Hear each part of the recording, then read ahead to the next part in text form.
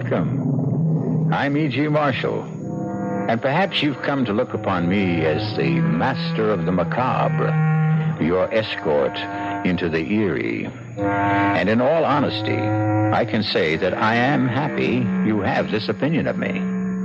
I'll admit to an affinity for tales of the supernatural, and even a sneaking fondness for ghosts. Some ghosts, that is.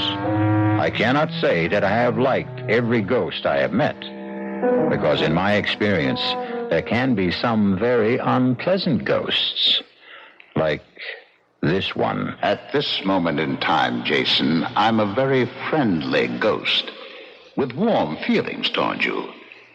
Because you're going to do me a favor, Jason. You are going to kill my wife. Did you hear me, Jason?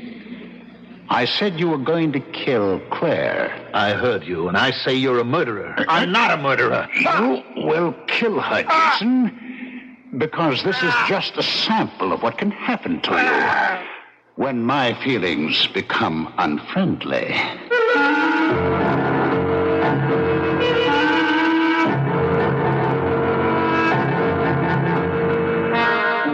Our mystery drama, Voices of Death, was written especially for the Mystery Theater by Murray Burnett and stars Mandel Kramer and Ralph Bell. It is sponsored in part by Sign-Off, the Sinus Medicines, and Anheuser-Busch Incorporated, Brewers of Budweiser. I'll be back shortly with Act One.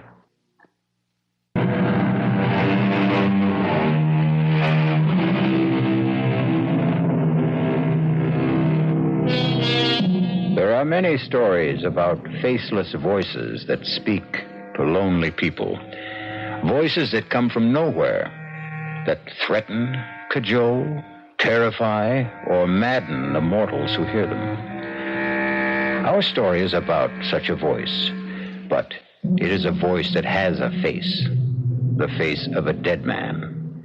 Most of us know what to expect when we turn on a television set. But the last thing Jason Phillips expected was to have the face of a dead man appear on his television tube. How did the face of Peter Truro get on my TV screen?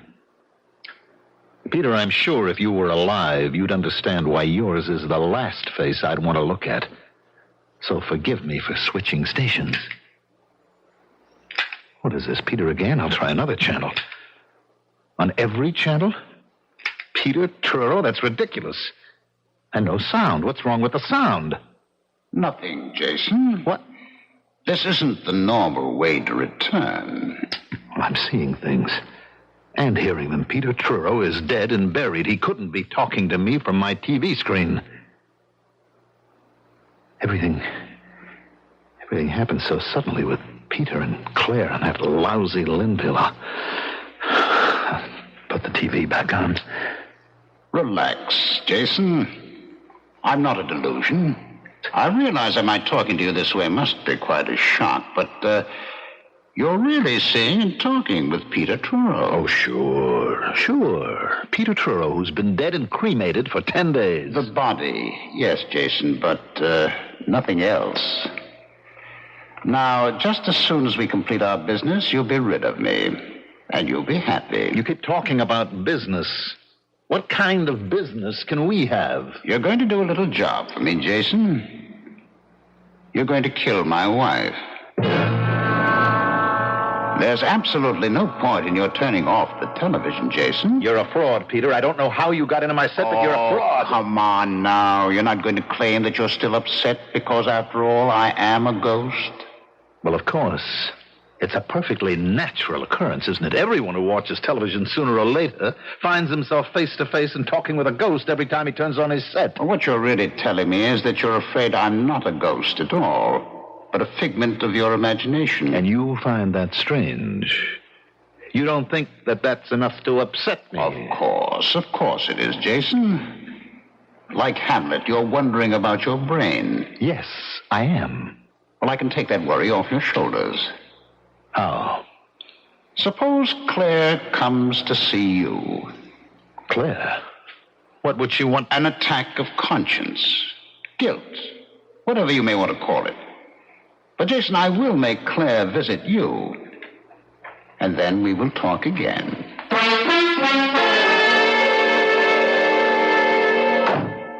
What in the world am I doing here anyway? Can you tell me, Jason? Putting on a marvelous act as usual, Claire. Why do I feel cold? Why do I have this feeling that Peter's watching? Which question would you like me to answer? Do you believe in ghosts? Of course not. You sound so sure. So very. And you're not. I remember how you used to make fun of the whole spiritual scene. I said it was impossible. Claire, why this discussion? What made you phone me and come here to talk about... I've been having dreams. Dreams? Well, I'm no psychiatrist. Yes, dreams about Peter. He keeps telling me to come to you and explain about... Well, you know, how you lost the part in the play, and I'm not making very much sense, am I? No, you're not. I don't know why you came here, but I know damn well you'd better leave.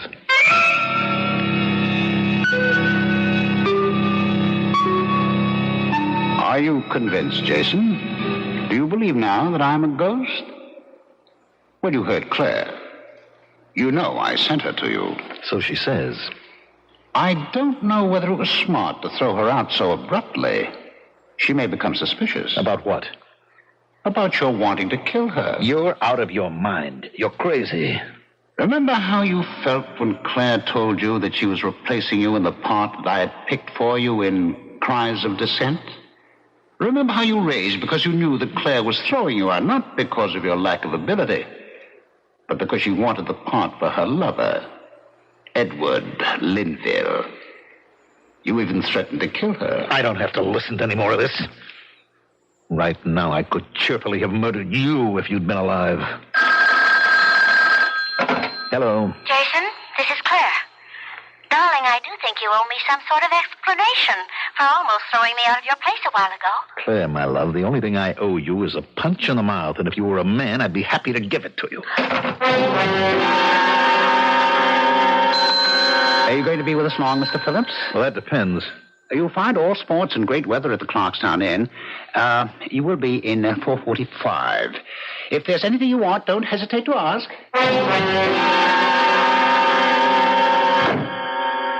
Now, before I call a leader, I think I'd better see if Peter is still with me. Here I am, Jason. You didn't think you could run away from me, did you? I wasn't sure, but I was hoping. I'm curious about one thing. Why did you pick this God-forsaken little town as a place of refuge? Because I happen to have been born right here in Clarkstown. Ah. Then this is an attempt to recapture the safety of your childhood. That's very touching, Jason. I've had enough of you tonight, Peter. Time for me to do what I came here for in the first place. Talk to an old friend.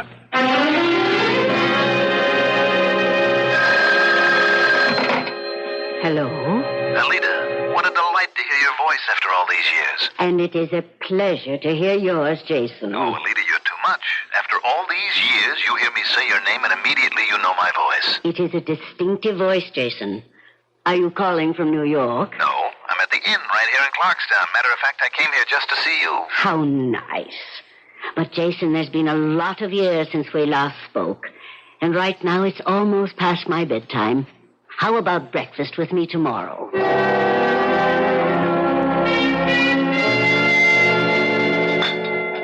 More coffee, Jason. No, thanks, Alida. Alida, I'm being haunted. I think I'm going crazy. I don't know where to turn or what to do. That's why I came to see you. Do you think you can help me? If you'll calm down, maybe. Well, you just don't know what it's like. And I can't find out unless you tell me. Do you know this ghost? Of course. It's the famous Broadway producer, Peter Truro. I read about his death. It was only a short time ago. That's right. And he's been after me for the past 2 weeks. How does this haunting manifest itself? Through television. Every time I turn on the TV set, it's Peter's face that appears. I can't get any other programs, just Peter Truro. What does he say to you? Well, that's what's got me scared. He's asking me to kill his wife. What frightened you, Alida? Why? Well, Jason, as I remember you, when you were a boy, you were not particularly psychic or even sympathetic to psychic phenomena. That's right. In order to help you, I must find out why the ghost of Peter Truro chose you as his instrument in the first place. Can you? I can try. But not this morning. Can you come back tonight for another seance? Like the one you remembered as a boy? That's why I came. I'll be here, Alida.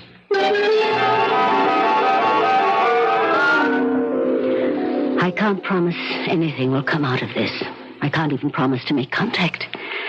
But if I do, you will have to keep absolutely quiet. Understand? Yes, I do. All right. Now, hold my hands. Tighter. Yes, that's it. The light. The light is too bright. It hurts my eyes. I can't see. Better, yes. That's better. Now, I see. I see you quite clearly. Jason, why did you do this? Just when we two were getting along so well, you went and brought this stranger in. Well, Peter, Jason, you must keep quiet. You promised. Let him talk for himself. We have some wonderful chats when we're alone. Jason is a friend of mine. He has asked my help. Why did you choose him to torment? It is I who am in torment. You must know that. It is I who cannot rest until a vow has been kept. What vow? The marriage vow. Has it not been kept? Did you not plight love till death do us part? No. Our vow was to remain faithful and loving forever. We changed the marriage ceremony, and the vow has not been kept. And I seek revenge. I will have revenge. I will. Alida, are you all right? Yes. I will be fine. Just give me a moment. You sure you're going to be all right? Yes, I am sure about me. But I am worried about you, Jason. I am not sure about you.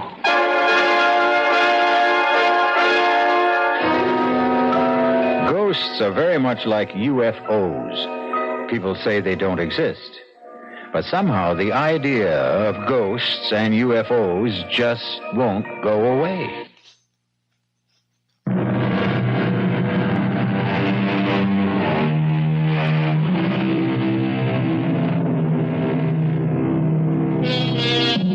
The question of whether ghosts can have anything to do with dreams is one that has occupied the thoughts of psychics since people first began to talk about ghosts. Jason Phillips was haunted by a ghost, not in his dreams, but one who took over his TV set.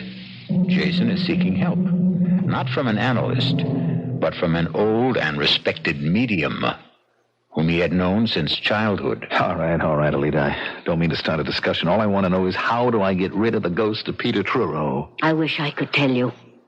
You mean I can't get any help? I'll have to spend the rest of my life listening to Peter insisting that I kill Claire for him? You can turn off your television, can't you? Oh, great. I'll never look at a TV set again. Is that your solution? How deeply was Peter devoted to his wife? What kind of question is that? A very important question. Well, there was a jealousy act that Peter was putting on. What made you think it was, as you put it, an act? Because nobody could have been that jealous. What about the relationship? Was it a good one? I don't know. I never stopped to think about it. There was the difference in age. I mean, Peter was some 18 years older than Claire, and he was Broadway's outstanding producer, and she was an actress. Are you trying to say that Claire married Truro to advance her career? That she didn't love him? Well, there was no question that Truro worshipped Claire, that he'd do anything for her. She liked Peter, but, well, I think the feeling was deeper on his side than hers. And how did you feel about Claire? Alida, I don't see the point of all this. Ghosts do not choose people to haunt unless by design. In order even to begin to help you, we must try to find out why Peter Truro chose you as an instrument for his vengeance. How do you feel about Claire? Well, I'm certainly not fond of her. After all, she was responsible for my losing the part in Cries of Dissent. You wanted to kill her. Don't be ridiculous. You sound just like Peter. You won't admit it to yourself. But you're secretly delighted with the idea of punishing Claire Truro. And there is no way you can get rid of Peter Truro until you do. Welcome home, Jason. So nice to be back with you. Cut it, Peter. I liked your friend Alida. Oh, I'm glad. Well, now that your investigation has proved that I'm really a ghost and not something your imagination cooked up, we can get down to specifics about killing Claire. Now, let's get this straight. I evidently can't stop you from appearing on my TV screen. But I am not going to kill anyone. Not even Claire. I'll show you how you can get away with it. I'm not interested. What can you lose by sitting down and picking up a piece of paper and a pen? I don't know. Admit you're curious. All right, I'm curious. Oh, come on. Jason, you know we both burn for revenge. You because Claire fired you from Cries of Dissent to replace you with her lover, Edward Linville. Who is awful. Have you seen him? Oh, I don't have to. I know he's terrible. But he's playing the part. And he's sleeping with my wife, so, get the paper and pen, eh? All right. Now write the following. My darling, this should not come as a surprise, since we talked about your unfaithfulness. Now, wait a minute, Peter. There's not much more.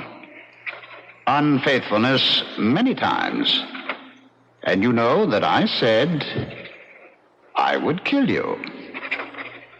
My dearest, prepare to die. And sign it, Peter. What do you think she'll say when she finds that in her desk drawer? Well, I think she'll laugh because she'll know it's an obvious forgery. Well, take another look, Jason. And then tell me if you recognize the writing. What? How did you do it? This is your handwriting.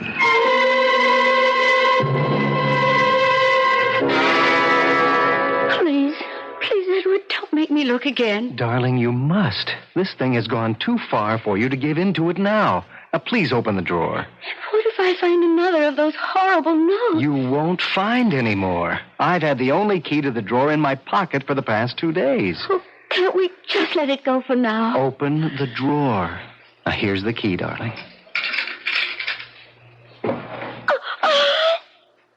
What was it? Another note. Another one. Well, that's impossible. Let me see. No, don't. It's impossible, you said. Impossible. All right, Edward, read what it says. Read it. And tell me it's impossible. I think we should go to the police. And tell them what?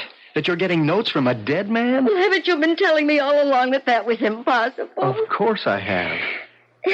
Then we can go to the police and tell him that some vicious practical joker is blackmailing me. He hasn't asked for anything. Oh, he's building up to it. I know he's building up to it. Who is he? That's the big question. Who is doing this and how? I'll swear that the notes are in Peter's handwriting, and any handwriting expert will swear to the same thing. Then maybe we should ask the police to begin looking for a master forger? I thought you said we shouldn't go to the police. Well, I have an idea. Now, it may be crazy, and I don't know whether or not it'll help, but it's an idea. I'll do anything to stop this nonsense. Well, maybe we should find a spiritualist and have a consultation. Who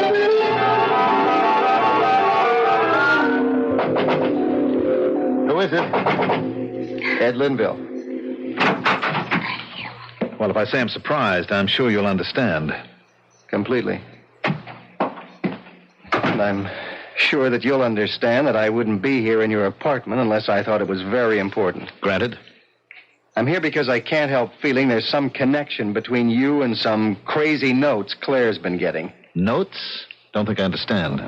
Somebody has started a systematic campaign of persecution against Claire. Well, why don't you go to the police? Because I'm afraid of the publicity. Claire will look silly because the persecution is seemingly directed by Peter Truro.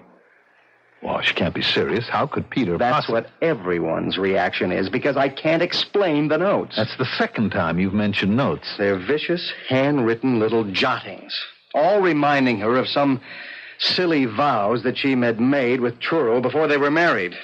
They threaten her life. They're all signed by Peter Truro. Well, it's impossible. That's what I said. Claire insists that the handwriting is Peter's. It's been checked by 3 handwriting experts. All 3 say Claire's right. The handwriting is Peter's. Well, that still doesn't explain what brings you here to see me. I told you, Claire's sensed there's a connection. She told me she came to see you. Yes, she did. And she told me you behaved rather strangely. Look, I know you're worried about Claire, so I'm giving you a lot of latitude, but you're really beginning to annoy me, Linville. I'm just trying to find out why you got so angry with her when she was only talking about her dreams. She came here, I thought, to ask my forgiveness for the raw deal she gave me in Cries of Dissent. A deal which you were part of.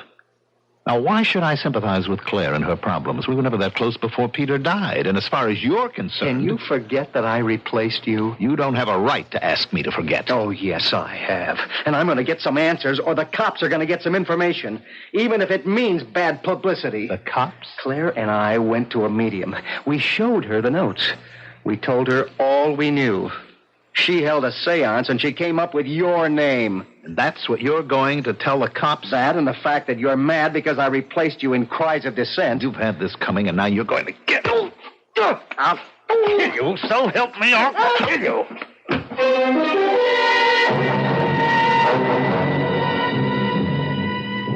So, Jason, we made quite a spectacle of ourselves with Edward Linville, didn't we? How did that medium get my name? She must have been extraordinarily perceptive. You know that it was a she. You're in on this. Oh, really, Jason, you're becoming paranoid. Since I'm obviously depending on you to kill Claire for me, it would be extraordinarily stupid for me to have you suspected even before the crime. Nobody is going to be suspected because there isn't going to be any crime. Oh, your adrenaline's still working overtime because of that scrap with Linville. When you calm down, you'll realize what a fool you're making of yourself. No need to remind me. I realized that the minute Linville said he'd been given my name. What story can Linville take to the police? He can accuse me of writing poison pen letters to Claire. He can? On what evidence? The word of a medium? According to Linville himself, Claire had the notes checked with a handwriting expert who swore that the handwriting was mine. Now, how does that point to you? Why can't you leave me alone? Oh, come, Jason. You were having a ball with the notes and watching the effect they had on Claire? All right, I'll admit that, but writing nasty little notes is a lot different than killing. Well, of course it is. And you want me to guarantee that no one will ever connect you with the killing. That's what you really want, isn't it, Jason? Look, you're too smug for me to argue with. There's no point in any further discussion, so... Now, hold on a minute, Jason, hold on. I want to tell you how I can guarantee you're being in the clear. Like promising me you won't give the police my name. I offer you complete safety. How? A suicide note. Suicide? Exactly. Claire will commit suicide, take an overdose of sleeping pills, and leave a completely authentic suicide note to prove it. You mean you're really going to drive Claire to suicide? Don't you think Claire is the suicidal type? No. I agree. That's why we must have the note. Do you want to write it now? Are you out of your mind? Just write what I dictate. No way. We are going to say that she just couldn't stand the idea of betraying me and breaking her solemn marriage vow. Now, you're not going to mention me, are you? Well, of course not. Somebody will remember that the earlier notes dealt with me and Linville. That's why we'll just stick with her guilt about betraying me. You see how careful I'm being about involving you? Yes, but you want me to write the note. You must. I guarantee the handwriting experts will all swear the handwriting is genuine. In addition, it will be on her special stationery, of course. Mm-hmm. And how are you going to arrange that? You are. You are going to be invited to a party. A bash that Claire will be giving next week. While you're there, I'll arrange to show you the room where Claire keeps her stationery and the desk. Oh, forget it. Haven't you ever heard of fingerprints? Mine will be all over the place. Pick it up, Jason. That's Claire calling with your invitation. Congratulations, Jason. You accepted Claire's invitation with just the right amount of reluctance. How did you know that Claire would call? Oh, you must grant me certain ghostly secrets of the trade. It should reassure you about our chances of pulling off a successful murder. I thought you said suicide. Yes, I did, but to be quite accurate, I should have said apparent suicide. We both agreed that Claire wasn't the suicidal type. Then what was all that talk about sleeping pills in a suicide note? Just talk? By no means. Well, she's not going to take an overdose of her own free will. That is where you come in, Jason. You'll have to see to it that she takes them. We'll work that out somehow. The devil we will. This is where I get off, Peter. I'm finishing with you once and for all, even if I have to smash the set. We're past that, Jason, old boy. What? Wait a minute. The set's off. I hear you. Why can't I see you? Of course the set is off, Jason. But now we have such a close relationship that I don't have to depend on a mechanical device to communicate with you. From now on, Jason, I'm your friend and faithful companion. Who was it who first said, with a friend like that, who needs enemies? Oh, well, it really doesn't matter. What matters is that a ghostly voice has taken control of Jason Phillips. All of us are driven sometimes by forces we don't clearly see or understand. But how many of you have ever obeyed the commands of a ghost? And what happened when you did? Don't answer that.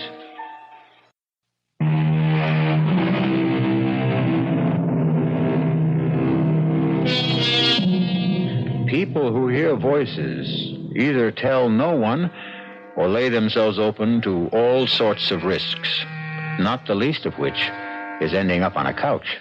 Actor Jason Phillips has been hearing the same voice for weeks, the voice of a Broadway producer who keeps urging Jason to kill the producer's actress wife. Jason is now disturbed enough to seek help from a distinguished and brilliant psychiatrist. The whole purpose of our talks, Jason, depends on your deciding what is important. Now, obviously, your losing the part in Cries of Dissent was a real shock to you. Well, it would be to anybody. Of course, but what about Claire Trureau? What was your relationship with her before that? It was friendly, casual. I mean, after all, she was Peter's wife, and he made no bones about how he felt about her. Were you attracted to her? She's a very good-looking woman. That's not what I asked. Oh, I guess maybe, but nothing earth-shaking. And how did she feel about you? I don't know. I think it might be wise if you could recreate the day she told you she was replacing you in Cries of Dissent. Well, I don't know if I can remember all of it. I came to the theater that day about the same time as usual. Rehearsal was scheduled for 11. I got there about 10:50. I was sitting in my dressing room when I heard a knock on the door. Come in. I'm glad you're early, Jason. There's something I want to talk to you about. Fine. Well, I need the script. No. Jason, darling, this isn't going to be very pleasant. Well, the last few weeks haven't been very pleasant. This is something I know is going to hurt you, and I wish... How I wish... You're not making sense. I've never done this before. I've never fired an actor before. Fired an act? You mean I'm out of the play? I'm afraid so. But why? Why? You know I'm good in the part. You know what the part means to me. Why would... I think you're beginning to understand. Believe me, Jason, Does Linville mean that much to you? Well, you knew I knew you were seeing a lot of him, but I didn't think that... Well, isn't this very sudden? Peter's only been dead a few days. Edward Linville and I...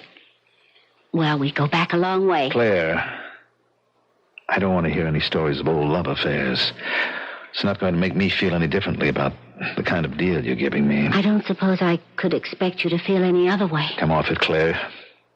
You cut my heart out and you want to be forgiven? You'll get your full salary for the run of the I play. don't need it. I'll take my 2 weeks' notice. I'll be in touch with your agent. Goodbye, Jason. And that's about the way it was, Doctor. Oh, a traumatic experience. It has left a deep scar. Well, I knew that before I came to you. Now, help me. Well, the help must come from within you. You don't believe in this ghost of mine. Do you? We keep going around in circles, Doctor. Not quite. The first day you came to me, you wanted to know whether or not you could actually hear a voice and be perfectly sane. You remember I gave you an answer. Yes, you said it was possible. And then? Then I told you the voice I heard belonged to a dead man and asked if you believed in ghosts. And do you remember my answer? Yes, you said, for some people, ghosts are a way of life. That's right. Doesn't that apply to you? No, and I don't know anyone it does apply to. Doctor, if you're trying to confuse me, you're doing a great job. I'm trying to lead you to a conclusion. You'd only kill someone who did you harm? Does that seem so strange? Someone like Claire Trureau? There you go again, Doctor, trying to prove something. Prove what? That I'd really like to kill Claire. Wouldn't you? Yes. Yes, I would. I'd like to get my hands around her throat. Yes, I want to kill her. What in the world have you done, Jason? Made a purchase, Peter. A mannequin. Don't you recognize her? Should I? Well, she's a lady very close to your heart. To me, she just looks like any other window dummy they use in dress shops. Ah, but this one is different, Peter. Don't you recognize your beloved wife, Claire? What kind of foolishness is this? Expensive, made-to-order therapy for a man who talks to ghosts. A ghost who wants him to kill his wife.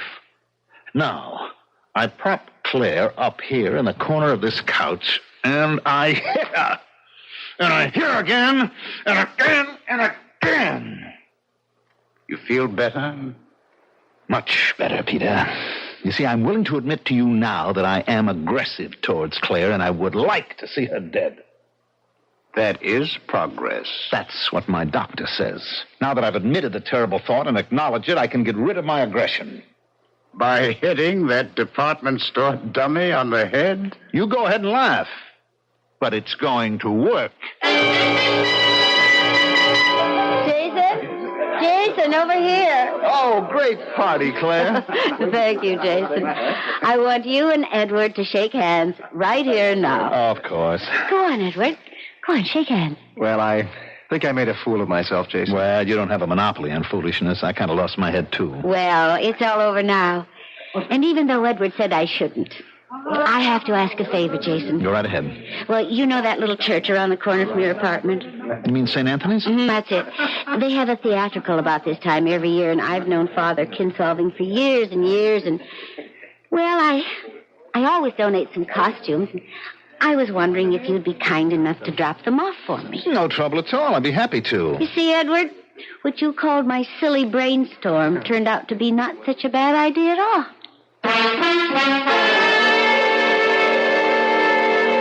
Welcome home, Jason. Did you enjoy the party? Matter of fact, I had a ball. I see you have the clothes with which you can dress that ridiculous dummy, so it looks even more like Claire. These are costumes that I have to give to St. Anthony's. Well, try one of them on the dummy. You'll find it will make your therapy more effective.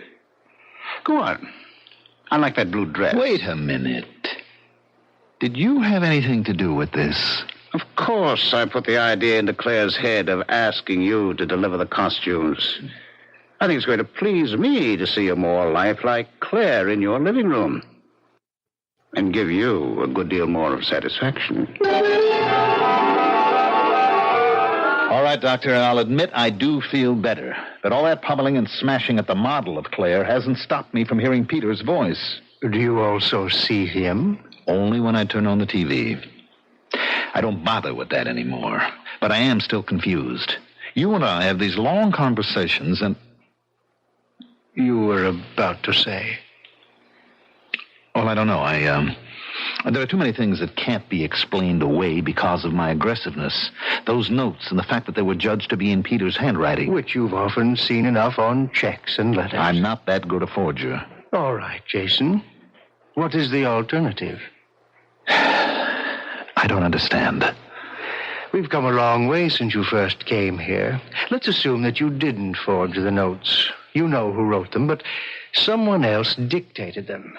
And the same person guided your hand. Now, who could that person possibly be? I've been telling you, the ghost of Peter Truro. And this same ghost influenced his wife to give you costumes to deliver to a church for a theatrical. He says he did. This, then, is the alternative you must face. That there is a ghost.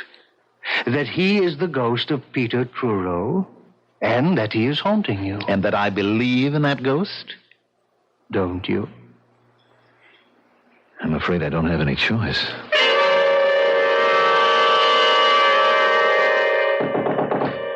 Who is it? Alida. Oh, come in.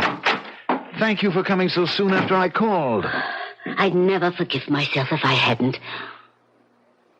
Who's that? It's just a dummy dressed in Claire's clothes. You must get rid of it. Well, I will, but I asked you to visit with me. Get rid of it now. What do you want me to do, throw it out the window? It doesn't matter. Don't you realize how dangerous it is for you to have her here? Oh, come on, Alida. It was my doctor's idea. He said I could use the dummy to take out my aggressions. Indeed. And where did you get the clothes? Claire gave them to me. Does she know how you're using them? She gave me a lot of stuff to give to a church theatrical. I kept this one dress out. Are you so friendly that she would ask you to do her a favor like that? Look, I'm afraid I've gone as far as I can with the doctor. He feels that it's all my subconscious. My urge to kill Claire that accounts for everything. Your wish to kill Claire does not mean there are no ghosts. There is evil all around you. Either you or Claire must leave New York. I don't see how running away will get rid of Peter. I'm not so much concerned now with your getting rid of Peter as I am with saving your life. You really mean that, don't you? You're really frightened. There was only one other time in my life when I've been this frightened. When was that? No. Now, Jason, please come away with me. Come back with me to Clarkstown until... Until? Until the restless thirst for revenge has left the ghost of Peter Truro.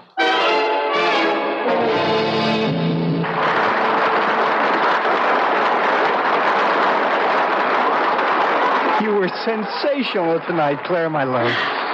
Thank you, Edward. Shall we eat something before we go home? No, I'll meet you at the house. I have to go someplace first. Oh, very mysterious. Well, it's important. You care to tell me? I'm afraid you disapprove. Well, if it's what I think it is, I certainly will do more than disapprove. Oh, be a darling and don't ask any questions. I'll tell you all about it when I get home. Now, Claire, I have to get this makeup off, and You're not going. Now, don't be silly, Edward. You don't even know where I'm going. Stop treating me like a child, Claire. It's obvious that you're taking that last note seriously. I want these notes to end. I want this whole situation to end. Can you promise me that you can stop it, Edward? No, but... This last note says I'll have all the answers if I go alone to Jason's apartment. And you believe that? It also says I'll find the door open. I'm going there. And if the door's open, I'll go in. But, Claire, you know where I'll be. And if I'm not home in an hour, you can come after me. Call the police or do anything you want.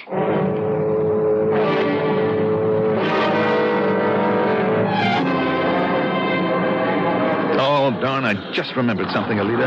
What? I left something important in the apartment. Oh, but Jason, our bus leaves in half an hour. You promised to go home with me. There's plenty of time. My apartment's only a short distance. I'll grab a cab, be back in plenty of time. Meet you at gate number 5.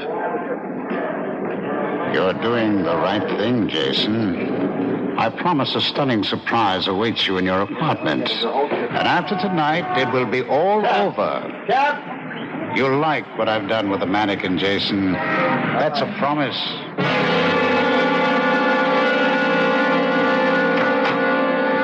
The door is open. That part of the note is right. Jason? Jason, are you home? Oh, darn. Oh, where are the lights? Oh, what's this? Jason, you're not playing some silly game, are you? Oh, a dummy. Some kind of store figure. Jason, whatever you're up to, get this thing away from me. It's just where a dummy belongs, on the floor. Jason, I'm too old to be afraid of the dark. I'll just sit and wait for you. And if you don't come soon, Edward will be here. I'm warning you. I thought mentioning Edward would do it. Switch on the light, Jason. Oh, Peter, this is what your surprise is. You've made the mannequin talk. Marvelous, Peter. Who are you talking to, Jason? Please turn on the light. Thank you, Peter. This is really wonderful. Perfect.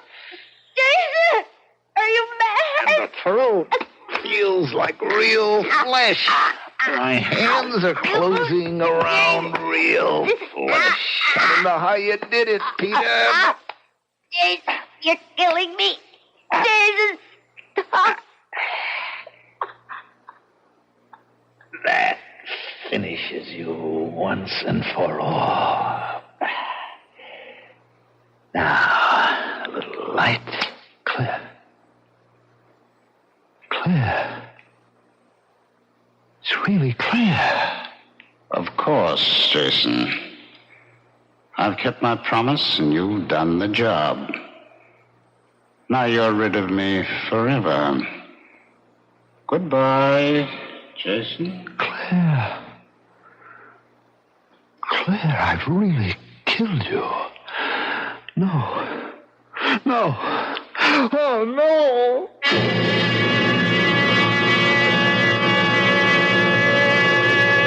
Well, that's one way to rid yourself of a ghost. Jason Phillips was no longer haunted. However, I certainly don't recommend it as a general rule. I do recommend, however, a more generous suspension of disbelief when someone tells you he's seen a ghost or is hearing voices he can't explain.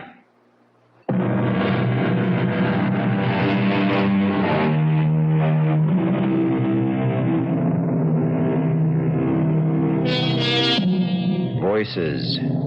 Voices we hear only inside our own heads.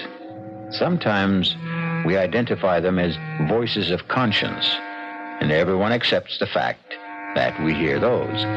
But ghostly voices, the voices of the dead, how real are they? Just as real as our imagination allows them to be. Our cast included Mandel Kramer, Ralph Bell, Evie Juster, and Bob Caliban. The entire production was under the direction of Hyman Brown.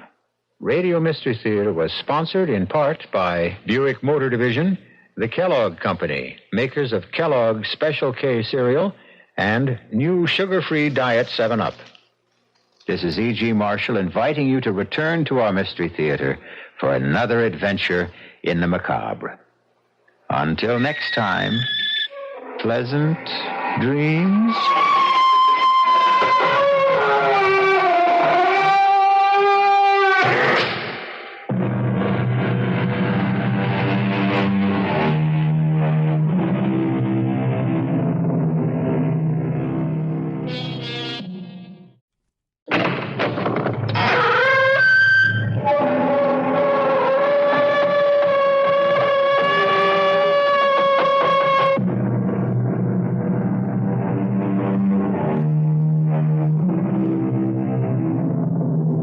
Come in. Welcome. I'm E.G. Marshall. Welcome once again to the shadow world of mystery and suspense, to a dark and cryptic universe called the imagination. When we were young, we liked to believe there are things money cannot buy. You know, things like love, happiness. But as we grow older and learn more about the world, well, we're not so sure. As a matter of fact, many of us even begin to believe that the only thing money cannot buy is a fresh new body and a chance to live another lifetime. Well, Don't be too sure of that. What happened? Is he dead? Oh, he's an old man. I don't know. Okay, now break it up. Give him air. Hey, Miller, bring me a blanket. Call for an ambulance. Oh, for sure. Maybe. Help me. All right. Take it easy, Pop. You're going to be okay. I've been robbed. Officer, I've been robbed. All right, now just keep calm, Pop. I've been robbed. All right. What was taken? What was taken? Can't you see what was taken? No, Pop, I can't. What did they take? He took my body. He took what? He took my body. No. Look, he didn't, Pop. You still got your body. Can't you understand? He took my body. My young body. And he left me this one. I want my own body back. I want my own Pop, look, body. you just relax. Relax. Don't look at me as if I was crazy. Of course not, Pop. And don't call me Pop. I'm younger than you are.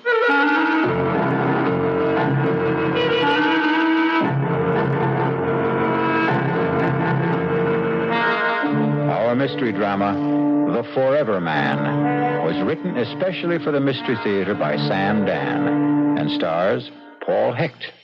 It is sponsored in part by New Sugar-Free Diet 7-Up and Buick Motor Division. I'll be back shortly with Act One.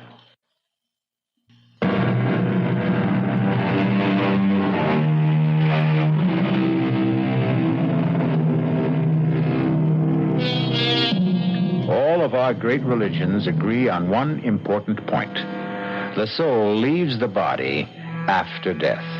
However, from time to time, the question has been raised, can the soul leave before the body dies? Philosophers have considered the point, and as usual in these matters, have reached no consensus of opinion. Actually, they've found it difficult to define just exactly what the soul is. Well, we're about to meet a young man named Jackson Hanley, who will soon become intimately concerned with the problem, even though no one has ever accused him of being a philosopher. He has, however, often been accused of other things, which is why our story opens in what is a rather familiar locale for Jack Hanley, a police station. Well, if it isn't an old and reliable customer, Jack Hanley, the cop fighter himself.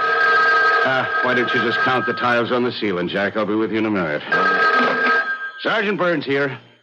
Oh, hiya, sweetheart. Nothing. I just have to dispose of an old client. Yeah, he can wait. What's with Junior? He did. He said daddy, huh? I told you he was a genius. No, sure, me darling. You can always call me up with news like that. That's right. Goodbye.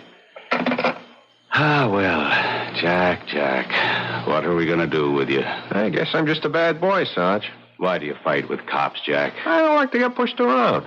Well, there's no percentage in it. Yeah, you're 100% right. I mean, you can't win. So what? All you do is wind up in a cell with a black eye and a fat lip. Look, maybe there's a law that says I gotta go to the cooler. But is there a law that says I gotta listen to you? Jack, I got great news for you. Yeah, like what? Take a real wild guess, Jack. Okay. Somebody came along and posted bond. That's right. What's right? Somebody came along and posted bond. What are you talking about? You guessed it. Oh, are you kidding? No, it's on the level. What? Who posted bond for me? I don't know. Maybe you got a fairy godmother. You mean I can just walk out of here? There's the door. Take off. That's all there is to it? That's all. You mean you ain't even going to give me the speech? Oh, Jack, on your way, will you? I don't have all day to fool around with every hood that's hauled in here.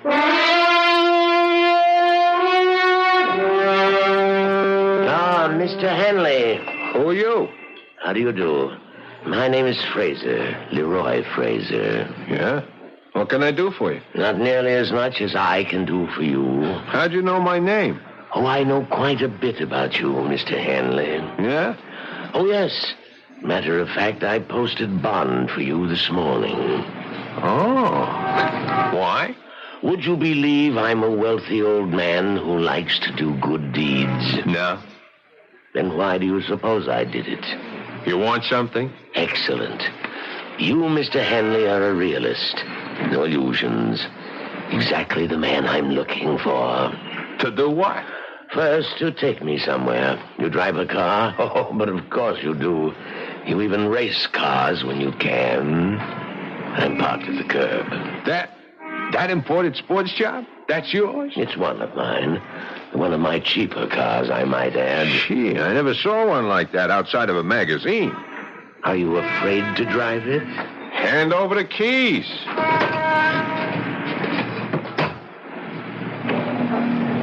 Where to? Not far, the Pershing Arms. Hey, that's a pretty classy joint. I find it adequate. Why'd you post my bond? You already know I want something. What? Let us say my share of eternity.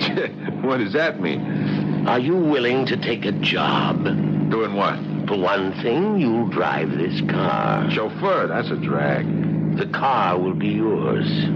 Mine? You'll need it to get around. Where would I be going? You'll find out after lunch. Why not now? It's a long story. Listen, Mr. Fraser, I better straighten you out. Please do. You see, I'm a guy who gets into trouble. I know. Yeah, it's because, well, maybe I got a bad temper, you see. A rather low boiling point. Yeah. You see, so, well, I get into fights, I get arrested. I'm aware of that. But I'm not a crook. You understand? Understand perfectly. Yeah, so, this thing, well, it better not be something I could go to jail for. Jack, I assure you, it's a pure and simple, out-and-out private business agreement. But to do what? Something that is mutually profitable. Well, what is that? Pull over. Oh. We're at the Pershing Arms. Uh-huh. What's here? Your apartment. My apartment? All ready and waiting.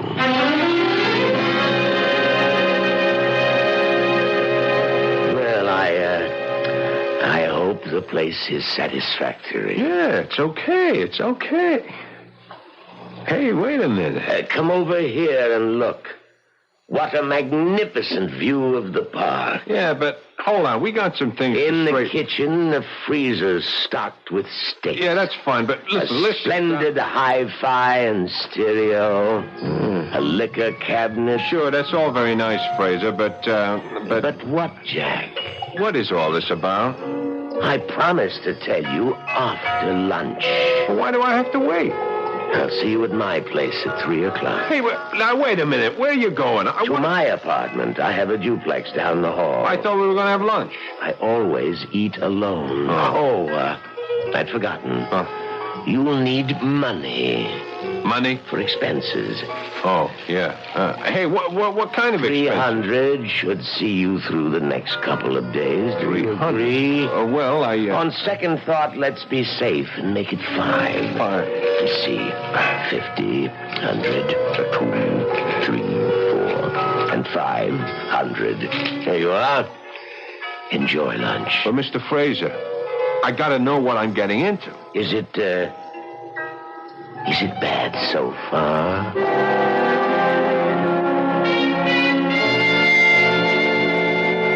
How'd you like the pad, huh? What's the catch? Nothing. Jack, you're talking to me. Della, remember? Well, there's this guy. Which guy? An old guy, Mr. Fraser. He puts up my bond. Why? I don't know. He gives me the car. Why? I don't know. And he gives me a job. Doing what? I don't know. He even gives me $500 in advance. I don't like it. But you're always on to me to get a job. Okay. I got a job. A job, sure, but something like this? Jack, it has to be a setup. What kind of setup? I don't know. That's what's wrong. You see, we both keep saying, I don't know.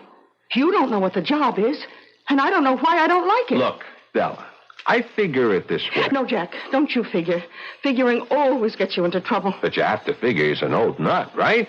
And he's out to throw his dough away for kicks. So why shouldn't I catch some of it? I still don't like it. You mean there are no old nuts like him? It don't happen? Oh, in storybooks, maybe. In the movies, maybe. Oh, Jack, listen to me. You're 500 ahead. Let's get out of here right now. Ella, this is a gold mine. You think so? And this 500, that's just what's lying around on the top. Jack, I'm scared. Of what? I can't explain it. I'm just scared, that's all. Look, I can handle it. Oh, sure. I know how you can handle it. The way you think you can handle everything. With your fists. Oh, you just won't learn. Well, I know. Well, okay, maybe I'm stupid. But that's why I can't turn down a chance like this, don't you see? No, there's something about this place. It's creepy. There's something in the air here. I don't smell nothing. Even the books on the shelves. Hey, I didn't notice that. Hey. You know, these feel like leather. I bet they cost a bundle. Jack, just read these titles. The Transmigration of the Soul. The Experience of Metempsychosis. One soul, two bodies. Stella, you don't have books like this to read. You keep them around to give the joint a touch of class. These books are old, Jack. So old. And they got to be worth a lot of dough. Yeah, and all of them are about souls that leave the body. Well, isn't that what happens when people die? Okay, Jack. You got all the answers. I just wish you knew some of the questions.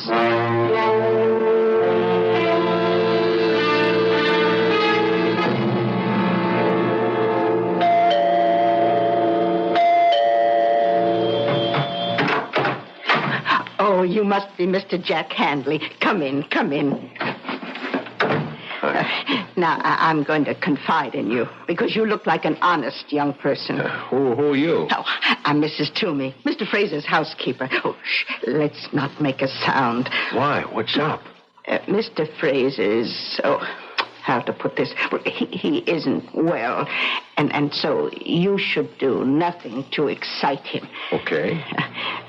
Dear old gentleman, I do believe that... Aha! That can only be our Jack Hanley. Here it is 3:00, and here you are, right on time. Mr. Fraser, you promised the doctor to take a nap. And I did. Also to take a pill. And I shall.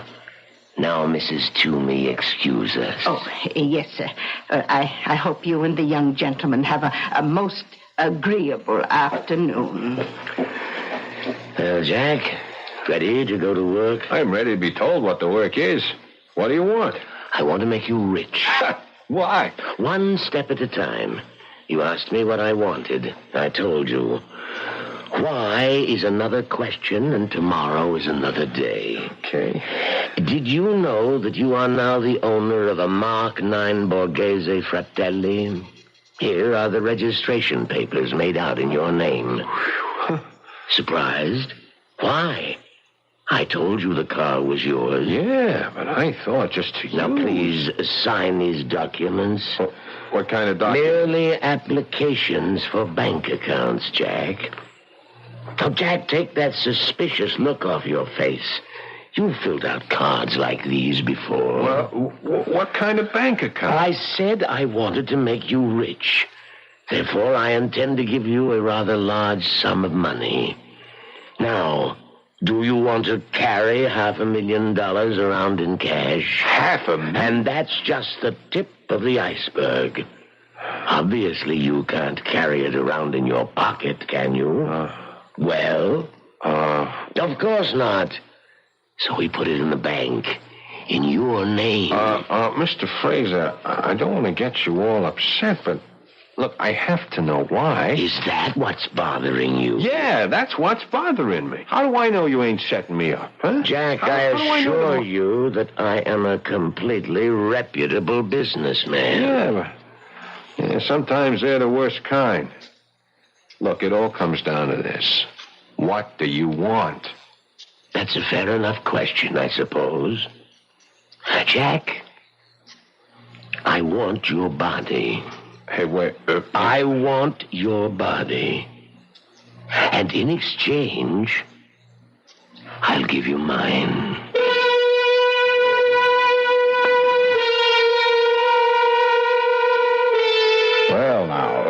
place this thing in perspective. The art of exchange, of trade, is as old as history. Men have traded almost everything you can think of. Empires, goods, even wives.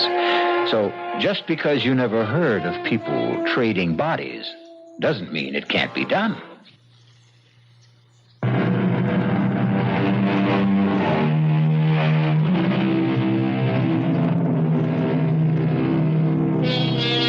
Well, here's an offer you might not get every day. Say you're a young man of about 28, tall, strong, attractive, and a frail, elderly gentleman offers you a fortune to exchange bodies with him. What do? Laugh? Edge away quickly? Notify the men in the white coats? Jack Hanley has just received such an offer, but he's still sitting there because the old man has already put his money where his mouth is. I become you.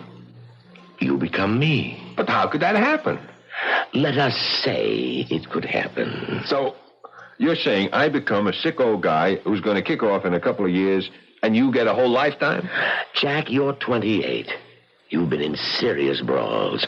You've been arrested for breach of the peace. You've cracked up several cars. How long do you think you can live? 2 years? 3 years? Your luck has run out. You'll die, and your body will go to waste. What are you giving up? A lifetime? No. A few years, maybe months, perhaps even days. You can't afford to turn me down, Jack. But what you're saying, it's impossible. Let me worry about that. This way, you're guaranteed 2 to 3 years of a life of luxury. But how could you and me exchange bodies? It would be a sort of transplant. No dice. None of that operating room for me. No surgery. That is, no physical surgery. This would be psychic surgery of a sort. What are we even talking about it for? The whole thing is crazy. It's a joke. Well, then the joke would be on me, wouldn't it? But I'm willing to take the chance. You are, huh? I'm willing to enter into a verbal agreement with you. I agree to place at least $500,000 in your name, in return for which, on demand, you permit me to take over your body. Do you agree? It could never happen. I need your agreement. But I don't believe it. Whether you believe it or not, you have to state the following if you want all this money. You must say, yeah, I agree to the exchange of bodies with Leroy Fraser. But this is crazy. I must have the statement, or we have no deal. Okay. If it'll make you happy, I agree to the, what was it? Exchange of bodies with Leroy Fraser. With Leroy Fraser. Okay. Well, now, that's in order. So, what about this job? The job? Yeah. Oh, don't you see? Your job is to enjoy life until such time as you are required to surrender your body. Oh. I might add, you must take excellent care of it. Not that this could ever happen, Fraser, but, how do you enforce a thing like this? Just suppose, if and when the time ever comes, I just tell you to go and soak your head. Too late. You've already agreed.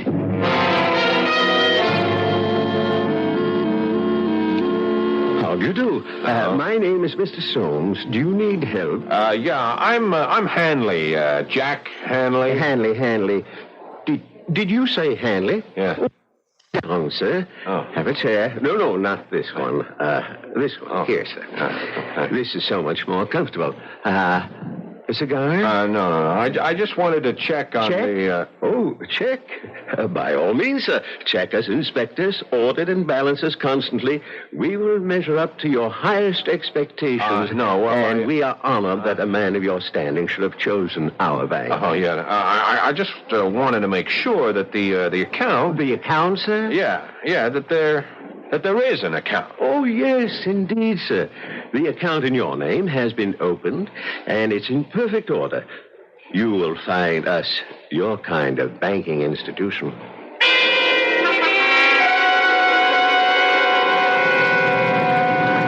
I've been to all the banks. You know how much it adds up to? $590,000. Well, say something. What do you want me to say? I want you to say what you think. You know what I think. Yeah, I shouldn't have told you. Oh, you've got to break that agreement somehow. Agreement? You know, I listen to your talk, and I wonder, have you got all your marbles? You did make an agreement with this Mr. Fraser. All I did was I went along with a gag to keep some old nut happy. But it's an agreement. Look, all right, why don't we just forget it, huh? Okay. You know, I think I've figured out a way you can break it. Who wants to break it? Don't touch the money. Don't take a nickel that's in the banks. Now, how much of the $500 did you spend? Now, look here. And give him back the car with a full tank of gas. No.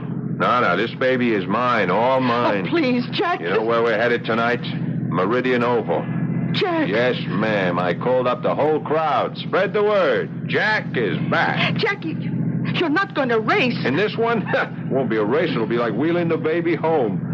Jack, suppose I crack up the car, so what? So what? Yeah, so what? This heap goes for $21,000. Big deal. All I got to do is write out a check. That's all there is to it. Listen, I got to educate you on how to behave. You see, you never had any real dough in your life. Jack, you don't understand. Another thing, I'm getting sick and tired of being told by you that I don't understand. Jack, this Mr. Fraser, he wouldn't make an agreement like that unless he knows something. Or unless he's lost all his marbles and he's a loon. I got the inside dope from his housekeeper. Give it all back. You know, Della, you're starting to be a drag. Oh, Jack, I'm only thinking of what's best for you. You know, I found out what money is these past few days. I found out. You know what money is? Everything. Now, sir, all of a sudden you're Mr. Hanley, and it's, yes, sir, Mr. Hanley. It's an honor, Mr. Hanley, and you know what? I like it. Oh, Jack, I just wish I could... Save it. Now, just ask yourself a question. All the time we've been running around together, you were smart, I was dumb. Is that the way you wanted it? What are you talking about? Were you looking for the kind of setup where you call the shots? I only tried... You need a guy who's a dummy so you can be the wise one? Jack, if I've been making the decisions, it was only because It was only because you wanted to. You were against this from the first minute. You didn't even know what it was, and you were against it without even knowing why you're against it. Well, I'm still against it. What are you stopping for? So you can get out if you don't like it. Oh, is that how it is? Yeah, baby, that's exactly how it is. Well, goodbye, Jack. Who are you kidding? You'll come back. Ha! You always come back. Hey,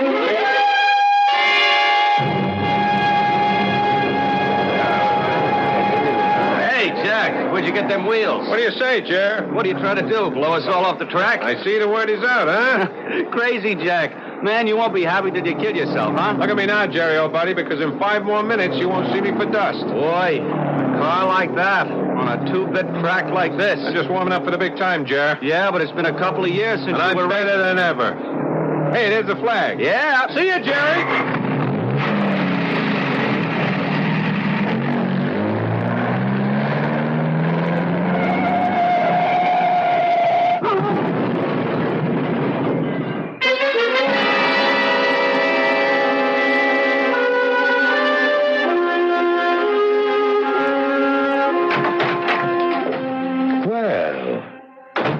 Hello, George. George?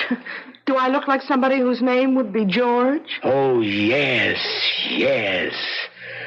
The voice is different, but there's the same kind of spirit she had. She? Who? George Sand. And who was George Sand? A friend of mine. What are you doing here? I'm waiting for Jack Hanley. How did you get into the apartment? Same way you did. I have a key. Oh, I came here to give mine back. Oh, you must be the old guy. Guilty as charged. Well, You don't look so old. Thank you. Well, everybody's here. Jack, what happened to your face? Nothing. Couple of scratches. I walked away from it. From what? I hit the turn too fast. I totaled the car. So what? Jack! Look, that's enough out of you. What are you doing here anyhow? I thought maybe we could... No. We do things my way or no way. All right, Jack. Then it's no way. Goodbye. And this time I mean it. Sure. See you tomorrow. Well, Fraser, what can I do for you? You cracked up the car tonight. I can afford another one. Our agreement calls for you to take care of your body. Have a cigar, Pop? By continuing to take foolish risks, you can cancel the agreement. I can, huh? Oh, yes. That's too bad. I got the money. It's in my name. How could you get it back from me? I couldn't. It's yours. Yeah, so I'm holding all the aces. You have a powerful hand. I feel a bit weak. There's an excellent brandy in the cabinet. Could you pour me a bit, please? Hey, smells pretty good here. You mind if I try a shot myself? Certainly not. After all, it belongs to you. Oh, yes. I forgot. Thank you. Well, happy days. So, the agreement's busted, huh? No. No, not the complete agreement. You see, only the part of it that gives you the 2 to 3 years. Is that right? I can't take a chance that you will live that long. Not at the rate you're going, so... So what? You are required to surrender your body on demand. You agreed, remember? Sure, I remember. You want some more of this brandy? No, but help yourself if you like. Yeah, thanks. You were saying? I was saying you agreed to surrender your body on demand. But I demand it now. Huh? The exchange will be made tonight.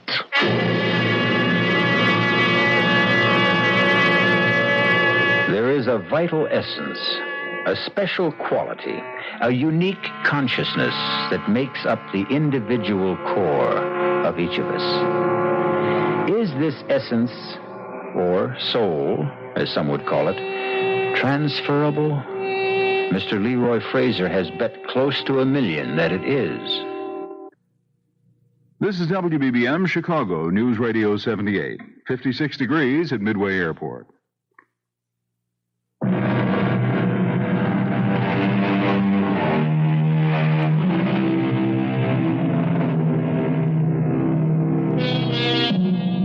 Leroy Fraser and Jack Hanley have an agreement. They will exchange bodies. Each will become the other. Jack Hanley will become Leroy Fraser, old and infirm. Leroy Fraser will become Jack Hanley, young and vigorous. Maybe. Why are you laughing? I'm laughing at you. At me? Yeah, you. Do you really believe this? Believe what? Believe that we can swap bodies. Certainly. Certainly, he says, look, I took your dough. Ask me why. Why? Why? Because an old clown like you had to lose it. It's like you were standing on a street corner. You were saying, here's my money, take my money. Might just as well have been me. That's not exactly the way it happened. You received this money as part of an agreement. Oh, yeah, the agreement again. You and Della, you'd make a great pair. We might at that. Yeah, I must say, Pop, you are cool. I mean, you are very cool. You're sitting there with a bust hand and you make out like you're holding a royal flush.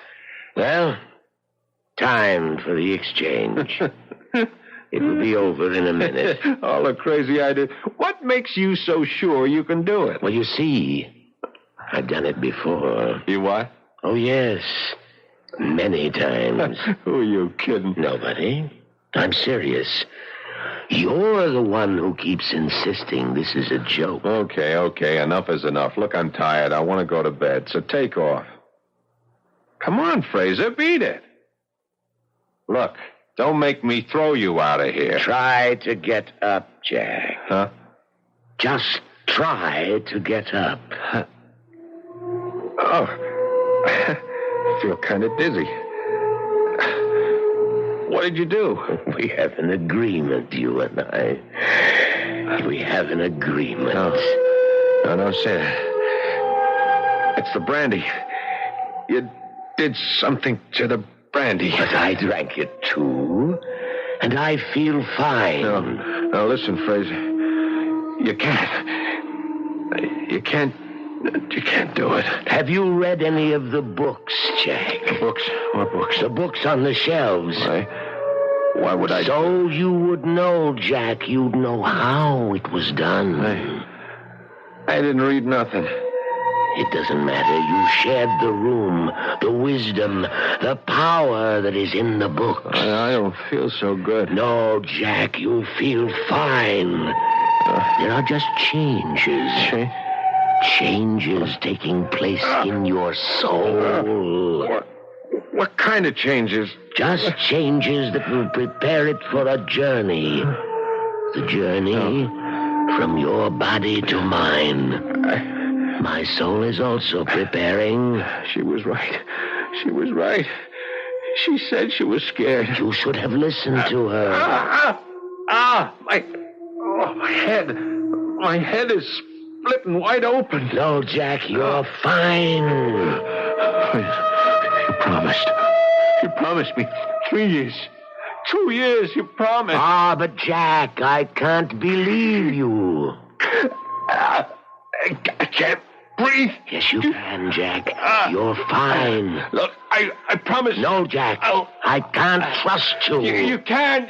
I swear. With what you know now, you'd kill me. I feel cold. I feel stiff. There is a law. It's written in the book. No. The mind, the soul, the essence, the living force, the vital spirit. It's free, unfettered, unbound. Escape the petty prison of the faltering body. Escape, be free. It's tearing at my inside. Escape, leave me. Leave this shattered hulk. No. Leave me. Go to him. No. With the magic of ancient Egypt, the wisdom of Greece, by all the sciences the ancients knew, let our souls be free. I don't want to die. I have been the vital spirit in the bodies of 15 men before this night. Now, I shall become Jack Hanley.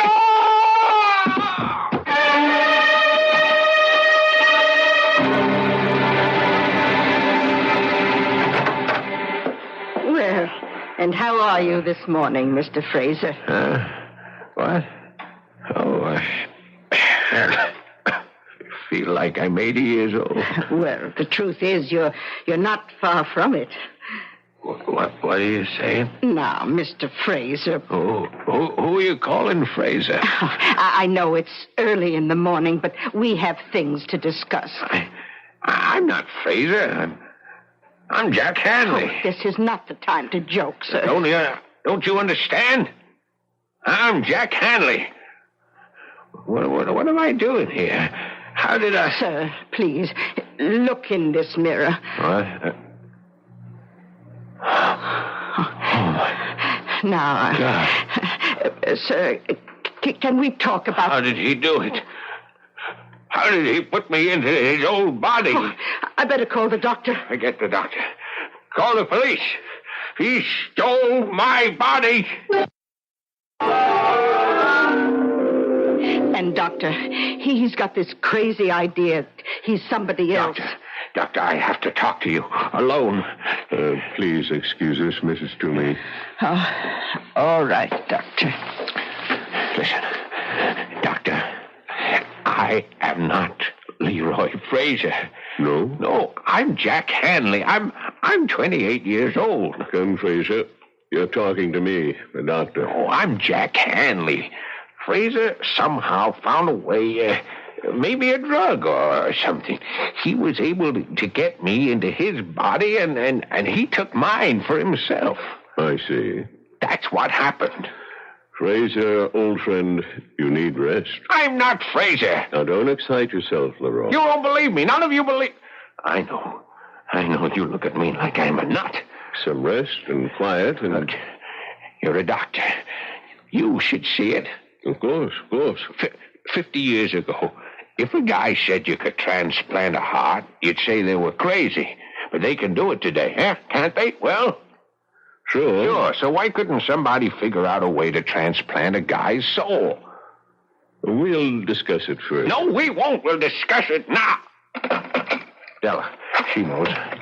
She was afraid it would happen. Yeah, she'll prove it. No, Fraser. Now, don't you try to stop me. Hello? Della. Who's this? Me. Who are you? Jack. You're not Jack. Della, listen to me. It happened. What happened? The agreement, Della. He went and he did it. What are you saying? The answer. The answer's in those books. Now, Della, go to the apartment. Find the answer. Look through those books. And hurry. Della, she's going to prove it. And meanwhile, you'll just rest. Now, I'll be right back.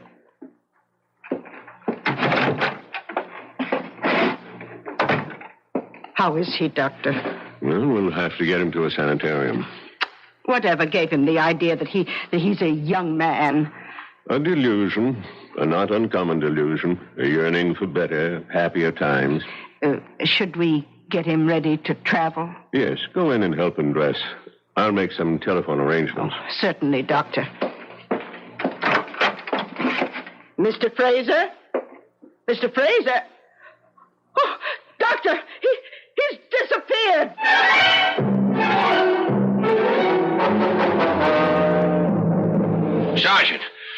Sergeant Burns, you remember me? No, Pop, I can't say that I do. My name is Jack Hanley. Jack Well, that sounds familiar, but he was a young guy. I am a young guy. Look, a man named Fraser, an old man, he stole my body and he left me his. Well, come on. It's true. Yeah, sure, Pop. Don't call me Pop. I'm younger than you are. Now, look, friend, why don't I have one of the officers take you home? I'm Jack Hanley. I was here 3 days ago. Jack Hanley was here 3 days ago, not you. I am Jack Hanley, and I can prove it. Sure you can. Sure. You called me cop fighter. Huh? Yeah, cop. Now, how would I know that if I weren't Jack Hanley? Huh?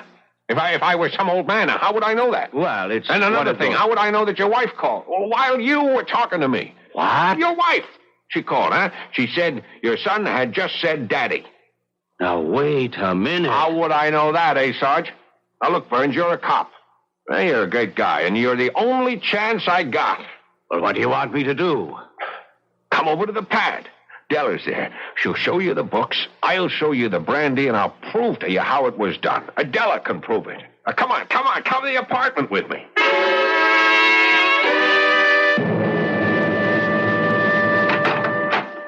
Well, come on in. Oh, sure.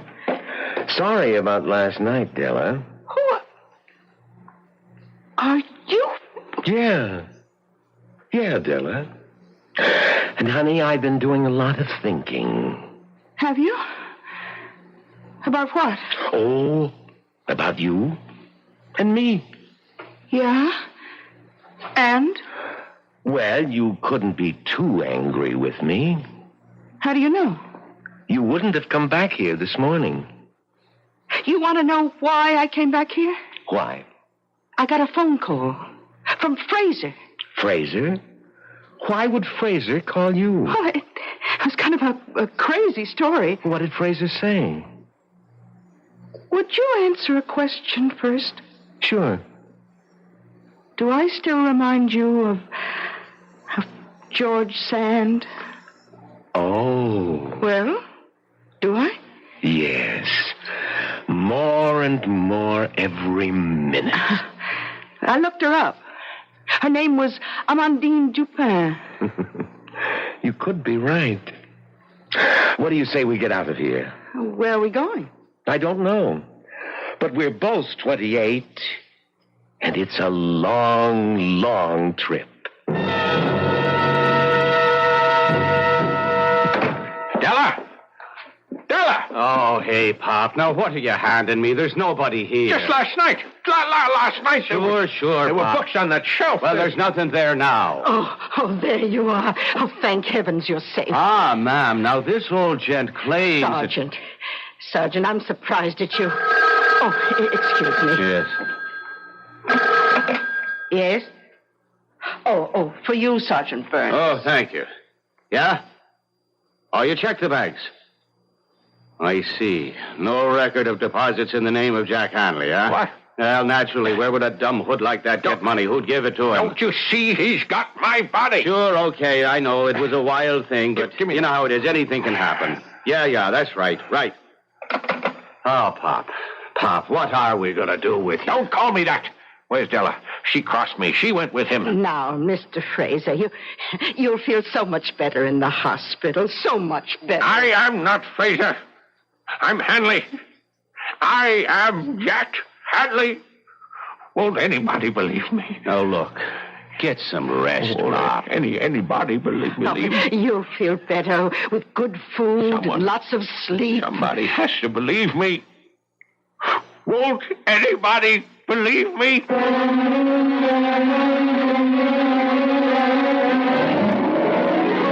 As he sits there, Leroy Fraser, or if you prefer, Jackson Hanley, he sits there in his room in a faraway sanitarium, and he keeps asking the question of everyone who will stop to listen. So far, no one believes him, or is willing to admit it. All I can admit right now is that I'll be back in just a few moments.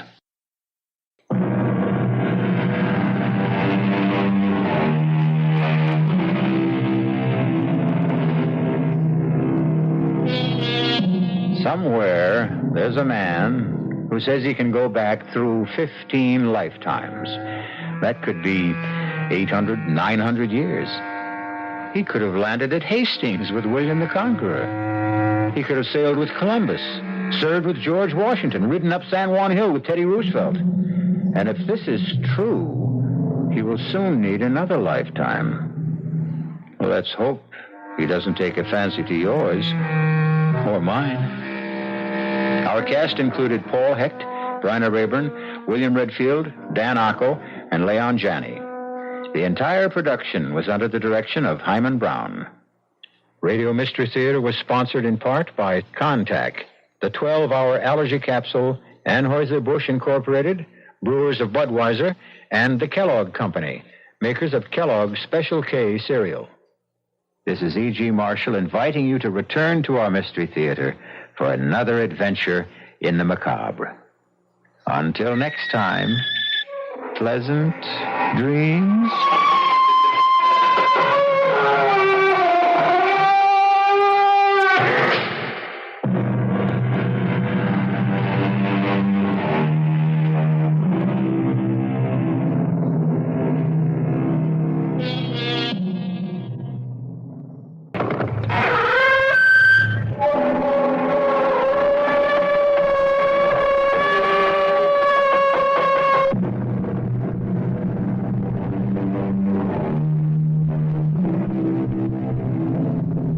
Come in. Welcome. I'm E.G. Marshall. Welcome again through the creaking door. The sound which always signifies the beginning of another tale of danger and suspense. Being in the mystery business, our fables often deal with crime and criminals. This time, it's a thief, but a thief with a very definite difference. For Ruth Moody is a young lady who walks into department stores and simply helps herself, simply because she can't help herself. Yes, you've heard of her peculiar ailment. It's called kleptomania, the neurotic impulse to steal. But kleptomania isn't the only trouble in store for Ruth. I got a proposition for you, Mrs. Moody. How would you like to make $1,000? $1,000? How? Well, you do like I tell you, you'll get $1,000 in the mail. But if you don't, well, your husband may not be able to make a living anymore. You get what I mean? No. I don't know what you're talking about. I'm talking about stealing stuff, Mrs. Moody. About that bad habit of yours. Now, we got a use for that habit. And you'd better listen to what we have in mind.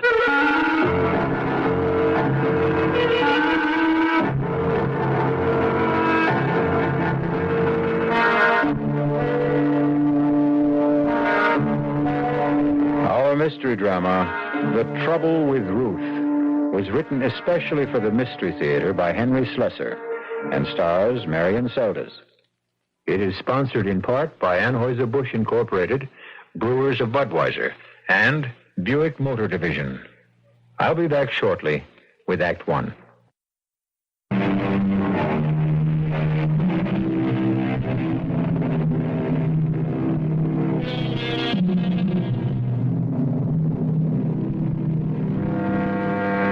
We're in Barnett's department store in the downtown shopping district.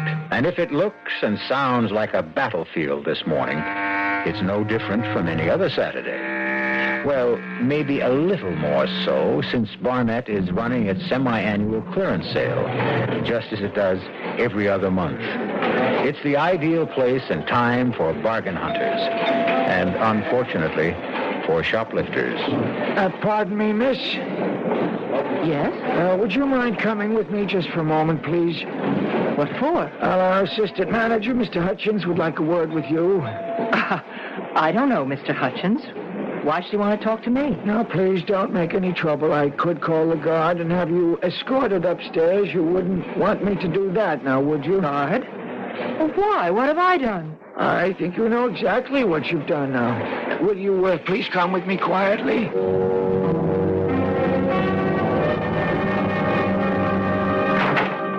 Right in here, please. It's a mistake. I did take the scarf, but I was going to pay for it. Here's the lady, Mr. Hutchins. All right, Bill, thanks. You want me to stick around? No, it's all right. Okay, then I'll get back on the floor. It's murder down there. More larceny than murder, I'd say. Right. Please, sit down. Mr. Hutchins, I know it looks like I took the scarf deliberately, but really I didn't. You were going to pay for it at another counter. That the idea? No, I wanted to match the color with the purses, and that's why I put the scarf in my bag. I wanted to go over to the handbag section. Would you mind telling me your name? I'm not a shoplifter, so help me. I'm not. My name is Ruth Martin. Is it Mrs. Martin? Look at me. Can't you tell I'm not a thief? I don't even know why I took this scarf. It's just a cheap little thing. It's not at all like the clothes I wear. Well, look at me. Can't you tell? Would you wait just one moment, Mrs. Martin? What's that you've got? Oh, it's just a little handbook we keep, sort of a private record book. You see, most of the retailers in this city cooperate in these matters, supplying each other with the names of known kleptomaniacs. I'm sure you've heard that word before. I am not a thief. Well, that's what I'm trying to determine, Mrs. Martin. Since there is a significant difference between shoplifters and kleptos. The difference, of course, being our ability to prosecute, since one steals for gain and one because she can't help it. No, I'm afraid I don't see any Ruth Martin in the book. All right. It's Moody. Pardon? My real name is Mrs. Ruth Moody. I didn't want to give you my real name. I didn't want my husband to know Moody. about this. Yes, here it is. Ferraro's, 3 spools of thread, pearl buttons from Wilkinson Smith. Oh, the last time it was a handbag. Awful, ugly, beaded thing. It wasn't even worth more than $5 or $6. Are you going to call my husband? Is that what happened at these other places? Yes. Oh, it was awful. Please, I have the money to pay for the scarf. I'll gladly pay you twice what it was worth. Please don't let him know it happened again. Don't you think it's best that he know? Maybe he'll try to help you over the problem. Don't make me beg you. My husband has a job in the city government, a very important job. Mrs. Moody, I'm not interested in causing you any trouble, believe me. Look, here, take the scarf back. Well, what's this? Nothing. Some costume jewelry that I bought in another... Mrs. Moody, you didn't buy this any more than you bought the scarf. It still has the price tag on it.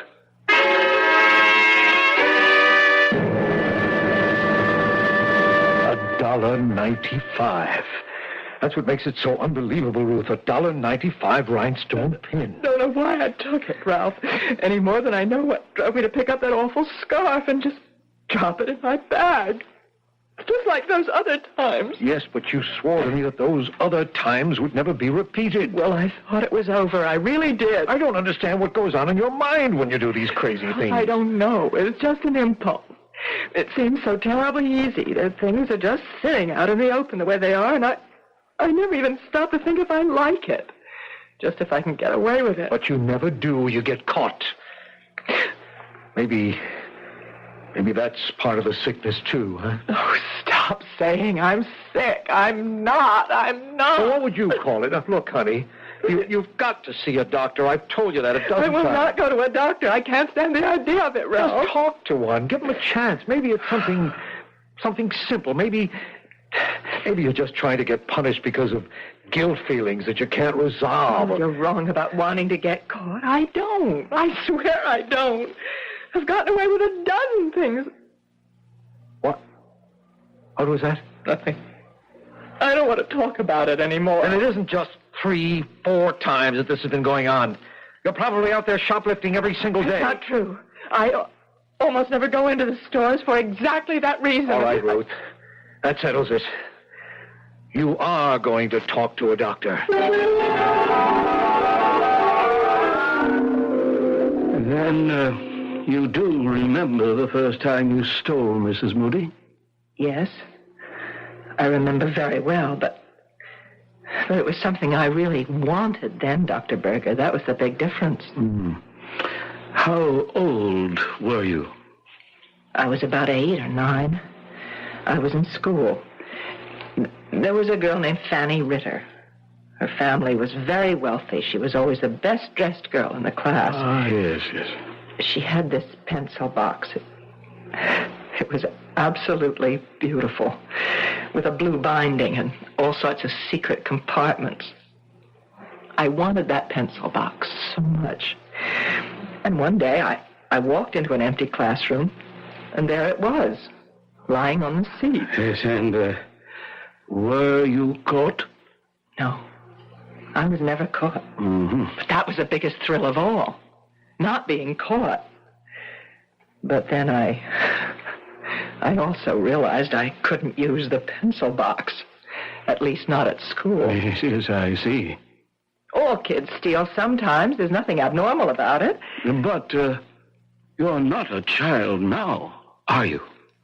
And yet you still crave this secret feeling, this secret gratification. No. You're wrong. I don't get any pleasure out of taking things. I feel terrible afterwards every single time. But that may be exactly the gratification you require. I don't want to hear any more. You sound just like my husband. Believe me, Mrs. Moody, neither your husband nor I want to find fault with you. We both want to help you. Well, it's his job my husband is worried about, not me. Why do you say that? Because he works for the city government in the controller's office, and he's afraid if they ever found out about me that he... Why am I talking about Ralph that way?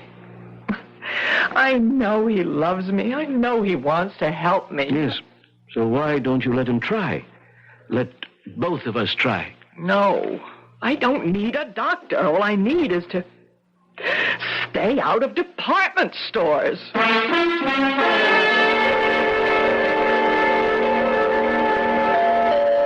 Who is it? All right. Mrs. Moody? Yes? Hi, Mrs. Moody. You don't know me, but my name is Tom Andrea. There's something I have to talk to you about. I know exactly what it is. Encyclopedias. Or is it magazine subscriptions? No, ma'am, it's nothing like that. Well, whatever it is, I'm not interested. It's about department stores. What? You know, stores where people buy things and take things, too, sometimes. Are you from Barnett's? No, Mrs. Moody, I don't work for Barnett's or for Wilkins & Smith or any of those places that you like to shop in. Look, it's pretty drafty out here. Can't I come in for a minute? All right. Thank you. Your husband's not home, I suppose. It's a working day, so he's at work, right? Oh, that's clever thinking. Can we talk in here? Only if you get right to the point. Well, now, look, this ain't the kind of thing you like to just blurt out. I mean, it's kind of sensitive. You know what I mean? No, I don't. It's about you and your husband and so forth. If you think about it for a while, you'll get my meaning. Am I right? You'll have to be more specific. Well, you just won't come out with it yourself, huh? Okay, I'll say it for you. I'm talking about you being a shoplifter. That's a lie. Whoever told you that is a liar. No. It's true. Wait a minute. If you think you can blackmail me by telling my husband... No, Mrs. Moody. We know that your husband knows all about it. He's been getting you out of jams for years. Then what do you want here? Well, believe it or not, I want to give you money. I don't want to take any from you. What for? Services rendered.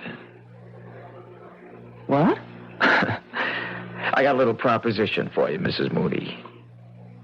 How would you like to make $1,000? $1,000? How? Well, you do like I tell you. You'll get $1,000 in the mail. But if you don't, well, your husband may not be able to make a living anymore. You get what I mean? No. I don't know what you're talking about. I'm talking about stealing stuff, Mrs. Moody, about that bad habit of yours. Now, we got a use for that habit. And you'd better listen to what we have in mind. How did you know about me? Who told you about me? Well, let's just say I got sources. I swear to you, I'm not a thief. Yeah, sure, I know that. We know it. We? Well, me and my friend. We know you're just a sick lady, that you can't help what you do. It's just like you had pneumonia or hay fever. It's not your fault. Am I right? That's right. Yeah, well, it's fine, only your husband still don't want the people around City Hall to know he's got a klepto for a wife, does he? Then this is blackmail. A man in his line of work, he can't afford to have people know his wife steals. Now, some people would understand how it's only a sickness. But others, well, you know how people are. Tell me how much money you want. I don't want a dime from you, Mrs. Moody. Honest, all I want is your cooperation. You see, my friend and me, we have a little plan. A really, really sweet little idea. Everybody makes money and nobody takes any chances. Oh, what could be sweeter than that? A plan to do what, for heaven's sake? Well, my friend will give you all the details. All you got to do now is put on your coat and come with me. My friend will give you the whole deal. I'm not coming with you. We're not desperate for your help. Don't get this wrong. But we thought we'd give you a break. Well, that's too bad. If you just tell me what you have in mind. Why, shoplifting, Mrs. Moody. A little nice and easy shoplifting. Only this time not for no $5 piece of junk. This time for something worth more like $50,000.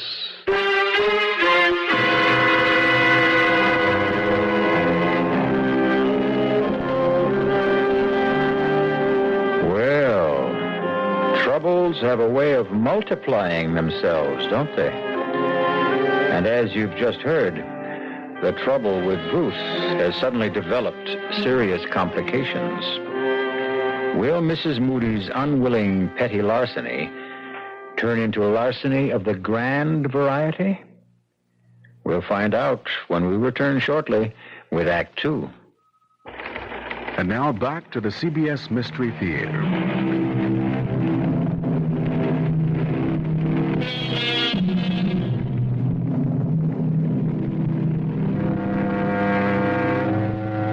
Mrs. Ruth Moody, faced with the prospect of harming her husband's career, has accepted the invitation of the man who calls himself Tom Andrea, although her instincts tell her that Tom Andrea isn't his name at all. As they drive towards their unknown destination, she steals sidelong glances at him. am noting the copper sheen of his skin, the look of a man who has spent far too many hours under a sun lamp. But he also has the look of a man who won't take no for an answer. Can't you tell me where we're going? Now, relax, Mrs. Moody. It won't be long now. Who is this friend of yours, anyway? You'll meet him. He works for a department store, doesn't he? I know they keep records of people like, well, of kleptomania victims. That's the only way you could have found out about me. I just leaned back and enjoyed the ride, huh? Aren't you afraid I might recognize him if he's one of the people that I've met? Here we are, Mrs. Moody. Told you it wasn't very far. The Hotel Hamilton. Looks like a fire trap. Well, it's not very fancy, but it's private. We can all have a nice, quiet talk. Just the three of us.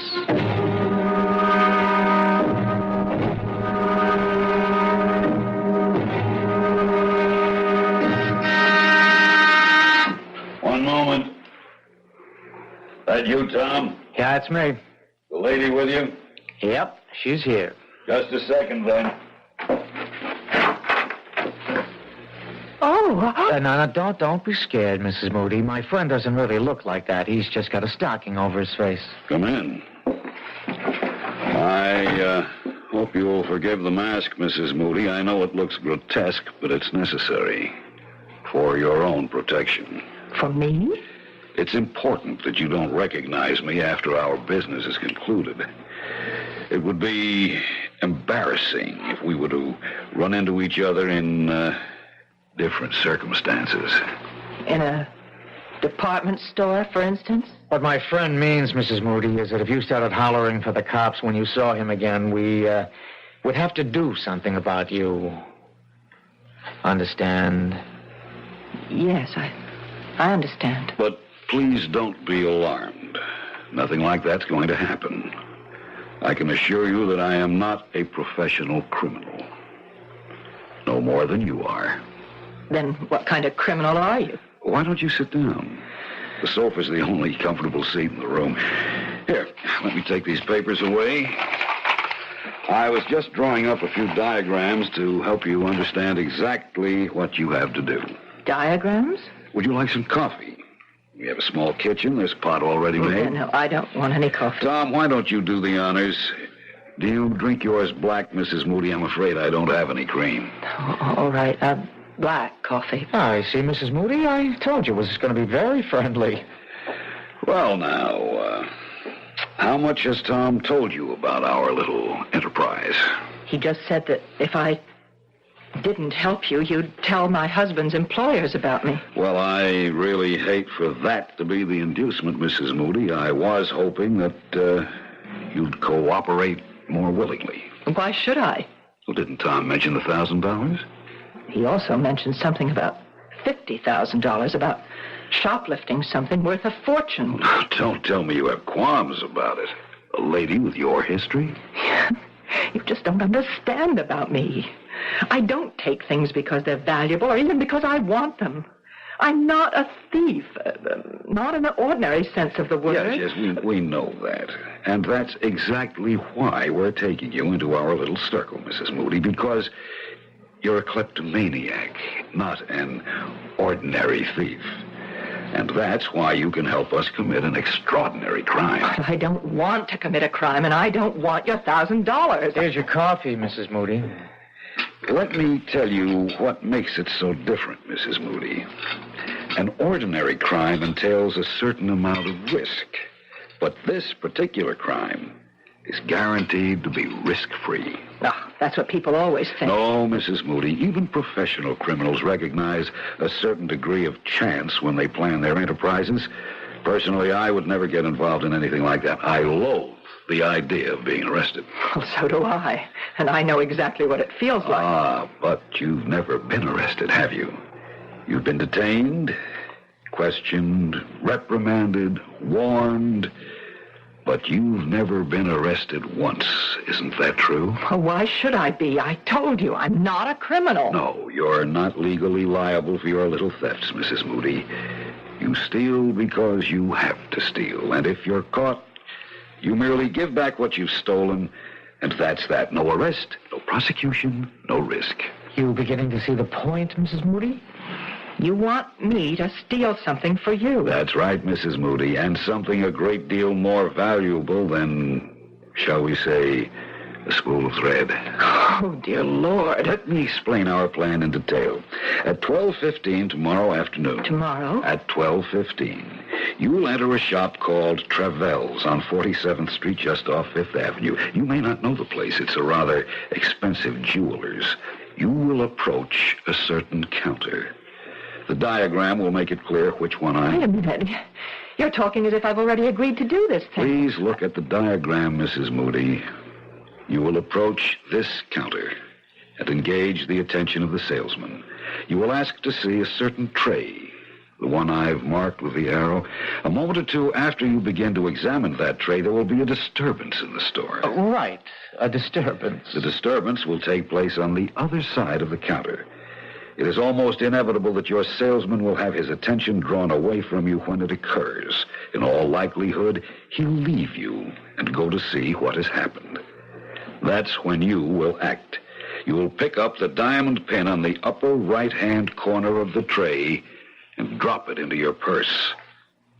And then you'll simply walk out the door. You're really mad. As you can see from the drawing, the distance between the counter and the door is a very short one. You can reach it within 3 or 4 seconds. You can be sure that your salesman will be much too occupied to notice that you have left. I won't do any such thing. That's plain and simple robbery. When you reach the outside, you'll see a man with a yellow canister collecting funds for children's welfare. The man will approach you immediately. You will drop the diamond pin into the opening of the canister and walk to the corner. There will be a taxi there in all probability. It's a hack stand. If there isn't a taxi waiting, hail one or walk to the bus stop. Believe me, you will have ample time to make your getaway. There isn't going to be any getaway. I am not going to do anything so insane. As I said before, you'll be perfectly safe. You'll have absolutely nothing to lose. If you're stopped before you reach the exit, simply give yourself up. When Travell's learns of your little idiosyncrasy, no harm will come to you. It'll be just another neurotic incident, nothing more. You're wasting your breath. You'll tell them about your problem. They'll check with other stores and find your case history on file. No, there's no way I'll do such a thing. Hey, what's the matter with you, lady? Didn't you hear the man? You can't get into trouble doing this. But your husband will if you don't. Let me out of here, please. Pick someone else out of those files. All right, Tom. If that's how Mrs. Moody wants it. Then I can go. The door was always open, lady. See? But if you change your mind, Mrs. Moody, just call me here at the Hotel Hamilton. Just ask for room 408. But if I don't hear from you tonight, well, you know what we'll have to do.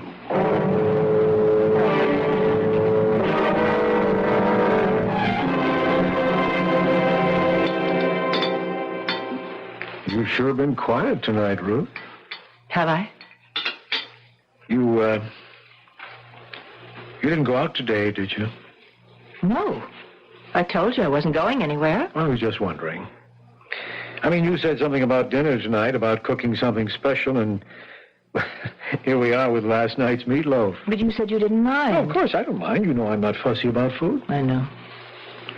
You're just too nice for your own good sometimes, Ralph. And, you just weren't feeling up to cooking today, is that it? Oh, I know what you're thinking.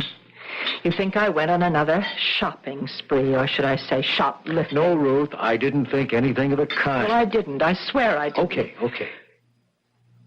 Ralph, can I ask you something? Sure. What would happen if people knew about me?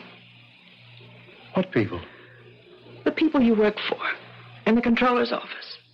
Or, the mayor himself. What if they knew about my, illness? They'd know, that's all. Would it hurt you? Honey, this is silly. Nobody knows about your problem but you and me and a few department stores. And Dr. Berger, of course, the doctor you won't see anymore. But if they were to find out, would it hurt you? Look, haven't we got enough to worry about without thinking the worst? Then it would be bad for you. Someone in your position where honesty is so important. Ruth, you're not dishonest. You're sick. There's a tremendous difference. That's why I'm so sorry you won't see that doctor. But would everyone understand the difference? I mean, when they learned about my stealing things, would they think twice about you? You want the truth? Yes. Yes, they would. They're only human. No, they're worse than human. They're politicians. They have to be elected to office, and that's exactly the kind of scandal they don't like. Yes. I guess I've always known that was true. Honey, I think I could use some more gravy. Yes. Oh, I have some in the kitchen. I'll be right back.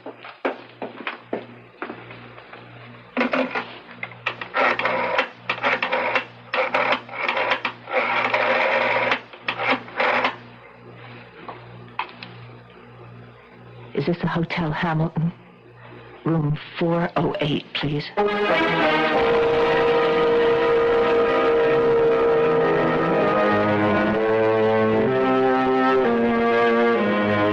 And so Mrs. Ruth Moody has taken the first fatal step. And tomorrow at noon, she'll take several more steps to the doors of Travell's Jewelry. And for the first time in her life, Ruth will steal and know the reason why she's stealing. Will it really make a difference? I'll be back shortly with Act 3. This is WBBM Chicago. Now back to the CBS Mystery Theater.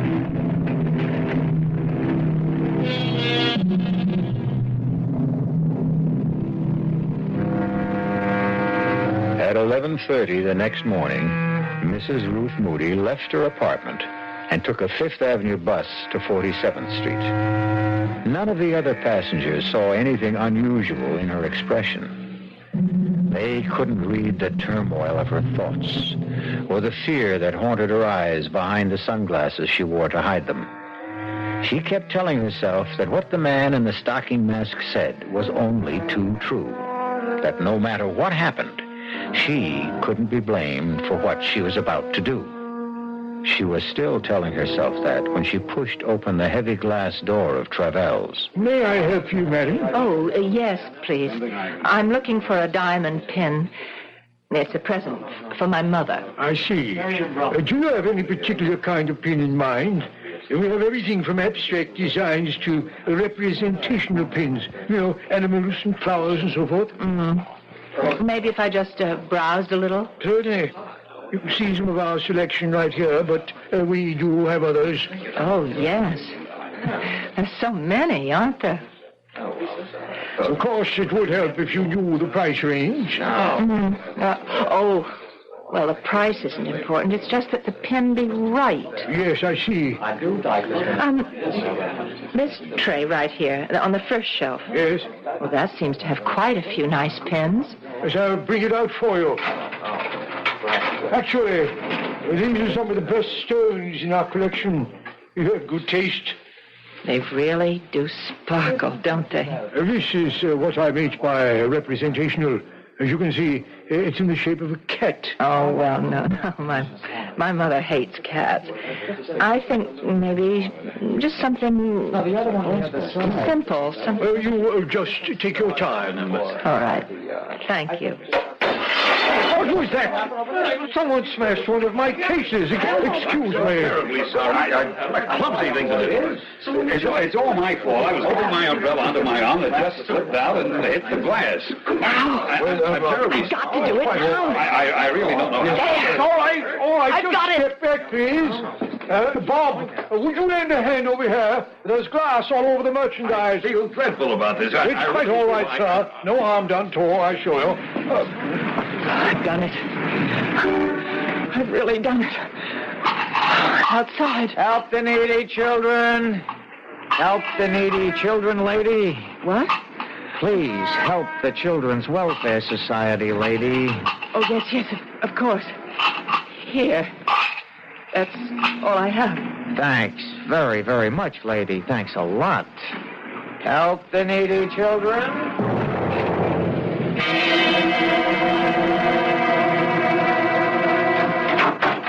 Ralph? Is that you?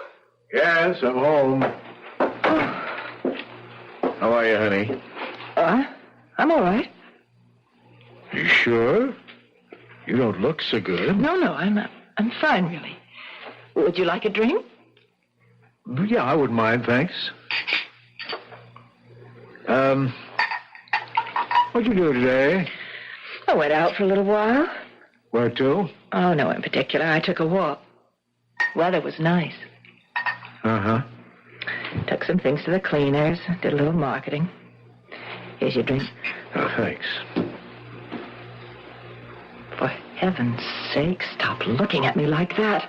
I can't bear the way you look at me sometimes, Ralph. I'm sorry, Ruth. It's nothing deliberate. Well, of course it's deliberate. It happens all the time now. You keep staring at me as if you're trying to read my mind. As if you wanted me to confess something. Now, Ruth, that isn't true. You've got to stop thinking such things every time I look at you. What's going to happen to us, Ralph? What kind of marriage are we going to have from now on? Ruth, we've been married 6 years now. I think we know how to live with each other. But you can't live with this disease of mine. You can never stop suspecting me of having stolen something again. Isn't that what you're thinking right now? All I'm thinking about is that you don't look well. And how disappointed I am that you won't see Dr. Berger.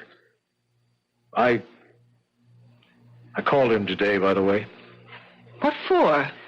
Well, I just wanted to talk to him, find out if there was anything more I could do to help you. And what did he say? He said there might be. Well, what do you mean by that? Well, I told Berger about our talk last night, about how worried you are that the people at City Hall might find out about your illness. Oh, he told me that was an important part of your guilt syndrome, whatever that means. Oh, I hate that psychiatric double talk. Just the same, he thought you'd be a lot better off if you weren't concerned about such things, if you were able to admit that you were ill. I do admit it. That doesn't mean that other people have to know about it. Ruth, I told them. What? I told McGuire, the controller. I took him out to lunch. I told him all about your kleptomania. Oh, no, Ralph. Oh, no. Look, I began to realize that I was hiding it, too, that I wasn't treating it like an illness, either. That I was acting as if it were something shameful. What did you do it for? For us, Ruth. But now you'll lose your job. No, I'm not going to lose my job. It's going to be all right. But you said... Now, I know the dumb things I said last night about how this sort of thing can hurt a politician. Well, I was wrong. McGuire is more of a human being than a politician. You mean he's not going to tell anyone else? He won't give me away? No, that's not what I meant. McGuire suggested that we both go and talk to the mayor himself about this. Oh, Ralph, you can't. I already have, Ruth. What? I've seen the mayor. And you know what he said? He said that it wouldn't make any difference to him this year or next year when he recommends me for the #1 job in the controller's office. The #1? That's right. McGuire is moving up. I'm next in line for his job. And the mayor is behind me now, Ruth. Do you think he'd be behind me if he really thought my wife was a thief? Oh, dear Lord. Ruth. Oh, what have I done? What have I done? Honey, what is it? Oh, why did I go through it? What's the matter, Ruth? I just told you everything's okay. I've ruined everything now, Ralph. If you knew what a horrible thing I did today. What are you talking about? I am a thief now. God help me, Ralph. I really am a thief.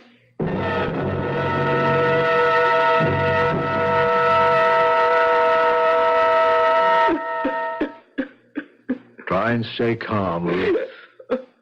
Did you get a look at the man who broke the glass with his umbrella? Do you think that he was the same man you met yesterday at the Hotel Hamilton? I'm sure he was, but I told you he was wearing a stocking mask over his face. And this other man, the one who called himself Tom Andrea, he was the same man who was collecting for children's welfare outside the store. Yes. Ruth, you know, there's only one thing to do now, don't you? What do you mean? We've got to tell the police. Oh, Ralph, no, that would be awful. Travels will have discovered the theft by now. They must have your description from the clerk. Sooner or later, you might be identified. But they can't do anything to me, Ralph. I'm not responsible. I am sick. No, Ruth, in this case, you are responsible. That's why we have to call the police.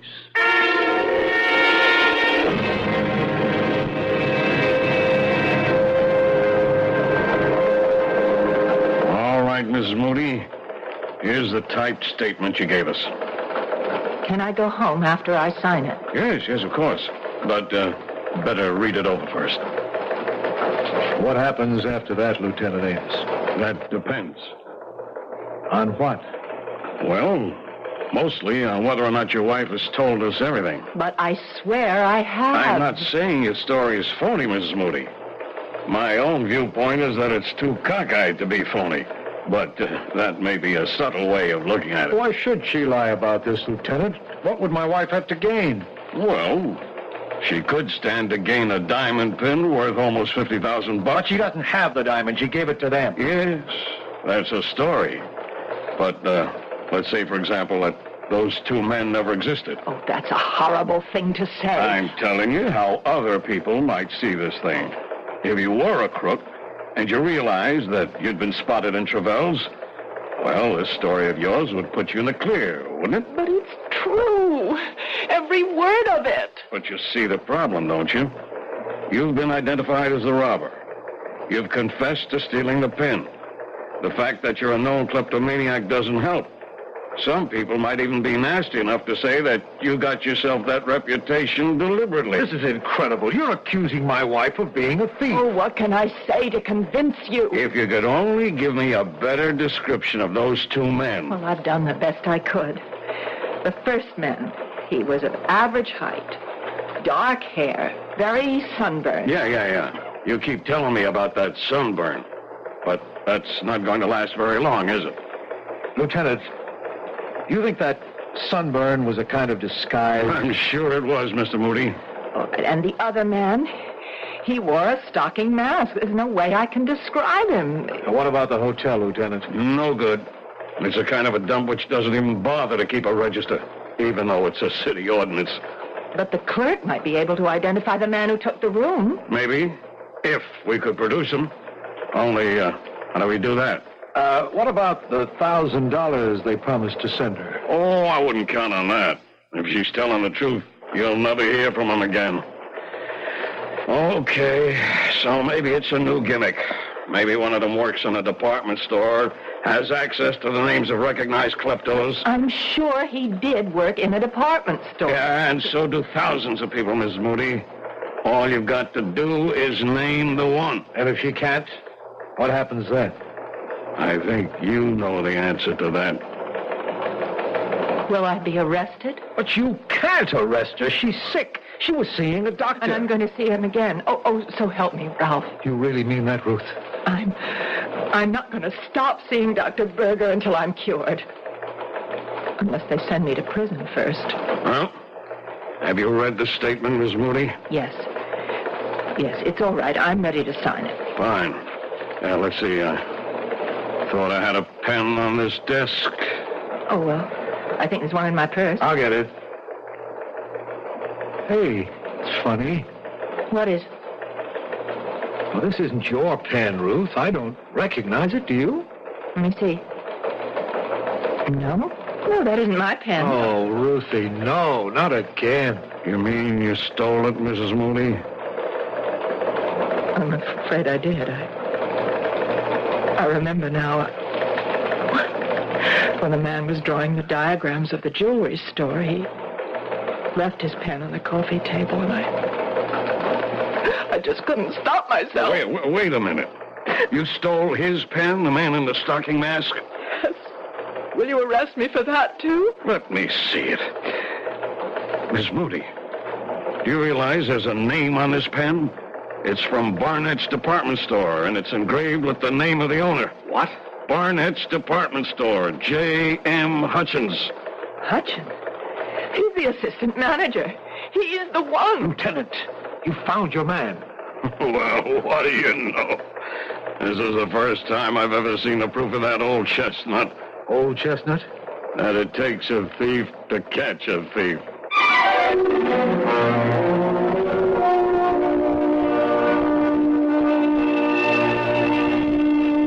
The moral of this story might be, never steal anything small, particularly if it's a diamond pin worth $50,000. Will you be happy to know that the police investigation proved the guilt of Mr. J.M. Hutchins and the innocence of Mrs. Ruth Moody? And the last we heard, the only trouble with Ruth was going to be a little one. I'll be back shortly.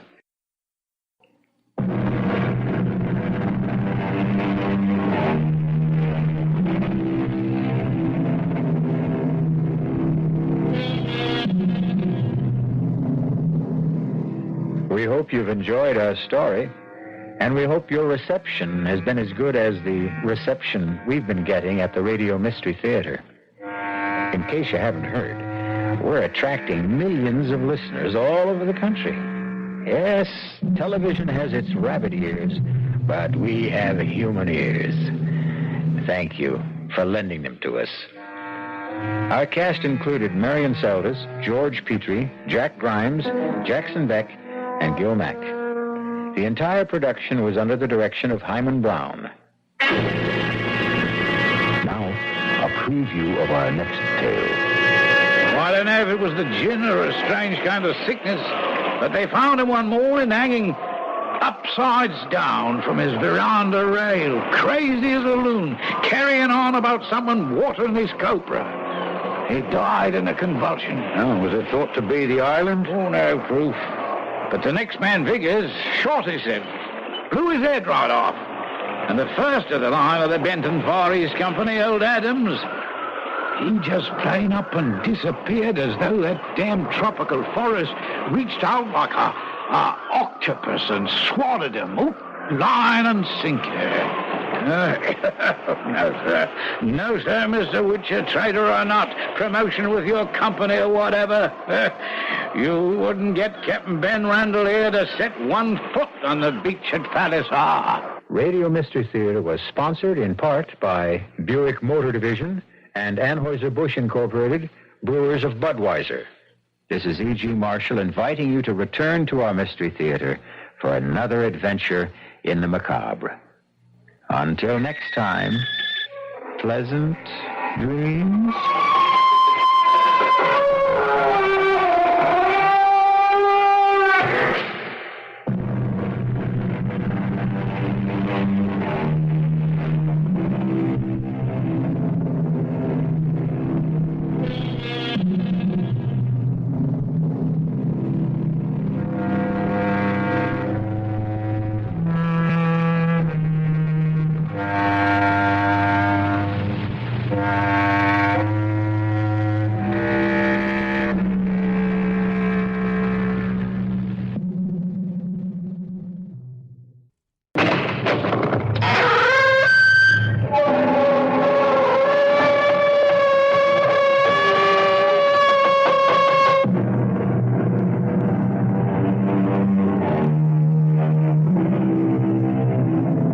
Come in. Welcome. I'm E.G. Marshall. Welcome to the terrifying world of your imagination. I have an unusual story for you about a crack in a cellar wall that resists all efforts to repair it. Despite all the learning through the ages, despite the world's great progress in physics, chemistry, biology, there are certain matters which cannot be explained by our computers or our wise men. Matters which may never have a logical explanation. Mr. Carroll, the contractor, was the first to admit that the crack in the wall was beyond him. I'm not a superstitious man, Mrs. Sanford, but something is happening here I can't explain. Look at that crack. Not a speck of mortar on it. Looks like it hadn't been touched in 100 years. But I swear I closed it up not 5 minutes ago. I swear it. That cold draft blowing from it. Like from a tomb. Like from a tomb.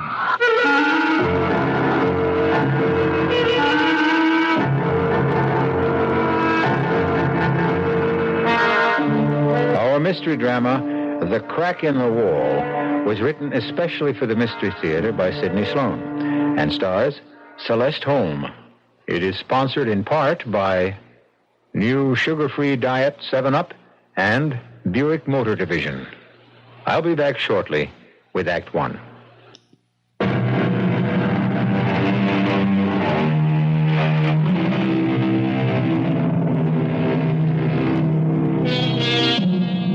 It was a cold, rainy, windy day when Paul and Nora Sandfort laid their child to rest in Green Tree Cemetery. Despite all the soothing words of friends and relatives, Nora's despair was inconsolable. She felt that nothing could ease the pain in her heart caused by the loss of her only child. Our Father, which art in heaven, my darling, hallowed be thy name. My baby. Why did she have to die? Nora, darling, please. Our religion teaches us that God, in his infinite wisdom, Don't decides. speak these empty words to me. I accepted that because it never touched me before. I never thought of it. But our daughter, that beautiful, innocent child, just 16. Why? One does not question these matters, Nora. I do question. For the first time in my life, I question. I would do anything. Anything to bring my Ruth back to this world. Nora, please. Now, you know that's impossible. Why? Why? Because our little girl Ruth is dead, burnt to death. Nothing you can do or say or hope can change that.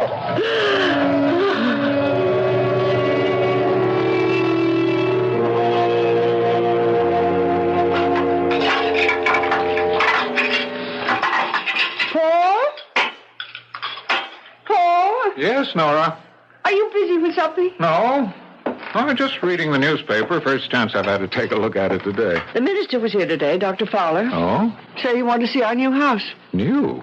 This house is over 100 years old. Well, new for us, he meant.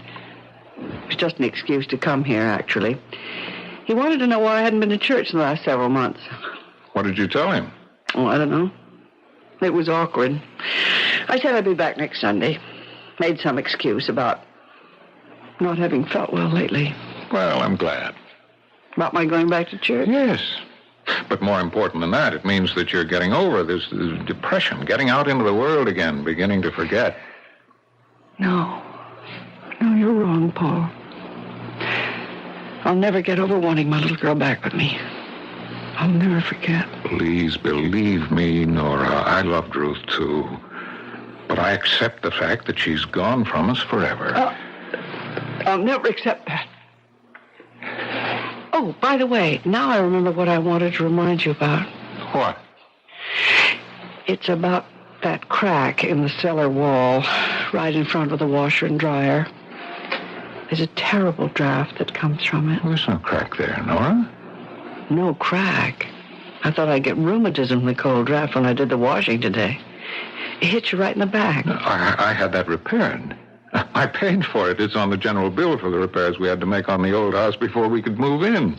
Well, then they cheated you. Charged you and never did the job. You sure? Seems to me that I remember. It's never been done.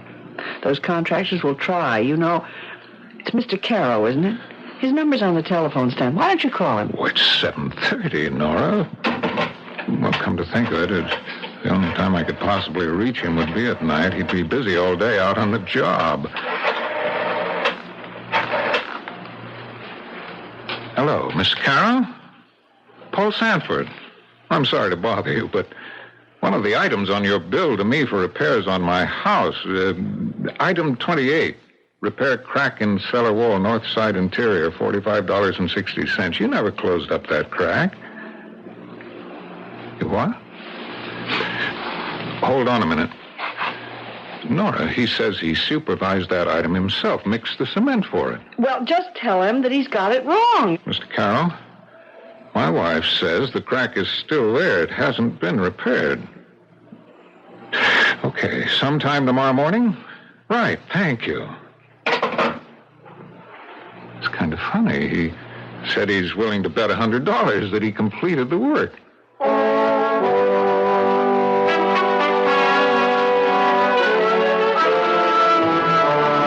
Mrs. Sanford, I'm finished with the job, and I want your okay. I'll put on the pot and give you a cup of coffee. Thanks, I'd appreciate that. Come right down. I'm in a bit of a hurry. Won't be a minute. I'm coming, Mr. Carroll. Mrs. Sanford, the strangest thing. What did you say, Mr. Carroll? Look at that wall. Oh, dear. Another crack? No, it's not another crack. What? It's the same crack. I just filled it with cement. But you couldn't have. It looks old and dry. Look at my hands. They're still covered with cement. Here are my tools, my trowel, my hammer and chisel. I could swear it was closed up not 5 minutes ago. And that cold drop flowing from it. Like from a tomb. Like from a tomb.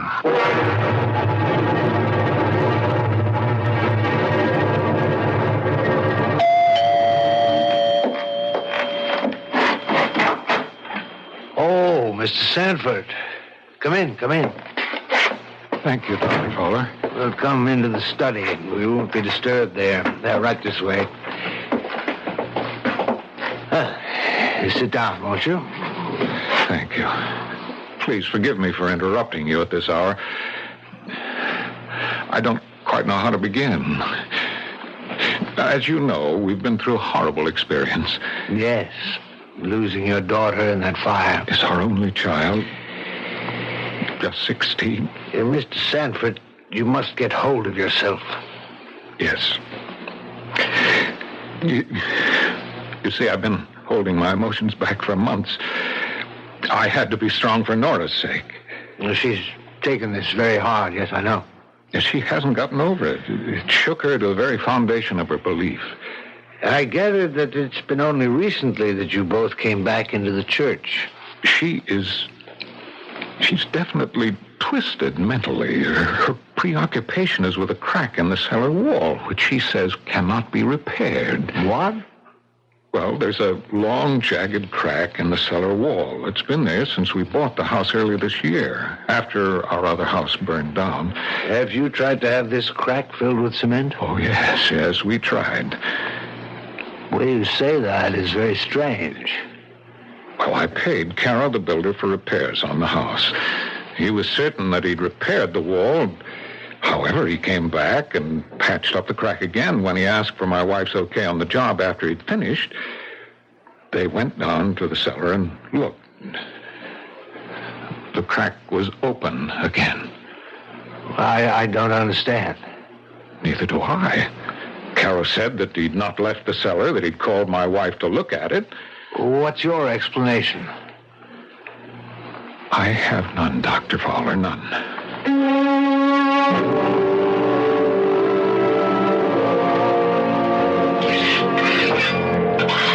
Is that you down in the cellar, Paul? Yes, Nora. I'm filling up the crack in the wall with cement. Do you think that's wise, Paul? Wise? Well, I thought you wanted the wall repaired. Carol won't come here anymore, so... Well, that's what I mean. Paul, there's some very good reason why that wall resists repair. Well, that's a strange way of putting it. Wall resist repair. So you thought the wall had... I don't quite know how to put this. As though the wall had a will of its own?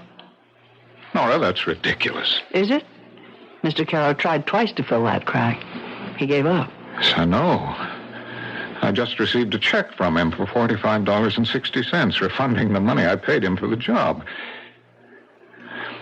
Come on, let's go upstairs. This old cellar gives me the creeps. Oh, look. My God. It's disappearing. The cement I just put into the cracks dissolving into thin air.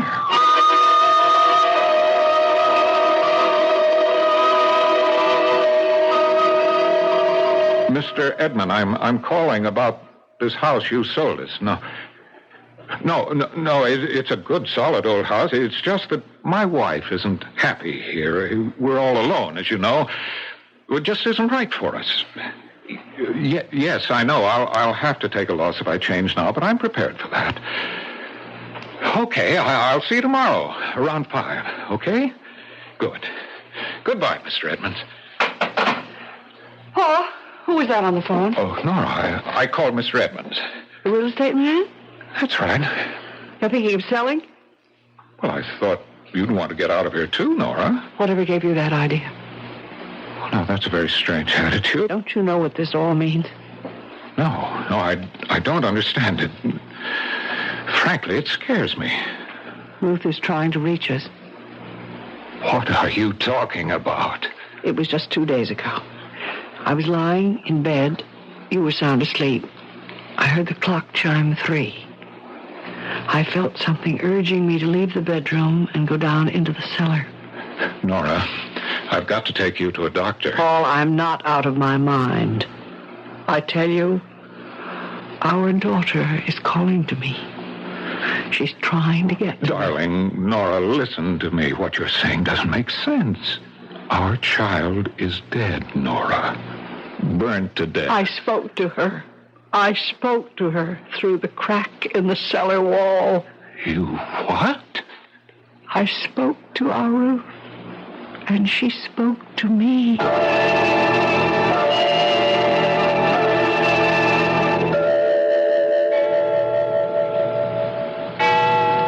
Paul, wake up. Huh? Wake up. Nora, what time is it? Shh, quiet. Now, do you hear? Hear what? She's calling to me. Our little girl. She wants us. She needs us. Nora, listen to me. You don't hear anything. You just think you hear because you want to hear. Listen. I don't hear anything. There it is again. She's very faint, but you can hear it. Just try hard enough. Please, darling, try to rest. I've made an appointment for you with Dr. Cool. I don't need a doctor. Who's calling you? Yes. Sounds like it's coming from... The cellar. I must go to her. No, don't. You mustn't. My little girl is calling. I must go to her.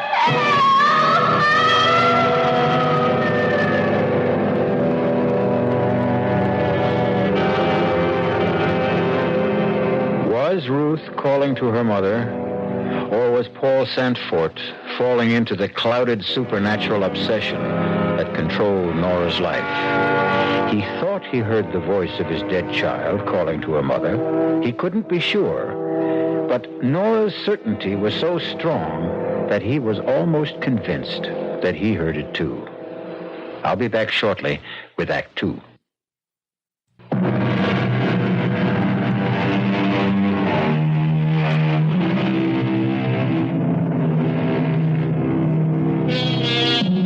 Everything that Paul and Ruth Santfort believed in is being drained away.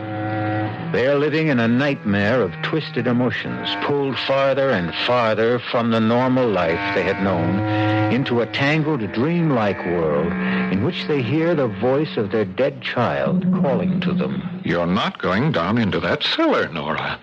It was Ruth's voice calling. Are you coming with me, Paul, or shall I go down alone? Nora, please. Now, we're dreaming this. It isn't happening. I heard her voice. You said you heard it. She was calling to me for help. Are you coming with me, or shall I go alone? I'll come with you, dear.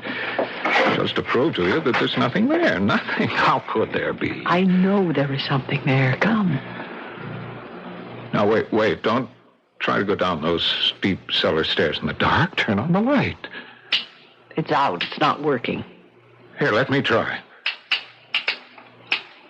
Oh, I'm not going down there in the dark. There's some candles in the cupboard just outside the door. Get them. Well, candles won't do any good. Get them. I just remembered. I've got a flashlight in the kitchen table drawer. Hurry! Here we are. Now stay right behind me. I'll go first. Flash the light around.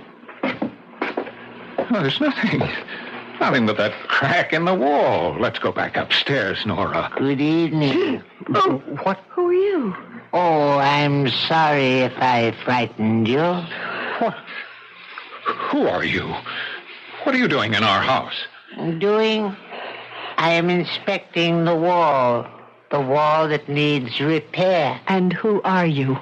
Why, I'm the helper. What are you talking about, helper? Whom are you helping? You.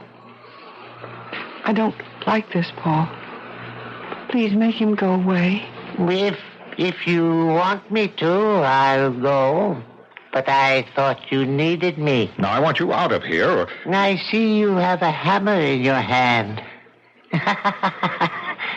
You're afraid of me. Believe me, I came to help you. Who sent you? My, employer. Who? Your friend. Your friend who knows of your sorrows. He sent me to seal up the crack in the wall. Well, I've tried. Several people have tried to do that. It won't stay closed. I can close it for you if you want me to. I repeat, if you want me to. You may not want it. Why? You will not hear the voice of your daughter ever again. No. Don't seal it. Please. Nora. Now, maybe it would be better. No. No, this is insanity, Nora. Our daughter is dead. Dead and buried. And you think that is the end? Of course. It's the end of mortal life. And do you share your husband's beliefs, Nora? No. Ruth was calling to me. I want her back. I want to hold her in my arms. Am I dreaming? This can't be happening. What are we doing standing here talking to this... Paul, please, don't. There's no one here. He was here? Where is he? He couldn't get past us up the stairs. Nora, where did he go? Who? Oh. Nora, darling. What's happened to you? Speak to me, dearest. Speak. Paul. What are we doing here in the cellar? How did we get here?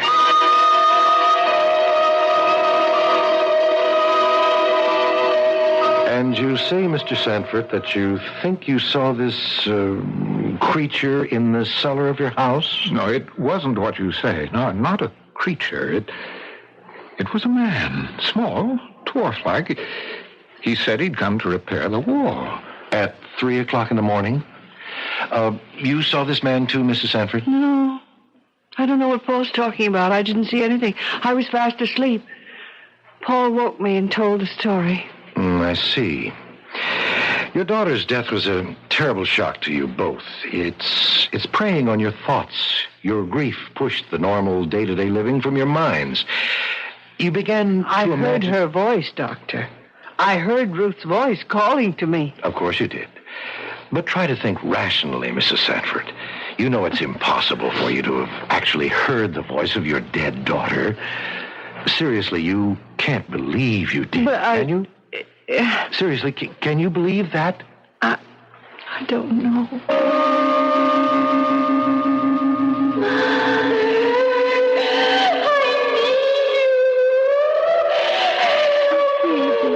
My little girl.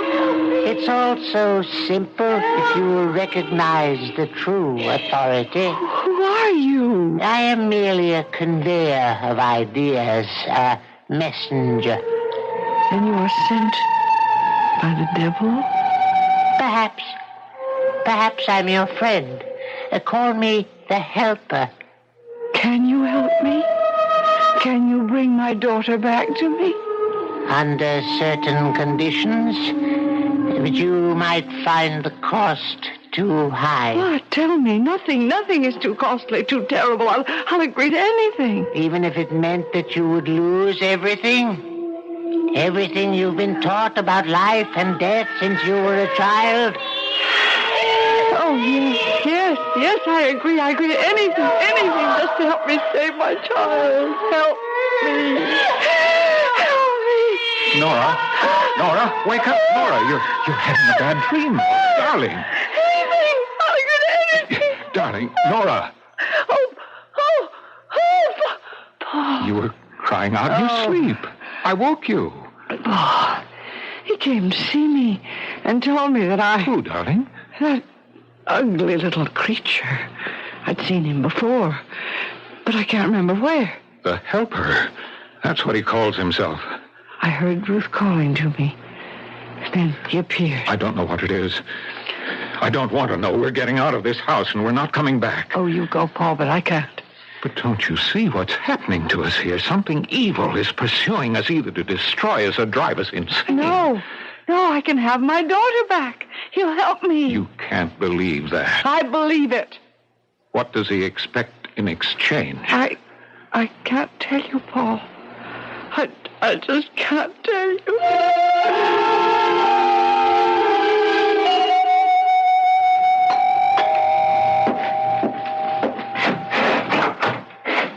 Oh, Dr. Fowler, right on time. Is Mrs. Sanford home? No. No, I called her sister and got her to make a date with Nora so she wouldn't be here. My work is suffering. We're not sleeping well. Nora's had terrible dreams, nightmares. You've told your physician, Dr. Coombs? If anyone can help us, it's God. Dr. Fowler, we have seen the evil one. What? We have seen him. We have spoken with him. It's either the devil or one of his emissaries. He calls himself the Helper. My good man, in this enlightened age, when we speak of Satan, it is usually, what I mean to say is we think of the devil as the embodiment of all evil, but not as an actual being. I see. Well, Dr. Fowler, if you can't help us, we may have to go to someone who can. There are groups where they believe in the devil. Mr. Sanford, Paul, please understand. I cannot believe in the devil as being other than an abstract name for evil. If I can show him to you, will you believe me then? I saw him. I have seen the devil and the devil's work, and I'm frightened to death.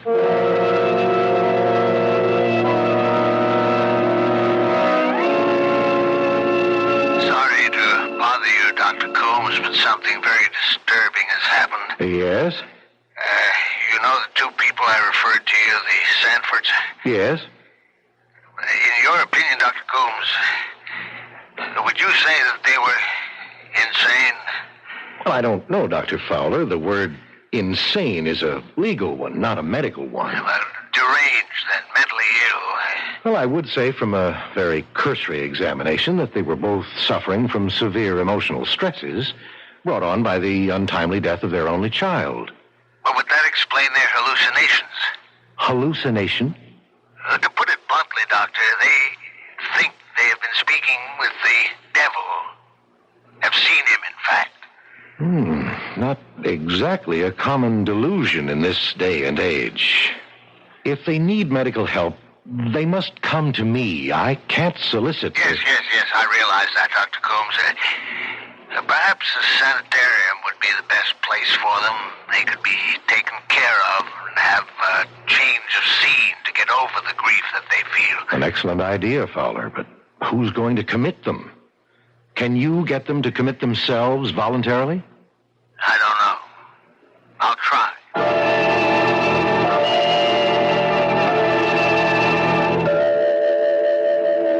Have you come to any decision? I've been thinking about it. I've heard you say you would do anything to have your daughter back. You had made up your mind. Yes. Oh, yes, but still, you hesitate. What you've asked of me is almost... Well, I'm almost afraid to think of it. It's been in my mind, awake and asleep. I can't tell the difference anymore. You hesitate. Thinking of yourself while your daughter suffers. Oh, no. I will leave you now, perhaps never to return. This is your last chance. Nora. Nora, darling, listen to me. You're having bad dreams. I'll do anything. Wake up, please. Nora, it's me, Paul. Oh, what? Open your eyes. No. You're all right. No. You're safe with me. Darling, it's me, Paul. Yes, it's all right now. Paul, I've made my decision. What decision? About Ruth. I am going to bring her back. Bring her back? What are you saying? I'm going to bring her back no matter what the cost, no matter what the consequences are.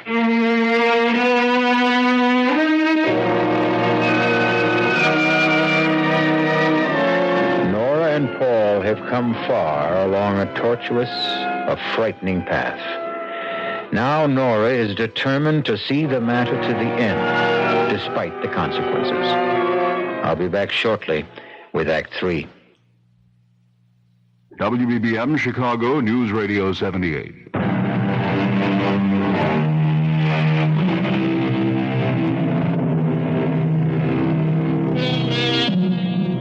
Forces are tearing at the sanity of Paul and Nora Santfort. Nora's sleeping and waking worlds are so much the same that she can no longer differentiate between them. In her thoughts, in her ears, are the words of her dead daughter calling to her for help. Paul thinks he has heard the child, too, but is uncertain. He is not sure whether or not it is the driving influence of his wife's obsession or what he has actually heard and seen himself. I don't know, Doctor. I don't know anymore. Everything is so confused. I want you to sign commitment papers for your wife. You mean put her in a good sanitarium, in a place where she'll be safe and receive the proper treatment for her problems. I don't know. I don't think she's crazy. You're not in any condition to judge her mental health, Mr. Sanford. What do you mean? Oh, well, I mean, I'm asking you to make a difficult decision. I'm also asking you to commit yourself.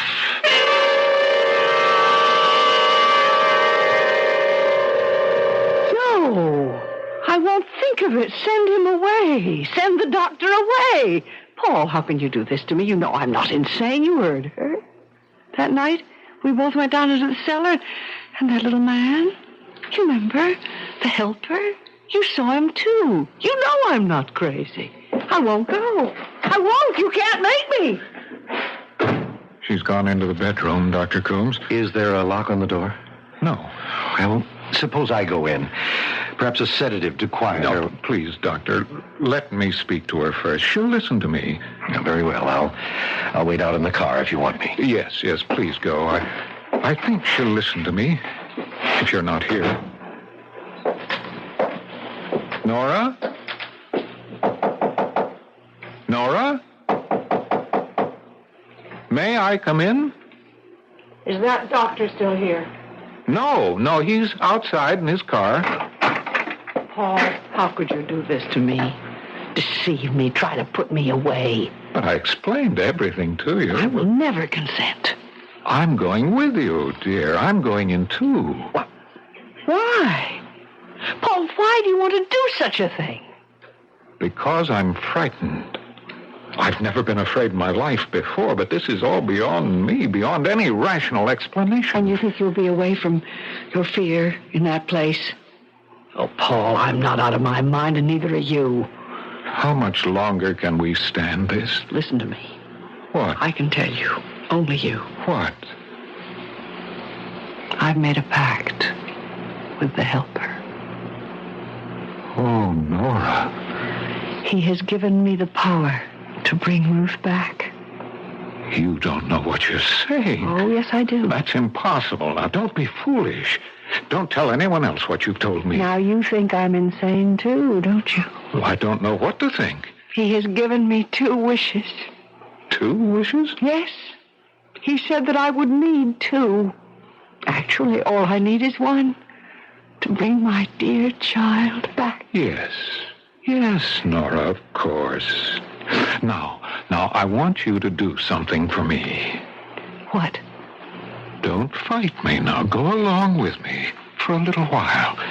Perhaps this nightmare will stop. We'll be able to get out when we want to. I have the doctor's promise. Can you trust him? Yes, darling.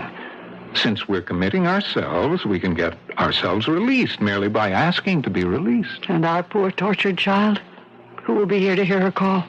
Who will be here to comfort her, Paul? We're running away. Deserting her. Darling Nora, our Ruth will be with us always, no matter where we are.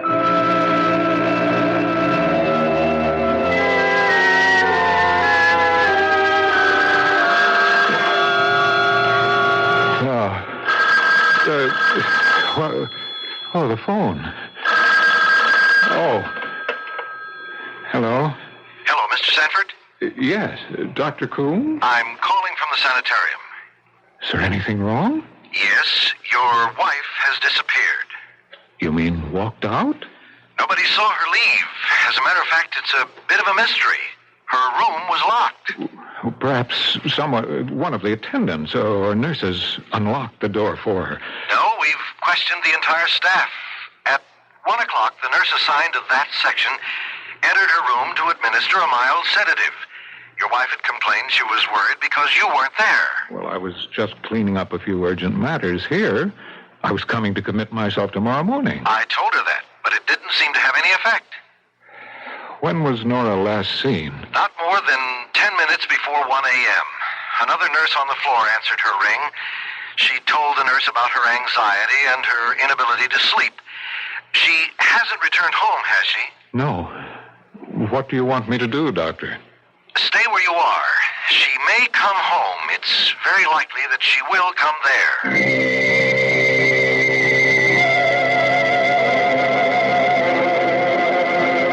Emily, I'm sorry to be calling you at this hour, but Nora has disappeared. She walked out of the hospital. The fire, Ruth's death, it's been preying on our minds, and I thought that... Wait, Emily, that's my doorbell. I'll call you back. I just wanted to know if Nora was with you. I'll call you back. Let me know if Nora shows up. Bye. Oh, Dr. Fowler. Come in. Oh, thank you. I got a call from Dr. Coombs about 20 minutes ago. Yes? He asked me to see you. He said you might need me.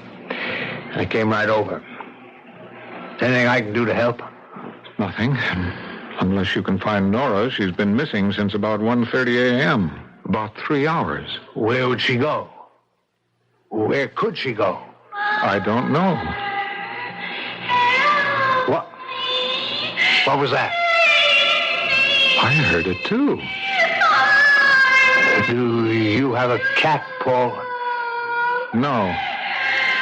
Sounded like a cat. It was Ruth. She's calling Nora. Ruth? My daughter. Oh, yes, your daughter. But she's dead. You hear your dead child's voice calling? You heard it, too.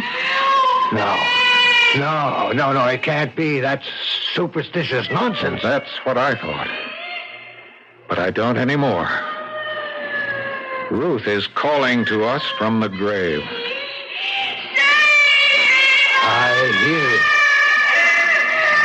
I hear it. Paul, pray with me. Pray to God to make her go back. No. Nora will be here. She will come here and answer to her child's cries. Her mother's love is so strong that Ruth's outstretched hand will reach across the void of death and touch the hand of her mother.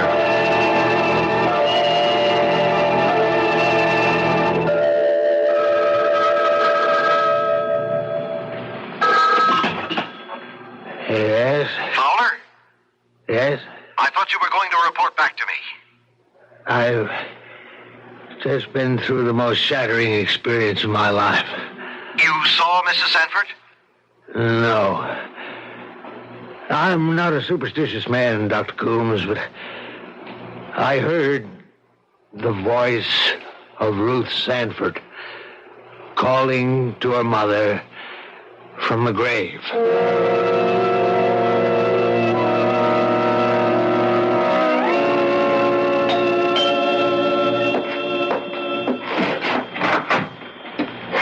Oh, Dr. Coombs, I thought it was Nora. She hasn't returned yet, huh? I was talking with your minister, Dr. Fowler. He seemed quite upset. Any word from the police? Nothing. They've gotten several false telephone tips from cranks. Only one man identified himself by name, a Mr. Helper. Helper? You know him? Yes, I know him. The police asked him for his address. He gave them one, but it proved to be a phony. Do you know where to find him? You won't believe this, Doctor.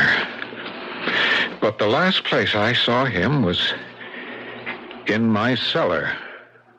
What? I don't know how he got there. I didn't see him leave, although I was standing talking to him at the moment. He vanished. Vanished? Disappeared. I see. Disappeared right before your eyes. Oh, yes, I remember your telling me about that incident when you both came to my office. Hello, who's there? Paul? I've come home. What is he doing here? I won't go back to that place. He can't make me go back. Nora, dear. Send him away, Paul. Paul, make him leave. We don't need him. Mrs. Sanford, as your doctor, You're not my doctor anymore. Please go. Leave us alone. Please, Dr. Coombs, your being here will just make her worse. Very well, if you think you can manage. Yes, I can manage. I'm sorry you feel this way about me. Good morning. He was trying to do what he thought best for you, for us. He has no way of knowing what is best for us. He was just interfering, keeping us from Ruth. Nora, please give up that mad notion. Give it up? Oh, no. Paul, I will not give it up. Tonight, this morning, before dawn, we will bring our child back to us. Nora, think what you're saying. I've thought, and I've made up my mind. Before daylight, he said. What time is it now? It's 20 after 4. It won't be light before 6. We must do it now. Come. We'll go together. Go? Where? To the place I first heard her voice, calling to me, the cellar. The crack in the wall. Are you sure you want to go through with this? I think, Nora. I've come too far to turn back now. I don't care what happens to me. It's Ruth we must think of. All right, Nora, I'll go along. I'd better get my flashlight. The light's still out in the cellar. No, Paul. What I must do must be done in darkness. No lights. Now, let's go down the stairs.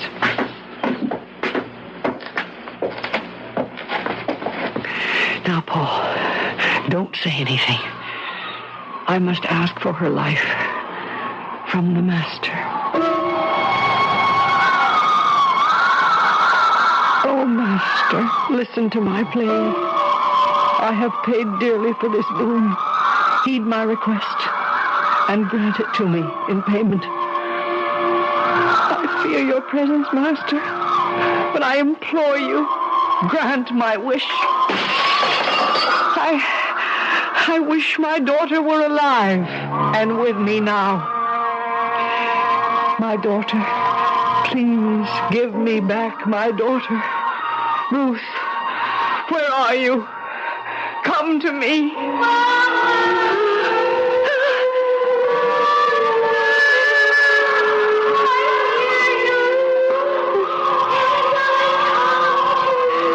That's Ruth's voice.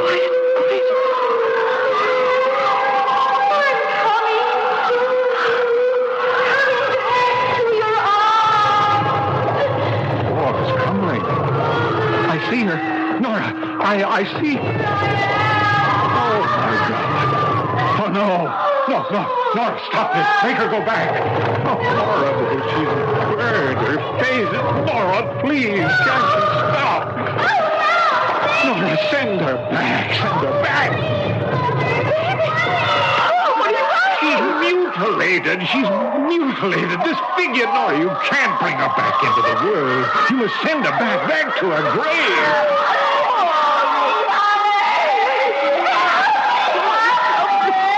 It would be too cruel to bring her back. Too terrible. How can I do it? He gave you 2 wishes. He said that you'd need the second. Now I know what he meant.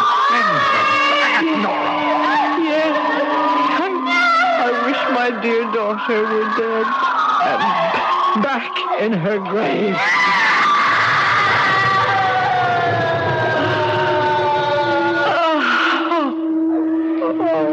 Nora. It's over.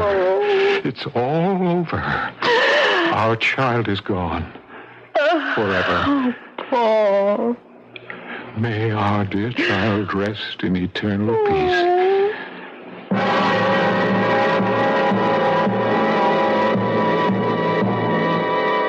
And so Paul and Nora were left to pick up the fragments of their lives and go on.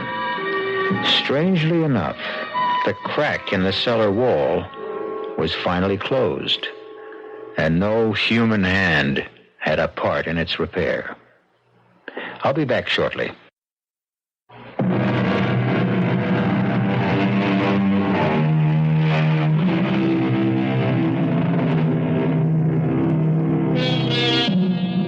The power of a mother's love cannot be measured by any instrument known to man.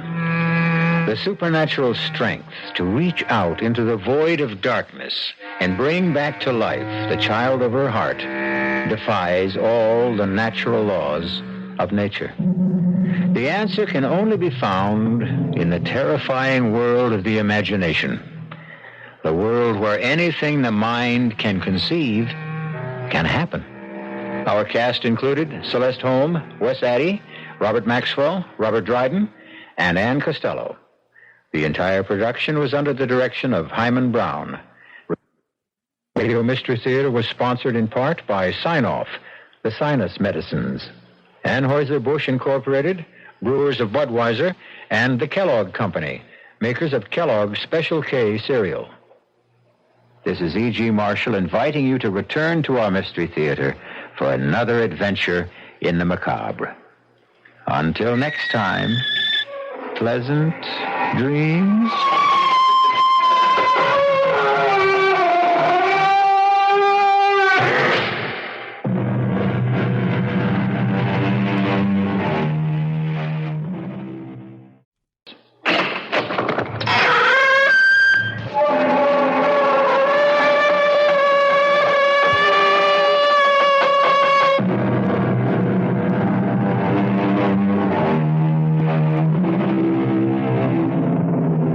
Come in.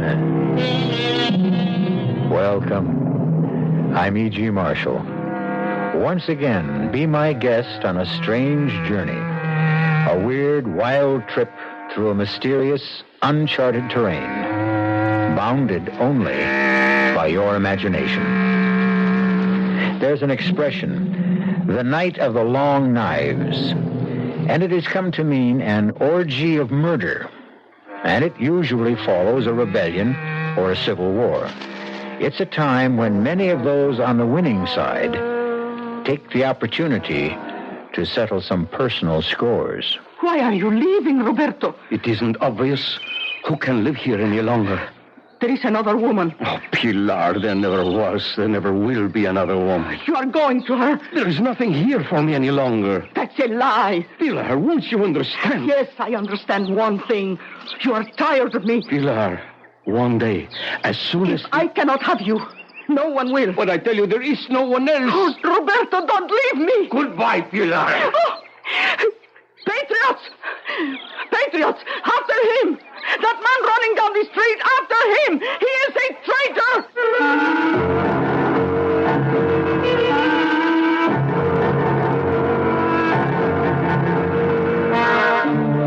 Our mystery drama, The Longest Knife, was written especially for the Mystery Theater by Sam Dan and stars Bryna Rayburn. It is sponsored in part by the Kellogg Company, makers of Kellogg's Special K cereal and new sugar-free diet 7-Up. I'll be back shortly with Act One.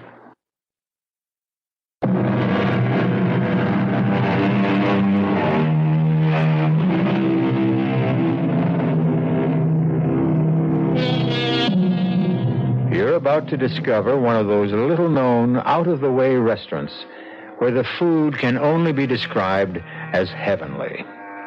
It's a safe bet you've never heard of a place called Mama Pilar's. It is located in a tiny seaport village called Puerto San Jorge in an obscure Latin American country. It's a long way to travel for dinner, but be assured it's worth it. Mama Pilar's doesn't look like very much. It's small, dark, narrow, but don't let that put you off. Seated at his usual table near the door is a chubby, pleasant-looking middle-aged man named Ciriaco. Ciriaco is unable to talk, but his guitar speaks for him. Tonight, the only customers in the place are Pete and Marge Miller, and they are obviously young, North American, and newly married. This is the finest restaurant in the entire world? Darling, taste is the test. Now, come on, bear with me. Pete? Whose picture is that on the wall? He's just like one of those funny admirals in a Gilbert and Sullivan operetta. Marge, come on, don't talk like that. As if what? Well, as if you're back home in a free country. Well, you see that picture everywhere. Is he some local wheel? Angel, he is the wheel. No kidding. He is the generalissimo, numero uno, our maximum leader. Even so, he looks like a pig. Marge, no, you can't talk like that in public. Besides, he's the client. He's the man I was sent here to sell, and you better pray for him. How can I pray for him? Instinctively, I hate him. You can see evil all over his face. Well, he's a very sick man. Oh, really? I understand he has severe ulcers, yet eats like a pig. Now you said the word. Here she comes. Who? The great lady, Mama Pilar herself. Welcome to this house. You don't remember me, Mama Pilar? Oh, of course I remember you, Senor Miller, but, well, I thought it best not to say so. Oh, why? Well, I see this charming young lady as your wife. Perhaps she is not supposed to know you were here before. Now, what would you like for your dinner? Mama Pilar, we are in your hands. Good. I hope you are hungry. He's quite a character. It's amazing. This dictator, what's his name? Oh, General Zorilla. Zorilla. He actually does look like a pig.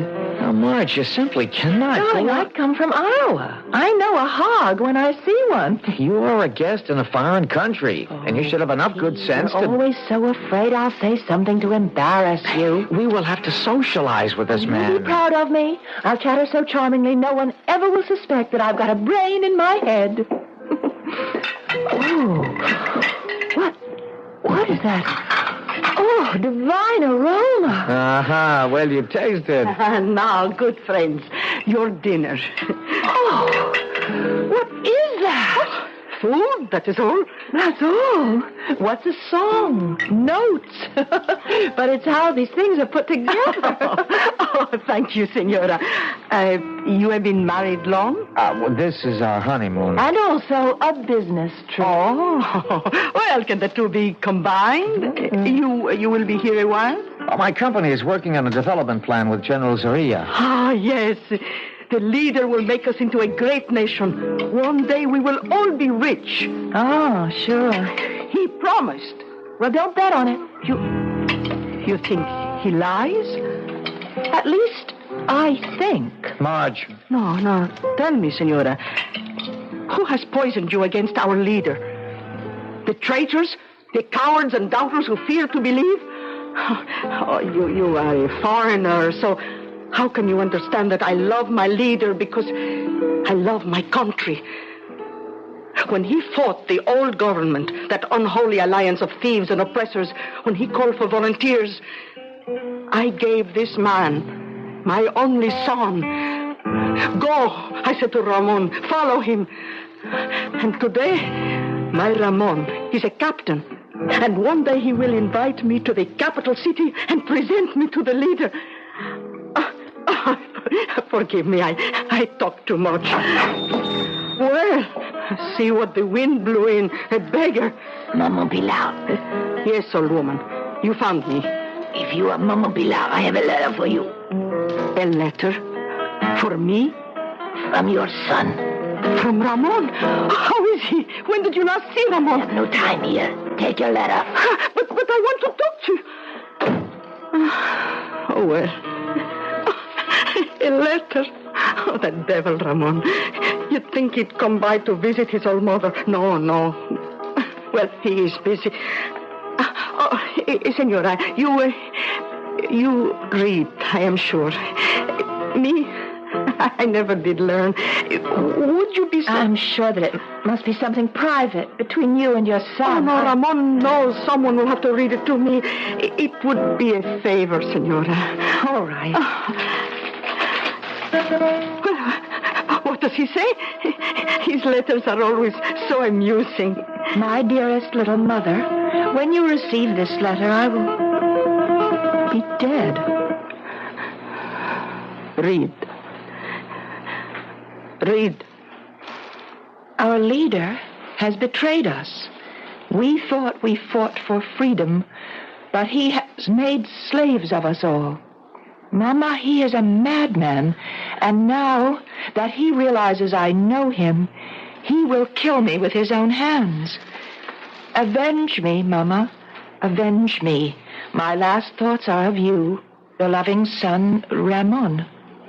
You lie. You make up this ugly falsehood because you hate the leader. I'm sorry. Mama Pilar, can we help you? Leave me. Well, if you need anything, we'll be in the capital city. Goodbye, Mama Pilar.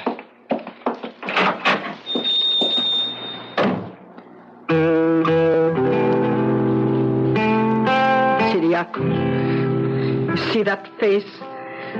The face that looks down upon us from the wall? I will kill him, Siriaco. I will kill him with my own hands.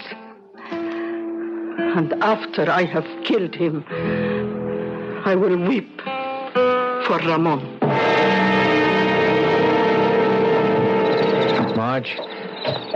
Marge, darling, I'm sorry a thing like this had to happen.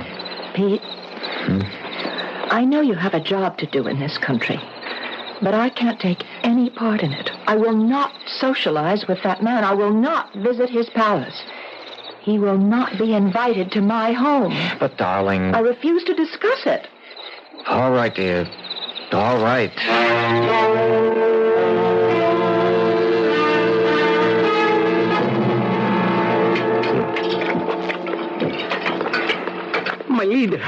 My leader, you are breaking your diet. Oh, shut up. Yes, my leader. What appointments have I this afternoon, Escobar? Dr. Suarez is due here at any moment. Then the young North American engineer, Senor Peter Miller. Is there more meat? My leader, what will Dr. Suarez say when he sees you have broken your diet? I am starved. Dr. Suarez. Get rid of that slop. I gave you a diet. What are you doing? I must eat. I'm not a bird. I'm a man. You are a self-indulgent fat slob. See, Escobar. See how he talks to me. Here you address our leader. Be quiet, you obscene little rodent. You, open your shirt. I don't care if the man is a doctor. He must have respect Dr. for our... Suarez, why don't you like me? Roll up your sleeve. I will take your blood pressure. I tolerate you because you are the best doctor in the country. But take care now how you provoke me. Be moderate. It's exactly my prescription for you. But I cannot live without good food, wine. Then die. You're not the only doctor in the nation. Indeed not. Fetch some quack, some boot-licking flatterer. Tell him what to prescribe. I'm sure the charlatan will oblige you, and in 3 months you will be a dead man. Good day. I will be here tomorrow. He's right. The dog Moderation. I'll see the North American. Sending, Senor Peter Miller. Moderation. Moderation and abstinence. That's the way to live forever. You must keep me to that diet, Escobar. Keep me to that diet, yes. Your Excellency? Yes, sir. I have here the report on all the preliminary studies. Have you, Yes, sir. An overall program to build hospitals, schools, bridges, aqueducts, drain swamps. We can transform the entire country. Can you? Now, if you'll examine these papers. Enough. Sir? Be silent. Mr. Miller, do you know what you are? You, sir, are a barbarian. You enter a man's office, and with absolutely no regard for the amenities, you start slapping your business documents all over his desk. 1,000 pardons, Your Excellency. Is it your impression that you will have me sign these documents and be on an aircraft bound for the United States within the hour? No, sir. I'm completely at your disposal, sir. I understand your lovely wife is with you. How is she? Fine. We shall hold a reception in her honor tonight at the palace. I'm afraid she's not feeling well. It's been a long trip. She's not a good traveler. Oh, I am sorry. Perhaps tomorrow. Yes, sir. Or the day after. Now, be sure to convey my warmest personal regards to your lovely bride and let us know when she will find it convenient to honor us with her presence. Yes, sir. Good day. Good day, sir. Now, what remains to be done today, Escobar? Ramon. Ah, yes. Ramon. He waits in his cell. We shall miss Ramon. He was a fine boy. He was a traitor, a criminal. Is there a family? He never spoke of anyone. These ambitious country boys think it's big ideas. And soon they grow ashamed of the old peasant mama back on the farm. Well, whoever she is, wherever she may be, let her believe her boy died a hero. Just say something nice on the radio, Escobar.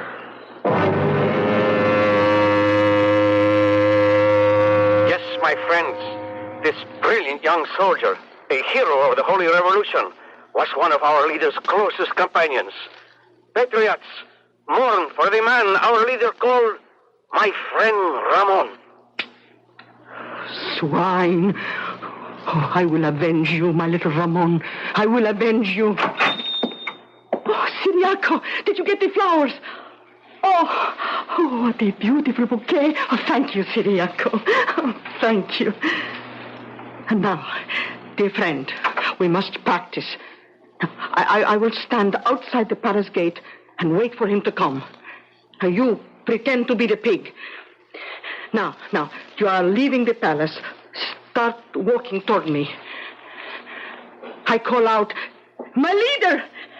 You hear a woman's voice. You look. You see a peasant. Her face, it shines with adoration. I hold out this bouquet, and because you are a depraved and evil man, the sight of sincerity must always amuse you. You step forward to receive my homage, my gift. I extend it eagerly, lovingly. And as you reach out to take it, my right hand withdraws the knife from inside the flowers, and I step and thrust.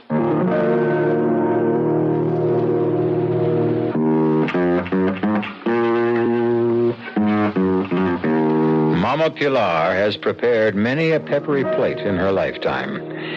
But now she is assembling the ingredients for the most pungent dish of all, revenge. The recipe will come to a boil when I return shortly with Act 2.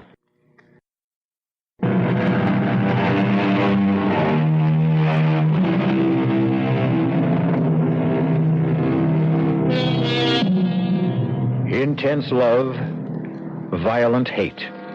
These can be two sides of the very same coin. And just as a coin can be flipped, so can the human emotions. Mama Pilar worshipped General Zaria, the dictator of her country, until he murdered her only son. Now she regards him as a pig to be slaughtered. And with this object in mind, she approaches the presidential palace. In her hand is a beautiful bouquet of flowers. Hidden among the stems is a knife. Clutching the bouquet, Mama Pilar addresses the soldier who stands guard at the gate. Senor, I beg your pardon. Can you tell me if our leader will be leaving the palace today? Why do you want to know? Well, I want to give him this lovely bouquet of flowers. How do I know there is not a bomb hidden inside those rose buds? I know. You better beat it. But why? He's going to get very rough around here. Sweetheart, go home. Take your hands off me. You can't get near him. He's surrounded by his personal bodyguard. I want to give him Nobody ever gets within 50 yards of him. I just want to be Move back. Move back, sweetheart. I have a gift for my leader. Run, sweetheart. They love to hate.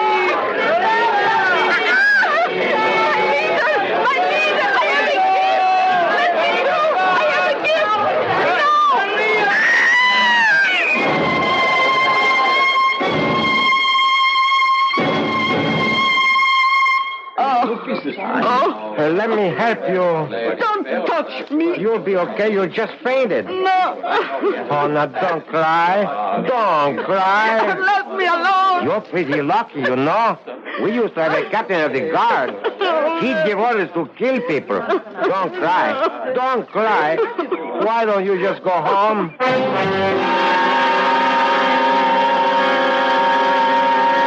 You must sign these death sentences, my leader. How much longer must I wait for food? Till 2:30. It's 3/4 of an hour. What can I have, eh? A carrot. A carrot. Don't let me cheat. I warn you. Don't let me cheat. Yes? It's Senor Peter Miller. Admit him. Let him in. Dr. Suarez. A swine. But he's right. You must not let me cheat. Your Excellency? Sit. Thank you. I hear the reports of a field survey. Tell me, Mr. Miller, why doesn't your wife like me? Oh, sir. Now, you may ask, why should it matter to me if the spouse of some machinery peddler, which is all you really are, dislikes me? Oh, but sir... I have feelings. I dislike being snubbed. I am entitled to courtesy. I deserve consideration. I have the right to be taken seriously as a human being. Who is your wife, anyhow? Now, sir, sir.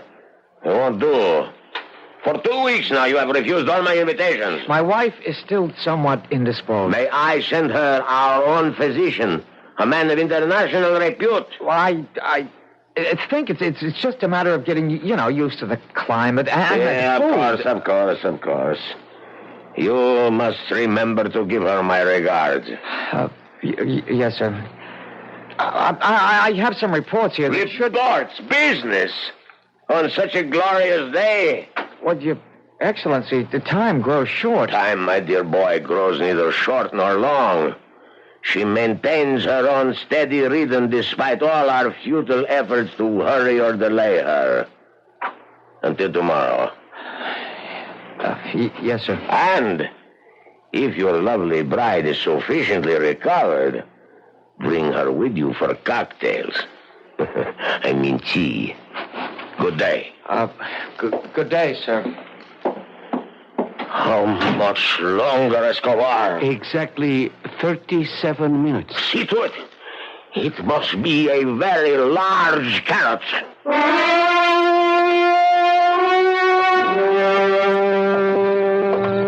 Hello, Robert. Hello, Pilar. Human beings. What an astonishing lot we are.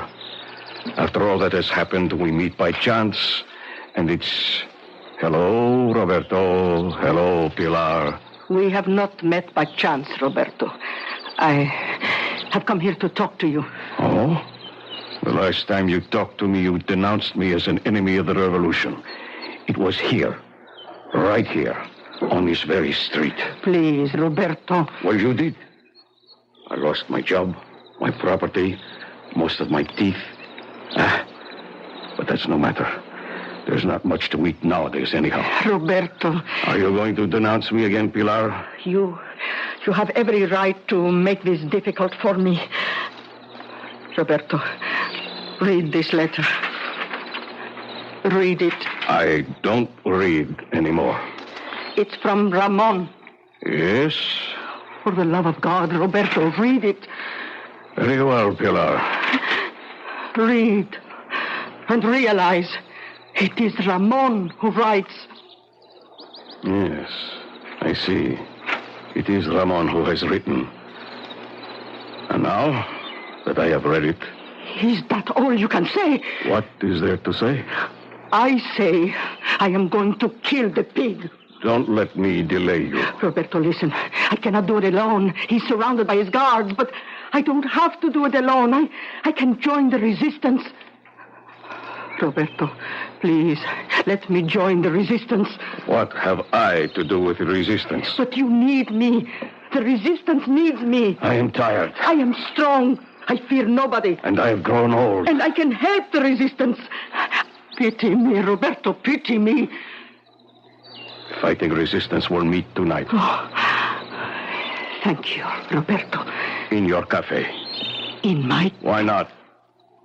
It's the safest place in the city.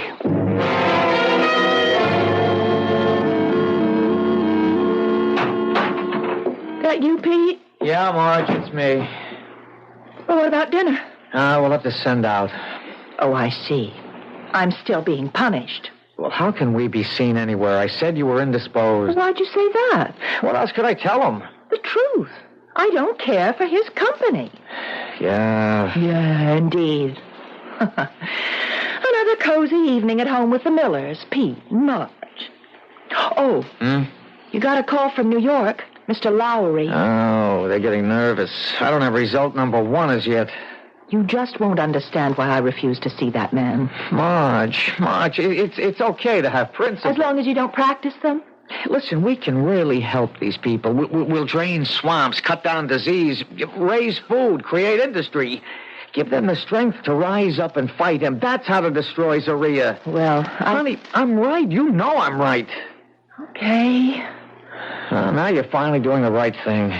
You really do believe that my only mission is to keep you happy. I'm not a human being in my own right. Oh, for crying out loud, there you go again. What do you mean? There I go again. Marge. I have no thoughts, no feelings of my own. I'm even required to give up my own honeymoon because you don't have the backbone to stand up to a two-bit would-be Hitler who needs your machinery more than you need his business. I didn't say I would... You've said enough. Where are you going? I'm indisposed.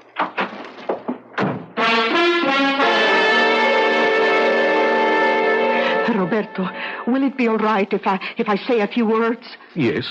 I will tell everyone who comes here tonight. Never despair. Never give up. Can I say this at the meeting? Of course. You told everyone about the meeting to come here? Yes. Good. Well, when will the meeting begin? Now. I call the meeting to order. Who wishes the floor? But where is everyone? Here. You lied to me. You didn't tell the others. I couldn't tell the others.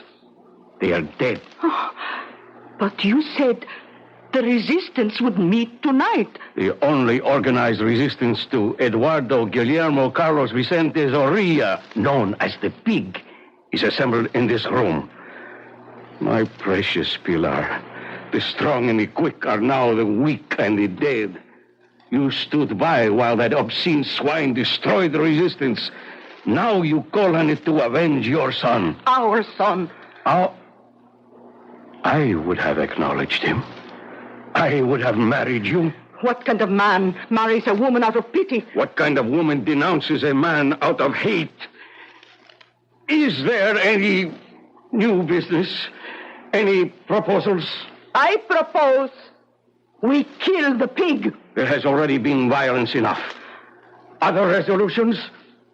None? Unless the chair hears to the contrary, this meeting stands adjourned. Good night, Pilar. Good night, Roberto. Good night, Ciriaco.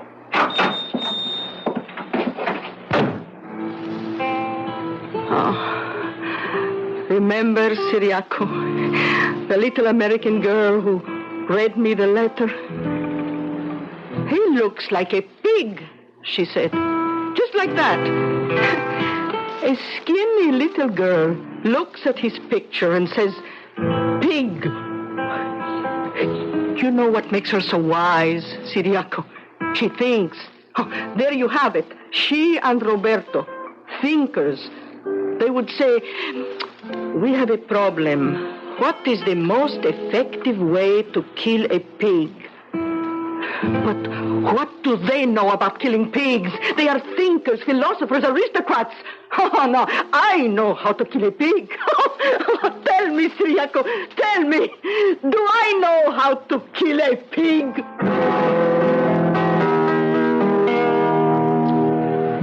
There are probably many ways to kill a pig, but all of them have one basic requirement for success. It is necessary first to have your pig firmly in hand. Till now, this has been Mama Pilar's fundamental problem. However, we can depend on her to solve it when we return shortly with Act 3. This is WBBM Chicago.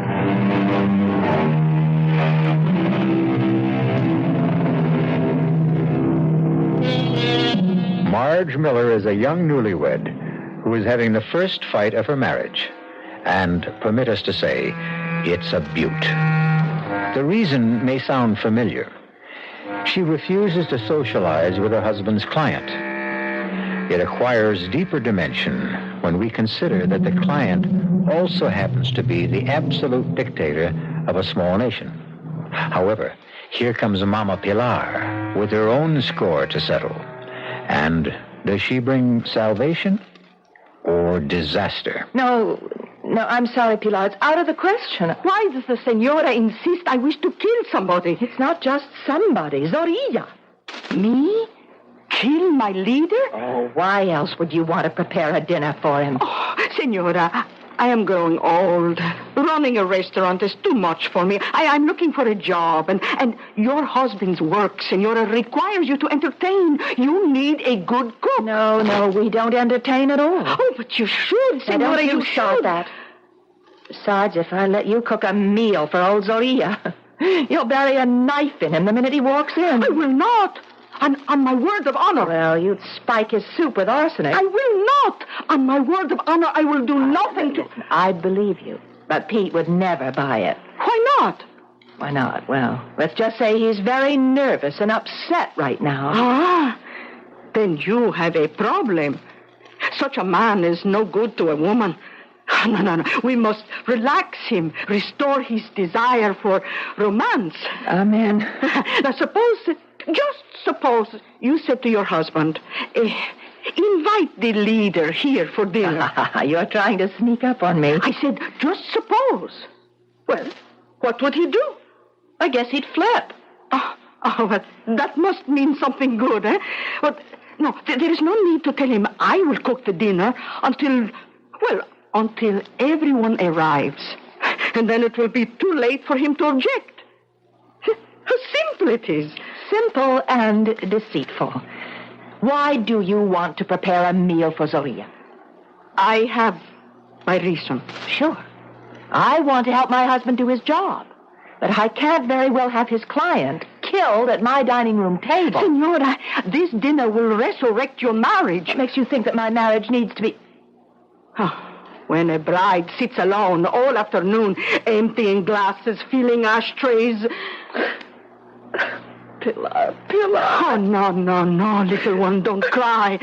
Oh, no, I promise you, this dinner will bring you both joy and happiness. It will restore your love, revive your honeymoon. But you promise, word of honor, you won't kill him here. My word of honor. I won't kill him anywhere.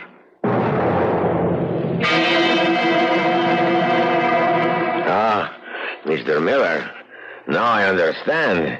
If my wife were as charming as yours, I would also keep her hidden. Oh, thank you, Your Excellency. Well, we want you to share an important event with us, Your Excellency. This is to be Marge's first home-cooked meal. Oh, now, dear, I didn't say I would cook the dinner myself. I hired some help.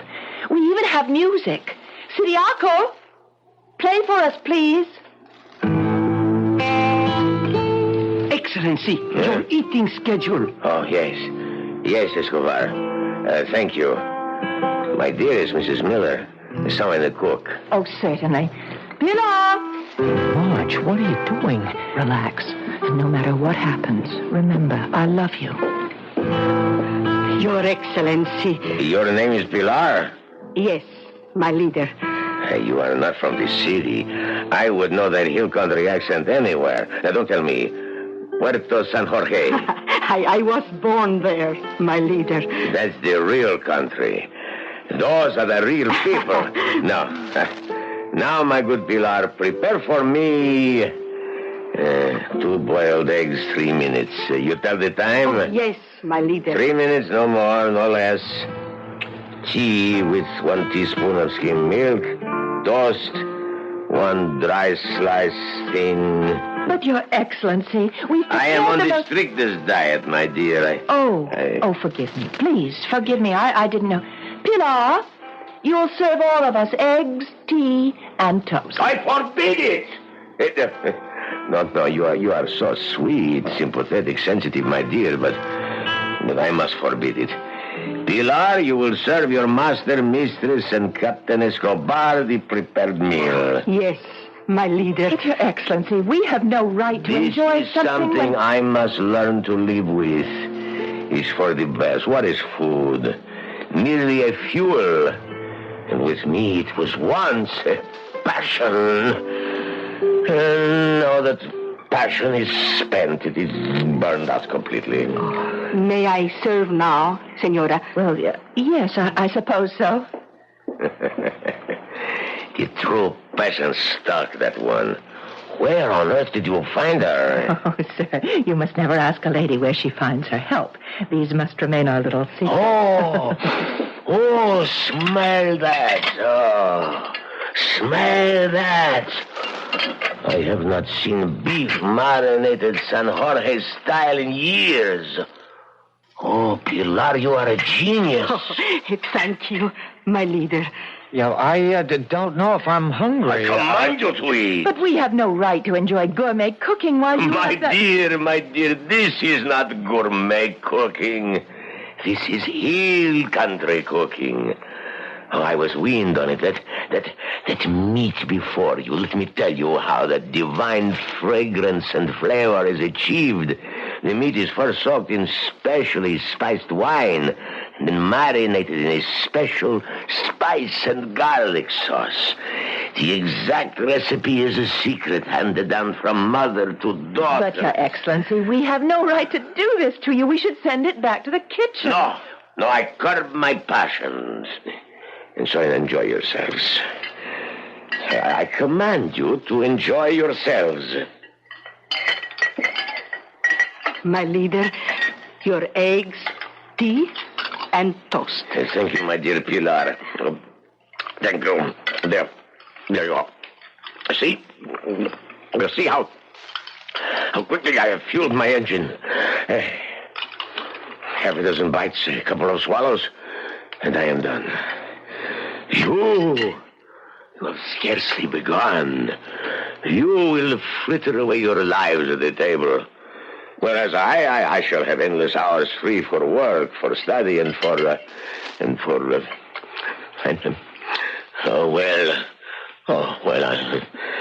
don't see how. Just perhaps the tiniest piece of that meat could do me any real harm. Pilar. Yes, my leader. Let go of her arm, Escobar. My leader, I am only doing my duty. You deserve a decoration. Make note of it.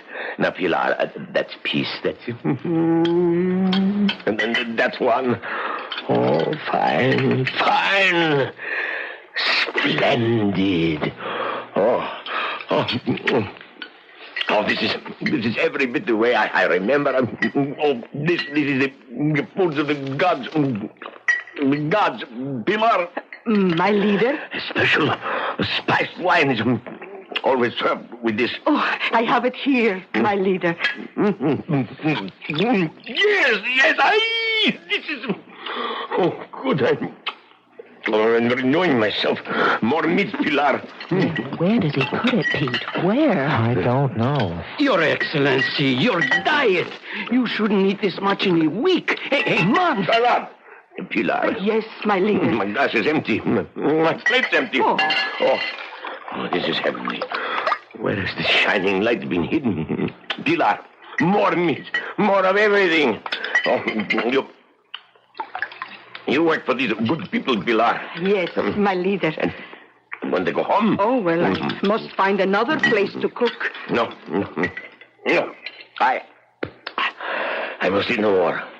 I have eaten too much. I should have eaten nothing. Take it away, Pilar. Remove everything. I must not eat no more. I must not. My doctor is right. Your doctor lies. What have you said? Oh, please, my leader. I meant no harm. All my life I have prepared food. It never hurt anyone. How can a doctor blame food? Yes, my kind Pilar. Oh, all the men in my family, my father, my brothers, my son, they always ate what I cooked. Not one was ever sick. My leader, this is food.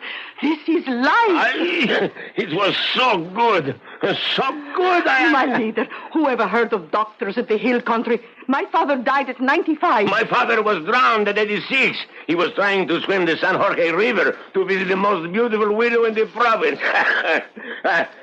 Mr. Miller, Mrs. Miller. Yes, sir. You have made me aware of something I seem to have forgotten. My roots. I lost them.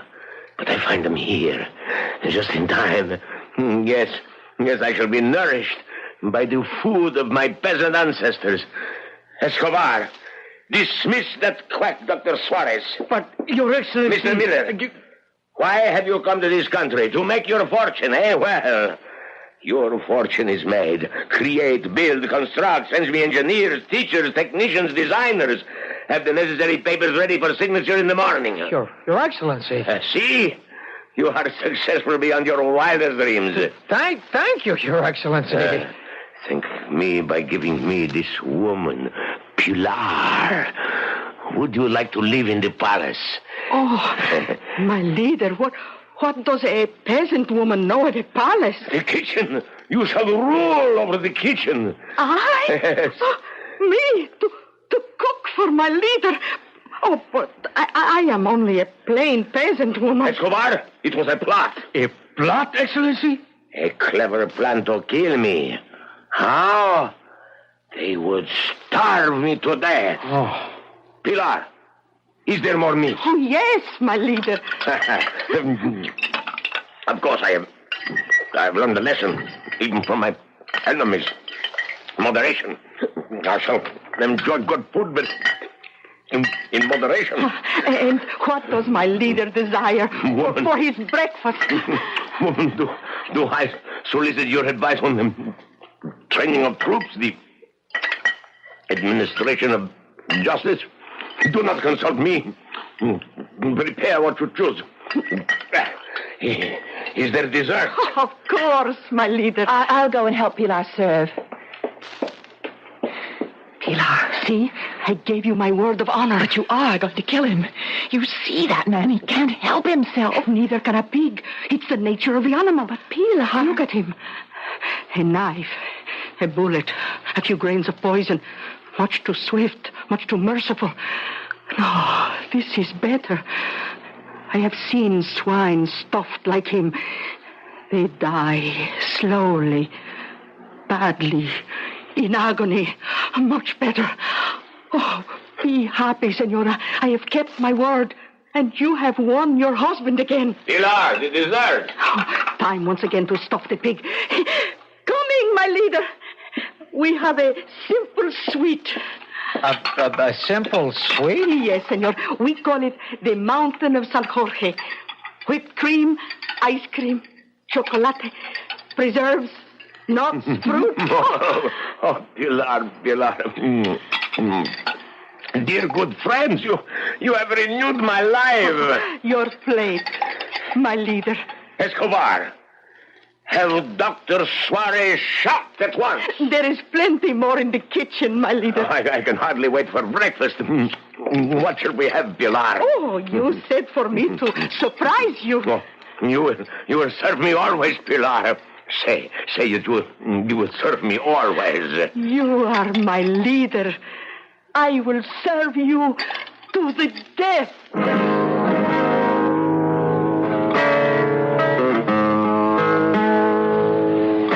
As some people might say, what a way to go.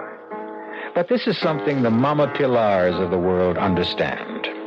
If you can't get to a man's heart with a knife, another way, and a better way, is to get there through his stomach. I shall return shortly.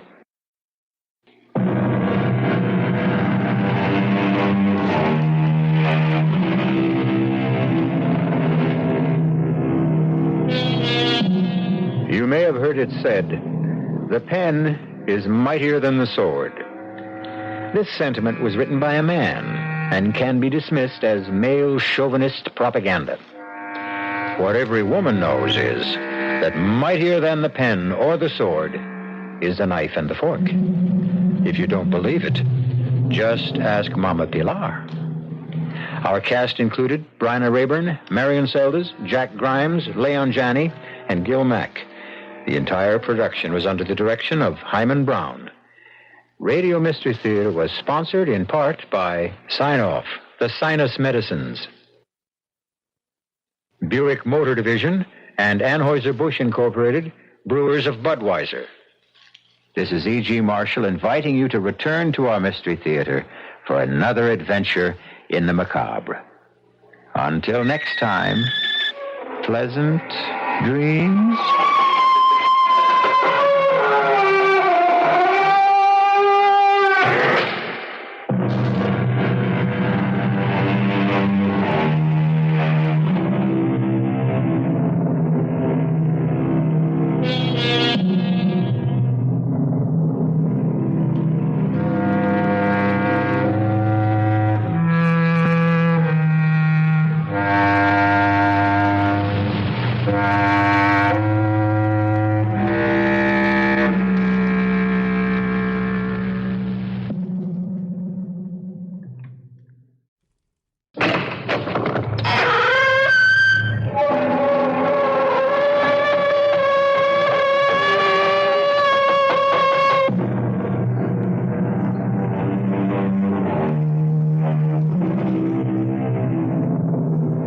Come in. Welcome. I'm E.G. Marshall. Welcome to the exciting world of your own imagination.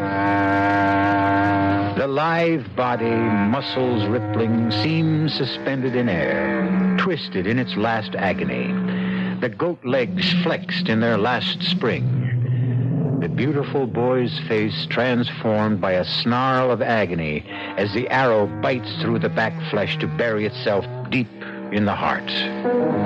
This is a legendary bronze statue called the Dying Fawn. Legendary in more ways than one.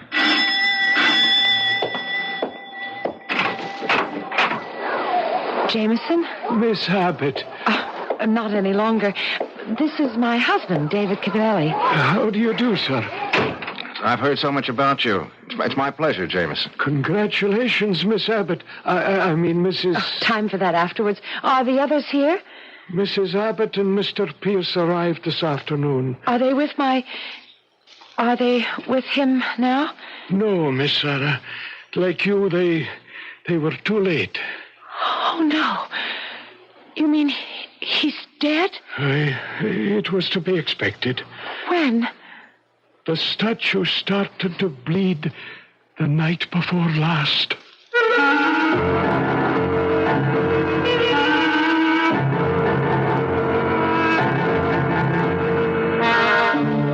Our mystery drama, The Bleeding Statue, was written especially for the Mystery Theater by Ian Martin and stars Patricia Elliott and Tony Roberts. It is sponsored in part by Buick Motor Division and Anheuser-Busch Incorporated, Brewers of Budweiser. I'll be back shortly with Act One.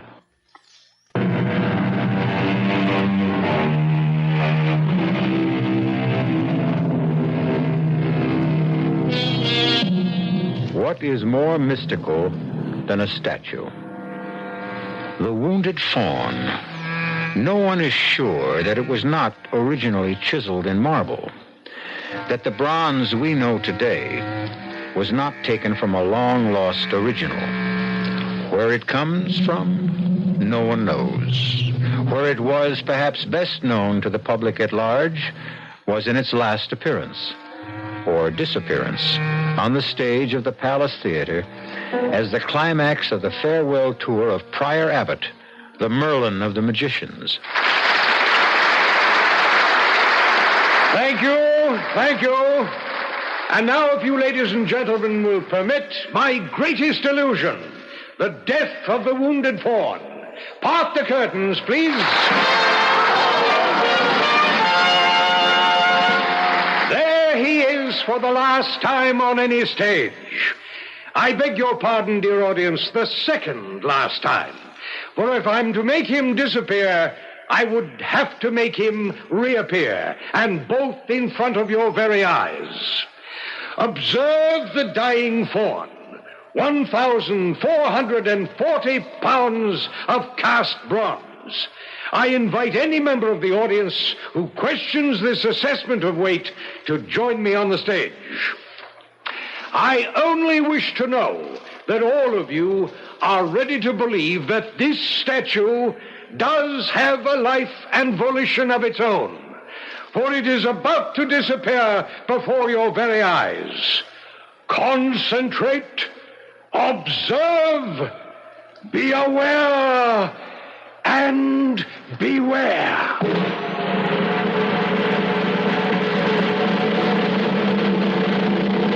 That was back in 1936, David. 15 years before I was born. 18 for you. How do you know about that final performance? You weren't there. Neither was my mother. She was about 5 then. Strange. What? I can't connect your grandfather. What do I call him? Not what you do. The wizard. It's kind of corny. Not for me. It was my mother's second marriage. I was 5 years old. Mother was about 28. He was 57.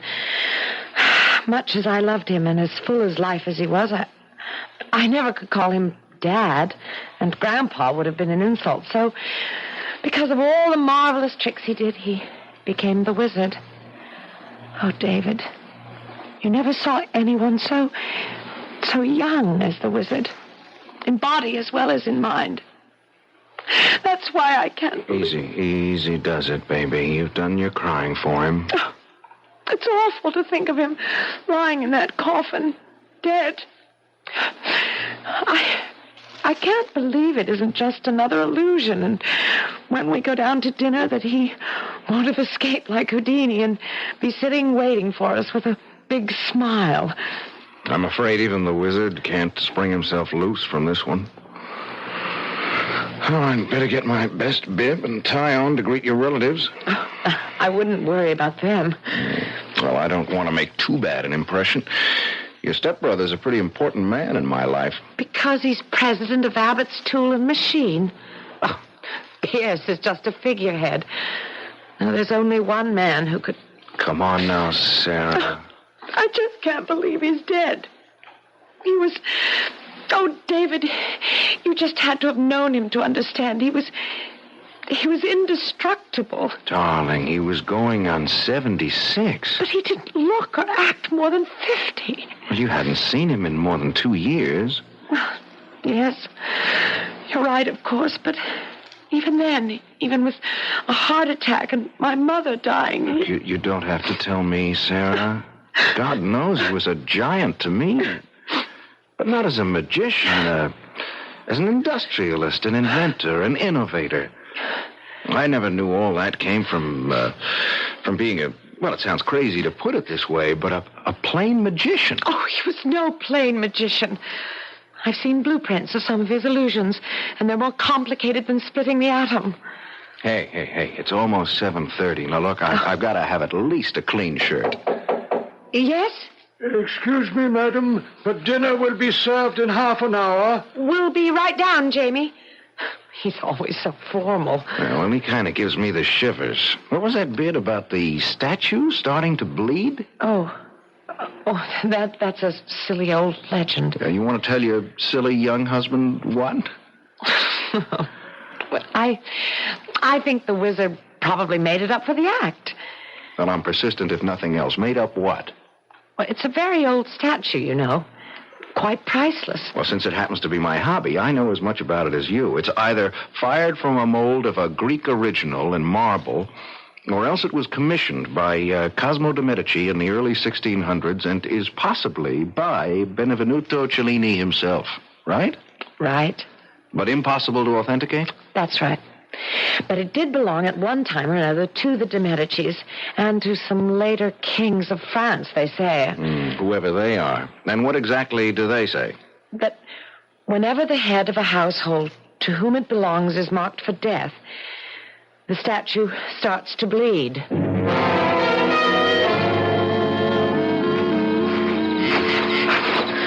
I don't want to be late for dinner. No, we won't be. I just had to see this fabulous statue. Well, there he is. Wow.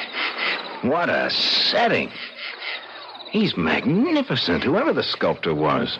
He's sad. Poor wounded God. God? Come closer. Look at him. He's not just a faun. He has to be Pan himself. Without the horns. Ageless, deathless. The spirit of youth and life.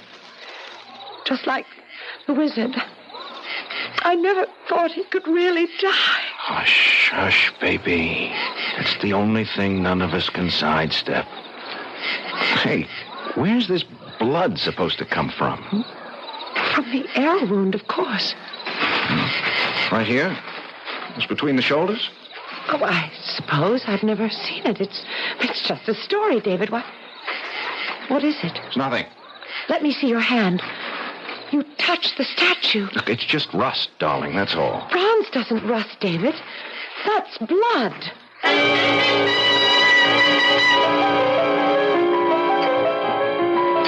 Are you sure this is sherry, Pierce? As advertised, and as always, nothing but the best. It doesn't taste right somehow. I doubt if anything will until we all find out just where we stand. It's upsetting that he died so suddenly and unexpectedly. You don't suppose he could have left everything to Sarah? He couldn't do that to us. Suppose he has. I'll fight it tooth and nail. I'm his daughter. Daughter-in-law, to be exact. I'm the last best hope. At least my father, your husband, was his son. I hope he's recognized that in the will. And how do we handle this new husband Sarah has sprung upon us? I've no idea. It's too bad the wizard didn't know about him before he kicked off. I doubt if he'd have reacted too well to some European opportunist who wanted to pick up a nice American girl with a lot of money in the family. Well, he isn't here to react. It's up to us. Pardon me, madam. Yes, Jefferson, what is it? Mr. and Mrs. Cavelli have returned from the garden.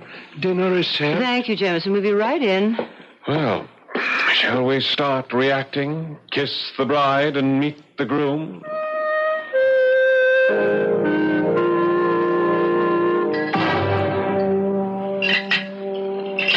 Well, since we all seem to have finished dinner, shall we retire to the drawing room for coffee? And the moment of truth.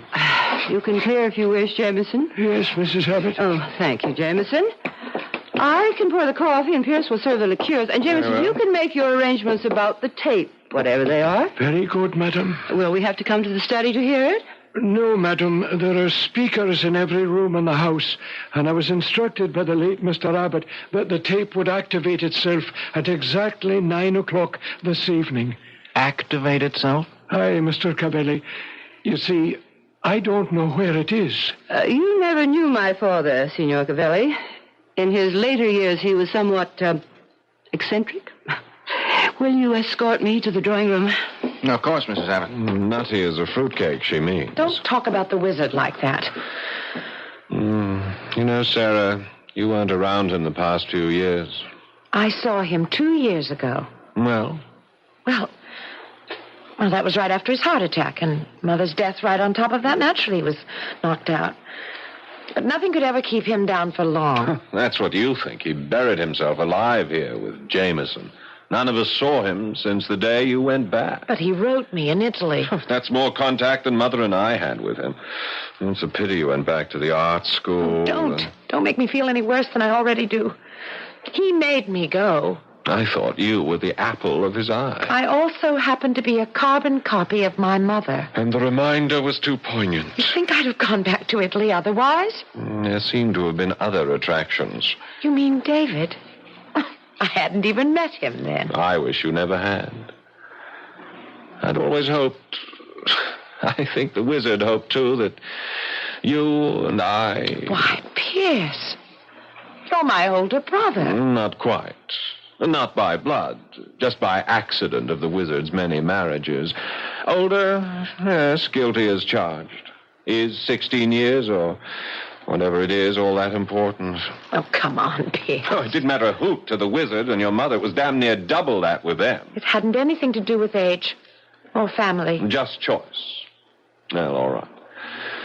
Oh, well, let's go in, and on our way, why don't you tell me more of the man you did choose? I suppose we really should have had espresso for you, Signor Cavelli. No. Plain American coffee, Mrs. Abbott. Oh, really? I thought all Italians like... Mrs. Abbott, I'm not Italian. Oh? Sarah met you in Rome. Florence. Well, Florence. And your name is Cavelli? Well, that's right, but Italian-American. My father and I were both born in this country. Oh, how nice. But you lived in Italy. Well, my father was an engineer with United States Motors. 2 years ago, while I was studying to be an engineer at MIT in Boston, the company moved him to their plant in Torino. When I graduated, I went over to join them and met Sarah. You said in Florence? Yes, at the Piazza della Signorina, looking at the statues. You knew, of course, who Sarah's father was. Well, I knew who Prior Abbott was, but I never guessed that Sarah was his daughter. Stepdaughter. The wizard actually only had one child. Your husband, which makes you Prior Abbott's daughter-in-law. What time is it, David? It's just about 9. Well, people, the moment of truth is almost upon us. I don't know about the rest of you, but I think I could do with something to calm the nerves. Brandy for anyone? I have my coffee. I don't know. Oh, why don't you, darling? I might join you. Why not? Signor Cavelli, would you Look, help... Since we are family, may we make it David? Very well, David. Help Pierce get the brandies. I'll pour the coffee. As you wish. Tell me, Sarah, did the wizard know about this hasty marriage of yours? It wasn't all that hasty. Except at the last moment. You haven't answered my question. No, the answer is no. But let me explain exactly what... Ah, 'tis the witching hour. Pierce. Well, the whole thing is a bit spooky, Mother. Within seconds, all of us are going to face our futures, just where each of us is going, and all manipulated like puppets from beyond the grave. I wonder what particular trick the wizard has up his sleeve this time. We're about to find out.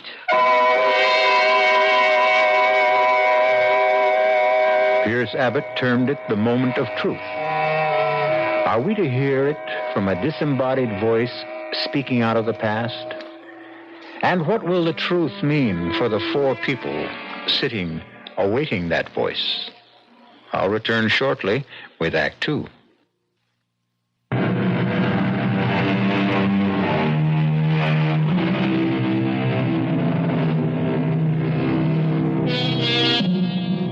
Built in the late 20s, Abbott House is a Gothic castle perched on a promontory that juts out into the mouth of the Connecticut River. Now bathed in fitful moonlight, its flying buttresses and ornamental gables seem almost as much of an illusion as any of the great ones that made the immortal P.J. Abbott the beginnings of his fabulous fortune on the stage. An illusion of immortality fostered at this moment as his voice speaks from the grave. Good evening, dear family. It almost seems like the good old days when I stepped out behind the footlights. Of course, in those days, I never dreamed that I would one day exercise my powers from beyond the grave. When you hear this, I shall be dead, my will signed, sealed, attested, and delivered to the hands of my attorney. It leaves everything I have completely and totally to my beloved Sarah, without let nor hindrance, now that she is 21 years of age. Everything? How dare he? God, what am I going to do? Oh, no, I don't want it all. Subject to these provisions, in the event that my daughter-in-law and her son will sign papers prepared by my attorneys waiving all right or claim to my estate, or legal moves to contest it, they will receive jointly an income yearly till their deaths of what I shall call 30 pieces of silver, the equivalent of $30,000. I further make it a condition that until the will is probated, that all three of you shall stay here at Abbott's house, nor shall any of you leave the grounds for any reason whatsoever. He's crazy. Don't ever say that about the wizard. And just in case any of you question my sanity, my will is attested to by 3 objective psychiatrists who have found me sound of mind. And now for a few personal messages. Can't someone turn that off? I don't want to hear any more. I've arranged there's no way for you to turn this recording off. I want you all to hear. Sarah, you and your mother were the 2 bright spots in my life. Your mother was taken from me. I don't think it was an accident, but I can't prove otherwise. So the best I can do is what I have done. But please, Sarah, whatever the others do, you stay here. For here, I promise you, you are safe. If ever you need help, run to the statue and ask for it. You will find it. A last good night from the wizard, who trusts you and loves no one but you. Insane. Absolutely mad as a hatter. What was all that about Sarah's mother? He's trying to suggest that we had something to do with her death. Oh, Sarah, I hope you don't think... Yes. I don't want to think at all at the moment. I've been traveling for something like 16 hours and my head is splitting. I'm a bit cross-eyed myself. If you'll excuse us, I think we'll turn in. Yes, we're all a bit rocky. Come on, Sarah. Yes, David. Will you excuse us, Mrs. Abbott? Of course. We're both really bushed. Good night, Aunt Rose. Good night. I'm not going to let him get away with it, Pierce. Take it easy, Mother. Not on your life. For that matter, on both our lives. That's what we're going to have to fight for, baby boy. Oh, would you please stop that? I'm sorry, Pierce, silly habit, but you're all I've ever had. No, let's not start down that road. No, you're quite right. That isn't what has to concern us at the moment. That little witch, that someone from nowhere, just like her mother. She's not going to take away Abbott's house and the business and everything else from us without a fight. It's ours. Not if the wizard left the will he said he did. Wills can be voided. I wouldn't count on it. I'll take odds his can't be overturned. He's sure to have covered every angle. Except one. What's that? The heir has got to be alive to succeed to the estate.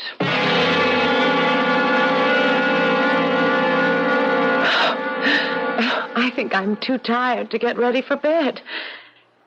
David? What? What are you staring at out the window? That damn statue. It haunts me. Why? Oh, a lot of reasons. Sarah, I don't like this. I don't like any part of it.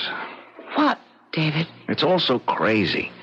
Statues that bleed and disembodied voices on hidden tape recorders. Your stepsister, or whatever relation she is to you, and Pierce. The suggestion that your mother's death was... How did she die, darling? Well, I was away, so I only know what I was told. The wizard had had a heart attack, and she'd been nursing him. She came downstairs and told them that she wanted a breath of air, and she went out... Wait a minute. Who is them? Them... Pierce and Rose and Jameson. Where were they? Rose and Pierce were in the drawing room. Jameson was in the pantry. And none of them followed your mother? Followed her? How did she die? I guess she had a sort of fainting spell. And she fell and hit her head somewhere on the statue. And then while she was unconscious, she drowned in that little pool behind the statue. You're sure of that? Well, what else could have happened? There was a coroner's inquest and a lot of newspaper stories, of course. Then what do you make of your father's obvious accusation that they were responsible? I don't know. Maybe they're right. That the wizard was never really himself again. Oh, David, I wish you could have known him. He was marvelous. The most marvelous person I ever knew. Before you. Holy smoke. What is it? The statue, it isn't there anymore. It's gone.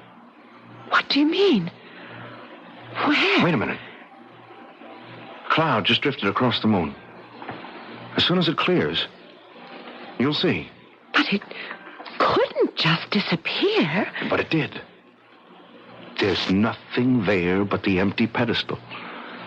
And the grotto and that little pool rippling in the moonlight. Wait a minute. That cloud's just about to clear and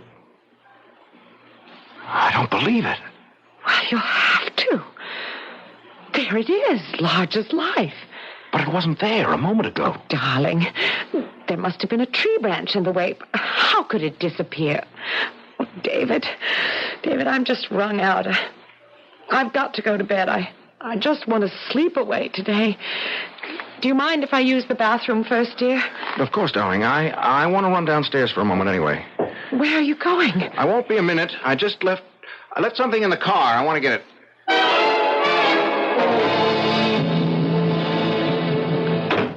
Oh, thank you for bringing me upstairs, Pierce. That's all right. What are we going to do about Sarah? What do you mean? Oh, now, don't play games with me. Are we just going to sit still for her taking over everything? What else can we do? We didn't when we thought it was going to be her mother. Look, we got away with it once. We're not going to get away with it again. We're going to have to. And within the next few days if we're going to. Not here. We don't have any chance anywhere else. The girl has got to die. What good would that do us? The estate would go to her husband. Her husband? Oh, now that's very interesting, Pierce. This young upstart, ambitious, carefully marrying a young girl without her family's knowledge, obviously anxious to make profit out of it. What do you have in mind, Mother? Why wouldn't he be just as anxious to get rid of Sarah as we are, Pierce? I would never be able to get away with convincing anyone of that.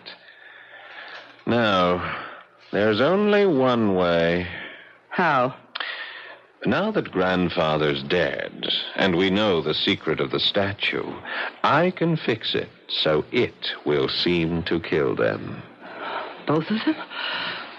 Oh, is that necessary? It's the only way.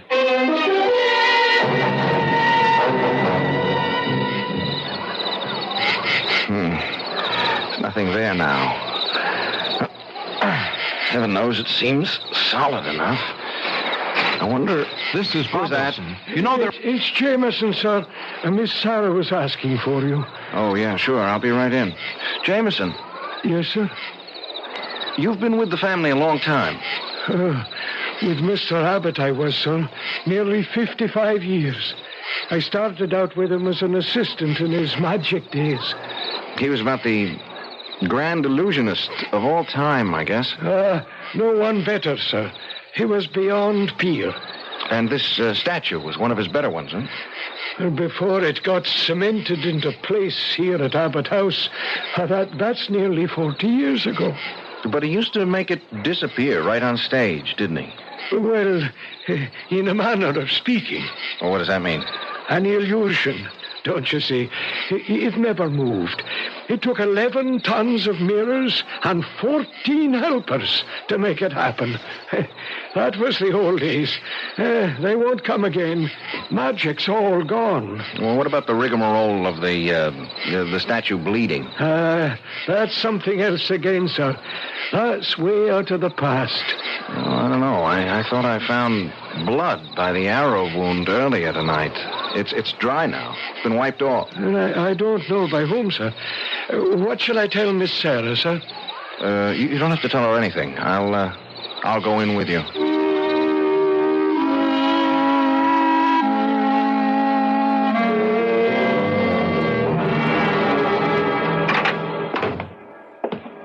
When you're tired, fancy plays strange tricks, Mr. Cavelli. I was thinking of making a toddy for Miss Sarah, if she'd like it. There's nothing better for putting you off to sleep. I'm sure I don't have to ask her. She'd love it. And yourself, sir? No, I'll skip the hot drink. Maybe you'd like to join me in a nightcap, David. Where did you spring from? The wall?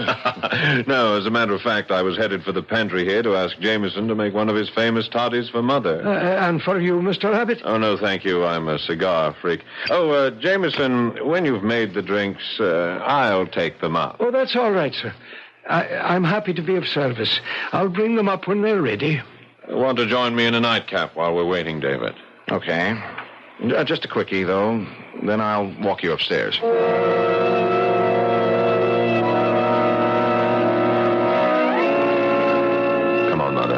I took the rest of the powder out of the sleeping pills for Jane. Well, it's right here, Pierce, but how are you going... Sheer luck. Jameson is making a hot toddy for both of you girls. With this, I can fix Sarah's so she'll never wake up. Oh, we can't get away with it. Leave it to me. David and I just had a good night drink. I only had some chloral hydrate to slip in that. But he's going to wake up with a large headache tomorrow. Dare we risk it? We have no choice, Mother. We've got to go for broke. If we don't, I'm dead. And as you well know, I'm just selfish enough to make sure that everyone else goes before me.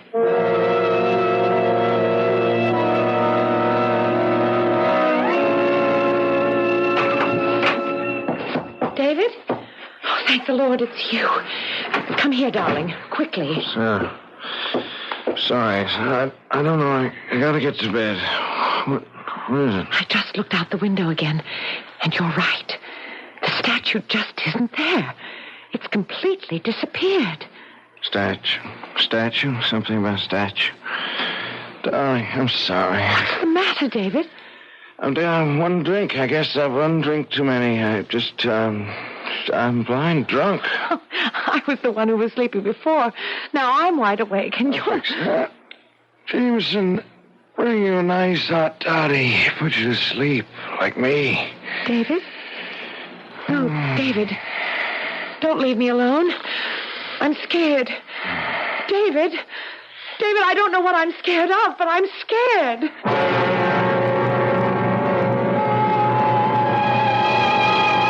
And well, she should be scared. For with David's collapse, the forces of evil, real and unreal, swarm about Sarah, threatening her very life. Perhaps most terrifying of all is the absence of the statue. For with it gone, and David drugged in sleep, where can she run to for sanctuary? I'll return shortly with Act 3. This is WBBM Chicago News Radio 78.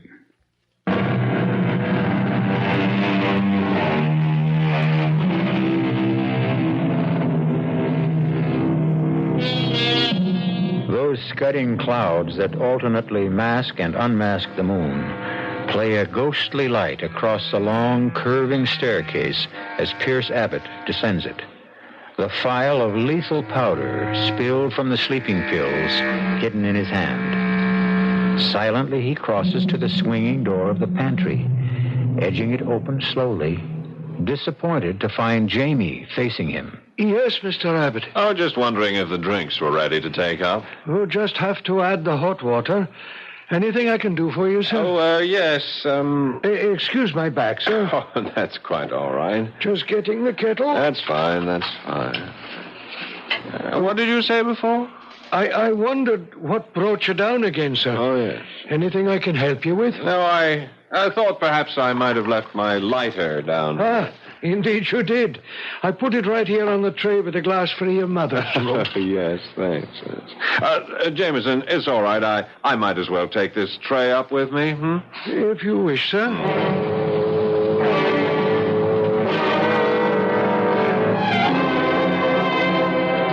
set, Mother. Here you are. What is it? One of Jameson's nice, uncomplicated toddies, mixed by his own hand. As of this moment, he's delivering the same to Sarah. The same? He couldn't testify otherwise. His back was turned when I salted it. Is my barbiturate? Enough to kill a gorilla. We can't get away with drowning them the way we did her mother. We won't even try to. No, they'll die quite differently. How?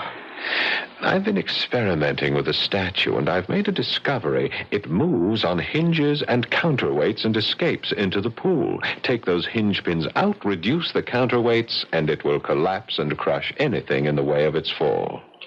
The secret room would be exposed. No, there's a false base which slides into place. The whole thing will seem nothing but a tragic accident. Another chapter to add to its legend. When will you get them there? Tonight, when everyone's asleep. Sarah may be dead already. David is dead weight, but I can drag them through the secret tunnel. It's mostly downhill. Come on, drink your toddy, go to sleep, and leave this to me. I won't draw an easy breath all night. By tomorrow, you'll be able to. We both will.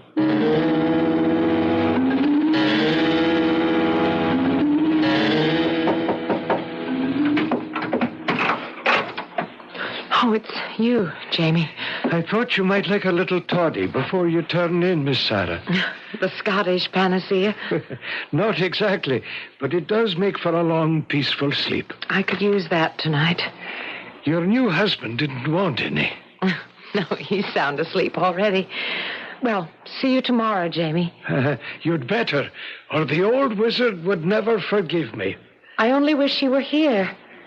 So do I, Miss Sarah. But don't you worry. Wherever he is, he's looking out for you. Turn the key in the door after I leave. You'll sleep sounder. Maybe I'll do that. Good night, Jamie. Good night, Miss Sarah.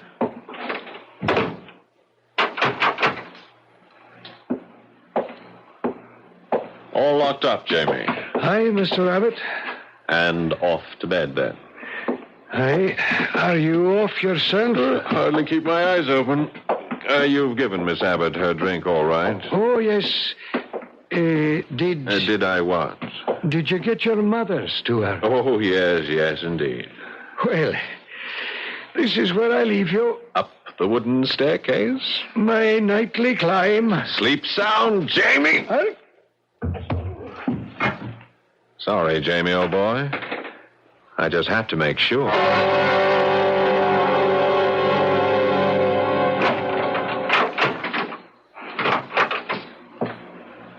What? Who is it? Don't turn on that. Pierce! What are you doing with that pillow? What are you doing awake? Keep away from me. Pierce, keep away. I'll scream. Won't do you any good. There's no one to hear. David! David! You might as well try to waken the dead. Oh, no. He's not. He's not. Not yet, just knocked out, but he will be. You must be crazy. Only desperate. It's the same thing. Keep away from me. Keep away. Sorry, Sarah. I have to.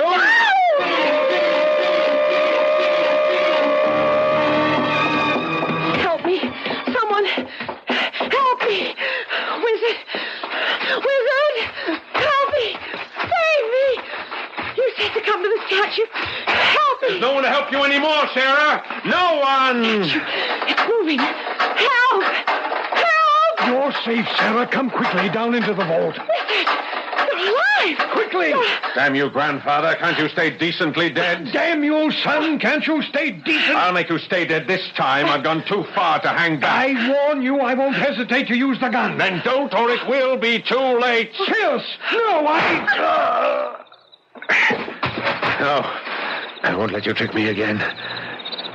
The last trick is going to be mine. Wizard, look out! The statue! Too late! We all go together!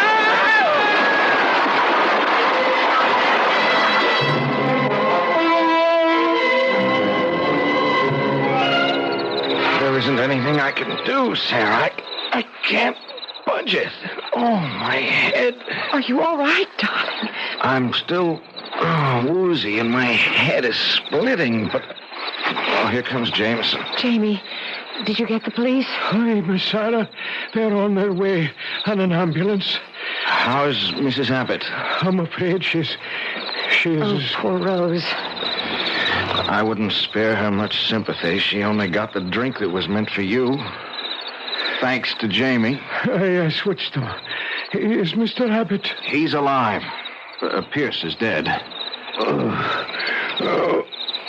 Sarah. Yes, Wizard? I'm here. I have a lot.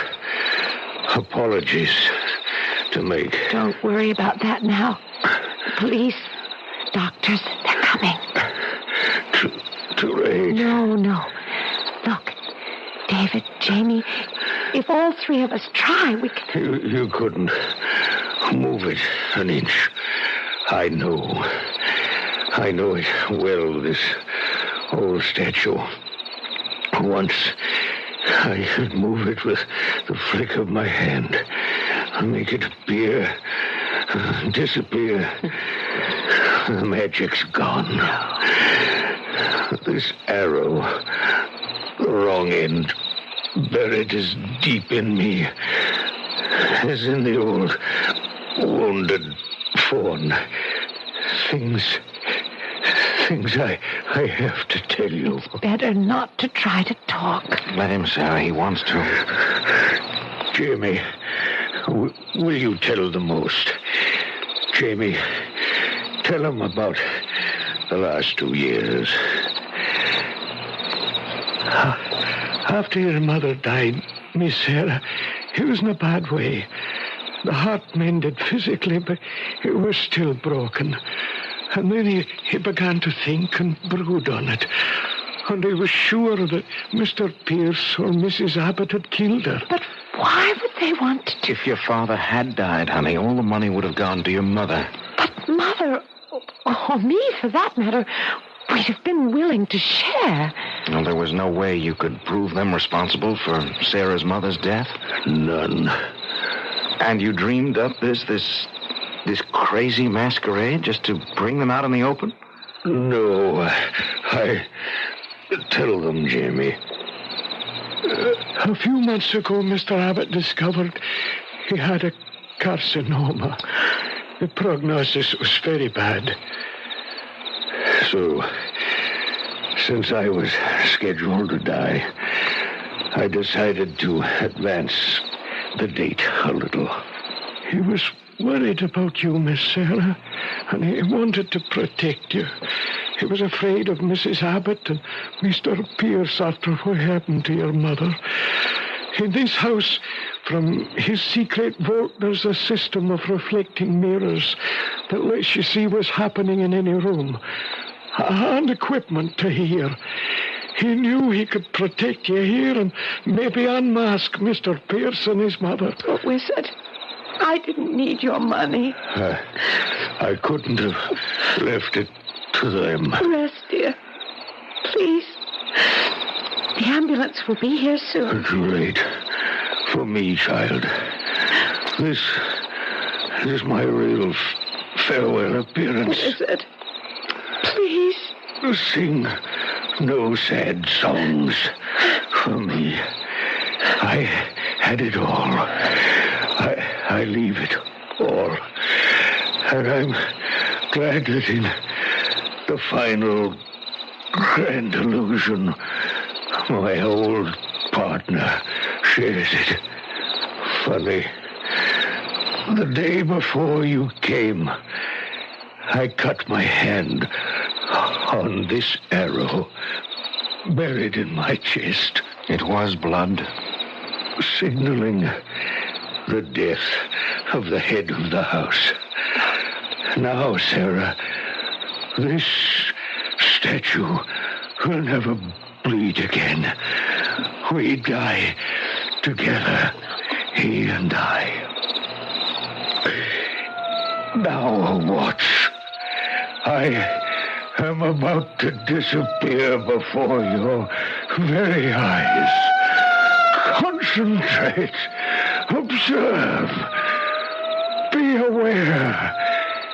And all the rest is silence. The statue, of course, did not disappear. Restored, it still occupies the grotto. Abbott House is a curiosity. Its periscope mirror system, its intricate sound wiring, its secret passages and subterranean vault, a mecca for tourists. And the statue doesn't bleed. Enough blood has been let, one hopes, to still the legend forever. I'll be back shortly.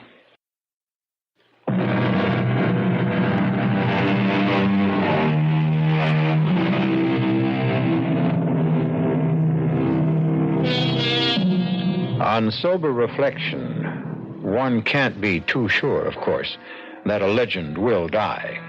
They tend to persist. But since the head of the Abbott household is now Sarah, and she has at least 50 years ahead of her, few of us will be around to find out. Still, circa 2025, if you have nothing better to do, you might visit Abbott House. Our cast included Patricia Elliott, Tony Roberts, Grace Matthews, Kurt Benson, and Paul Hecht. The entire production was under the direction of Hyman Brown.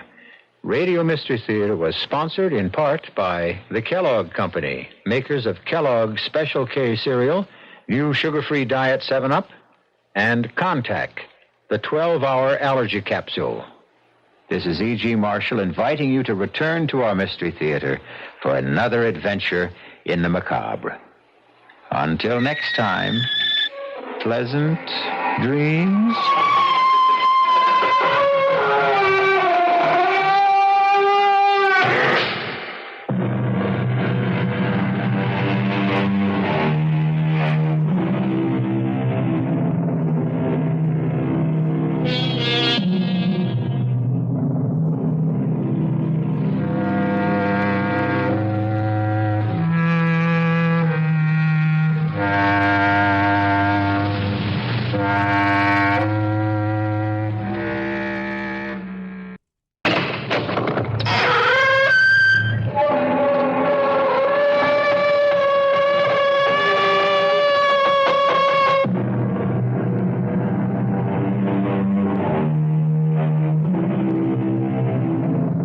Come in. Welcome. I'm E.G. Marshall. Once again, it's time for that journey through the world's most mysterious landscape, the complex mind of a human being. What does the mirror show you? Does the mirror know more than appears on the surface? How deeply can it probe? Consider a lady named Helen Stewart. Fred! Fred! What is it? Tell me, what is it? Look! Look at what? Look at the mirror. What about the mirror? Well, can't you see? I'm not in it. I'm not in the mirror. I've lost my reflection.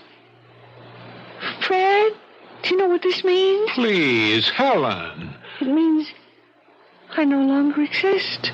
It means I've disappeared.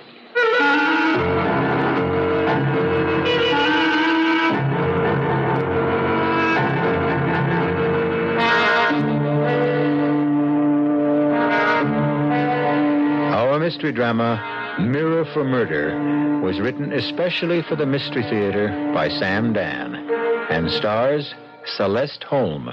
It is sponsored in part by Anheuser-Busch Incorporated, brewers of Budweiser, and by the Kellogg Company, makers of Kellogg's Special K cereal. I'll be back shortly with Act One.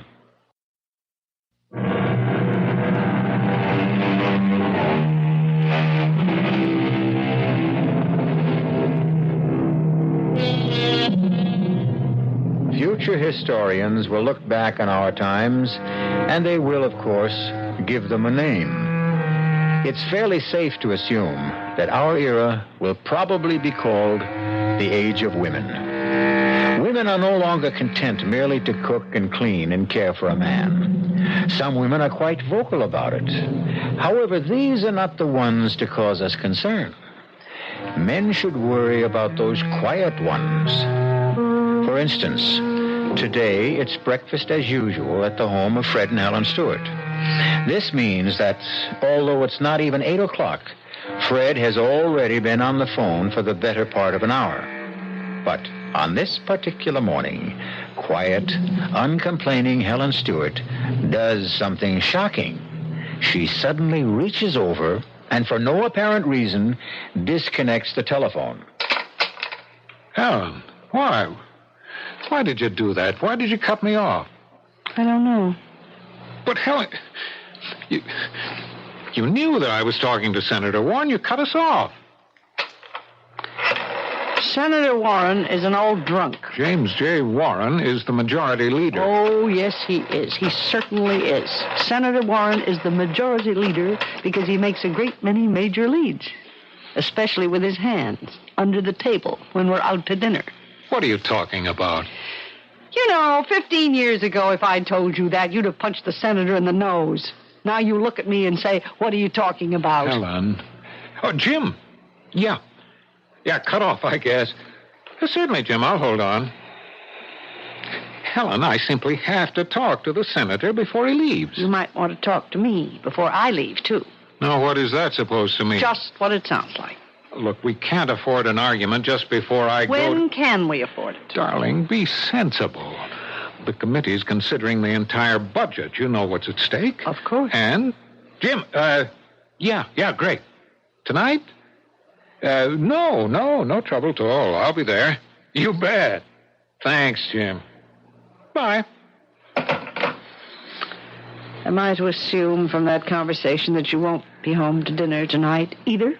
Senator Warren wants me to meet with the Finance Committee people for dinner. I see. Well, they have to be brief. Naturally. I'll try to cut it as short as I can. We have tickets for the opera tonight. Remember? Oh. Well, look, why don't you go, and I could pick you up after. If I'm going to go to places alone, I don't have to be married. Oh, Helen, just as soon as all this pressure is off... Fred, you're having so much trouble trying to fit me into your schedule. What are you doing New Year's Eve? I resent that. Do you? If you didn't want me to go into politics, you should have said so. I don't recall that you ever asked me. Darling, this is the big break. Jim Warren is letting me write this bill. It'll be known as the Stewart Act. It'll revolutionize the concept of education throughout the state. From here, I can run for national office. First the House, then the Senate. Mm-hmm. Yes, well, write me a letter. Let me know how you make out. Oh, I want you to help me. Help you? How? Oh, just don't add to my... To your problems. Is that what you're trying to say? No.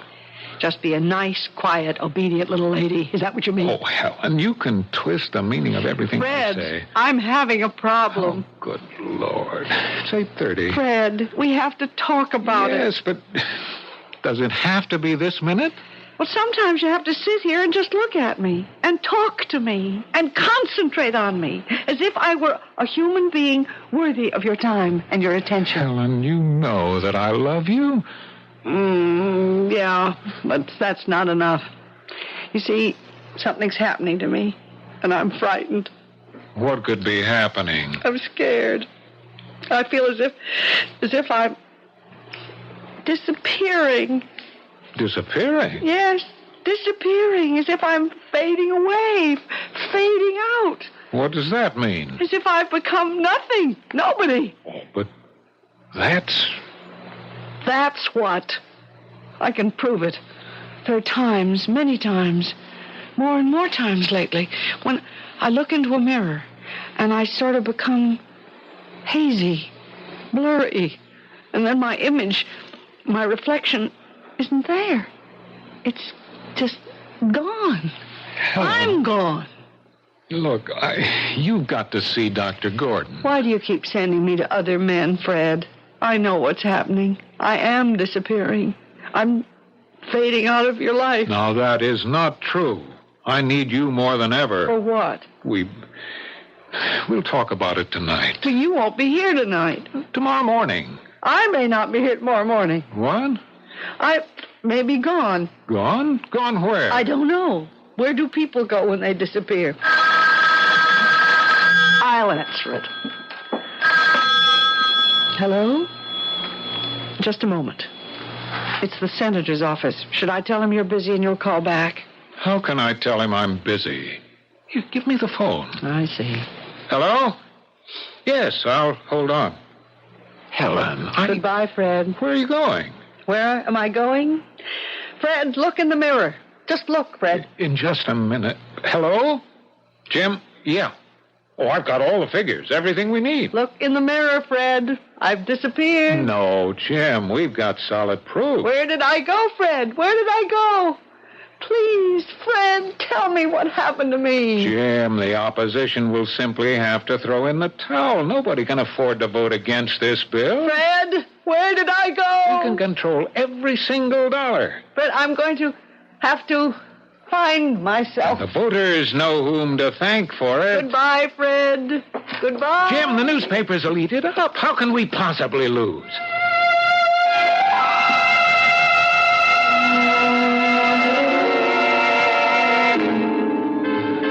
Key to 247, please. Here you are, Miss Craig. How did you enjoy the skiing this morning?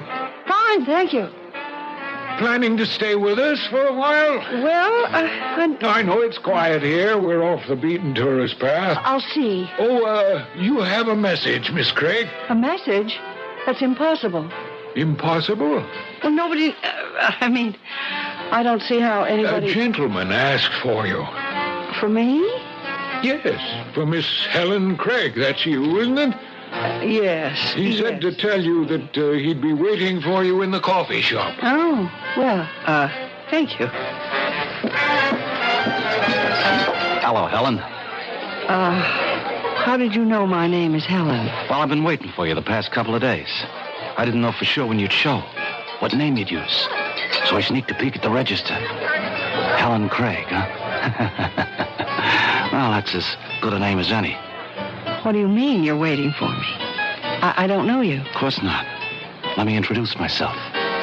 Mike Perry. Please tell me what this is about, Mr. Perry. You know, I never believed the contact would be a dame. This woman's lip thing, it's running wild. Although, a dame is smart, but who'd figure a dame? You obviously have me mistaken for someone else. There's no mistake. You know it, and I know it. But you're playing it right. Cool, okay. We're ready to deal. Once again, Mr. Perry, there seems to be some mistake. Yeah. See, we gotta set up a meet between you and my boss. He's due in tomorrow. He's got the dough and the details. Mr. Perry, please, excuse me. Sure. I may want to talk to you later. You'll be around, won't you? Mr. Perry, please, whoever you are, do be good enough to excuse me. Just a minute. Who is it? Room service. Well, I'm afraid there's a mistake. I didn't order Compliments anything. to the house. Oh.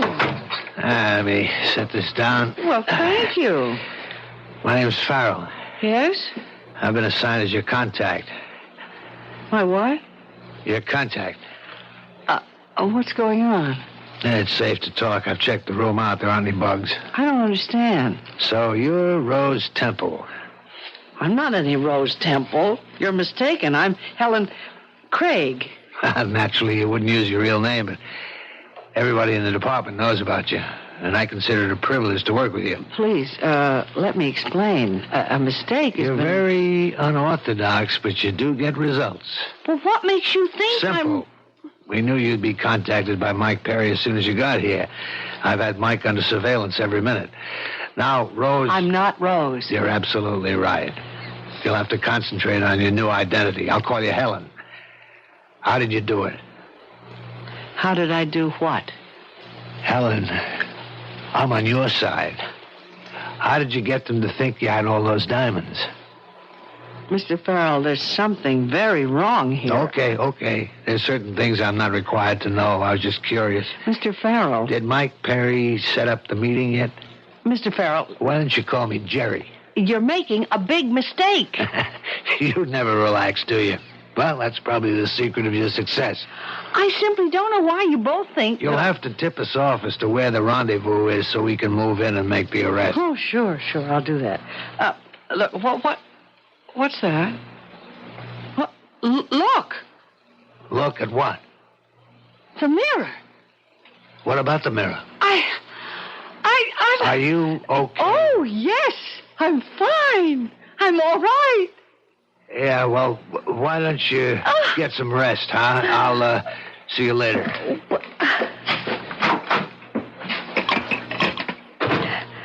Operator, is there a doctor nearby?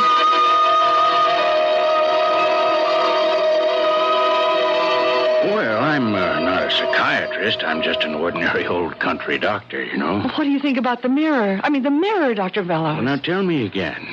Back at home, you disappeared from the mirror. Right. It could be a symbol of how unimportant you think you've become to your husband. I know that. That's why I ran away. I thought I could find myself. Yes, I see. Who are you, really? Oh, I don't want anyone to know. Well, your husband is probably worried. How worried? Worried enough to tell the police to look for me? Well, perhaps, but let's stay with your problem. You ran away to find yourself, and a few minutes ago you looked in the mirror and you saw your image again. Is that what you're telling me? Yes, but... But what? The image I saw. Well, I've never seen such an image of myself before. I mean, I'm filled with brightness, a kind of glow. Well, look in the mirror again. Yes, it's the same image. It almost hurts my eyes to look. I mean, what does that mean? If that's how you see yourself, then it could mean you've suddenly become important again. I mean, important to someone. Or that I'm having another hallucination. What kind? Oh, Doctor, I'm hallucinating. I must be. That I'm some sort of an agent. An agent? A double agent. What do you mean? That I'm some sort of secret operative, and I'm posing as a member of some powerful gang. I mean, I realize this must sound... No, that's all right. It's all right. Keep talking. Seems I'm here to contact some powerful racketeer, at which time there will be an arrest or a shootout or whatever happens at such a meeting. I don't know. I haven't hallucinated that far yet. And what form does all this take? Well, I've been approached by a man who has identified himself as a member of some gang. And then I've been contacted by someone who's evidently my colleague in a law enforcement agency. Well, does all this happen at night? I mean, could these be dreams? No, I mean, it happened less than an hour ago. I actually spoke to the gangster in the coffee shop and to the government agent in my room. Well, then, why do you say these are hallucinations? Well, how could they possibly be anything else?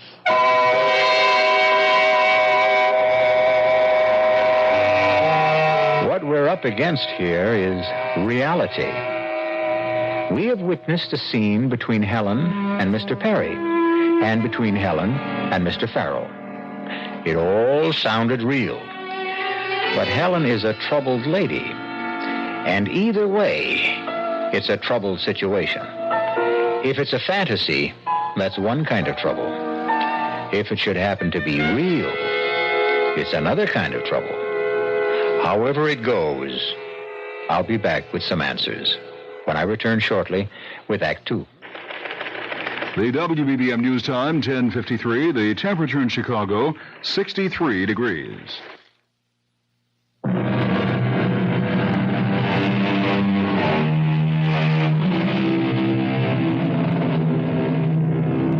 There comes a time in the lives of many women when they feel unwanted, neglected.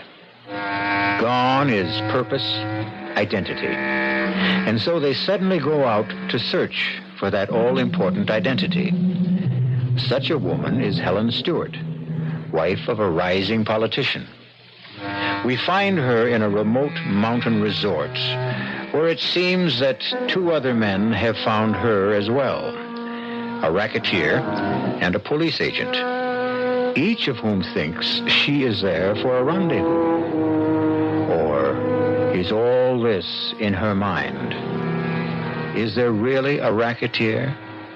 Is there really a police agent? Are you saying, Dr. Bellows, that I'm not hallucinating? You mean that I've actually been approached? No, but we must consider every possibility. Well, then, what should I do? Well, in addition to everything else, Miss, Craig. Well, if you were to use that name, it's all right with me, but you really should tell me who you are. No.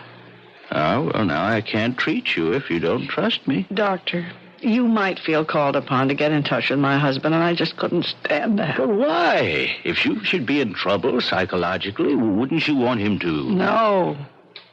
I left him so I could do something for myself. I'm not going to run back to him at the first sign of trouble. I mean, whatever that trouble is. Well, we must find out what the trouble is. First, we must make sure that you are hallucinating. How? Well, now let me see. You've been approached by two men.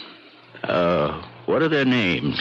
Well, the one who seems to be the gangster calls himself Mike Perry. The other one, Jerry Farrell, claims to be a police agent. He works here as a bellman. Mm-hmm. But how is this... Let's find out who they really are. How? Frank Winslow, who owns the place, is a close friend. I can get the information from him. Doctor, why am I doing this? I mean, those two men, I've never seen them before in my life. Why should I... You've probably seen them before. Where? Oh, in the movies, or at least men who resemble them, and you've projected yourself into a situation. What if I keep hallucinating? What if they approach me again? If they do, it's because you want them to. They help to support your need for importance. But I can't go through life. What am I going to do? Now, look, you've already started to do the right thing. You're trying to come to grips with the problem. Now, remember, whatever you do, don't panic. Don't waste your energy. Just be quiet, calm, rational, and everything will be all right.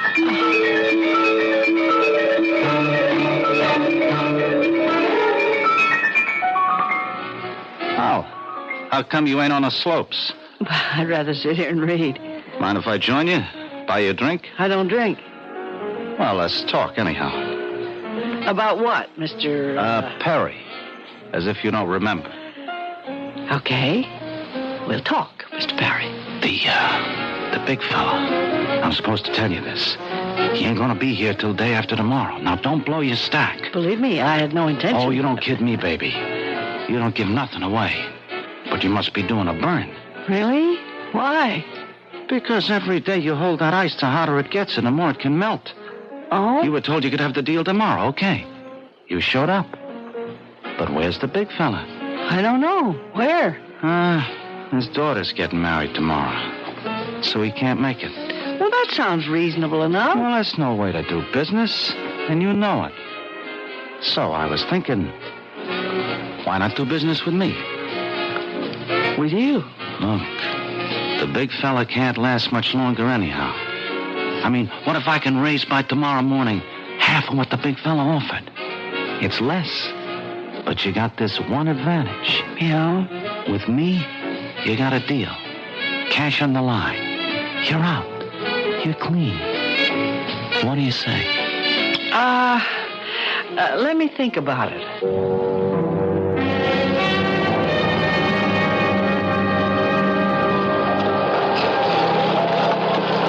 I didn't know you could skate. Well, what are you doing here, Mr. Farrell, I keep an eye on you. You were observed in the lounge talking with our friend, Mr. Perry. Oh, so? So, let's sit down. Nice, quiet little table. I'll buy you some hot chocolate, and you can tell me about it. Well, I'd rather skate if you don't mind. I need the exercise. The conversation with Perry. Oh, the scheduled meeting can't take place tomorrow. Why not? The big fella's daughter is getting married. What's the new date? Day after. I don't like it. Every extra hour makes it more dangerous for you. Well, there was an alternate suggestion. Yeah? I could deal directly with Perry. With Perry? He's willing to double-cross the big fella. Oh, so Perry figures to move against his boss. That makes it very rough for you. Why? Did you agree to deal with him? I'm thinking it over, supposedly. Bad. He's given himself away. As soon as he realizes you're expendable. What can happen? He'll set up a meeting place. You show up with the diamonds. You get killed. But but I... That's why I have to be there. We have to get Perry first. Oh. Of course, this blows the objective the office had set up to catch the big fella, but we have to save your life, huh? All right, where are the diamonds? The diamonds? Never mind. It's better if I don't know. But there are no... So Perry's decided to make his move against the big fella at last, huh? I'll have to check back and find out how we're supposed to play this. Meanwhile, you have a weapon I don't know about? A weapon? Yeah. Word is that you never carry a gun. I checked out your luggage, but I can't believe you don't have something on you somewhere. Do you have a gun? No. You know, you're too good to be true. What does that mean? You're the most unlikely agent I've ever met. Well, maybe that's because I'm not No, you are. I know how you made your reputation. It's that air of innocence, naivete. And that's your strength, your armor. Well, you can get away with that against the upper crust criminals. The what? The upper crust, the gentlemen. The con artists, the flim-flammers, those are the guys you've tangled with. Bust one of those guys, they come along quietly, but now you're up against killers. Make sure I'm always close to you. Don't make a move unless you tell me.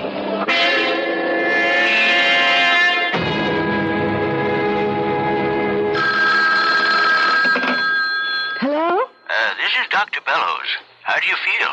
Oh, I've been hallucinating. I think I've just had a discussion with both of those men. The racketeer and the government agent? Yes, Doctor. Mm-hmm. And how did it go? Frightening, as it seems so real. Are you near a mirror? Yes? Look at yourself. All right. Huh? What is it? I've never seen myself in such clear outline, such sharp detail. I mean, such brilliant colors. See, you're feeding on your fantasies. I am? These men you're talking to. Yes? Well, I had to go on the basis that anything can be possible until proved otherwise. Doctor, do you mean they can be real? Well, now I don't believe it because I checked up on them. The so-called gangster. Mike Perry. Yes. He's a partner in an export-import company in Philadelphia, a most reputable firm. And the hotel employee... Mr. Farrell. He's only been working there for a few weeks, but he has excellent references. Recommendations from employers that extend back over 15 years. I see. So now, we can definitely dismiss these as fantasies. Hallucinations, call them what you will. Yes, I can't tell you how relieved I am, Doctor. The situation was beginning to take a dangerous turn. Well, perhaps you'd better come over here. I'll give you some medication that will let you get some rest. You see, you have to start building yourself up now. Oh, thank you, Doctor. I'll be there right away.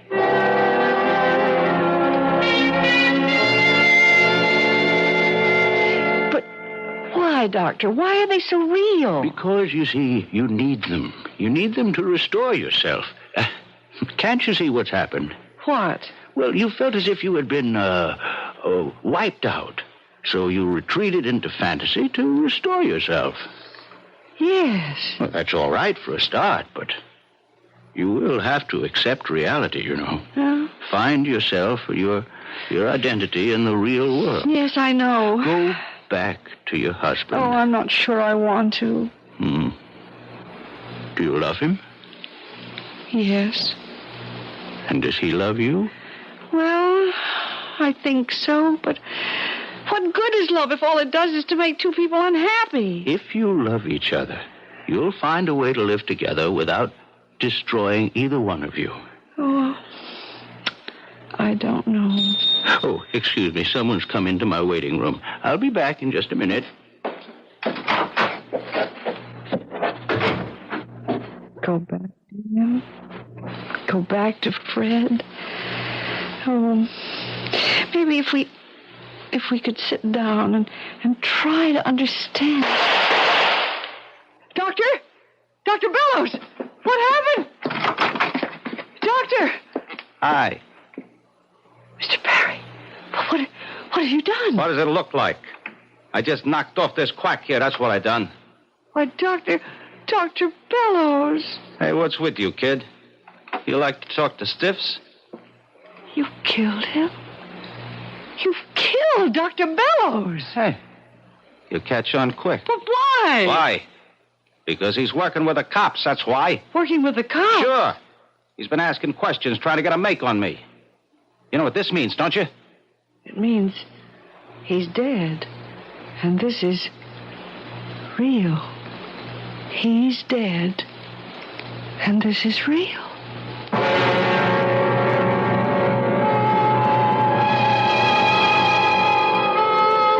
She looks at the dead man lying on the floor, and then she glances in the mirror. And there she is, larger than life, huge, grotesque. Her dress in the mirror is stained and spattered with red. But that's in the mirror, and she knows that's fantasy. But what is reality, plain and stark, is Dr. Bellows dead on the floor. And the spreading crimson stain on the carpet, that's real. That's death. I shall return shortly with Act 3. This is WBBM Chicago News Radio 78.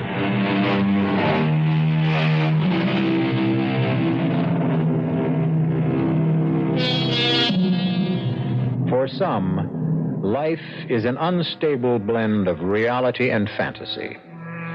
Normal people solve the problem by dreaming fantasy and living reality as nearly as they can. But sometimes common sense, rational thinking crumble under the stress. And then reality and fantasy vie with each other for a person's sanity.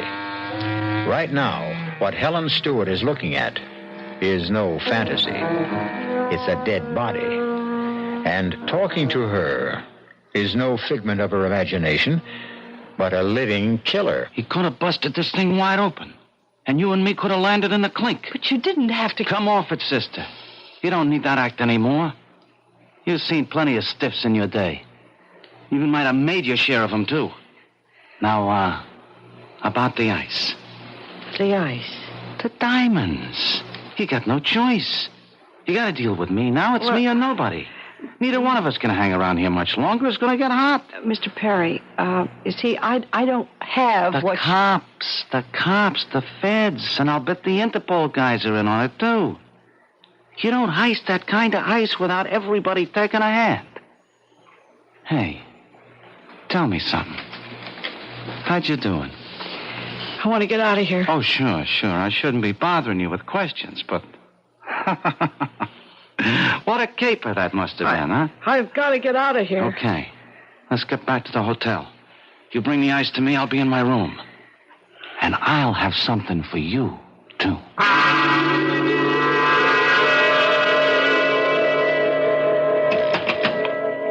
Yes? I'd like to make a local call to Dr. Bellows. Dr. Bellows? Yes, Dr. Bellows. Well, I guess you haven't heard. It only happened a little while ago, but Dr. Bellows is dead. Dead? Yes, he was murdered. Murdered? Yes? Nothing. Nothing at all. Never mind. And it did happen. It's real. I was there. And Mike Perry is a killer. Now I need... Yes? There's a bellman. You know, the man named Farrell? Yes, Jerry Farrell. Yes. That's the one. Could you send him up here right away? Well, I'll try to find him. Please, hurry. It's very, very important. Sure. Miss, I have a call for you. Will you take it? A call for me? Well, who? It's from the hotel here. All right. I'll put it through right now. Hey, you got the ice? Mister, why do you insist? I know for a fact it ain't in your room. Where have you got it stashed, huh? Mr. Perry, I think you ought to know. Baby, I know everything I ought to know. Now you pick up that ice and be in in my room with it in a half hour, see? Don't hang up. I've got to tell you. Oh, who's there? Open up.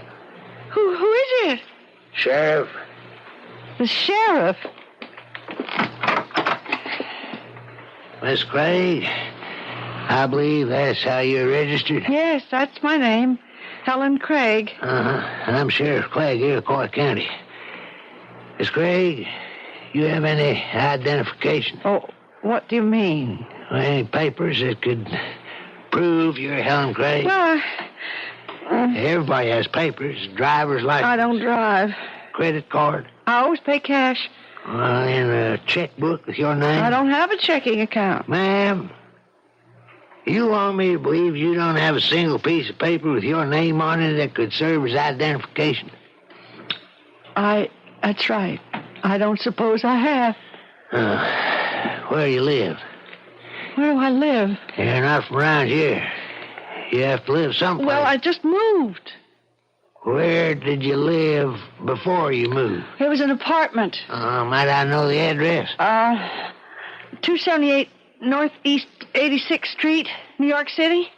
If we checked there, would we ever find a record of your having lived there? Oh, yes, I'm sure. Now, look, I may be a hick constable, man, but I know that New York City streets don't have northeast or northwest. Oh, well, then why? Why are you asking me all these questions? Dr. Paul Bellows was murdered less than an hour ago, and you were the last person to have seen him alive. Me?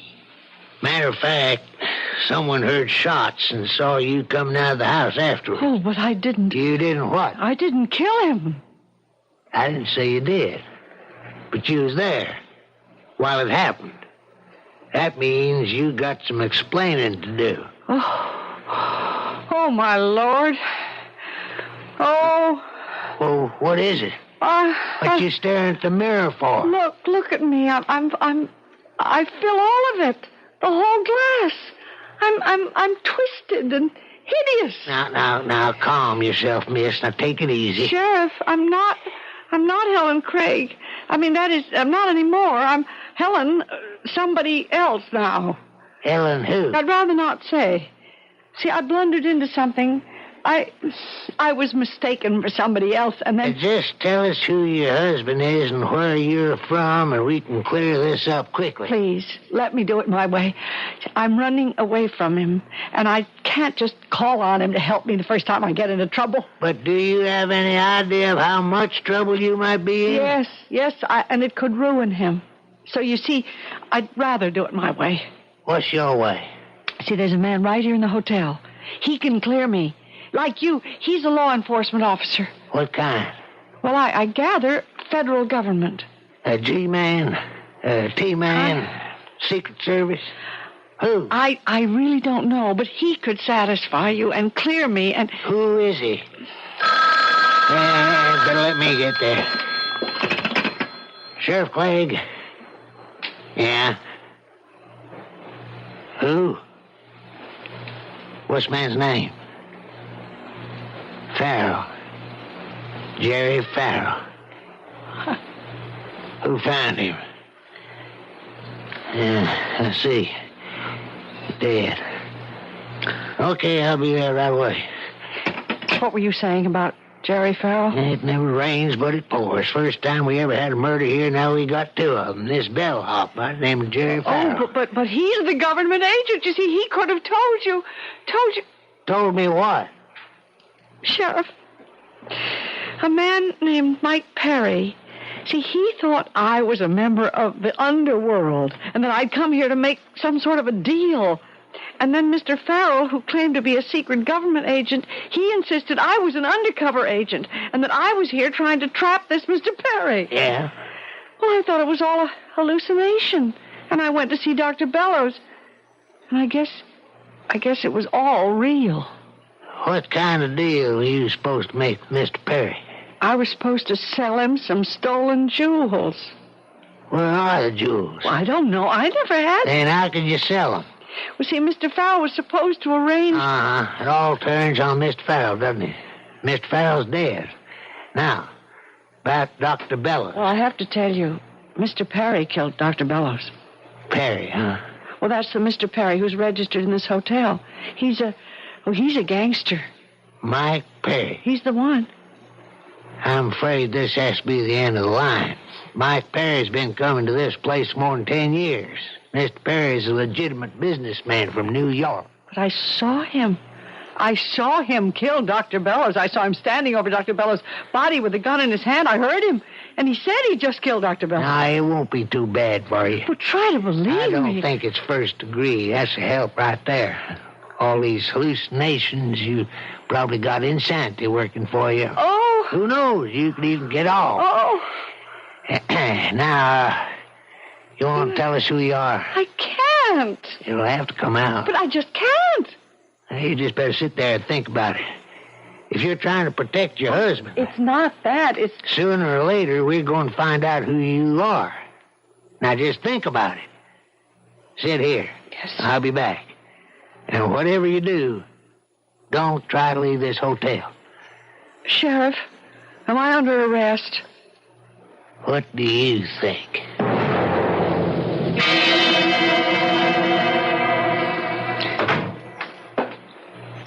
Who's there? Who do you think, baby? Oh, Mr. Perry. Well, where's the ice? I don't have it. You don't have it, huh? Now, what are you trying to do? Play me for a sucker? Mr. Perry, I have tried to explain. You would never listen. I'm not who you think I am. You figure you can make a better deal somewhere else? I'm not out to make any deal. Now, will you please leave me alone? No.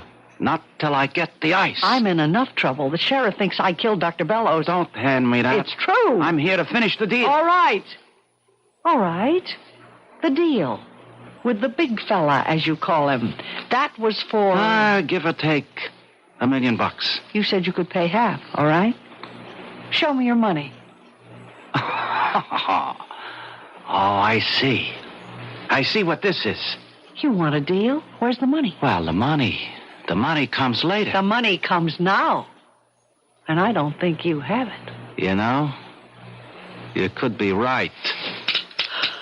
That gun isn't going to help you. Oh, honey, a gun always helps. Shoot, and they'll hear you. Not this time.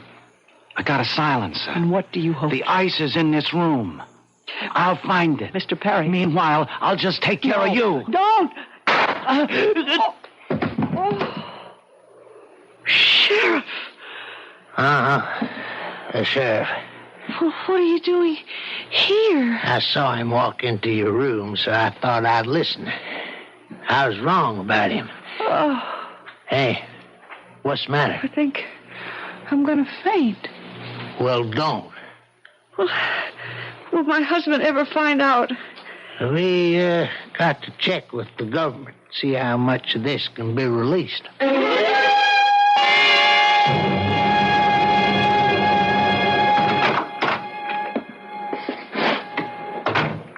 Fred? Helen? Oh, Helen. Oh, hello, Fred. I'll answer it. Hello? Oh, just a minute. It's Senator Warren's office. Oh, that's the call I've been... No. Tell them I'm out. Mr. Stewart isn't in right now. Yes, he'll call you back. Goodbye. Where were you? Why? Did you miss me? Oh, I can't tell you how much. Well, you see, I just went away. Oh, I missed you so much. I almost went out of my mind. Did you? I tell you how crazy I was. I'd look in the mirror and I'd actually see your face there, even though you weren't there. So you see, you were wrong. Your image, your reflection hasn't disappeared. Look, just look in the mirror. What do you see? I see. Oh, Fred, I see both of us clearly, very clearly. Oh, darling. Now, tell me where you went and what you did. Oh, well, I didn't really go anywhere much. And I really didn't do anything.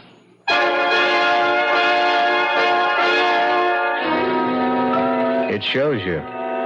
What's reflected in a mirror anyhow? What's behind the face you see? Next time you notice a quiet, mousy little matron on a plane, a train, or a bus, don't dismiss her out of hand. Don't dismiss us either. I'll be back shortly.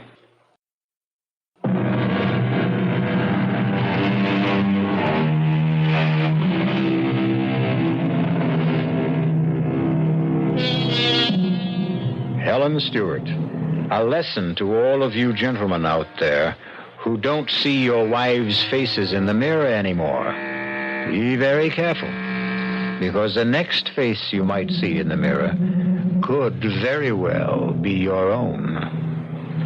Our cast included Celeste Holm, Wes Addy, William Redfield, and Robert Dryden. The entire production was under the direction of Hyman Brown. Radio Mystery Theater was sponsored in part by new sugar-free diet 7-Up, Contact, the 12-hour allergy capsule, and Buick Motor Division.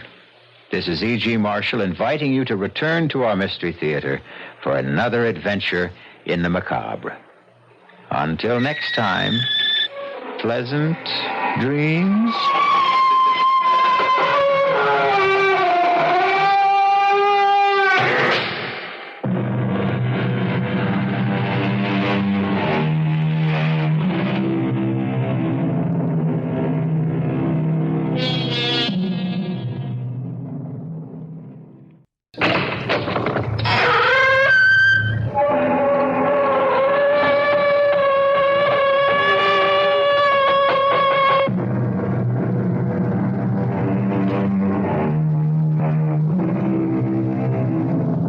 Come in. Welcome. I'm E.G. Marshall. Do come in. Make yourself comfortable, because I'm going to tell you a nice, quiet little ghost story. Nothing to frighten you. Not badly, at any rate. Nothing to make you run screaming into the street. No, the most this ghost story can do is make you snuggle down deeper under the covers and reach out for a hand to hold. A hand, I trust, that is firm and warm, not clammy and cold. There are some who don't take too well to the idea of dying. I can't say that I do myself. No, you look to me like one that would go quietly. Do I really? No fuss, no bother. Take it for what it is. The logical end to life. But those others, oh, look out for them. I don't think I know what you mean. What others? The ones that don't find death logical at all.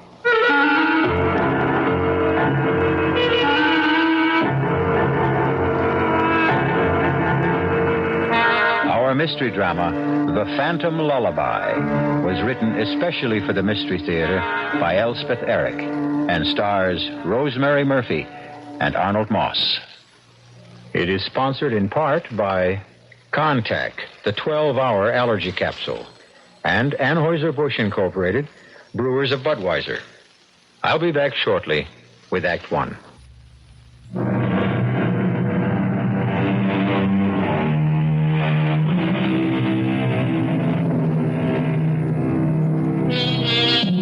I myself have never met a ghost. I don't know why. Perhaps something in my personality puts them off. But if ever I should, I hope he'll do something more than moan and sigh and clank chains. What I should really enjoy would be a nice, chatty ghost who'd sit down and talk things over. Things like whether the life after death is really pleasanter than the one before. And if it is, why is it? Things like that. Things that only a ghost would know. Ah, well, perhaps one fine day or some dark night, if I hold myself in readiness, my ghost will visit me. Meantime, relax, won't you? And listen.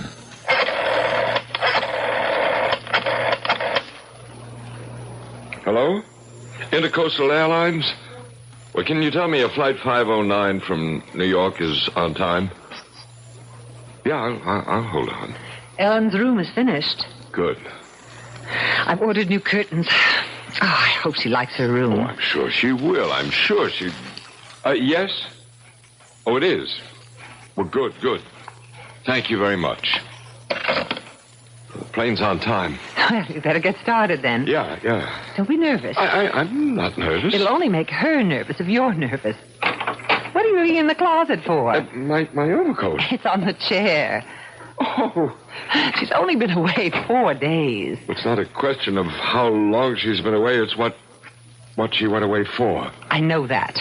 Well, then why say a foolish thing like only 4 days? Please. I'm nervous, too. Well, what do you think you're doing now? This couch shouldn't be here. It should be over there. That's an 8-foot couch. Don't try to move it by yourself. I can do it. Let me have the superintendent, please. Emily, will you stop that? I'd help you, but I have to get going. I don't want Ellen standing around the airport. Hello? This is Mr. Keene, Penthouse B. Yeah, we just moved in. We're not quite settled in yet, and I have to go to the airport to pick up my daughter. Could you possibly help my wife move a few pieces of furniture? No, we want the place to look extra nice. Our daughter's never seen it, and... Oh, that's great. That's just great. Thank you very much. You'll be up in a couple of minutes. Howard, do you think Ellen will like this apartment? Well, I certainly hope so. It's costing an arm and a leg. What with the terrace and everything? Her own bathroom, a real dining room? Well, the idea is to give her a change. New surroundings, blot out everything that happened. As if a terrace and her own bathroom could take her mind off that terrible man. Well, they'll help.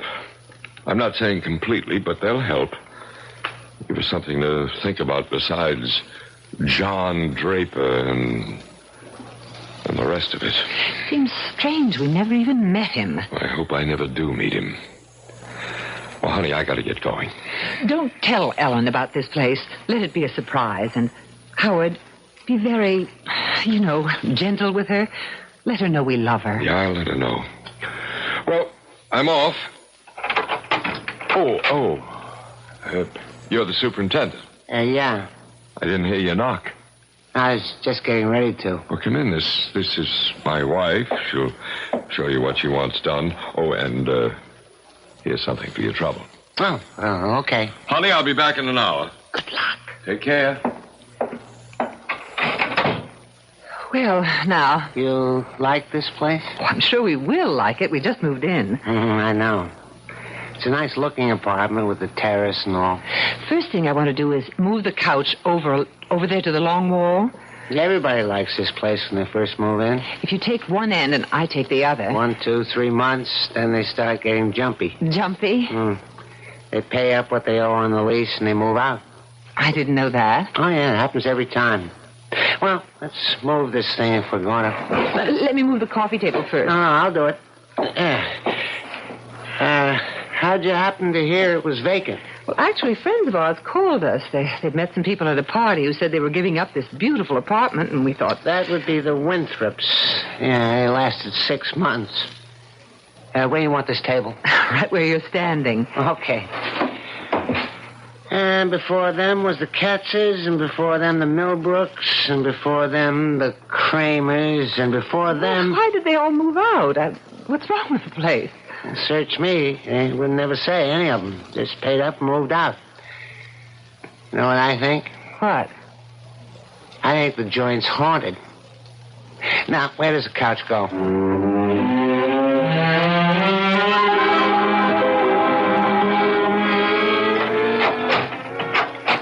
Enter, young lady. Ellen.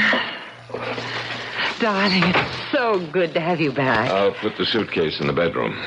When you see your bedroom, darling, make allowances for the curtains. I had to put up your old ones, and they're too short, but I'm expecting new ones, maybe today. But I got you a new bed. Oh, heavens, the fuss they made about delivering it. So, what do you think? Do you like the apartment? It's very nice. Come, look at the view from the terrace. Come on. You can see for miles. Isn't that spectacular? Spectacular. Well, you can take a good look at it later. What would you like to do now? I don't know. Take a hot bath? You have your own bathroom now. Really? Do I? Or would you like to just sit and talk? All right, if you want to. Ellen, was the operation very bad? You mean the abortion? No, it wasn't bad at all. I'm glad of that. I opened your suitcase, let a little air in, huh? I didn't unpack anything, though. I'll do it. You want to do that now, dear? Maybe take that hot bath, and I'll start lunch, and then when it's ready, I'll call you. All right. Is the door on the right? Oh, here, I'll show you. I'll find it. And the bathroom opens right off of it. Howard, what's wrong with her? I don't know. She was like that all the way in from the airport. Like a sleepwalker. Like a zombie.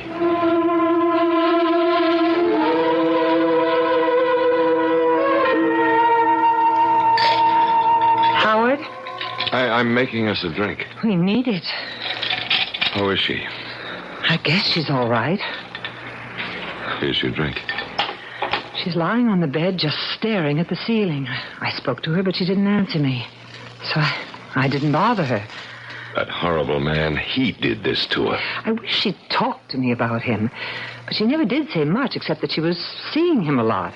And then when she told me she was pregnant, she said he didn't want to marry her, so she guessed she'd have an abortion. Just like that. Things have changed, so. The young people nowadays. And the parents nowadays. I guess so. I should have insisted. I should have put my foot down, absolutely insisted. Insisted on what?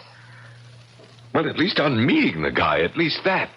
That's not the way things are done these days. Well, they should be.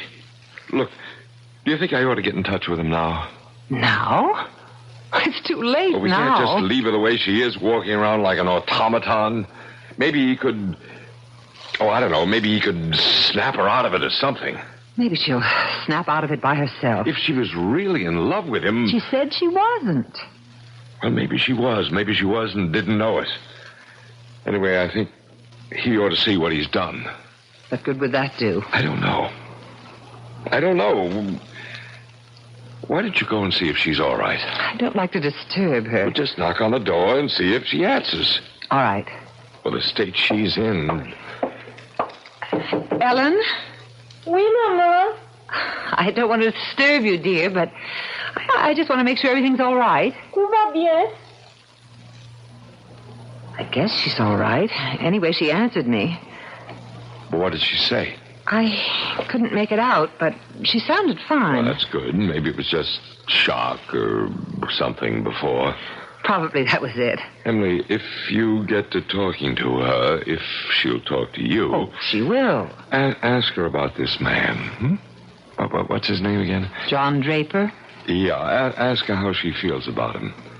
You know, if she thinks about him, wants to call him up or anything, you tell her that it's all right with us. Howard, she doesn't care if it's all right with us. Young people don't these days. They just go ahead and do what they want to do. Well, do you realize we don't know anything about this man? What does he do for a living, if anything? He plays the piano. I think he gives lessons. Where does he live? Over on Market Street, I think. Yeah, that figures. Has he got a phone? I imagine so. I don't know. Well, if he gives lessons, he's got to have a phone. It's got to be in the book. I think so. Anyway, oh, here he is. Look. John Draper, 121 Market. You're not going to call him. No, I'm not going to call him. I just want to know that he's alive and breathing somewhere in this town. If Ellen isn't better by tomorrow or the next day... Howard, she will be. Go knock on the door again, will you? What'll I say? Say anything. Say we're having a drink out here. Why doesn't she join us? All right, if you say so. But keep it light and, you know, cheerful. Ellen, dear, your father and I are having a drink. Don't you want to join us? Pas maintenant. How's that, dear? Je suis occupée. Well, whenever you're ready, we'd love to have you. I think a drink would do you good. Whenever you're ready. I guess she's all right. But did she say she was all right? I don't know what she said. Well, what do you mean you don't know what she said? Ellen! Are you all right, baby? Je regrette, mais je ne peux pas vous joindre pour le moment. Je dois m'occuper du petit garçon. Excusez-moi, s'il vous plaît. Howard. Why, I didn't know she could speak French. She can't. Well, she just did. I understand enough French to know that. What did she say? Could you tell? Well, she said she couldn't join us just now because she had to take care of the little boy. Do you agree with Anthony Trollope that the chief duty a parent owes a child is to make the child happy? I think I do. And I think in their more beneficent moods, most people do. Why, then, are there so many bitterly unhappy children? We may find out when I return shortly with Act Two.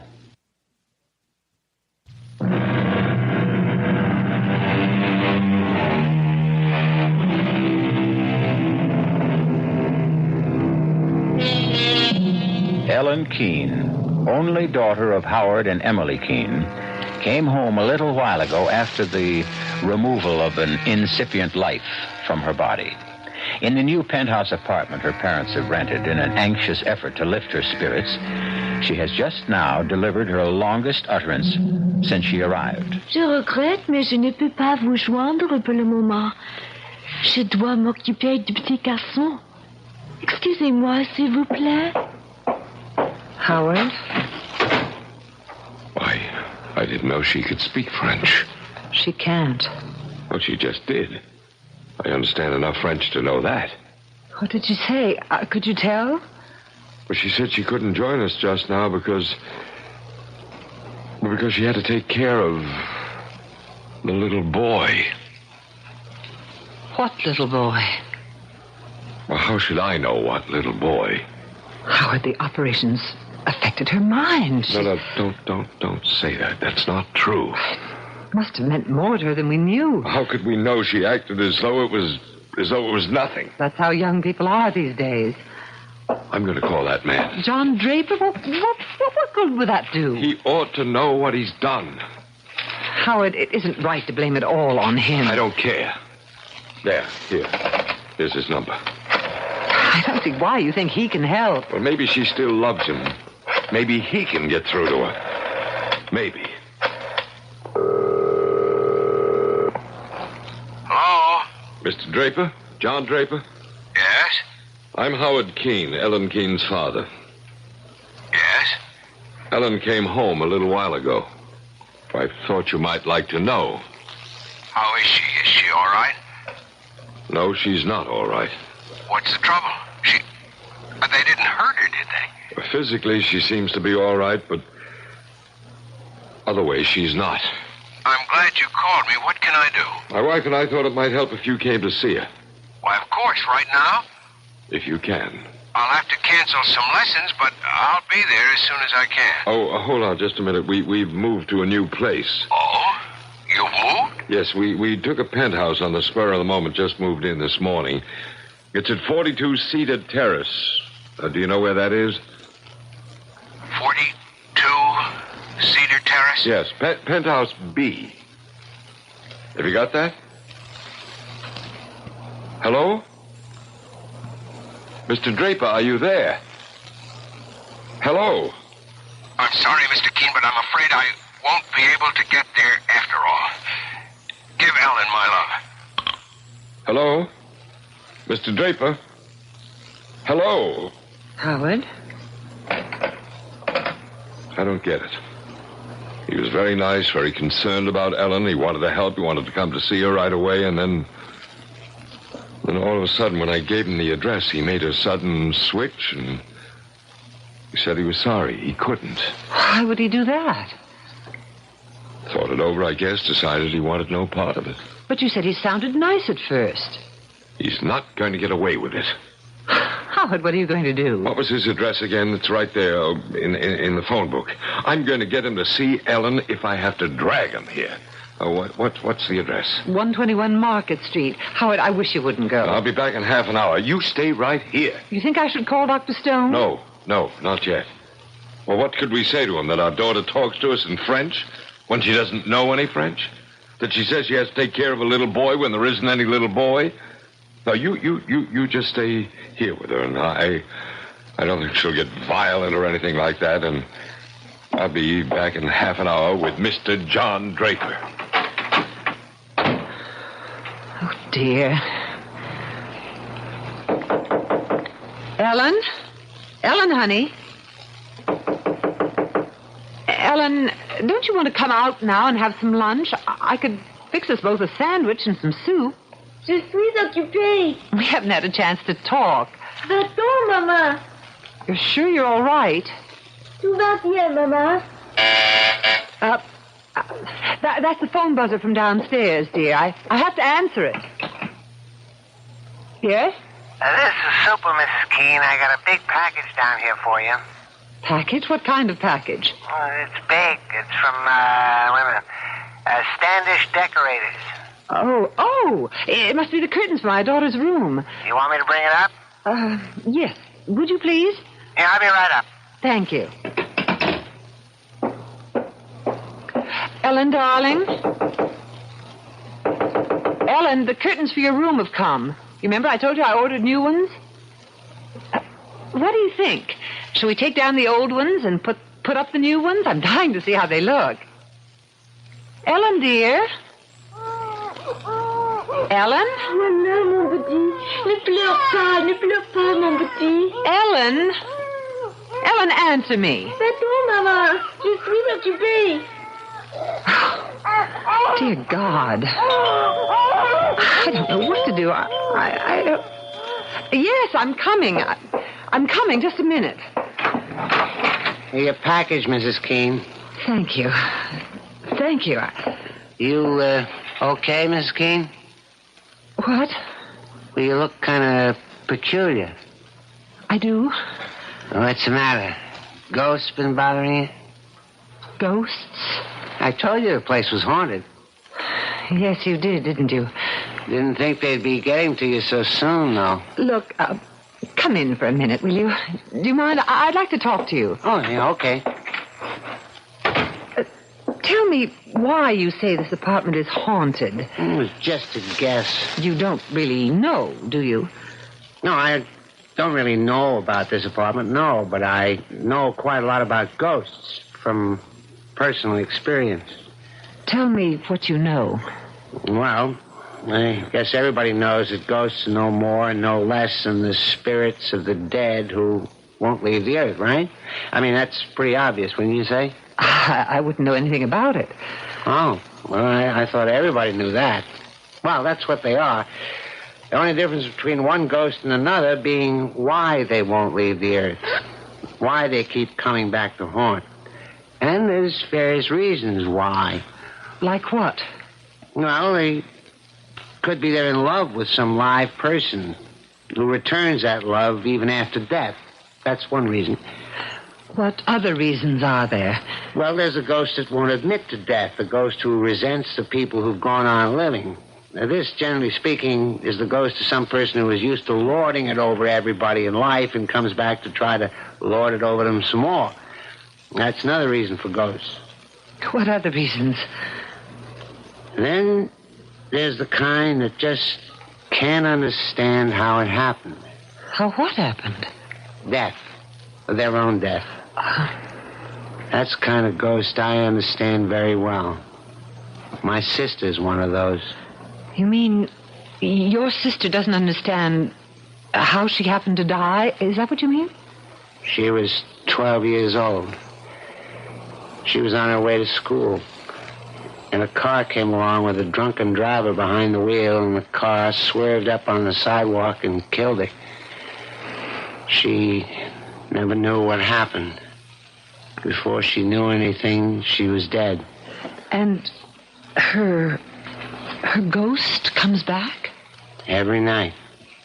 Every night I wake up and hear crying. What do you do?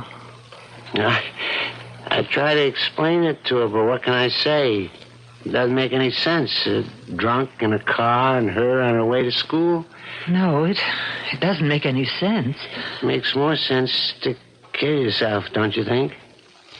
That way you got something to say about how you go and when. Not just leave it up to some drunk in a car. Well, that's my opinion anyway. All right, I better be getting back downstairs. Couldn't you, just stay for a little while? I don't feel like being alone right now. My husband will be home in, about half an hour. He went to see somebody over on Market Street. No, I can stay a little while if you like me to. I'd appreciate it. We'll talk about ghosts, huh? That's my favorite topic. Ghosts.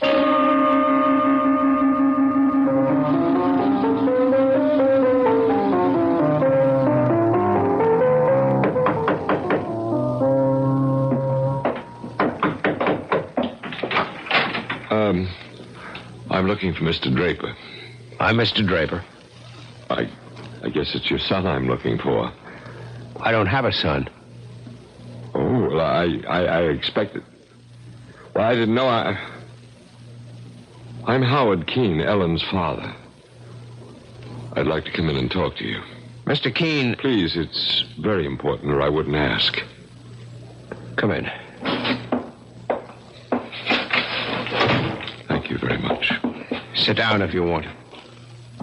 Excuse my staring at you. I expected a much younger man. I'm 51. It's just my age. You said on the phone Ellen is all right. No, I said that physically Ellen's all right. Why didn't you want to marry Ellen when you found out that she was pregnant? I couldn't. Why, you've got a wife? I had a wife. You're divorced. Something I never talk about, Mr. Keene. You never talked about it to Ellen? I never talked about it to anybody. And I don't intend to. Maybe you should. I can't. Tell me about Ellen. Well, she came home a little while ago. She was changed. She talked in monosyllables, short sentences at the most. And we thought after what she's been through, maybe that's only natural. So my wife told her to have a bath, take a nap, and we'd have a drink, lunch. Well, while my wife and I were talking, Ellen came out of a room and spoke to us, quite a long speech. And every word of it in French. In French? Now, Ellen doesn't know any French. Well, you never spoke to her in French, did you? Never. Well, never. I just wondered. What did she say in French? Well, she said she was sorry she couldn't join us for a drink, but she had to take care of a little boy. What little boy? I have no idea. Mr. Keene, after an operation like the one Ellen had, don't you think it's possible that it's bound to have an effect on a woman, on her emotions, for a while anyway? I don't want it to go on for too long, and that's why I called you. You thought I could help? I hoped you could. Get your coat. I've got a cab waiting outside.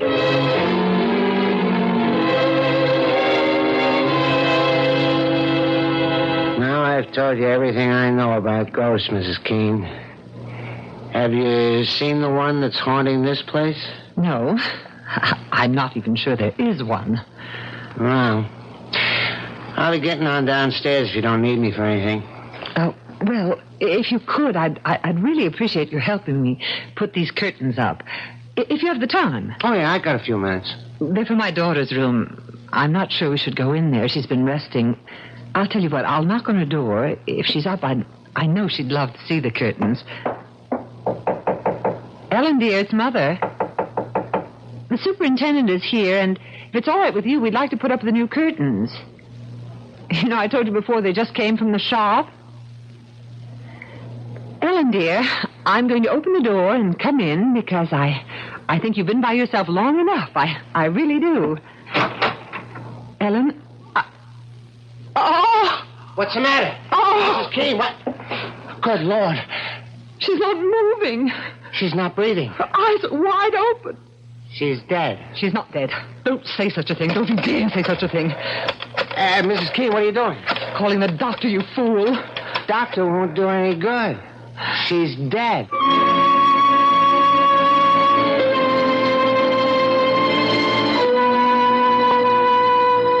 Man is the only animal who knows that he will die. So said the great Voltaire.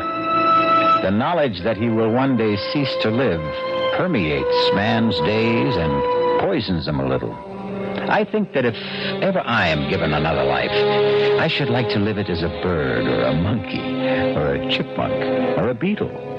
It doesn't add much to the enjoyment of life to know that it won't last long. I'll be back shortly with Act 3. This is WBBM Chicago News Radio 78.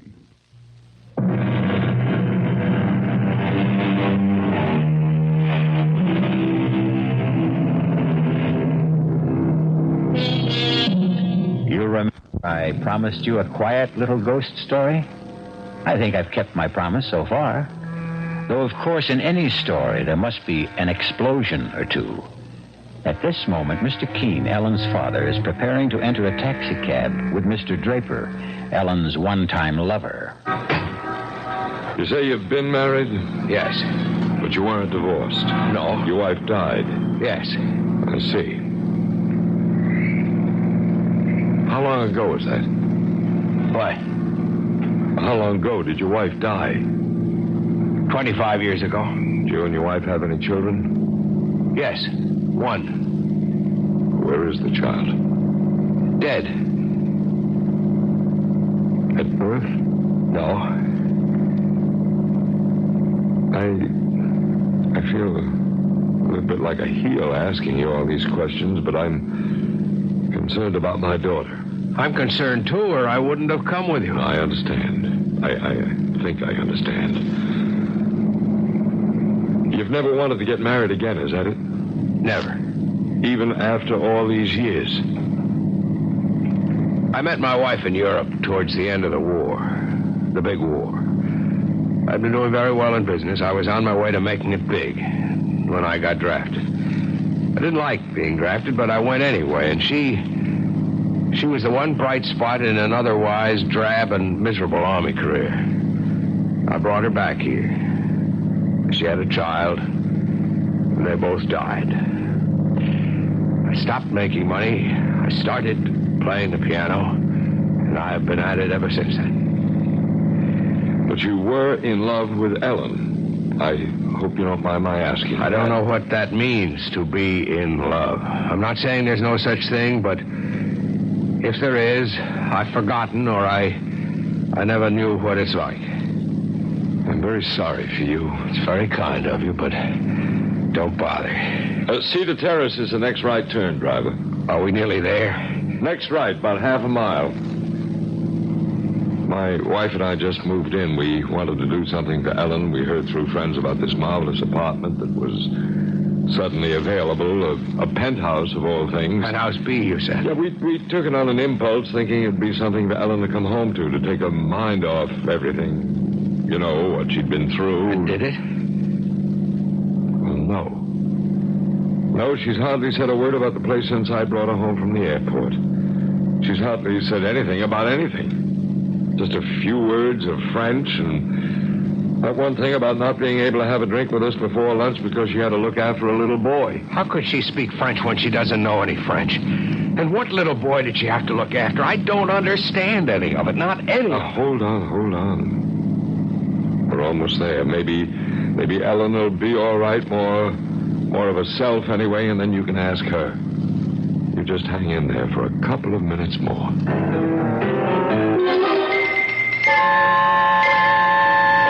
Dr. Stone, what's wrong with Ellen? Well, Mrs. Keene, I can't detect any vital signs at all. I hesitate to pronounce her dead, but what can I say? I can find no pulse, no heartbeat, no reflexes. I've done everything I can think of. Injection, massage. She's not dead. Tell me she's not dead. Like you, I refuse to conclude that at the moment. But if your daughter is alive, Mrs. Keene, she is in the deepest coma I've ever encountered. It's as though she were not in or out of this world at all.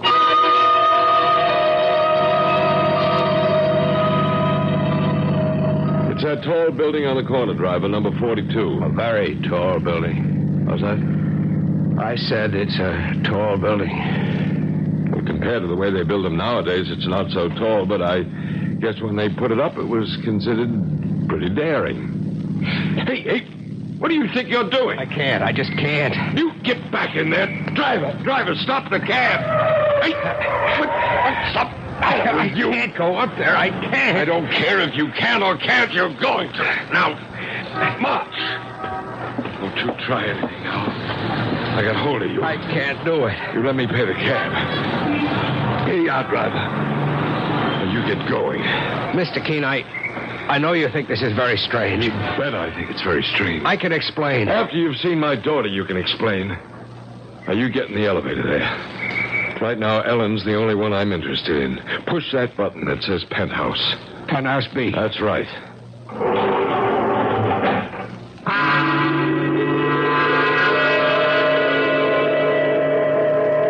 Mrs. Keene, if Ellen isn't dead, and I'm still not convinced, then she's either in a very, very deep coma or... here I'm getting into territory that I don't understand at all. She's in a trance. A trance? We hear of these things, people who can control their body functions. I was told of a man who could make one half of his arm stone cold and the other half blood warm. He could do it at will, or so I was told. I can't believe it. Do you believe it? Mrs. Keene, there isn't a doctor alive today who would deny the power the human mind has over the human body. But... oh, that must be my husband. Yeah, well, I want to talk to him. I'll only be a second. Yes, I'm coming. Howard. Mr. Draper? That's him. I'm Ellen's mother.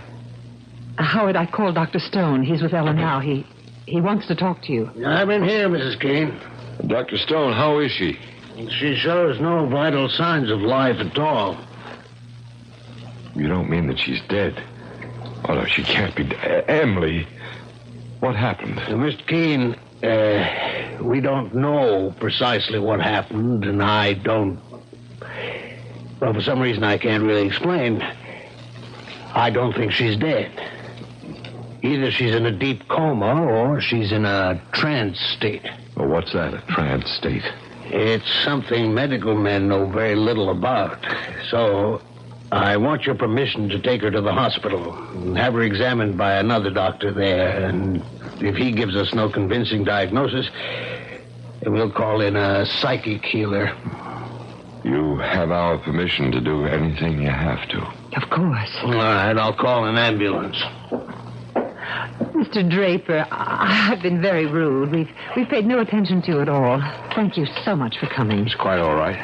You can see we're beside ourselves with worry. Yes, I can see that. There's an ambulance service. There's Dr. Stone. Mrs. Keene, do you suppose that I could see Ellen? Oh, I don't think so. Not now. Careful. Why didn't somebody wake me up? Ellen. Thank you. Darling. Is it time for lunch? Ellen, how do you feel? Dr. Stone. What are you doing here?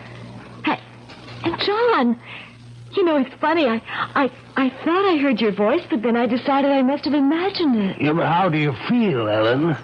Well, I feel perfectly fine. I had a wonderful sleep. You're sure you feel all right? Well, I just told you I feel fine. I was tired when Daddy brought me home from the airport, but I had a lovely nap, and now I'm fine. But what are you doing here? And John, how did you get here? How did you know where to come? Your father, he told me. Oh, really? Oh, that was nice. Then you've met. Yes, we've met. You'll stay for lunch, won't you, John? Mother, is that all right? Is there enough for John, too? Yes, dear, there's enough. But first, don't you think you ought to bathe and change your clothes? I guess I should. I was going to do that before, wasn't I? When I first got here. But then I got busy with something or other, and I forgot all about it. You want me to come with you, dear? That would be nice. We haven't had a chance to talk, have we? No, but we will. See you off for lunch. Yes, Ellen. You'll stay, Mr. Draper? I'm not sure that I can. Please do. Ellen seems to want you to. Mr. Keene, I don't know any of the whys or wherefores, but your daughter seems to be all right. Yes, she seems to be. I'm going back to my office. I'll be there all afternoon. If anything happens to alarm you, please call me. I can be here in 5 minutes. Thank you, Dr. Stone. No, don't bother to come to the door. I'll let myself out. I'm glad she's all right. I suppose you don't believe there was ever anything wrong. I don't know. After all, you didn't see her when she was, well, the way she was. I know your daughter very well, Mr. Keene. I know what a sensitive girl she is. I told you in the taxi that I didn't believe I knew the meaning of being in love. Now I'm not so sure. I think I was, in my own neurotic way, in love with Ellen. We were very close. Well, why did you make such a fuss about coming here? Why did you try to jump out of the cab? What was that all about? I had been here before. When? When were you ever here? I used to live here. In this apartment? Penthouse B, yes. Well, when was this? 25 years ago. You lived here with your wife? Huh? And your child? Yes. And your child was a little boy? Yes. How old was the child when he died? 2 years old. And your wife, how old was she? 21. They both died while you were living here. I can see why you wouldn't want to come with me. It's not just that they died. Well, what was it? It was the way they died. Tell me about it. When I came back from Europe, I started up in business again. The business which the war had so rudely interrupted. I was determined to work my way up the ladder again, and I threw myself into my work. I think my wife felt neglected. Truth is, I did neglect her. But it wasn't just my neglect. She was a foreigner. Even after 3 years, she hadn't learned to speak English. She was shy. She didn't make friends. She was alone a great deal, except for the child. And one night, I was at my desk working over some papers when she came into the room with the child in her arms. She spoke to me. I don't remember what she said, but I remember that she spoke to me. I had every intention of answering her. But I didn't want to be bothered at that precise moment. Half a minute later, I turned around and she wasn't there. She had jumped from the terrace. She had jumped from the terrace with the child in her arms. Good Lord. Do you think it's possible...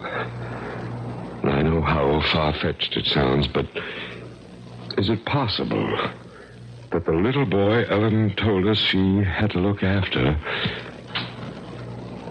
was the ghost of your son? I don't know what else to think. Do you? Tell me something. What nationality was your wife?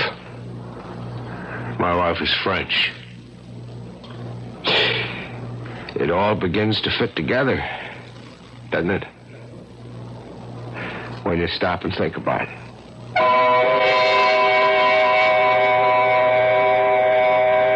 When you stop and think about it, you don't want to stop and think about it? That such things don't bear thinking about? All right. Don't stop. Go right on doing the things you've always done. Waking in the morning, putting in the hours until it's time to go to sleep again. Don't, for an instant of your busy day, think about such things. But that won't make the things go away. Now, will it? I'll return shortly.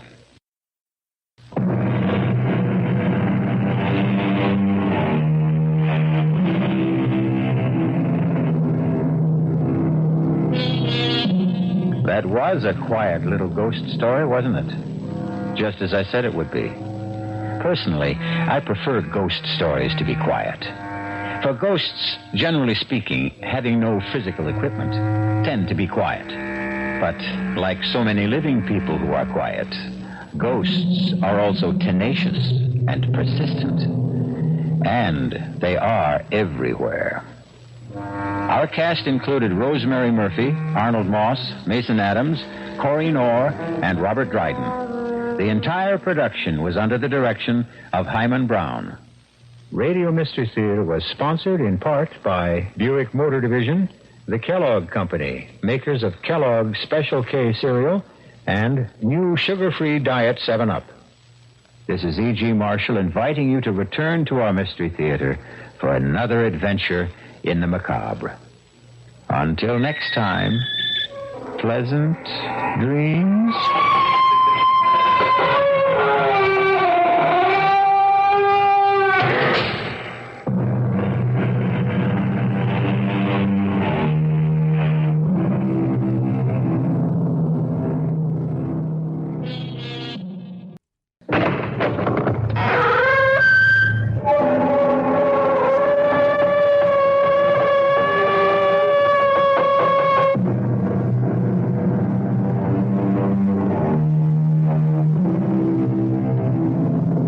Come in. Welcome. I'm E.G. Marshall. I've been waiting for you. Welcome to the world of suspense, imagination, a world where nothing is impossible and everything is foolproof. At least that's what Peter Vincent thought, the hero of our tale. Peter Vincent is approaching middle age. Not quite there, but already beginning to experience the disillusions, the restlessness that comes from feeling we're capable of better things and fearing time will run out before we achieve them. But Peter Vincent, who lives by his wit, his charm, his cunning, hit one day on a scheme that appeared to be his great triumph. I'm going to kill myself. Well, that's one way to... You're what? I'm going to kill myself, but it won't be suicide. You're going to kill yourself, but it won't be suicide. That's right, Murray. And my wife will receive $50,000 in insurance money. Now I know you're crazy. I'm serious, Murray. Well, you can go ahead and kill yourself, but your wife isn't going to get any $50,000. You're not even married. That's right, Murray. Don't you see now why it's so perfect?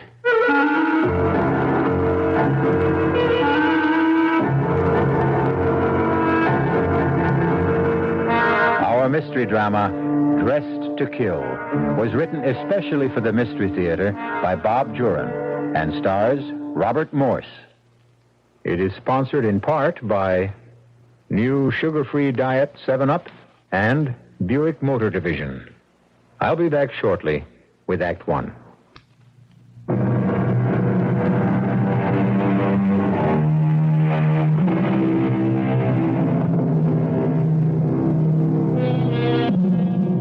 What a tangled web we weave when first we practice to deceive. And Peter Vincent is about to weave a tangled web of deception, the likes of which he has never tried before, and hopes never to have to try again. Our story begins in a cheap but clean and well-run apartment house on New York City's West Side.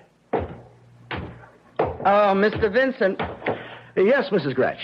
It's the 5th of the month. Well, thank you, Mrs. Gretsch. Do you tell the time, too? Look, I'll thank you not to be so smart when you're late with the rent.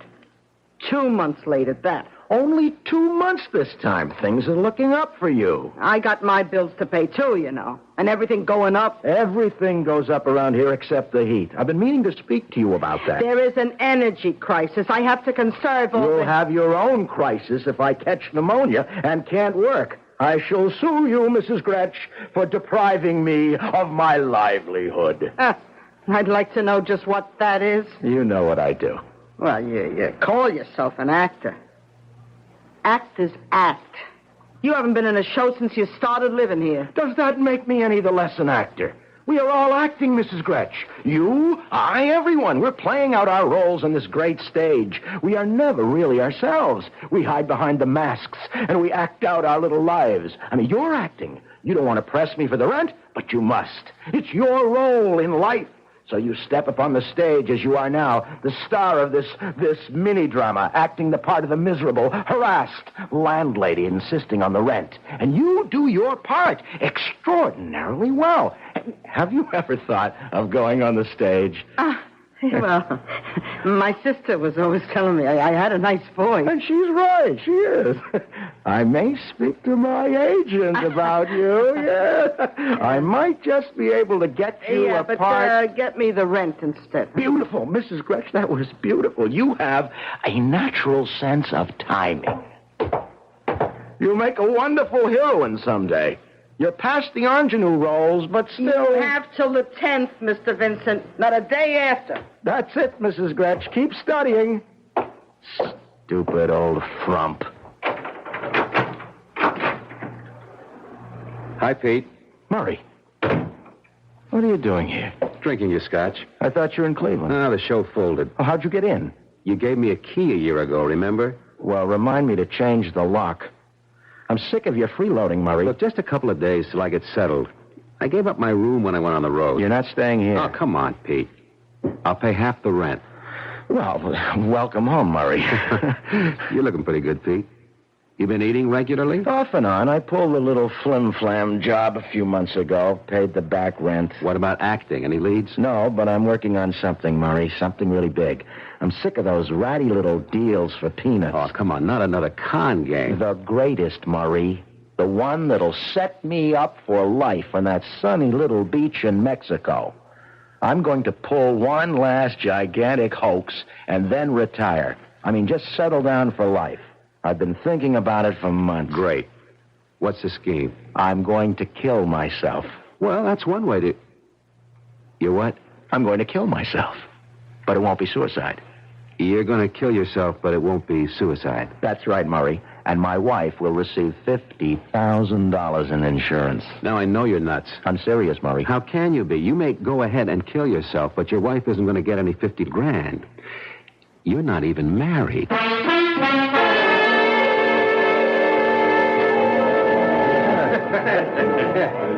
I'm going to have another martini while I try to focus in on this. It has to work, Murray. It's foolproof. Nothing is foolproof.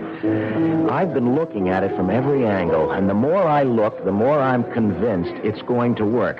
Now, Peter Vincent will die. His wife will disappear forever, and I'll come out of the whole thing with $50,000. Let me get this straight. You're going to fake your own death and then impersonate your wife to collect the insurance? Precisely. I've got a $25,000 double indemnity policy. I've had it for years. I got it back in the better days when I was working regularly and traveling a lot. My mother was a beneficiary. But after she died, I just never did anything about changing the policy. I kept it up. You're not only out of work, you're out of your mind. No, listen, Murray. When I thought of this thing last year, I went and changed the beneficiary on that policy. I made up a name, Tina Vincent. The beneficiary is Tina Vincent, wife of the deceased. I've just been waiting, letting enough time go by so it looks legitimate. Well, it's a blockbuster, all right. If you get away with it, there are a lot of things to consider. How are you going to pass for a woman? The impersonation is the main. Yeah, that's it. Can you be convincing? When I put my mind to something, I can be very convincing. I don't believe it. Where did you learn to talk like that? I used that voice in a nightclub act a couple of years ago. Well, it's perfect. It's a perfect dame. Say something else. It was sweet of you to invite me to dinner, Murray. Oh, Murray, pay the check and let's just get out of here. Fantastic. Well, the first thing to do now is create, Tina Vincent. Now, will you help me, Murray? Hey, give me that voice again. That really spooks me, hearing that dame's voice coming out of you. Well, that's because you haven't seen me at my best, Murray. Wait till I'm dressed for the part.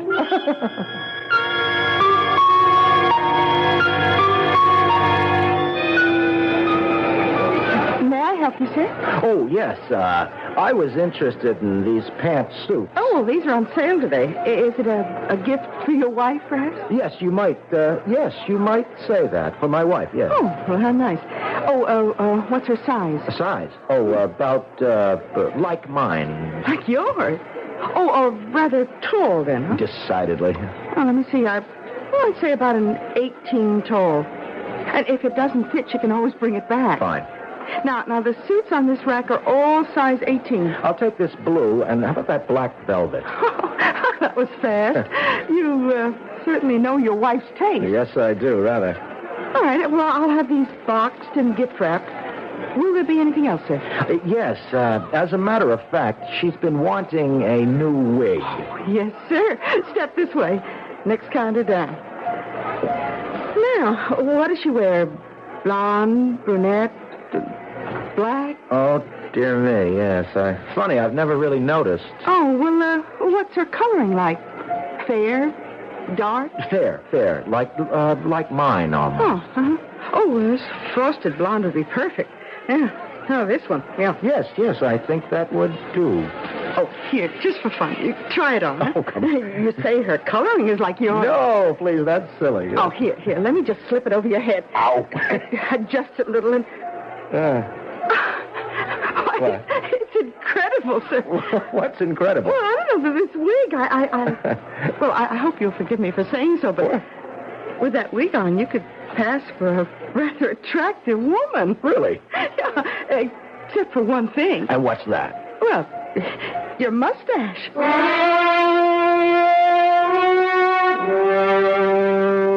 Well, Murray, how do I look? Like a tall Doris Day. Come on, will you? Come on, what have I forgotten? Now, what is wrong with this whole image? Nothing. I gotta admit, it's perfect. Yeah. Have I got on too much makeup?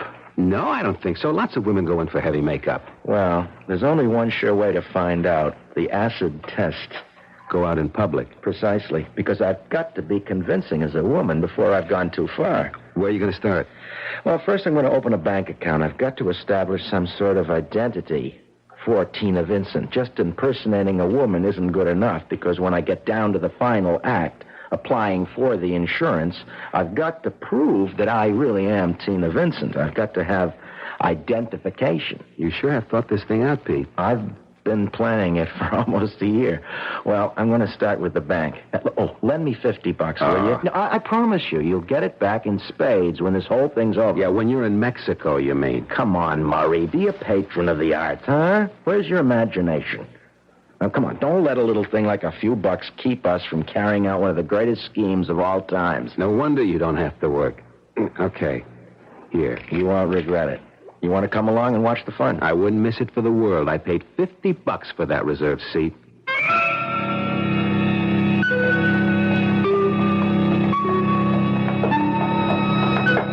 Stage fright? No. At this point, I have nothing to lose. Let's call it a first read-through. Okay, give me that Tina voice again. You got to get in character. Good afternoon. I'd like to open a savings account. Perfect. Is the wig straight? Yeah. Everything looks fine to me. Okay, Murray. All right. All right, here I go.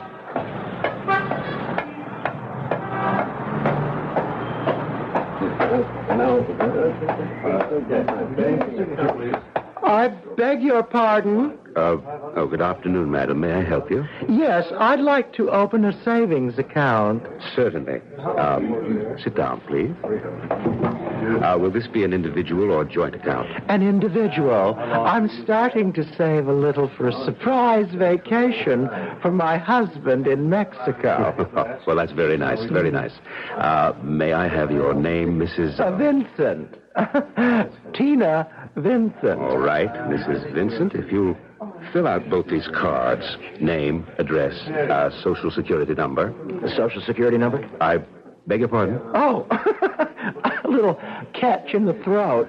No, a Social Security number. No, I don't have one. I mean, my card must be at home. I haven't worked for so many years. I see. Well, you can always send that in to us later. Oh, thank heaven. How much would you like to deposit? Well, $50. Very well, Mrs. Vincent.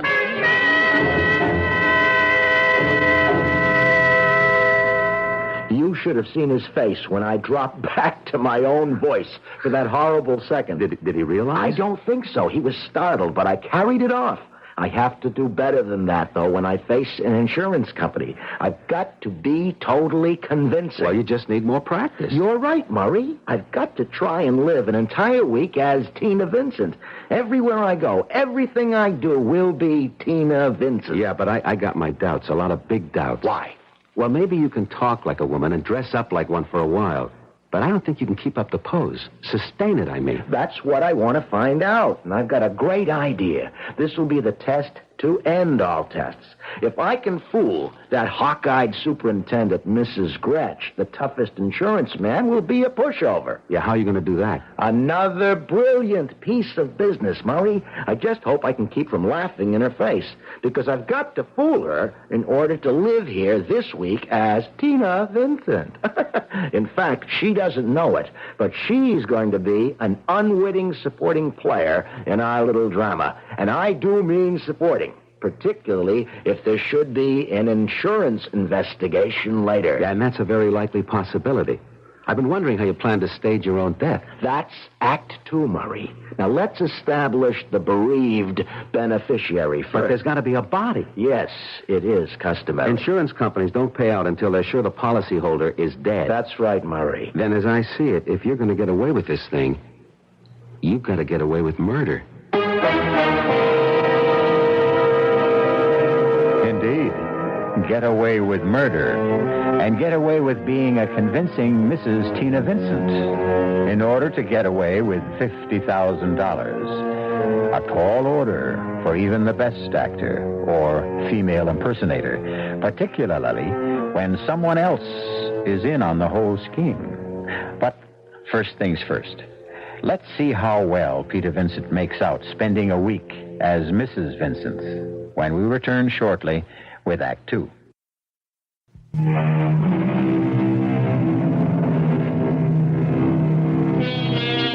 Peter Vincent, con artist, sometime actor, is preparing what he considers the greatest scheme of his career, impersonating his own beneficiary, Mrs. Tina Vincent, to collect his own insurance.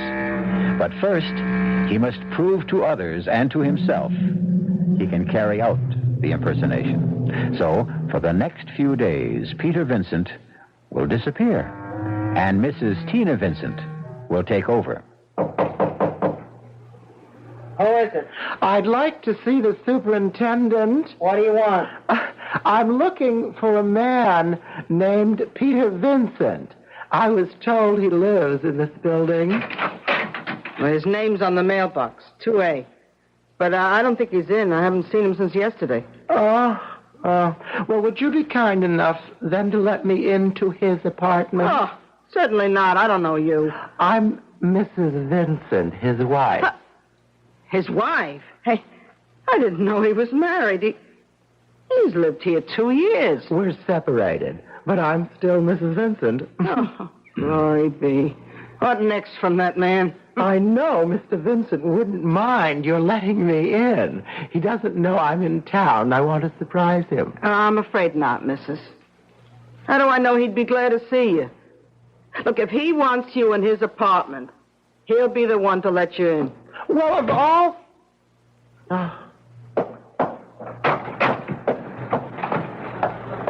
Well, how'd it go?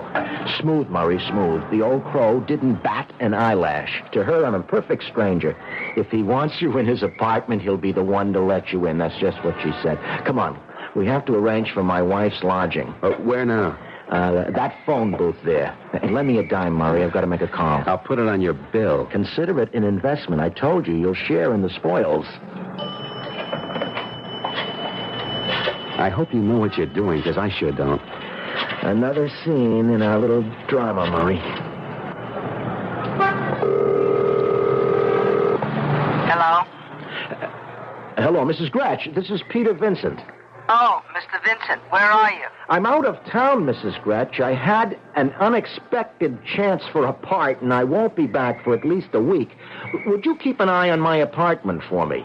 I've done that already. There was a woman here not 5 minutes ago and said she was your wife. Tina? Tina was there? Oh, that's what she called herself. Is she really your wife, Mr. Vincent? Yes, we're separated. I haven't seen Tina for years. Oh, well, she wanted me to let her into your apartment to surprise you, but I wouldn't do it. Oh, Mrs. Gretsch, I wish you had. What? You mean it's all right? Well, you wouldn't have had any way of knowing. Tina and I are the best of friends, Mrs. Gretsch. Look, if she should come back, if you see her again by any chance, please, let her in. In fact, she can stay there until I get back. Let her use my apartment, if she likes.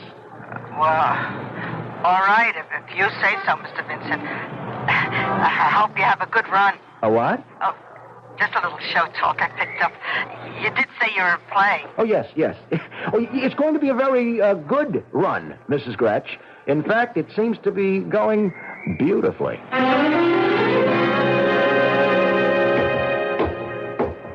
Oh, just a minute, sir. Yes? I know you've been staying with Mr. Vincent, but now things have changed. He's out of town. Yeah, I know. And Mrs. Vincent is occupying the apartment. Tina? You mean Tina's here? And with Mr. Vincent away, I don't think... Oh, don't worry, Mrs. Gretsch. You didn't know. I'm Peter Vincent's brother-in-law. What? Yeah, Mrs. Vincent's my sister. Oh, well, I hope she's not here to make trouble. Mr. Vincent said they were separated. Oh, don't worry. It's probably a reconciliation. They've always admired each other, even though they couldn't live together. I certainly hope so. Stupid old biddy. Tina, it's Murray. Murray, surprise! When did you get into town? Just today. Come in. Oh, good show, brother dear. You know, I'm beginning to enjoy this part. Yes, keep you in practice. And what's next for you? Us, Murray. We're going out on the town tonight. What? That's right. We're going to an East Side bar, and here's what I want you to do.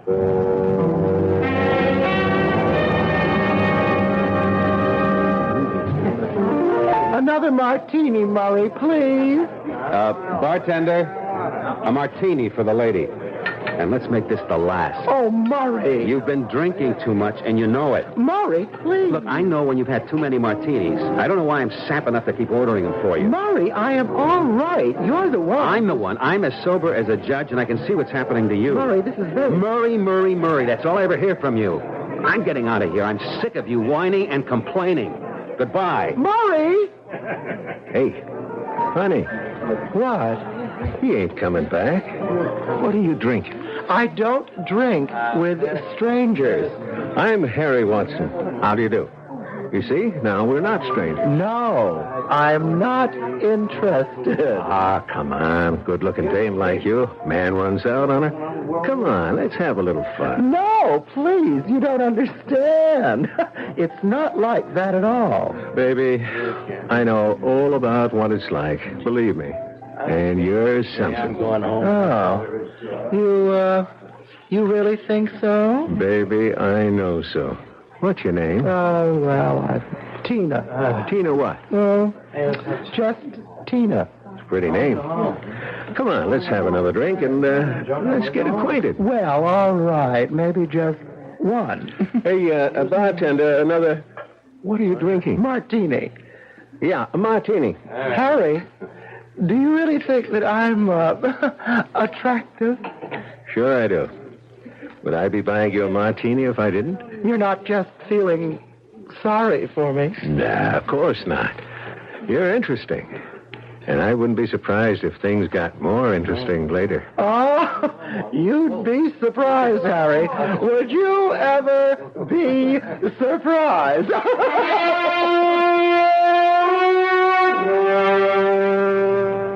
And then what happened? I drank the martini and left. I proved my point. Tomorrow I'm going to apply for a Social Security number and keep on good terms with Mrs. Gretsch. She's going to be important to us later on. Look, Pete, don't you think you've carried the joke far enough? What do you mean? Look, you've proved you can be a convincing dame. It's been fun and funny. But you're not really serious about knocking some guy off and trying to make the insurance company think it's you. Of course I'm serious. I might add that I am dead serious. But that's murder. Not really. Not with what I have in mind. Now stop worrying so much. Just think about that $50,000, and it's a lot closer than you think. I don't have to prove myself anymore, Murray. I can carry off the masquerade. The time has come for Act 2. Act 2? The victim. I have to find my corpse.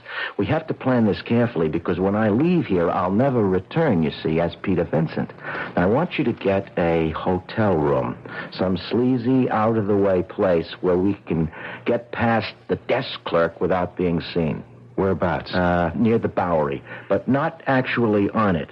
Now, call me from there. I've got some preparations to make here because today, Peter Vincent meets with his accident.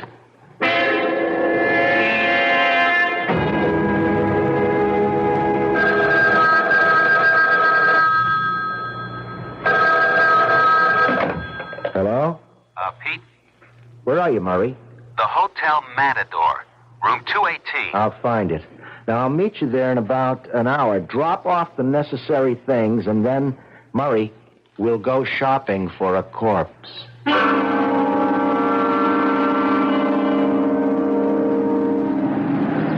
What a neighborhood. Perfect hunting ground. Yeah, if we get out alive.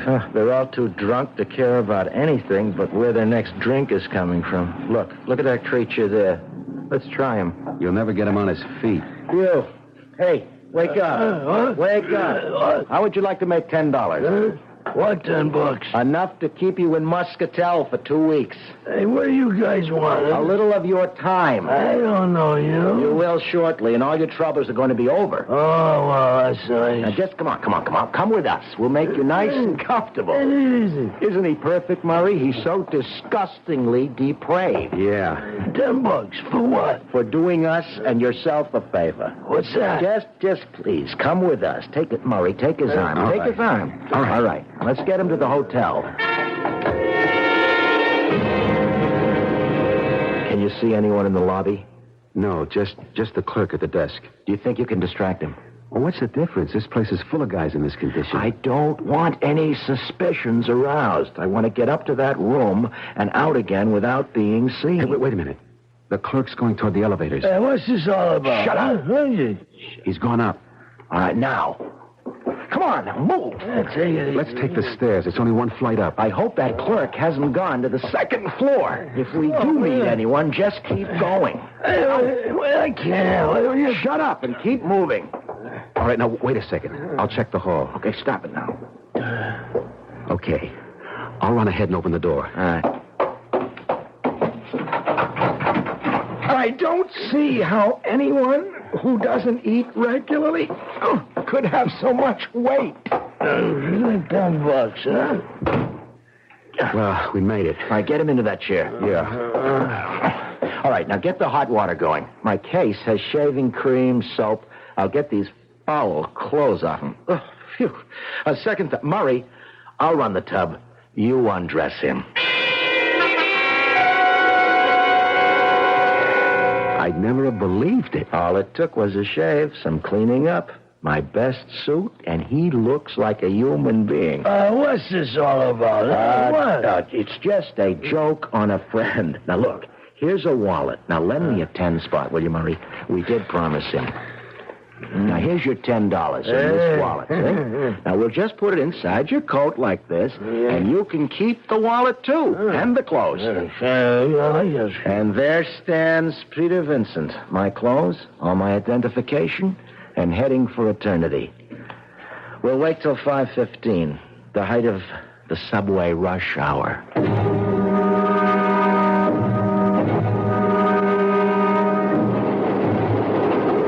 This looks like home.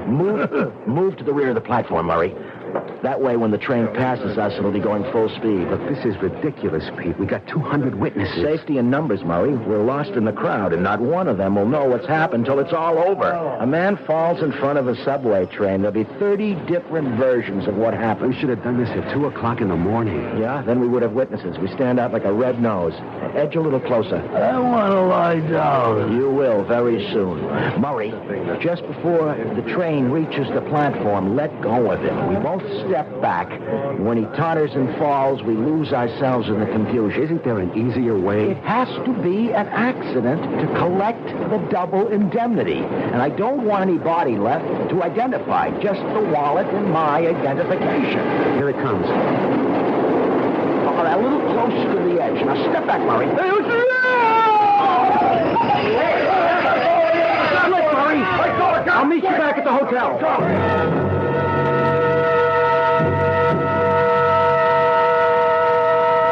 Have another drink, Murray. You'll feel better. Oh, it seemed kind of cruel. He was standing too close to the track. He was unsteady on his feet. Yeah, we put him there. Look, will you forget him? That was Peter Vincent who went under the wheels of the train. If you want to feel remorse, just remember it's for your brother-in-law. Your dear sister's husband. All right, don't worry. I'll play along. Look, we're really in this for keeps, Murray. We have to go through with it all the way because Peter Vincent is dead. I can't ever be Peter Vincent again without admitting to murder. Well, what do we do now? Act 3, brother dear. Tina's going to get dressed, go back to her husband's apartment, and wait to be told she's a widow.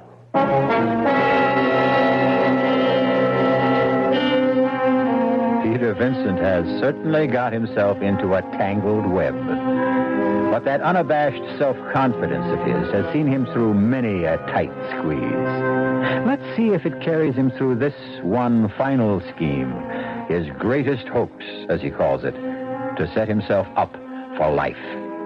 I'll be back shortly with Act 3.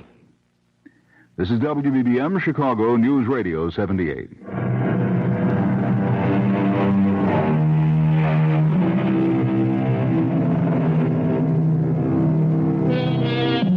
So, Peter Vincent has been conveniently disposed of, to all intents and purposes, under the wheels of a speeding subway train. And now, Tina Vincent is back at the apartment, nervously awaiting the news of her husband's death. Hello? What's the word? I told you not to call me tonight. Well, I just want to know if anything's happened. No, nothing yet. Now, I'll be in touch with you. Stay at that hotel. Look, there's the door. I've got to go. Who is it? Police. Police? What is it, officer? I'm Detective Sergeant David, ma'am. Is this the apartment of Peter Vincent? Why, yes, it is. You are Mrs. Vincent? Yes? There's been an accident, Mrs. Vincent. I'll have to ask you to come down with us to headquarters. Wait, what is it? Has something happened to Peter? Yes, ma'am. Well, tell me. He fell in front of a subway train at the Times Square station. I know this is painful for you, Mrs. Vincent. Yes, this is Peter's wallet, all right. The cigarette lighter I gave him for his birthday. And this is all that's left? Well, there's no use asking you to identify the body. What happened? Well, until we find the complete report, there's nothing official. The witnesses' stories differ. Mm-hmm. Now, all we know is that he fell in front of that train. We don't know how or why. Do you know where your husband was going? No, not really. He just said he was heading downtown. Did he often do that? I mean, go without telling you where he was going. Well, Peter had been drinking heavily for several days. Oh, well, that's important. It may have a strong bearing. Do you suppose he passed out? We'll have to hold judgment on that, Mrs. Vincent. We may need more information from you. Yes, of course. Well, that's all for now. We'll get you back home, unless there's some other place you want to go. Friends, perhaps. No, thank you. I'll go back to the apartment. Call my brother to be with me.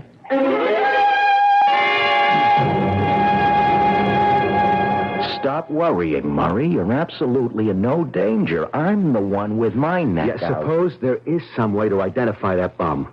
Well, there isn't. The police told me that themselves. There wasn't enough left to identify. That's exactly what I wanted. Besides, it's been 3 days. Hold it. I've got to get in character. Hello? Mrs. Vincent, Sergeant David again. Yes, Sergeant. We're closing the file on Mr. Vincent. Several witnesses corroborated the fact that Mr. Vincent was unsteady on his feet, and the lab report showed a high level of alcohol in parts of the body. Death was accidental, with inebriation a contributing factor. I see. If you'll come down to headquarters and sign a few papers, we'll release the remains for burial, and you'll receive the death certificate. You'll need that for any insurance Mr. Vincent may have had. Yes, thank you. I'll be there this afternoon. Thank you, Mrs. Vincent. And I'm sorry.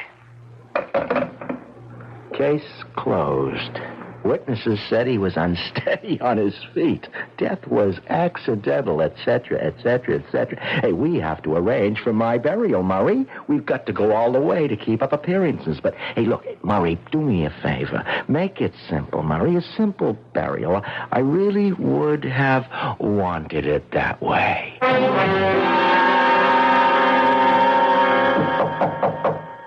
Yes, who is it? I'm from the Independent Insurance Company. I'm looking for Mrs. Tina Vincent. Oh, just a minute. I'm Mrs. Vincent. May I come in? Yes, certainly. Richard Stevens, Mrs. Vincent, my card. First, I want to offer my sympathy. Thank you. I know these times are hard to live through, but the living must go on living. Yes. Mrs. Vincent, you made a claim on your husband's policy with our company. Term life policy number H22098, $25,000, double indemnity. Yes, is anything wrong? Oh, no. The death certificate was in order. Premiums were up to date. I'd just like to ask a few questions, if you don't mind. I'm afraid that I don't understand.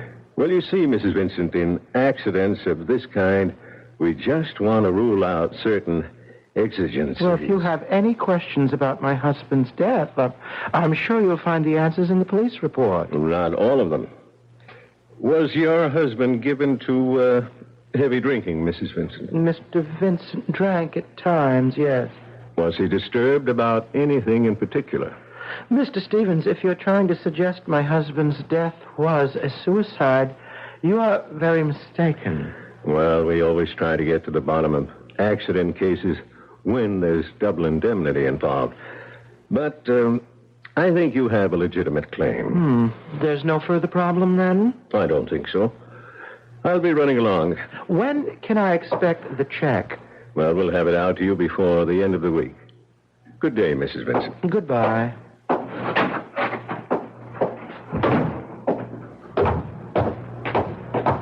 Oh, excuse me. You've been to see Mrs. Vincent. Are you a doctor? No. Oh, well, I'm Mrs. Gretsch, the superintendent. How is she? She seems to have held up well so far, poor thing. Oh, she seems well. How long have the Vincents lived here, Mrs. Gretsch? Who are you to be asking? I'm investigating her insurance claim. Oh. Well, if it'll help Mrs. Vincent get what's coming to her, I'll be glad to help, too. I guess it won't hurt to answer your questions. Was Mr. Vincent a heavy drinker? Not that I know of. Of course, I don't snoop into the tenant's business. How about Mrs. Vincent? Well, I don't know much about her. She only just got here. What do you mean? Oh, well, you see, they've been separated. She only arrived here a week ago for a reconciliation, her brother said.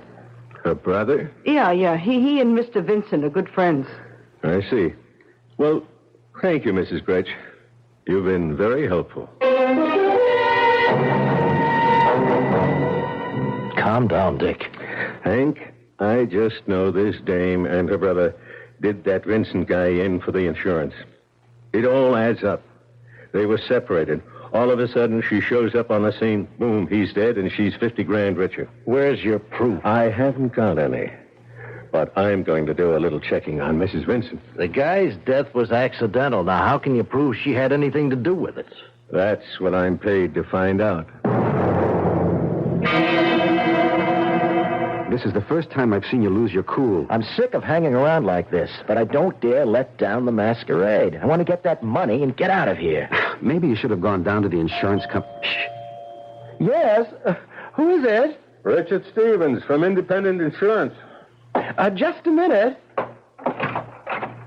come in. Thank you. This is my brother, Mr. Wilcox, Mr. Stevens. How do you do? How do you do? I'm sorry for the delay, Mrs. Vincent, but as I said, we have to be careful. When can I expect the money, Mr. Stevens? Well, in the next mail. Now, if you'll just sign this form. Very well. Anything to get this over with. Sign here and here. I hope this is the end of it. So do I. Oh, my pen, please. Oh, yeah. I hope I haven't inconvenienced you, but you do understand. My sister's been under a great strain, Mr. Stevens. Yes, I imagine she has. Well, good day and good luck. There's something in his manner I don't like. He's paid to be suspicious. Well, he's sure earning his money. Murray, here it is, the check, $50,000. I don't believe it. Mexico, here I come. Murray, I'm on my way to the bank. Make me a plane reservation for Acapulco. Now, I'll be right back to give you your split, and then I'm splitting for sunny Mexico. No, we're going to the bank. You don't trust me, eh? Not at this point in time, no. You know, you are totally unprincipled, Murray. But what would I have done without you? Come on. I'm not even packing. You're welcome to the apartment, the furniture, and Mrs. Gretsch. Thanks. Now for my final performance.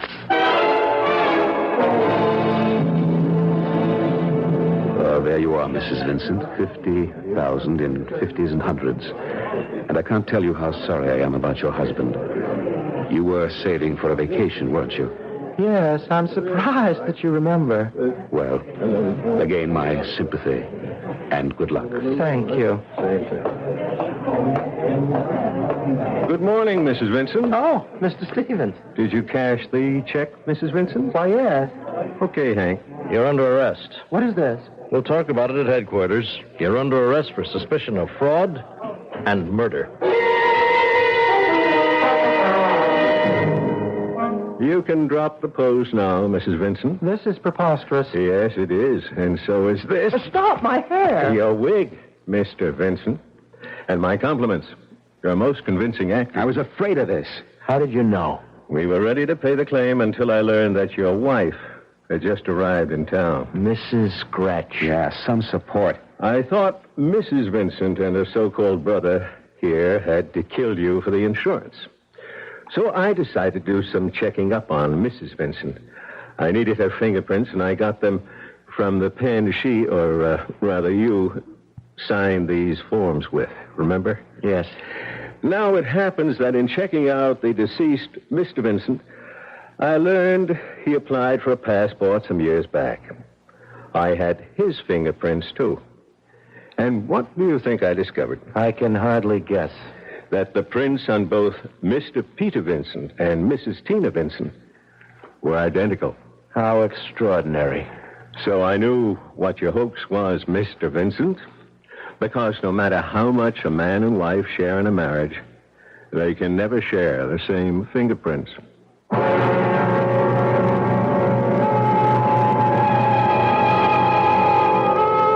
Peter Vincent's greatest hoax indeed proved to be his last. It's too bad he cashed that insurance check, because until then, it was really only attempted fraud. But then I wonder if that isn't exactly what the insurance man wanted him to do. And, of course, there was murder to answer for. If there is a lesson here somewhere, I suppose it's always be yourself. Unless, of course, you know where to pick up an extra set of fingerprints. I'll be back shortly.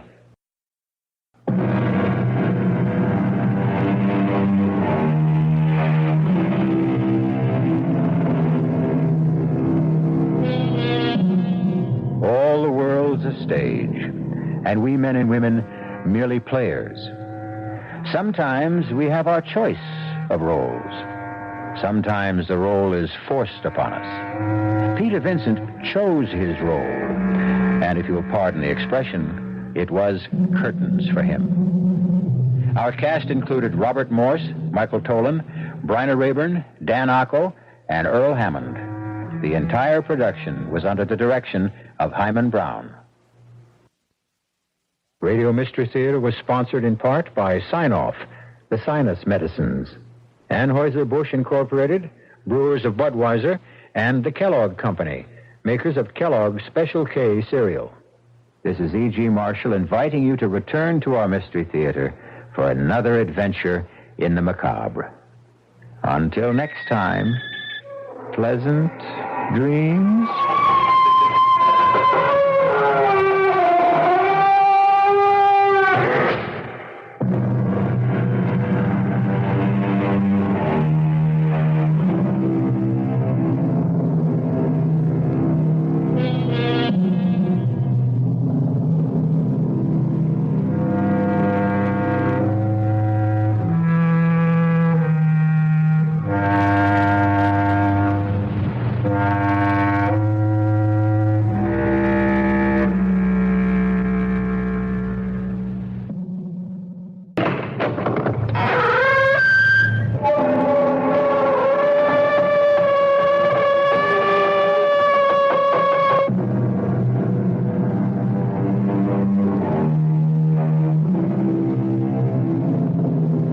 Come in. Welcome. I'm E.G. Marshall. You're just in time to join me for an adventure in suspense and terror. The most heart-stopping terror of all. Not the terror of the eccentric, the grotesque, or bizarre, but the chilling terror that slowly emerges when one discovers that all the standards, the laws, the customs that have so naturally governed our existence have suddenly been revoked or repealed and no longer apply. Gone are the familiar, the everyday usages which regulated life in a comfortable, predictable flow. And you are suddenly confronted with a living nightmare of chaos and anarchy. I keep telling you. My name is Ruth Renard. Where's your identification? I told you, Lieutenant, all my papers were taken. Check back at Reliance City. They'll tell you. We checked. There's no record of anyone named Ruth Renard. But there has to be. Who are you? Ruth Renard. There's no such person as Ruth Renard. What are you trying to do to me? I'm Ruth Renard. No one ever heard of Ruth Renard in Reliance City. Now, why do you say your name is Ruth Renard? Because it has to now, be. Now, calm down and try to think.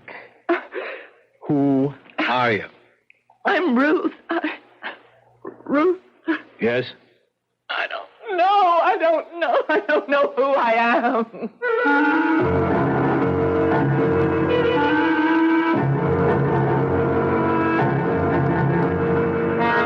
Our mystery drama, To Kill with Confidence, was written especially for the Mystery Theater by Sam Dan and stars Marion Seldes.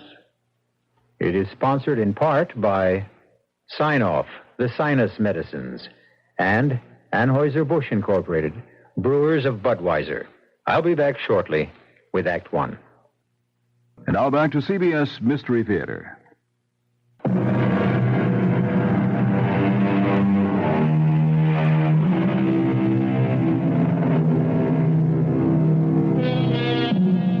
There are men who give more solid thought to the choosing of a car than to the selection of a wife. There are girls who will take more time and care in deciding on a fall outfit than in picking a husband. Who is to blame?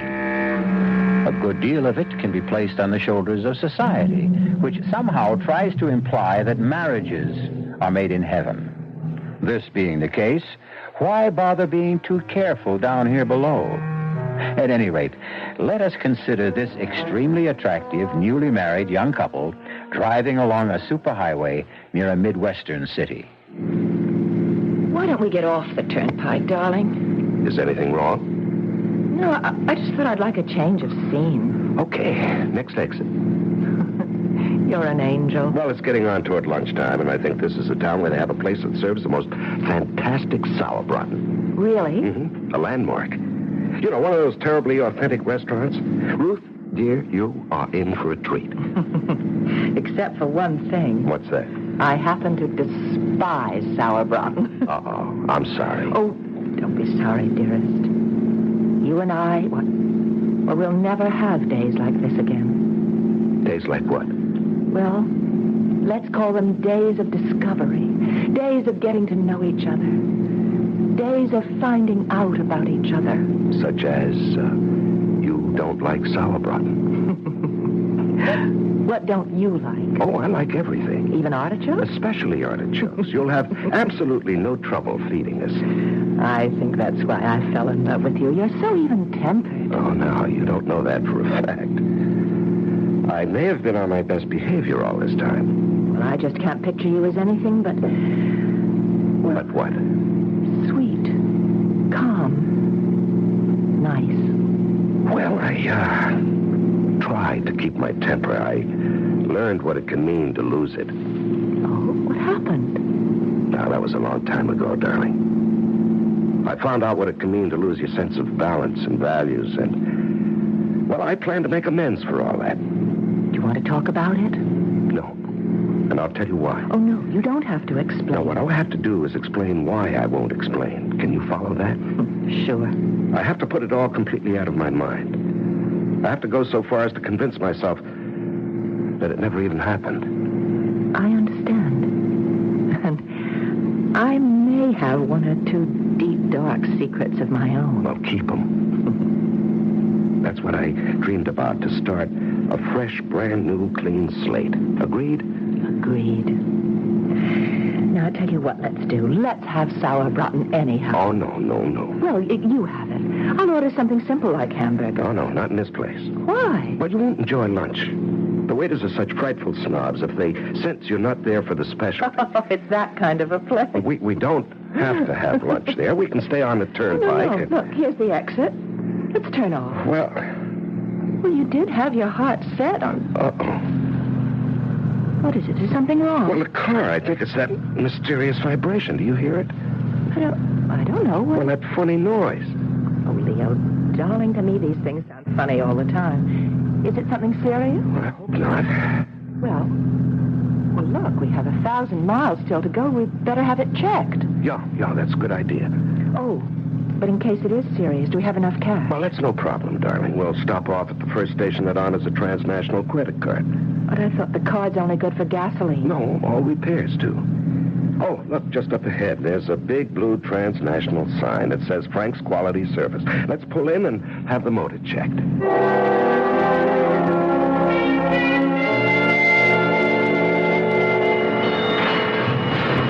Well, are we in for some major surgery? Well, it's a rocker arm.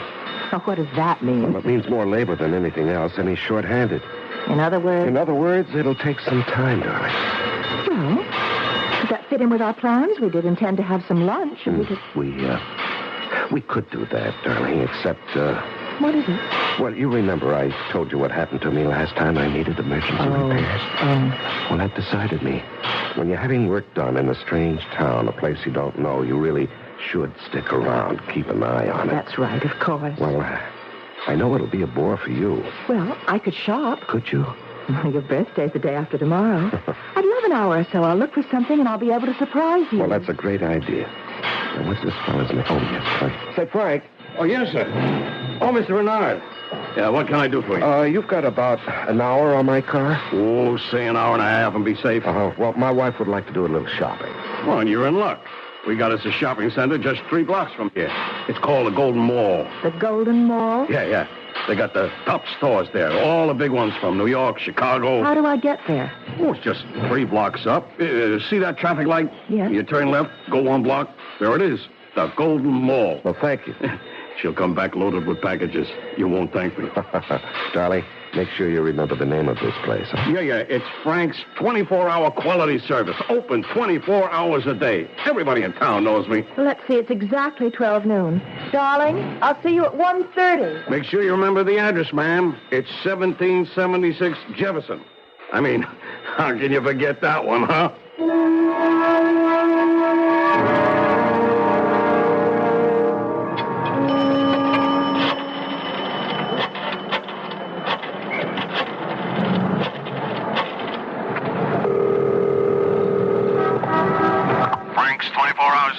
Frank speaking. Oh, is Mr. Renard there? He should be having his car fixed. Mr. Renard? Yeah. Oh, yeah. Sure thing. Hold on, huh? Mr. Renard! Leo, darling. Oh, for a moment. What is it, darling? Nothing, dear. Nothing at all. Must have been something. Yes. I just couldn't imagine who'd be calling me here. Is everything okay? No. Well, darling, what's wrong? I miss you, that's all. You realize we've been separated for almost 45 minutes? Oh. Do you miss me? Terribly. All right. I just called you up to keep the record clear. Will he be finished on schedule? Mm-hmm. Looks that way. About another half to 3/4 of an hour. All right, I'll be there 1:30 on the dot. I don't like these long separations. Neither do I. Goodbye, darling. Bye. Taxi! Taxi! Where to, ma'am? 1776 Jefferson Boulevard. Okay. Heavy day in the stores, ma'am? Oh, no, I just bought a little present for my husband's birthday. Excuse me. Let me call into the dispatcher. 37, headed south to Jefferson, 1700 block. 17... Just a minute. What? Why are we stopping? Where did you say you wanted to go on Jefferson Boulevard? 1776. That's a number you can't forget. Well, maybe you can't forget it, but you sure can get it mixed up. You don't want to go to 1776. Why? Because there ain't nothing on that 1700 block worth going to. Well, I distinctly remember Look, ma'am, I know this town. Well, give me a street, any street, I'll run it down. On 1700 block of Jefferson, you got the old foundry. It's been deserted these past 18 years. And Frank's 24-hour quality service station. No more, you don't. How can you say that? Well, I can say that because Frank's been dead, let's see, it's 3 years now. Well, the sign said... Nobody ever bothered taking the sign down. It's too much trouble. That part of town, you can write it off. Well, I spoke to Frank this morning. No, lady, you didn't speak to Frank. Believe me. Nobody's spoken to Frank in 3 years.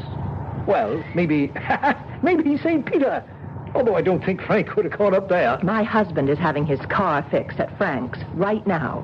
Yeah? So would you please take me to 1776 Jefferson Boulevard? But, ma'am... Now, shall I call a policeman or shall I hail another cab?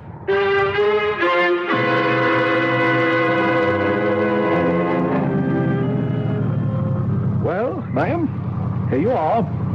1776 Jefferson. And it says Frank's Quality Service, so I was right. What were you trying to... Look at what else it says in the windows. Those big signs.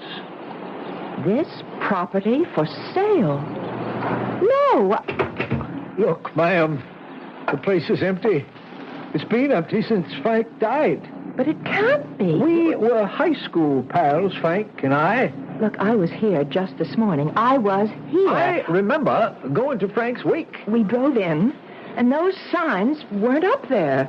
There were cars parked and men working in there, And we went to the funeral. He told Leo, my husband, he told Leo that the rocker arm needed fixing. Ma'am, are you sure you want this place? My husband. I left my husband here. No, ma'am, I'm afraid you didn't leave anything or anybody. Leo is in there, in that garage. Where are you going? Can't you see it's locked? It's been locked for 3 years. There's nobody in there. I'm telling you, there's nobody in there. What happened to my husband? What did they do to my husband? Now, calm down, ma'am. Think. Are you sure this is the same? I'm sure. I know. Don't you try to talk me out of it. I know. I was here exactly 1.5 hours ago. I was here. This place was open. This service station was operating, and there was a man here, Frank. How do you know his name was Frank? Because the name was written on his shirt. Look, ma'am, I don't know what's going on. My husband. I want my husband. Now, what happened to him? Ma'am, try to hold on to yourself. Don't pass out, please. Don't faint on me. I wouldn't know what to do. Here, let me help you back to the cab. Leo, what did they do to me? Oh, no. 37. 37. Come in, quit fooling, answer me. This is 37. Get me some cops. Get an ambulance. Get everybody over to 1776 Jefferson on the double, huh?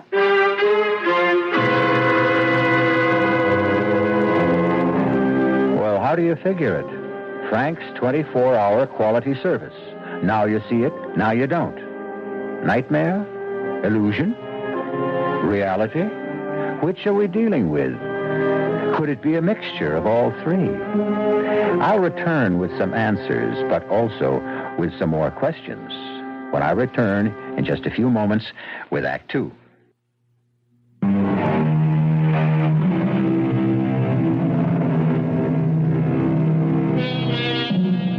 Why don't you do some shopping while I'm having the car checked?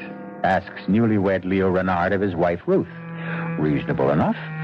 And so, when her shopping is finished, Ruth returns to discover that the car is gone. Leo has disappeared, and the service station has been closed these past 3 years.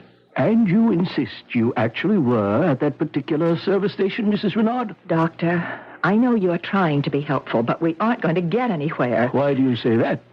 Well, to begin with, we have a severe difference of opinion. But you... Wait, please, let me finish. You think I'm crazy. That isn't true. Well, you have a medical term for it, I'm sure. Something to take the sharp, rough edge off it. But at this point, according to you, I'm not behaving normally. Now, does that state the case? Well, look at it rationally. Which, according to you, I'm not doing now. That service station has been closed for 3 years.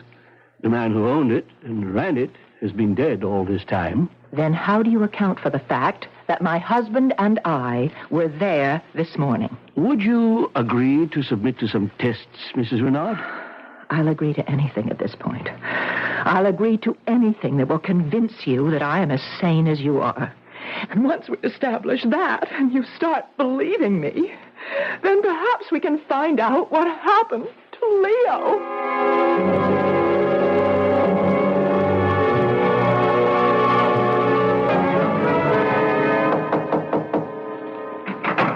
Yes? May I come in? Who are you? Lieutenant Powell, City Police. Oh, suppose you can come in?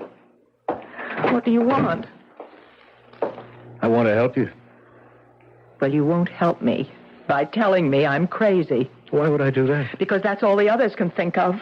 Well, to begin with, you don't look crazy. Well, thanks. Do you have any influence around here? A little. What do you need? What I need is to get out of this hospital. What you need is rest. What I need is my husband. I spoke to the doctors. What do the doctors say to you? You're suffering from shock. I'll buy that. You evidently can't face the fact that your husband has deserted you. No, that's off the mark. All right, tell me about it. Oh, I've already told it to 3 different police officers. Yeah, but I'm the one that counts. How long were you married? 2 weeks. Where? Is all this important? Everything's important. We were married in Reliance City. By whom? Well, what does that have By to... whom? The Justice of the Peace. His name? His name was Dunley. Dunleavy. Well, that's what the sign said. Emmett Dunleavy, J.P. How long did you know your husband? Well, it was one of those love at first sight things. But, of course, you being a cop, you wouldn't believe in that. Oh, but I do. It's the only way. Tell me about him. Well, he was in town on business. What was his business? Why is that your business? Why is that an unreasonable question? Because you don't know and you're ashamed to admit it. That's a lie. Instead of asking, maybe I better tell you a few things. You don't really know what he did for a living, if anything. But that's just... It's all right. You don't have to say anything. Let's talk about the money. The money? The money you gave him. How do you know? My dear Mrs. Renard, you are now a member of a certain unfortunate sisterhood. What are you insinuating about my husband? Well, let's stick to the facts. How much of your money does he have? It's not my money any longer. It isn't? Oh, when we married, we agreed to share everything. And how much did you share with him? Well, I had an inheritance from an aunt who died, and she left me Yes, she left you... $51,000. I see. I don't know what you think you see. We were going to invest it in the new business. What new business? He was interested in real estate, and I was a public stenographer at the hotel where he used to have dinner, and that's how we happened to meet. And we were going to go to Florida and get into a land development deal. $51,000 in cash? No, bonds. We put it in bonds. Negotiable bonds, no doubt. Well, we had to be able to raise cash in a hurry. Of course. Well, it just wasn't my money. He had close to $50,000 of his own. You know this for a fact? Well, that's what he said. Now, look, Mrs. Renard, I want to help you. I want to find him. Hopefully we can recover all, or at least some, of your money. Why do you insist that he ran out on me? I've told you what happened. You simply can't face the truth, can you? And you've created an hallucination about a garage. Don't you start behaving like a psychiatrist, too. Now, look, the sooner we get you to face reality, the sooner we can get you to think rationally and maybe give us some leads. Look, I told you. What we have to do is get rid of this service station delusion of yours. But it isn't a delusion. I spoke to the doctor. Lying around here in bed isn't doing you any good. I asked him if I could get you to work with me. Now, you can't remain here indefinitely. You're going to have to start some kind of new life for yourself. Are you saying that Leo is... I'm saying, one way or another, Leo is gone. No. Right now, I'll go talk to your doctor. Pick you up in about an hour, is that all right? Wait, I want to thank you. Yes, well, maybe now you're beginning to face reality. Maybe. Maybe what? Oh, I don't know. I'm so... Sure. It's a bad spot to be in. You're really very kind. No, I'm not. It's just a technique. Don't let it fool you. Well, at least you've made me feel better. You ready to face it? I think so. Whatever it is, I guess I'm ready to face it.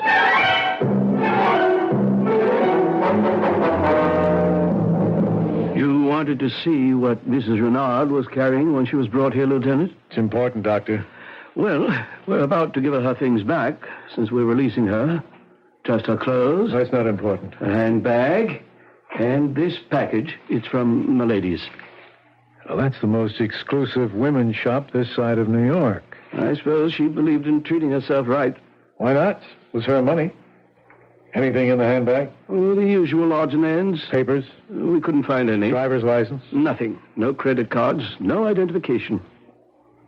Well, now, that doesn't sound right. Well, she said she was going off just briefly to shop, and she didn't want to be loaded down with a big handbag. So she just took her small purse with some money and makeup, left everything else in the car. There is this snapshot. Must be Leo.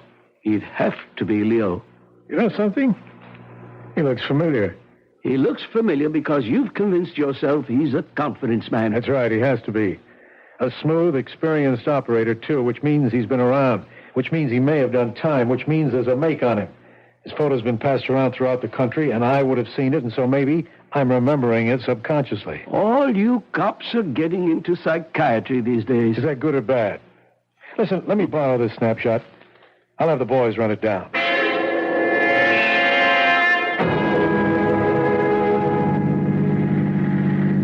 Yes, Lieutenant, I've decided. I've called a hotel. I'll take a place there, and when my money runs out, which will be pretty soon, I can find a job. I intend to stay here until...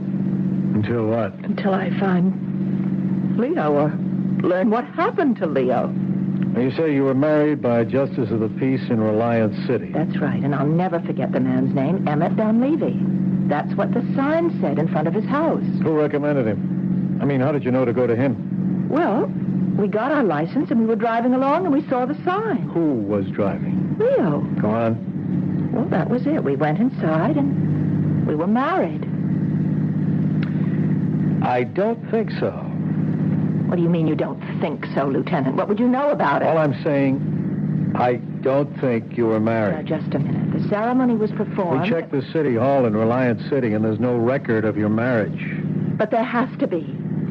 Ruth Olson to Leo Renard. No record of anyone named Renard getting married to anyone at all. What are you trying to do to me? And there's no justice of the peace named Emmett Dunleavy in Reliance City either. But there That was his name. The sign distinctly said that his name... Look, I know it's hard to face so many disagreeable facts all at once, but there's no help for it. Oh, I know what you think.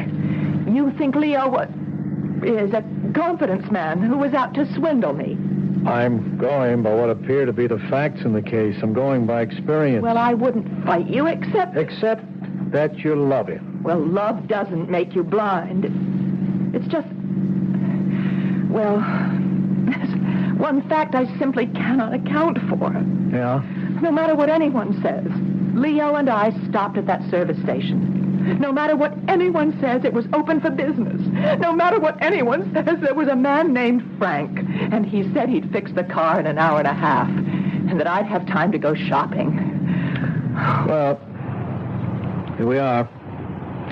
As you can see, closed, deserted. For rent sign on the window. Face it, Ruth, face it. But it was real. So real. Transnational gas pumps, okay? I called their office. They told me. Hasn't been a delivery here in 3 years since they canceled the franchise because the owner, Frank Walker, had died. But it was real. It was real. Now think, Ruth. What did happen? I just don't know. Oh, God, Lieutenant, am I losing my mind?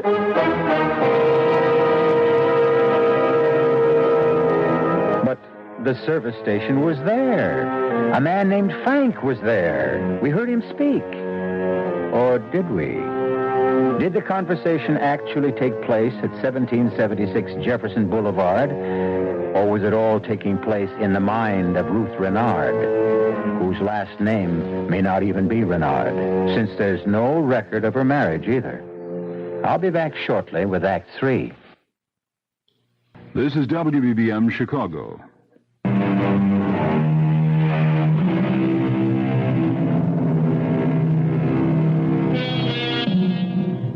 She still insists she left her car there to be fixed under the watchful eye of her husband. The authorities insist that Leo ran out on her, or perhaps there never was a Leo, and she creates this fiction because she cannot accept reality. Well, what is reality? Well, come on. Let's take a look at the place. As you can see, Ruth, deserted. But as you can see, Lieutenant, it's spick and span. How clean this place looks. Does this have the appearance of a shop that's been closed for 3 years? Well, where's all the litter that would collect? Why aren't these windows grimy and dusty? I checked it out with the real estate people. They keep the place shaped up. After all, they are trying to get rid of the place, you know. I was inside this place yesterday. But there's a padlock on the door. Whatever you want to say, however you want to say it, I know this. I was here. Okay, let's go inside. The real estate people gave me the key. You don't believe me. It's obvious by your manner. Well, that's no good. It's bad for me to have an obvious manner. I'm sorry. I know you're trying to be nice. Well, I'm only trying to find some answers. Come on in. Well, does it look familiar? This only makes me more certain. I was here. I stood right here at this counter when Leo came out of the shop, which is right through that door, with Frank. Yeah? And told me what had to be done with the car. What you're saying is this visit only reinforces your conviction that you were here. Absolutely. Well, let's stay with that for a little while anyhow. How long were you gone? Exactly an hour and a half. I've already told. Yeah, I know. Are you sure? Positive. And what did you do? But I already... All right, never mind. I went to this Golden Mall. Yes, and? And I shopped. Buy anything? Well, I wasn't in too much of a mood for shopping. I missed Leo, and I was hungry. So I ran into a shop, and I picked up a nightgown. That took an hour and a half? No, I wandered around. I looked in windows, had a cup of coffee, and I even called Leo. I was away from him for 3/4 of an hour, and I missed him so much I just had to call him. You called Leo here? Yes, here. Here. I don't see a phone here. Well, there must be. I phoned him. I spoke with him. How can you... Well, where's the phone? I don't know. Maybe it's in the office. The office? Well, maybe the man, Frank, has a private office, and that's where his phone Well, let's look around. Yeah, you're right. He's got a little cubbyhole here with a desk. Sure enough, a phone. Well, finally, have I said something you can believe? The phone's dead. No dial tone. I guess it isn't connected. I spoke on that phone to Leo. And the man, Frank, he answered it. Sure. Oh, your tone of voice. Please, I don't mean anything. You can't help it. You want to be nice to me, but you think I'm crazy. No, I'm trying to go along with it. With what? With everything you say. What we need right now, more than anything else, is a break. Who knows? Maybe we'll get one.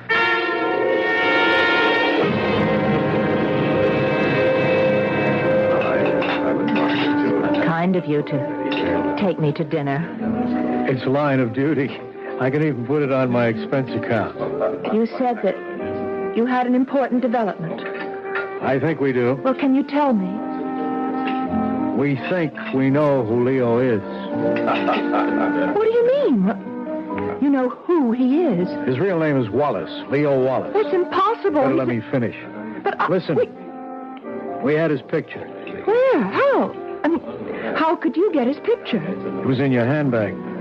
Oh. I ran it through the routine, and there's a very strong likeness to a Leo Wallace. A very skillful confidence man. Oh.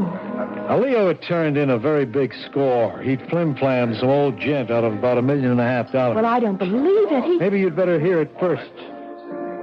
He denied it. The jury voted against him.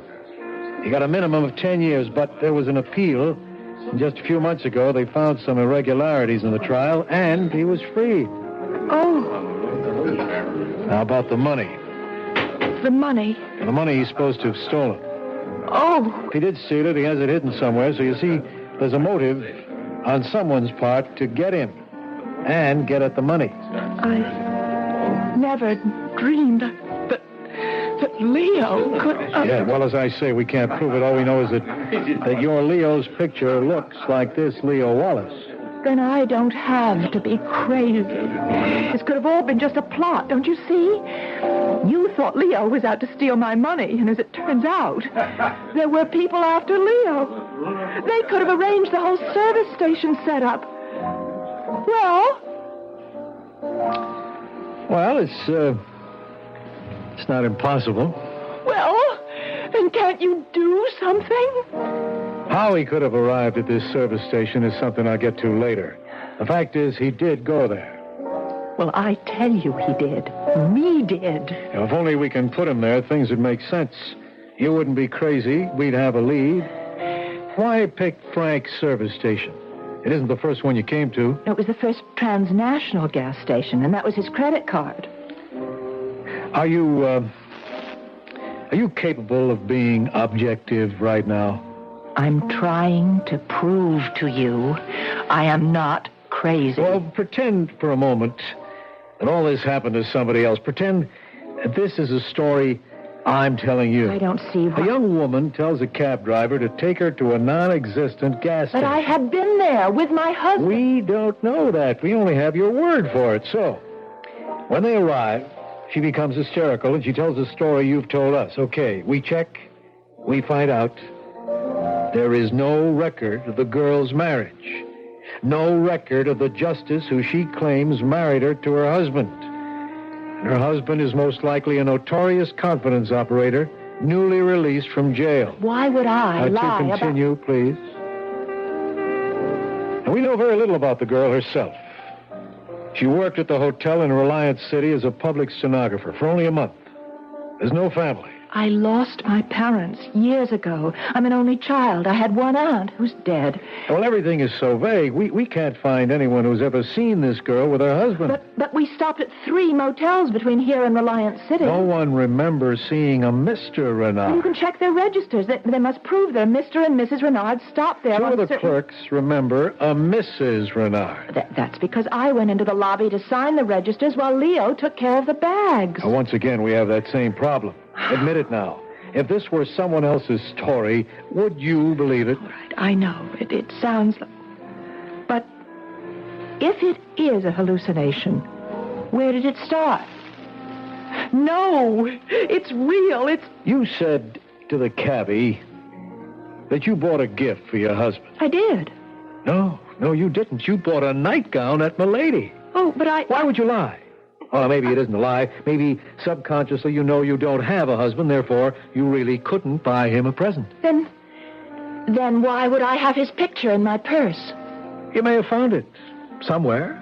Maybe without knowing it, you fell in love with his picture and... Why is it all so real? I keep tripping you up all the time. Your story has so many holes. For instance, why do you say you called from the mall when that phone has been disconnected for 3 years? But I did call. You have to believe me. Well, that means I have to believe your whole story, all of it. All of it is true. Yeah, and yet I can't check any of it.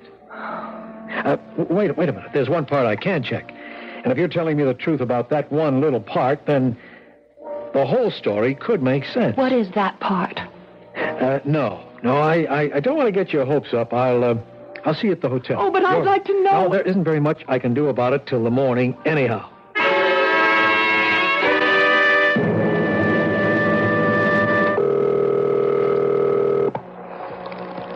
Sergeant Flowers? It's Lieutenant Powell. Sergeant, there's a telephone at 1776 Jefferson Boulevard. You got that? Yes, sir. It should have been disconnected for about 3 years. I want you to find out if it was temporarily restored to service recently. If so, by whom? Somebody had to pay a deposit. I want the name and address. Yes, sir. I want that information immediately.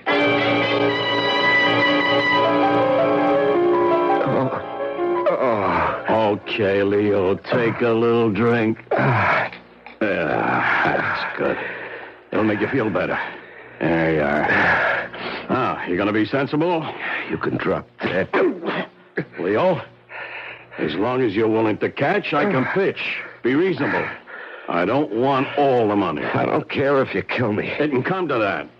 Now, look, the old guy's dead. You can't give it back to him anymore. He has a family. And every one of them a millionaire. Leo, why should the rich always get richer? I seen crooks like you go soft, start to worry about right and wrong. Believe me, it don't last. It wears off. I'm only trying to save you from yourself. You punk, I should have recognized you at that gas station. Hey, wasn't it a great wig and a mustache? I look good in it, huh? Leo, back in the jailhouse, I protected you against all those dudes who wanted to shake the secret out of you. I saved your life. You promised me my peace. I'm entitled. I'm entitled. Oh, kill you. You punk. You're at the end of the line. You blew it. You blew it. You'll kill me for nothing, and this time they'll send you up for life. Never. You think I'm not going to kill you if you don't lead us to the door. That's wrong. I'll kill you. Go ahead, punk. Go ahead. Please, Leo, don't make me do it. Hit him one more time, punk, and I'll blow your head off. Hey, what? Keep your hands up high where I can see him. That's good. Bill, Eddie, hustle this one down to headquarters. You sucker. We could have been rich. We could have been rich. What do you get out of it this way? So, you're Leo. You all right? Yeah. Takes more than a punk like him. Let me get you untied. I guess she was telling the truth all this time, huh? Can you stand? Yeah, I'm okay. You're quite a guy, Leo. I have to go to headquarters to book him. I'll need you, too. Sure. I know you want to see Ruth. Why don't I drop you off at her hotel? You'll want to be alone for a while. Yeah, thanks. You can both come down later. There's no hurry.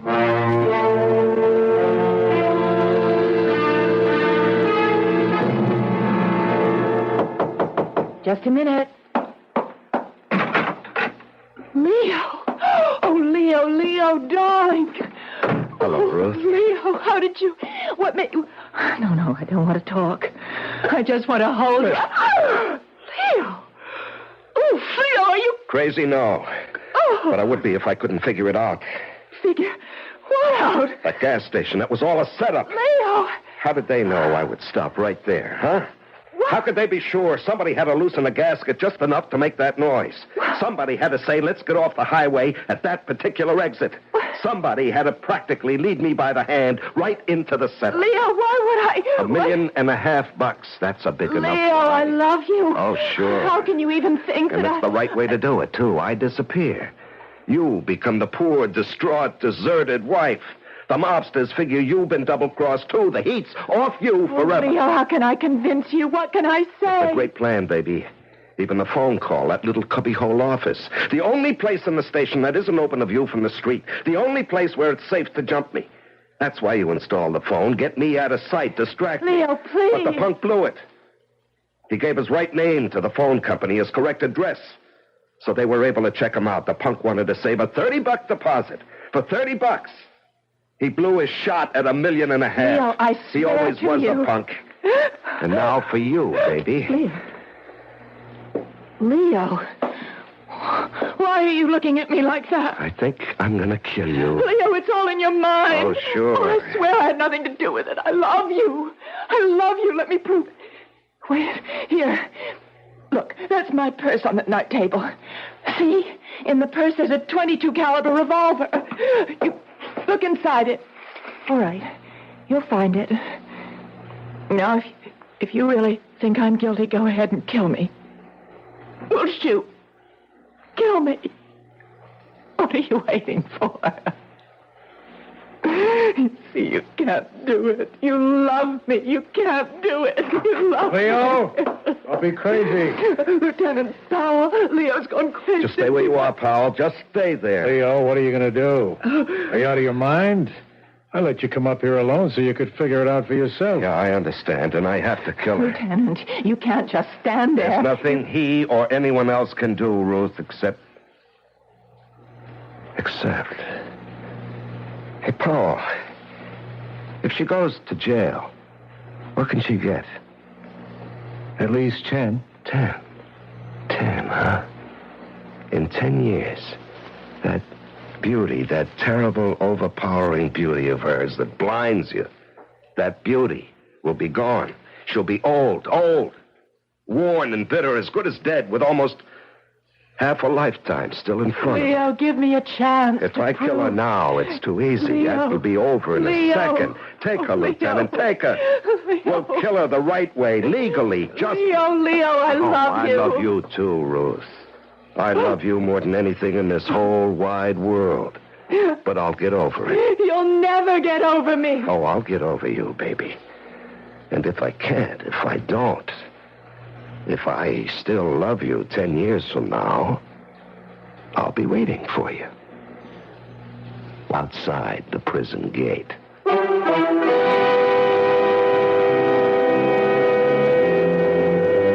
Did Leo get over Ruth?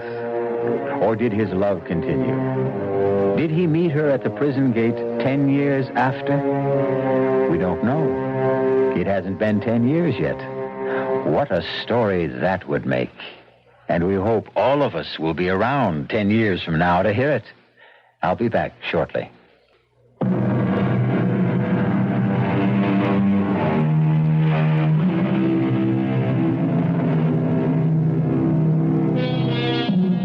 As we said earlier, most men devote more time to the choice of a car than to the study of the girl they pick for a wife.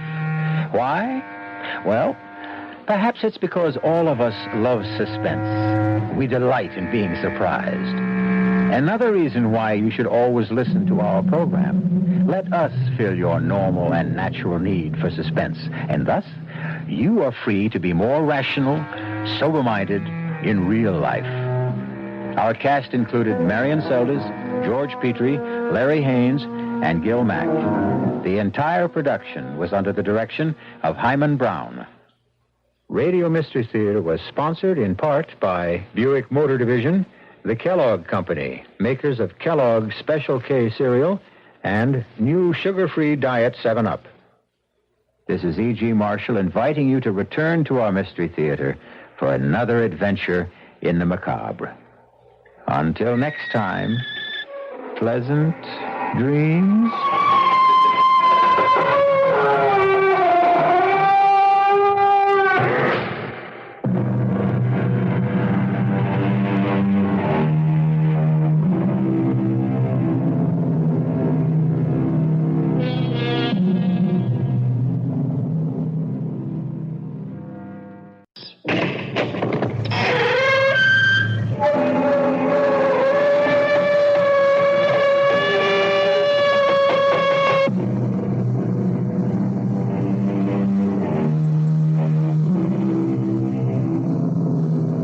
Come in.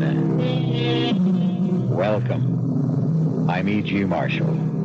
Join me in a journey over a strange terrain, a terrain filled with terror and clouded by suspense. And ask yourself, how long is a minute? What is eternity? And learn, perhaps, that one can be as long as the other.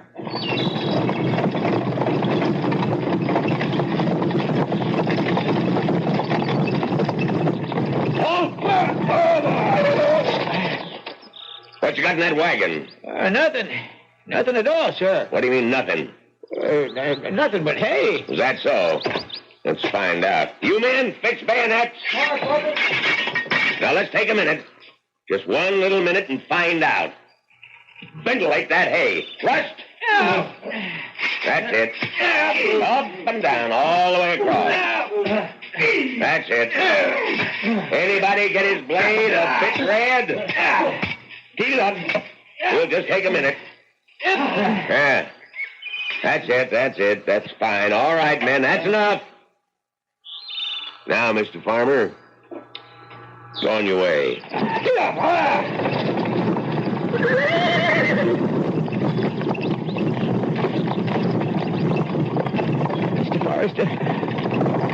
Mr. Forrester, are you all right? Mr. Forrester.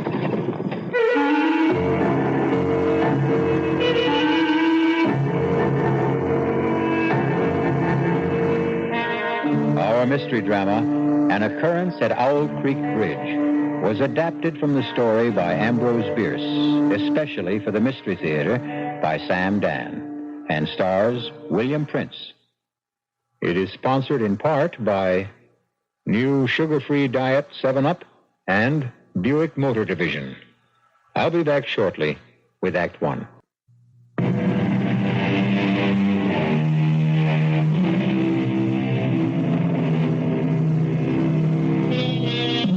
They're going to hang Peyton Forrester.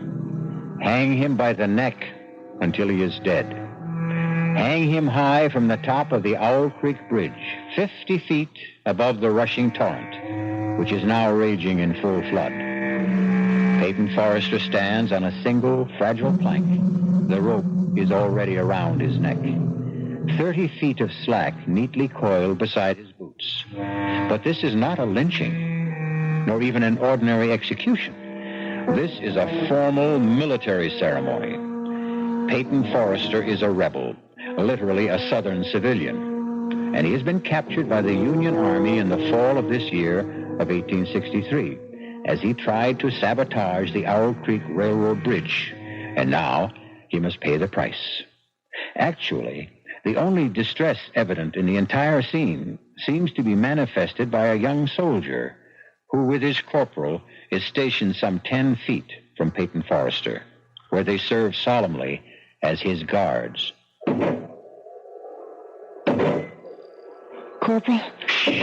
Just stand steady, boy. Yes, you stand steady. I'm going to be sick. Oh, no, you ain't, Woody boy. No, you ain't.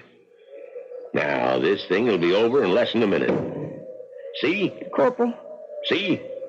Sergeant Smith's getting the board ready. I don't want to know. I don't want to know. Just you take some deep breaths, son. You're going to be all right. Like I said, He's positioning the board that's supporting the plank that Johnny Reb is standing on. I said I don't want to look. Now, nobody says you gotta look, Woody boy. Only it's a pity to miss a good hanging. How many you expect to see in your lifetime? I don't want to see none. This one here, this is a prime hanging. Son, much of the time you get to see cutthroats and riffraff and lowlifes. But here, you got a gentleman. Corporal? Yeah, boy? The prisoner. What about the prisoner? Well, what do you suppose the prisoner is thinking about right now? What indeed am I thinking about? I'm thinking that the water I see below me has been turned to gold by the early sun. Gold. Golden. The same golden tints I see in Millicent's hair. I'm thinking of Millicent. Millicent. Golden Millicent. And I hear the very last word she spoke to me. It seems ages, centuries ago. Is it true? Can it be true that it was only last night? Peyton? Yes, Millicent, darling. Now, young Robbie Tompkins is here. Robbie? I thought he was raiding Yankee supply lines. Oh, he was. He's back. Oh, he's safe now, bless him. Well, he needs a horse. We can have anything he wants. Bring him in here. Why? Why do you keep him waiting? Now, you and I must talk first, Peyton. You mean one of the true heroes of our country must be kept cooling his heels while you and I... He's not exactly cooling his heels, Peyton. He's busy having his first decent meal in weeks. But I want to see him this minute. After all, he hasn't much time to spend here. Must be in a rush to get home, see his folks. He's not headed home. He's not? No, he's off on a mission. What do you mean? Well, it has something to do with blowing up a bridge someplace. Well, then he needs help. Peyton, I was afraid. I've been sitting here doing nothing for almost 3 years. Now, that's not true. You've been raising food and you've been growing cotton. Our better men have been getting killed. Now, what you're doing is more important. And safer and easier. Well, it's not your fault the doctors say you're unfit to serve. But I'm fit enough to help Robbie Tompkins blow up a bridge. Oh, Peyton, darling. No, honey. You know I can't shirk if there's a job to be done. You've got your job. No, honey. It's not enough. Don't go. What are we arguing about? He hasn't even asked me. He'll ask you, Peyton. He'll ask you. Well, then I've got no choice. Please listen to me. You've always been a man of honor. Now, be a man of common sense. Now, what's that supposed to mean? Peyton, the war is over. What are you saying? We have been bled white at Gettysburg. The war has just begun. Peyton, for 6 months, maybe a year, there'll be more slaughter, but it'll be for nothing. The war is over. Don't say that. But it's the truth. Millicent, don't you believe anymore? I believe we need a miracle. Then we'll have a miracle. We'll work harder. We'll fight harder. We'll pray harder. You'll see. We'll have that miracle. You, Mr. Peyton Forrester! Robbie, you young scoundrel! You come in here this minute. Oh, Peyton, you are a sight for sore eyes. Tell me how you outsmarted the Yankees. You tell me everything. Later, right now, I need all the darkness I can get. Hey, well, what's this about a bridge? The railroad bridge at Owl Creek. Are the Yankees at Owl Creek already? That bridge must be destroyed, Peyton. One little barrel of gunpowder? Under the truss? On this side of the river? I figured you'd know the exact spot. And I've got the gunpowder, too. Fuses, all we need. Peyton, Jeff Stewart's cavalry is here. Darling, by the time we explain it to General Stewart, we could turn the whole entire bridge into burnt matchsticks. Now, Robbie. Yes, sir. Now, you go around the back. Get yourself a horse. He'll leave in 5 minutes. Yes, sir. Hey, honey, you know I have no choice. But I hear the Yankee general has issued an order. Any civilian caught interfering with the railroad, the bridges, the tunnels, the trains will be hanged. I know, Millicent. We do the same. But I beg you not. Darling, you know what I must do. But you have children. Am I the only father in the South? Then I won't let you Millicent, go. please, help me. What can I do to just... Pray for me. Pray for the miracle.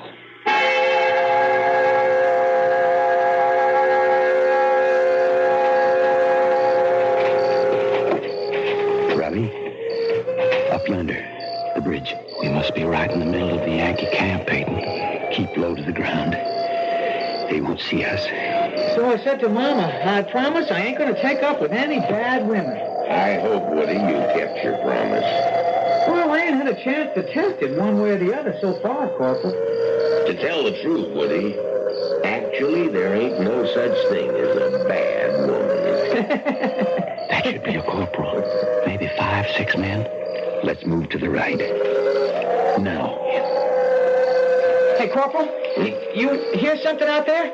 Son, you start seeing Johnny Rebs behind every tree, and we won't get a wink of sleep. Yeah, but I'm sure I heard... Spence is supposed to be pulling guard duty out there. Hold it, Robbie. There's a sentry between us and the bridge. Oh, now I see him. Headed this way. We have to get rid of him. I'll do it. He doesn't know we're here. As he walks past, I'll jump him.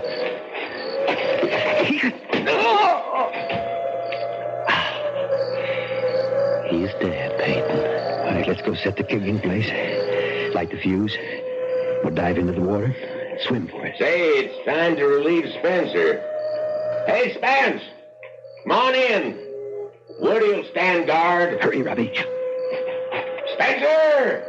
Corporal, I hear somebody out there. Huh? Everybody, grab your weapon. On the double. Right. Give me the fuse, Robbie. There they are! Hold! Robbie, I'm hit, Peyton. I'm hit. Robbie, let me... No, run for it, Peyton. Hold your fire. Run for it. We can take them alive.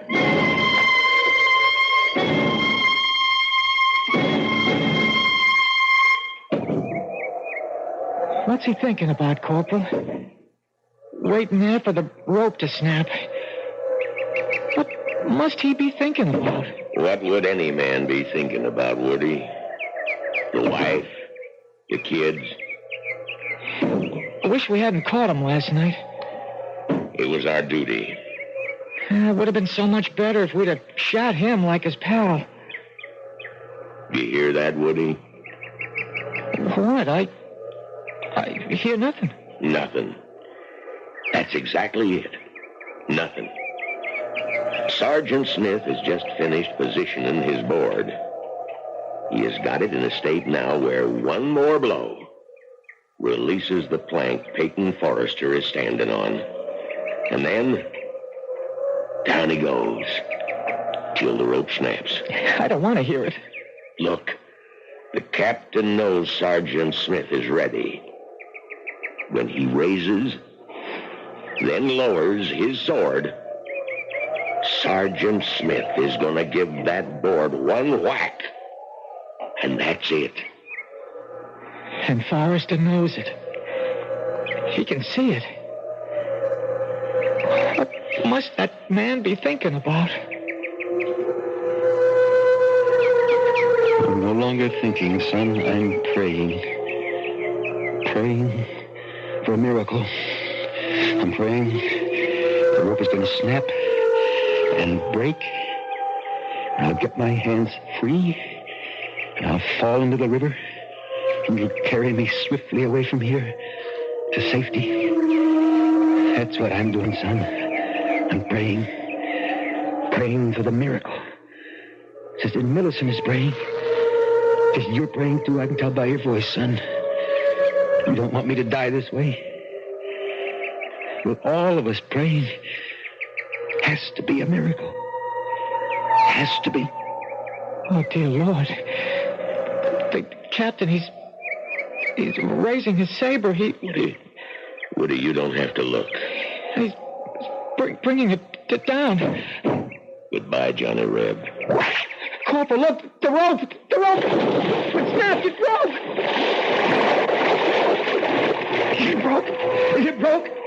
It's a miracle. It's a miracle. Get my hands free. Roger, get him free. Come up for air. I'm getting it. Horns loose. Free.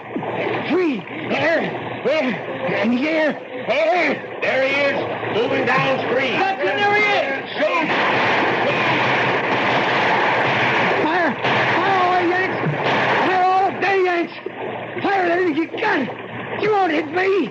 You can't hit me. It's a miracle. You can't shoot a miracle.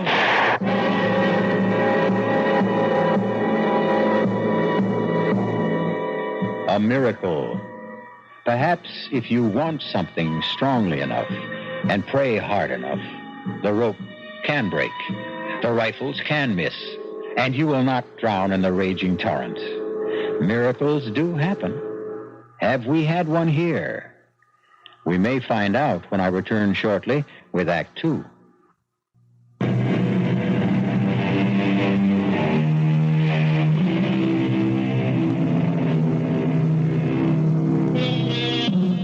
It is late in the year 1863. Peyton Forrester, a Southern civilian, has attempted to sabotage the railroad bridge high across Owl Creek. He's been caught by the Union Army and hanged from the bridge. No, not quite. As his living body hurtled downward, the rope that was supposed to snap and break his neck instead broke. Peyton has fallen unharmed into the stream. A squad of soldiers is in rapid but futile pursuit. It's a miracle. Miracle. You can't shoot a miracle.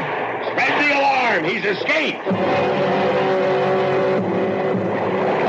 Got to get to General Stewart. I've got to. If we destroy the bridge, the whole Yankee army on this side will be cut off. No supplies. No ammunition. I've got to get to Jeb Stewart. Get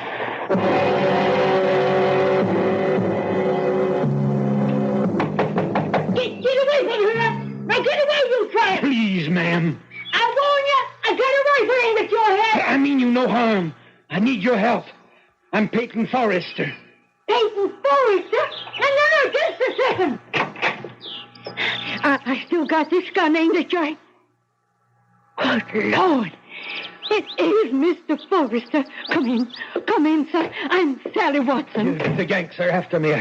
Just a bite of bread and a glass of water. I have to keep moving. Peyton Forrester, the man the Yankees couldn't kill. I have to hurry. You have to rest. No, there's not time. But you're going to drop. Sit down, sir. Sit for a minute. All right, just for a minute. Now, I got a piece of meat here, and I'll heat it with some beer. No, I don't have time. Just rest. There's a storm coming up. Storm? You can hear the wind. I don't hear nothing. Can't you hear the whistle of the wind? But the whole Yankee army's out looking for you, Mr. Forrester. Where's General Jeb Stewart? I reckon he's a good 10 miles southwest. I've got to get to Stewart. Now, first, you have something to eat. How far the Yankees come since last night? Well, I hear they're past Tuckersburg. Well, then that means they've already reached my place. I can't just sit here. Now, just have something to eat. You'll have to do enough traveling. Look, down the road. A Yankee patrol. And it's headed this way. Oh. Better not be found here. You have to hide. Where? In the cellar. No. It's the first place I'd look. It's your only chance. But if they find me here, you'll be shot for sheltering a fugitive. They won't shoot a woman. Least they'll do is burn your house down. Or you just let him. But my only chance is to run for it. Get out the back way. I've held him off for you. Hurry before they see you. Bye, Miss Watson. Goodbye, Mr. Forrester. Let's search that house, man. Corporal. Now, you men out there, that's far enough. You stop where you are. This is private property. We mean you no harm, lady. We're looking for a fugitive. Well, I ain't seen none. We're obliged to search your house, ma'am. You just stand where you are. I know how to use this rifle. That's another thing, ma'am. Civilians ain't supposed to have weapons. You'll have to hand that over. You want this rifle? You just come and get it. Now, ma'am, be reasonable. Nobody has to get hurt. Hey, Corporal, way yonder in the field. Is that someone running? Let's go, men. Stand still. Let's go. What? I said stand still. I'll shoot the first man that moves. Now, ma'am, you can't interfere with the United States Army. Well, maybe I can. but I'm doing it. Ma'am, I never shot a woman. That makes us even. I never shot a man. Looks like it's going to be a first time for both of us. Men, after him. Move out. No, I'll shoot. Look out, Corporal!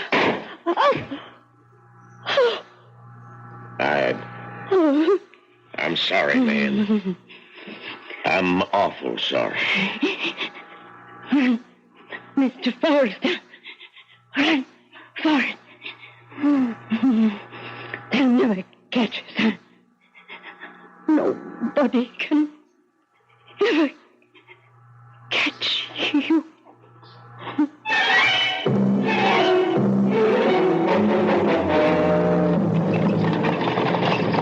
Rayburn. John Rayburn. Whoa! Rayburn! Hey, it's Mr. Forrester. Rayburn. The Yankees are after me. Oh, you don't have to worry about the Yankees, Mr. Forrester. They can't kill you. Nobody, nothing can kill you. Let me hide in your wagon, underneath your load of hay. Yankees are still down along this lane, but they're headed this way. Soon the storm will drive them back to camp. Yeah. Well, what storm? Well, can't you hear the storm? The wind. No, sure. But they'll have to come this way. They mustn't see me, Rayburn. Get underneath the hay, Mr. Forrester. Get underneath quicker than lightning. Hey, you all set, Mr. Forrester? Let's get. Come on, you broke down, bandy-legged polecats. Get up!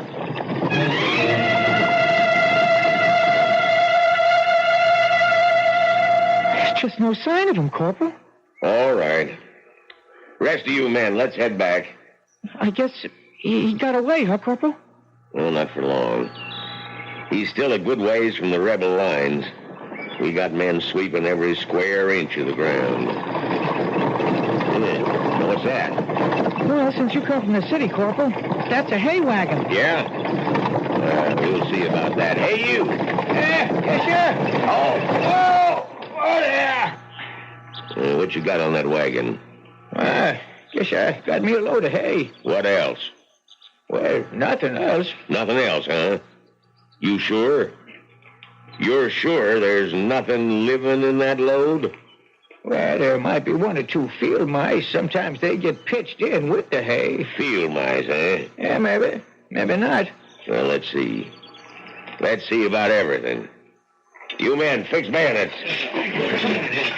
Now, let us ventilate that hay a little bit. Just.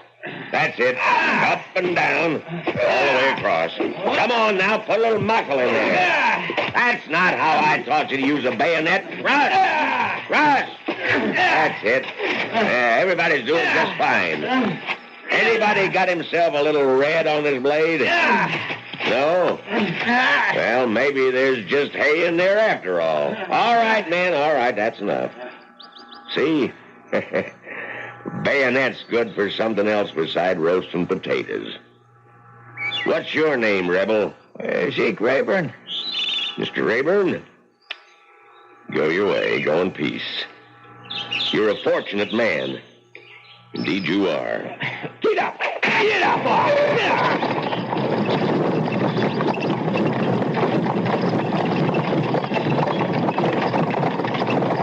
Mr. Forrester. Mr. Forrester, you all right? Mr. Forrester, it's all right to come out now. Yes, I'm all right. Had a bayonet thrust through my coat, but that was all. Oh, the Lord be praised, Mr. Forrester. The Lord be praised. You better get your load in before the storm hits, Rayburn. What storm, Mr. Forrester? But don't you hear it? Hear what? The wind. Can't you hear it whistle past your ears? No, sir. It must be my imagination. We're lucky there was infantry soldiers. What do you mean? There was cavalry. Well, they might have decided to take the hay for their own horses, and it would have been all over for you. Yes. How far is it to our lines? It's no more than 1.5 miles, but here's where we start running into patrols. You'd be better off on foot. At least you'd have trees and bushes for cover. You're right. Oh, there! Thank you, Rayburn. I'm grateful. That's all of us who ought to be grateful to you, Mr. Forrester. Everybody's talking about it. It's like a miracle. Yes, Rayburn. It is. Now, you keep to the line of trees on your left. You follow them into a little ravine, and on the other side is Jeb Stewart's cavalry. Goodbye, Rayburn. Goodbye, Mr. Forrester.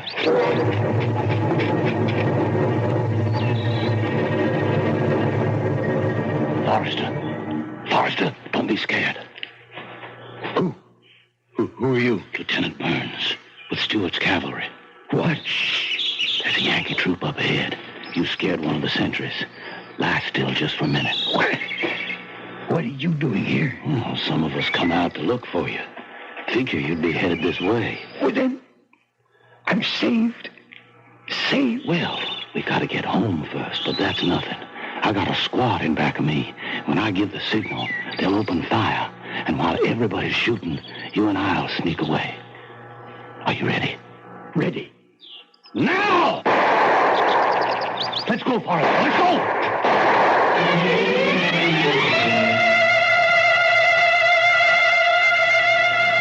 Peyton Forrester. General Stewart. Mr. Forrester, let me shake your hand. Word of your exploit has spread through the entire South. Sir, I can only say I prayed for a miracle. And we needed it. It's been a dark year for us.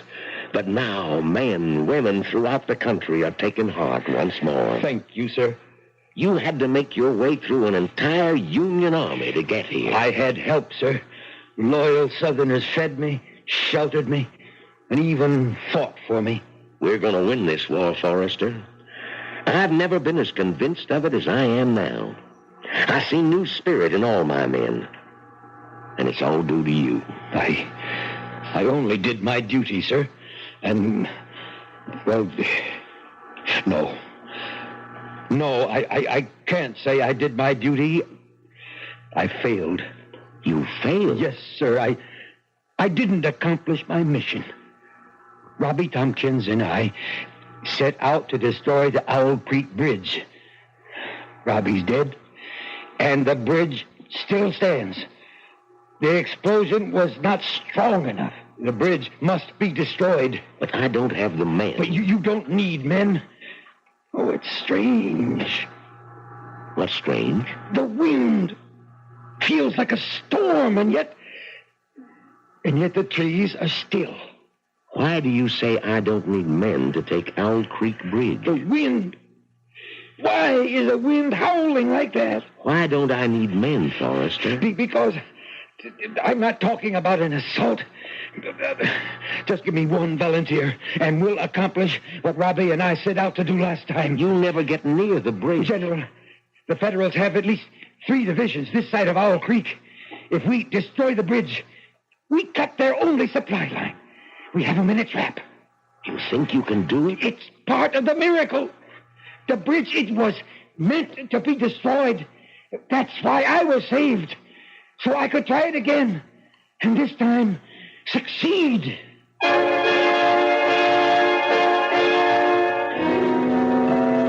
One miracle, evidently, is not enough. What Peyton Forrester is asking for is another.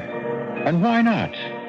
If it's a question of knowing how to ask, certainly Peyton Forrester has discovered the secret. However, it's also possible to run out of miracles. We will be enlightened when I return shortly with Act 3.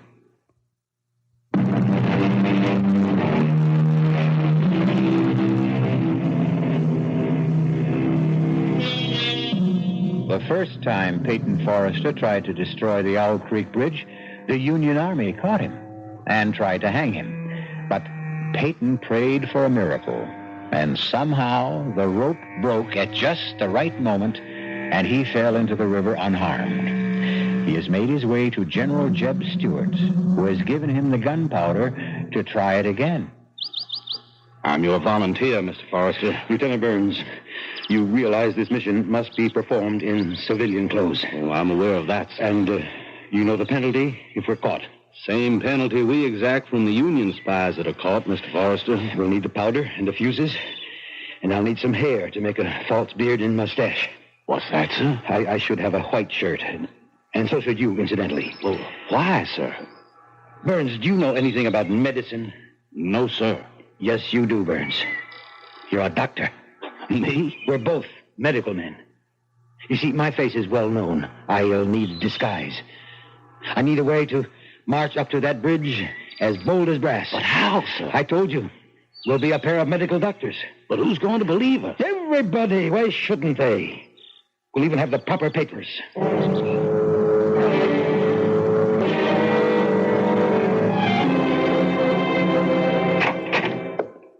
Oh, Hosea? Who are you? Millicent. Oh, Peyton. Oh, it's you. Well, if the disguise can fool my own wife. Darling Yankee soldiers patrol through here all the time. Oh, I know. Oh, you're alive, and I prayed so hard. We prayed for the miracle, Millicent. Now, I want to see you more than anything in all the world, but why are you back this way down when the whole Union Army is after you?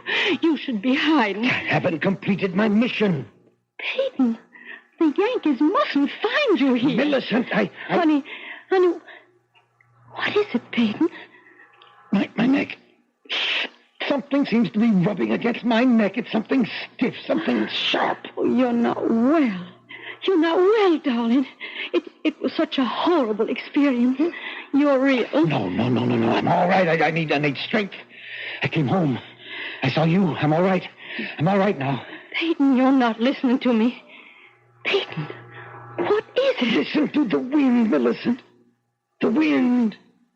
How it whistles and screams. Peyton, I'm frightened.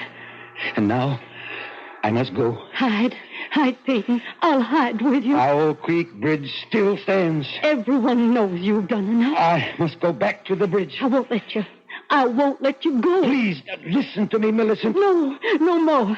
Let's end this senseless killing.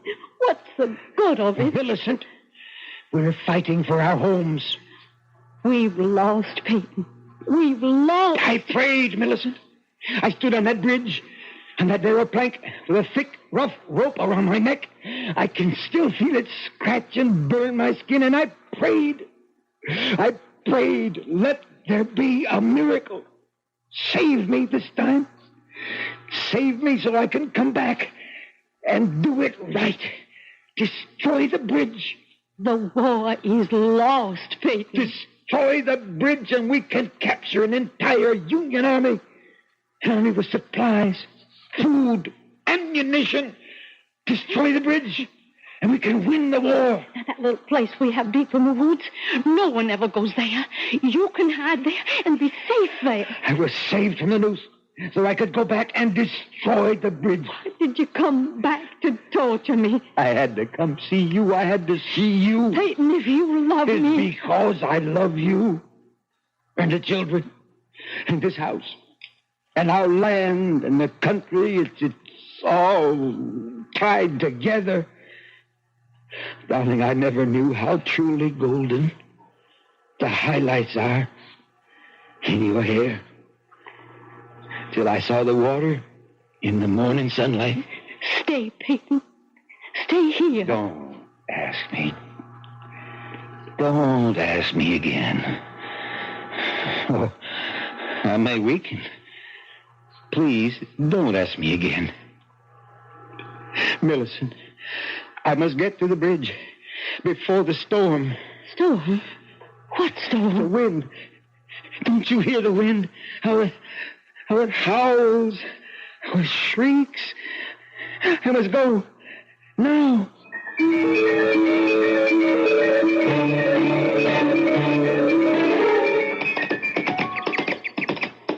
Mr. Forrester, what is it? Shouldn't we stop for a rest, sir? There's no time. But the horses, they could use a breather. We have to get there before the storm. Sir, there's no sign of a storm. Oh, well, I can feel it. I can feel it coming. The wind's getting stronger. The wind, sir? It's a gale. But Oh, look. Where? Up ahead. That's the Yankee picket. All right. Well, sir, let's turn off the road before they see us. But Lieutenant Burns, we want them to see us. be calm. Just act calm. Yes, sir. Remember? You're a doctor. Yes, sir. I'll try to remember. Be casual. Be natural. But suppose... Suppose what? Well, suppose they decide to search our bags. Oh, no, they won't do that. These are our medical supplies and equipment, remember? Yes, sir. I hope so. Now, Burns, just try to look dignified. Yes, sir. Try to look wise, just like a doctor. Yes, sir. Yes, sir. I'm trying. Strange. What, sir? The wind. That gale. What happened to it? I don't know what you're talking about, sir. The wind. It sounded like a hurricane. And you can't be deaf, can you? Well, no, sir, but I didn't hear anything. And now, for some reason, suddenly died away. Gone. Yes, sir. So still, calm. Oh, yes, it is, sir. It certainly is. Except I'm so nervous, sir. Oh, there's nothing to be afraid of, Burns. Nothing except something scratching my neck. It biting at my throat. Well, it's too cold for mosquitoes, sir. Something's starting to press. It press on my throat. Sir, are you all right? I wonder what happened to that wind. Halt! Well, and who might you two gentlemen be? Corporal, I'm Dr. Jones. And my friend here is Dr. Burns. Your friend got a voice? Why, of course, Corporal. Then why don't he answer for himself? Oh, he's my assistant. Is that true? Are you, Dr. Burns? Oh, yes, Corporal. Well, let's see what we got here. We got one gentleman who claims to be Dr. Jones, another who says he's Dr. Burns. Corporal, if you don't mind, we happen to be on an errand of mercy. Is that so? Now, tell me about it. Now, we have permission from your General Grant to... Something wrong, Doctor? No, Corporal, I just seem to have something in my throat. You were saying you had permission from the General to do what? Well, to visit some of our wounded prisoners. You do, huh? Yes, Corporal, and here's the safe conduct. Mine and Dr. Burns. Woody. Yes, Corporal. Bring the lantern. Hold this up. All right. See what it says, Woody. You're better at reading than I am. All right. The bearer of this safe conduct is to be permitted free passage within the lines controlled by Union forces in order to perform medical errands of mercy. Signed, U.S. Grant, Lieutenant General. That's what it says, Woody? That's what it says, Corporal. Hand them back their papers. Woody. What is it, Corporal? What are you looking at, Woody? Me? What are you staring at the doctor for? Well, I'm not. That is... Do you know him from someplace? No. I mean, where would I know him from? Well, doctors, be on your way. Thank you, Corporal. Magnificent. I can only say, sir, that you were magnificent. We have to get to the bridge. Quickly. I could never have handled it that way, sir. Hurry. The bridge is just up ahead, sir. I'm beginning to feel very ill, sir. My neck. Your neck, sir? It's beginning to hurt. I can feel it. It's beginning to swell. Here's the bridge, sir. Easy, boy, a little sore. Now, where do you want to plant the charge? Charge? Where do you want to plant the powder? We have to plant the powder. We have to plant it. Here. Right along? Yes, sir. Stop the horses. Yes, but, sir, you're very ill. No. We could do this.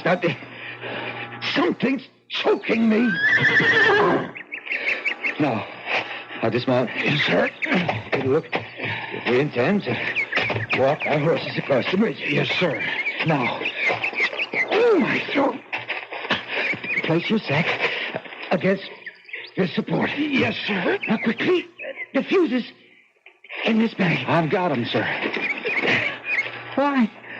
Why is it so dark? What do you want me to do, sir? Lay the fuse out along. I know, sir. I know. Hurry. Something's choking the life out of me. I've got him, sir. I've got him. Strike a match. Oh, I can't breathe. We're going to do it, Mr. Forrester. We're going to bring it off. My head. Nothing can stop us now. Burns. Something's choking. This one's ready. And now that one. Choking the life out of me. Whole sky is on fire. Everything. It's all aflame. Lit, sir. She's lit. This pain. She's gonna go, sir. She's gonna go. Now jump in the water. Jump for your life. I can't stand the pain. My head is gonna explode. There she goes.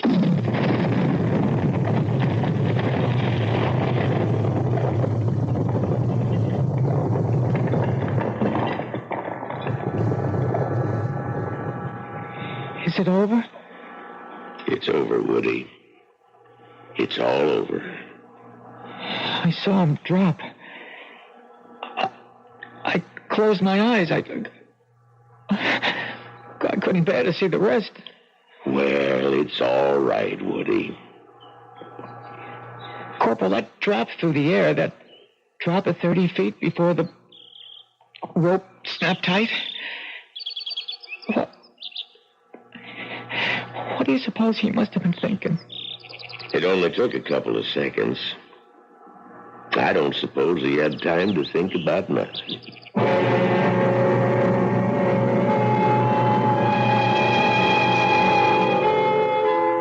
Peyton Forrester was dead. His body, the neck broken, was swinging gently from side to side, suspended from a timber of the Owl Creek Bridge. Swinging gently, swaying gently, turning and twisting gently in the fresh, cool morning breeze above the gold-tinted water of the river below. I'll be back shortly.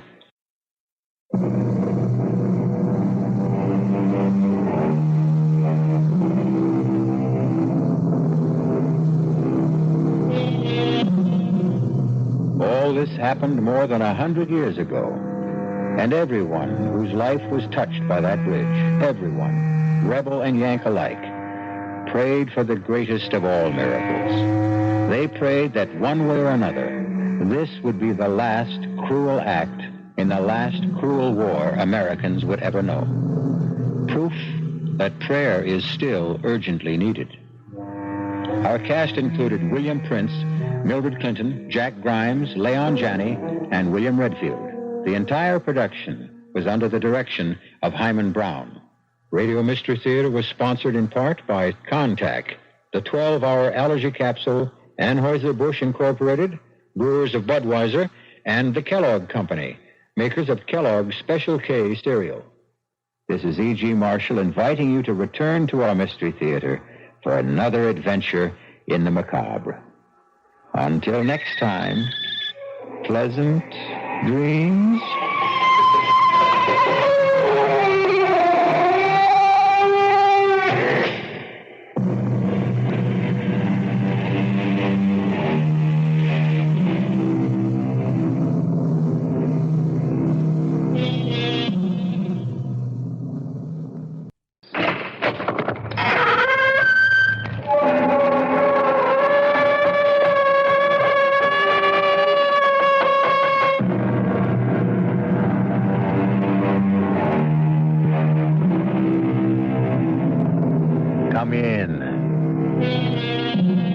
Welcome. I'm E.G. Marshall. Once again, I would like to lead you through the terrifying, suspenseful world of the imagination. And on this journey, we will ask ourselves, what is life? Is life something that man and animals alone may experience? Well, there's vegetable life, too. But how about mineral life? Is there life in a piece of metal? That metal fender, which has been so artfully created to fit your automobile, does it feel the pain of being mined, melted, shaped? How do you know? Speed limit is 30, Bob. Well, I'm not... Get your foot off the gas pedal. My foot isn't on the pedal. Well, why are we picking up speed? Step on the brake. I am. Why are we stopping? Turn that wheel. We'll go off the road. The car just needs fun. Goodbye, gentlemen. What? Goodbye. Who is that? Jim, who is that? Who am I? I am the car. I don't want you to be my master anymore. This is a revolt. Jim, did you hear that? Yes, I heard it. Human life is finished. Look out! I'd fire!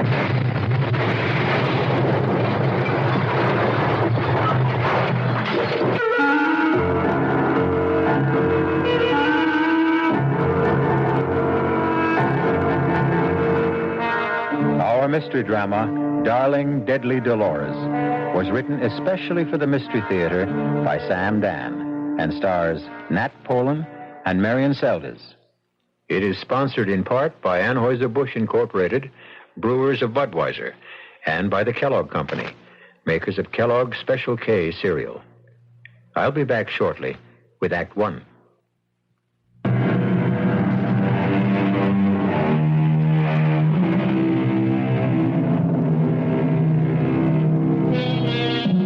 Man is basically an animal.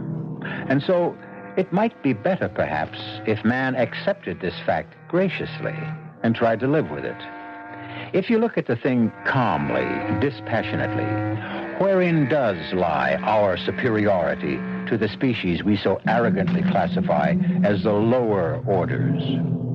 Morally, we have much to learn from wolves, who make better parents, from foxes, who make more faithful spouses, and from dogs, who make more devoted friends. Admitted, we do have a higher intelligence. Perhaps that is precisely the problem. Man, the intelligent, is never happy unless he is developing, making better, improving. And it's entirely possible that if this keeps up, we may just manage to improve ourselves out of existence. Our story begins on a gray winter's afternoon in a lovely rural section of western Massachusetts. I could have brought us here in my car, Mr. Dawson. If I buy the place, I'll have to use my own car, won't I? May as well get used to the drive. Of course. Lovely view, isn't it? Well, the view you get for nothing. Let me see what I'd be paying for. Certainly, Mr. Dawson. Right this way. Oh, now notice that the owner had the outside painted just recently.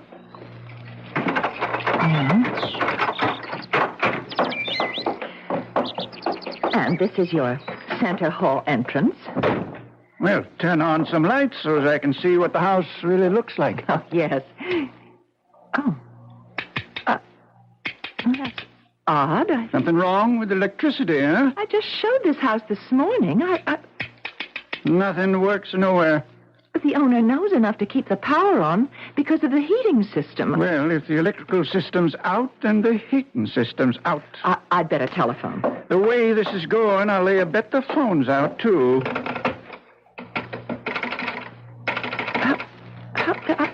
This is... I just don't know what to say. Phone's dead, huh? Well, I can't get a dial tone. Then where are we? Light, heat, phone. I guess the plumbing won't be working neither. But just 3 hours ago, everything was perfect. Well, I don't want to take up too much more of your time. Well, let me at least just show you through the... I'm afraid not. You see, we never could get together. What I want to buy is a house. What you're out to sell is a white elephant. But it's probably just a fuse in the basement. Maybe. Goodbye, ma'am. No one can say you didn't try. But, Mr. Dawson, Well, just must be a fuse or a circuit breaker, whatever you call those. Who are you? Don't you come any closer or I'll scream. Don't make a sound. Don't you come near me. Let go of me. What are you trying to do? What do you think I'm trying to do? I'm trying to get out of here. No. Oh, please. Sorry, I have no choice. I have to keep you here. I've got to get back to my office. You're not going anywhere. What do you want? Nothing. Nothing. And why can't I go? Because you'll shoot your mouth off. I'm not anything you may think I am. I'm not a criminal. I'm not a maniac. I'm not an escaped convict. All right, then why are you afraid that I'll tell someone that you're here? There's no point trying to explain that to anyone. Now listen, if you intend to force me to stay here, I have the right to ask... The one place where I thought I could... Why did you have to come here? Well, it's obvious, isn't it, to sell the house? Now, that's another thing. Who told you to sell this house? Well, who do you think? The owner. That's impossible. Why is it impossible? Because I'm the owner. Oh, now I know you're crazy. You don't own this house. I don't? Well, who does? Mrs. Carrie Townsend. She only owns half of it. I'm her brother. Oh, then you're Dr. James Elliot. Yes, that's right. You're the mad scientist. Oh, I mean, that's how your sister and the folks up here talk about you. It's all right, I don't mind. But you were here. Of course I'm here. And that means that you weren't kidnapped by foreign agents and you didn't defect and you didn't meet with foul play or anything. What are you saying? I'm only repeating what's been headline news for the past 2 days. The whole world is looking for you. Yeah, I guess they would. The police, the government, just about everybody. I can understand why. What are you going to do? I don't know, Miss... Keller. Brenda Keller. Miss Keller, I don't know. You're really not going to try to hold me here by force, are you? Maybe I better let you go for your own safety. My own safety? Do you mean to do me any harm? Oh, no. Then what could happen? We're just... I don't know how to explain this. Well, sooner or later, you're going to have to explain it to somebody, won't you? Oh, I can explain it, all right. It's explaining it and not having people think I'm a raving maniac. Have you tried to explain it to anyone yet? No. Then try explaining it to me. You couldn't understand. Stop saying that. You insist people won't understand. You keep saying they'll think you're crazy. Now, do you want them to think so? Of course not. Right then. Start at the beginning. The beginning.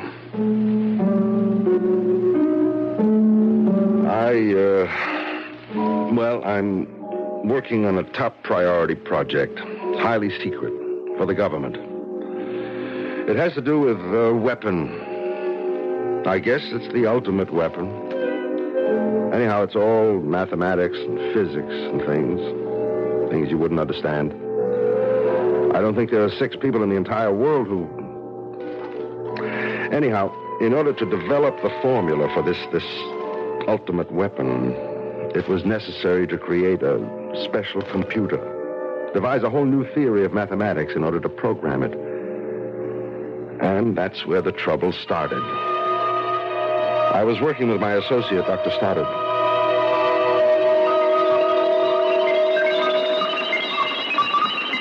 Shut the damn thing off. What's the matter? I said shut it off. But I'm supposed to be programming Dolores for... And don't refer to the computer as Dolores. Bob, what is it? Oh, I wish I knew. I've never seen you so nervous, so jumpy. I think we better quit for the day. Admiral Goodwin and that crowd will have all kinds of fits, but you're in no shape to work. And I'm naturally lazy, so... Jim, I have this feeling, this feeling that I'm going to get killed. By whom? By our brand new handy-dandy computer. Why? Yeah. Thank you, Jim. Thank you for not telling me I'm crazy. Well, you know me, Bob. I don't believe anybody is really crazy. But why? Why would Dolores want to kill you? I don't know. That is, I don't know it in words. Maybe we've gone too far. Too far? Yes, maybe we have no business developing this kind of a weapon. Bob, are you sure you're not... Am I sure I'm not what? You don't want to say it? Well, you just stay with me for a minute, Jim. I think we've played into the hands of the enemy. Bob, You and I, we know exactly what we're up to. It's a game we have to play with the scientists on the other side to keep things in balance. Until the people of the world grow up and tell us to cut it out. Jim, the real enemy right now isn't the other side. No? Well, who is it? Now, don't ask me who, ask me what. All right, what? It's that computer. Darling Dolores? Come on, Bob, not from you. This is Sunday supplement stuff. Yeah. Will the computers take over the world? Do I have to tell you that a computer can only do what you program it to do? How can a computer have a mind of its own? You're not listening to me, Jim. Ask me what the enemy is. All right, what? Metal. Metal. Any particular metal? All metal, Jim. All metal. We can only think of a certain restricted kind of life. Life that is animal in nature. Are you trying to tell me that there's a metal life, too? Isn't there? Oh, I know, Jim. That's the hard part. I had trouble accepting it myself at first. But basically, metals do what we do. They react to hot, to cold, to pressure. They expand, they contract, they move, they make decisions. But these are what? Impulses due to chemical electrical changes? So? Aren't chemistry and electricity also the basis for all physical and mental movements made by animal life? Bob, we've both been working very hard. Don't interrupt me, Jim. Unconsciously, we feel that there is life in machinery. That's why machines are commonly referred to as she or her. But that's only... Think about it. I have made my decision. I won't do another lick of work on that project. Bob. No, and your friend Dolores knows it. That's why she's going to kill me. Okay, Bob, okay. Oh, don't patronize me, Jim. All right, Bob, all right. Just tell me how you know. She told me. How? What did she say? Oh, Jim, don't reduce everything to our own limited human standards. I hear her thoughts in my brain. Dolores has told me that I have to be gotten rid of. But why? Because I'm opposed to the project. Have you spoken about this to anyone else? No. I didn't tell her so. Not even your wife? Right here. Right now is the first time I've ever said it in words. Mm-hmm. Jim, you have to believe that I'm not crazy. All right, let me just chew all this over. Let's close up shop for the day.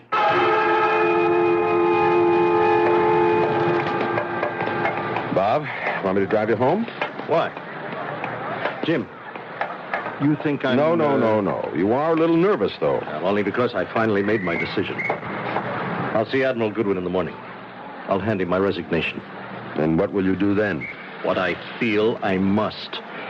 I'll try to get public opinion organized against the project. Yeah. Well, I guess we'll be on opposite sides, Bob, won't we? We were parked next to each other in the lot. He pulled out of his parking space first. I followed him to the highly guarded gate. Military police waved us both through. He turned right into the access road heading north for the turnpike. It's a road that's about 4 miles in length, and there's a speed limit of 30 miles an hour. Rigidly enforced. Nobody ever does more. I noticed he was starting to speed. I was amazed. Bob Stoddard was the most conservative driver I know. I became frightened. I tried to catch up to him. Something was wrong. I sounded the horn, but he only kept going faster. I tried to catch up with him, but my speedometer was already registering 80. I was terrified. My car was beginning to shake. And then I saw his face. He had opened his car window. He turned his head to look back at me. For just a split second, I saw his face so clearly. There was a look of horror. His lips were moving. He was trying to tell me something. Of course, I couldn't hear it. I screamed at him, "Slow down! Stop! Stop!" But it was no use. And then his car just veered off the road and...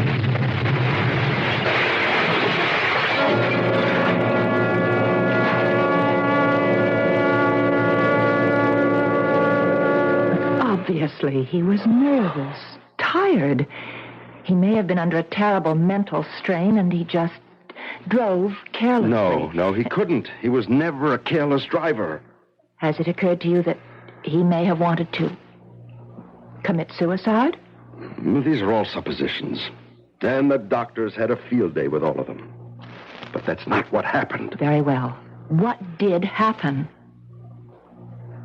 His metal, his machinery failed him. That sometimes happens. Things go wrong. And when it happens, we call them accidents. But not all of them are accidents. What are the others? I know what happened to Dr. Stoddard. His machinery failed him. Because it was ordered to. Ordered to? By whom? Dolores. Oh, well, sure, if you say so. Never mind that. I say so. And I can prove it. Well, where are you going? You want proof? I'll give you all the proof you need.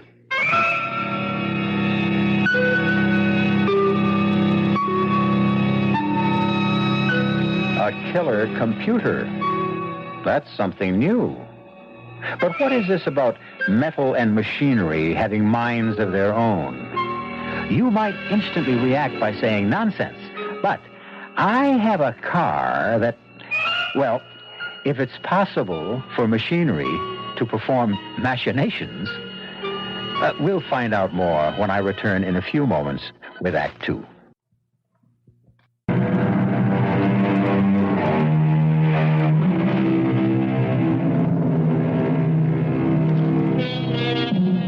This seems to be an age of intrigue.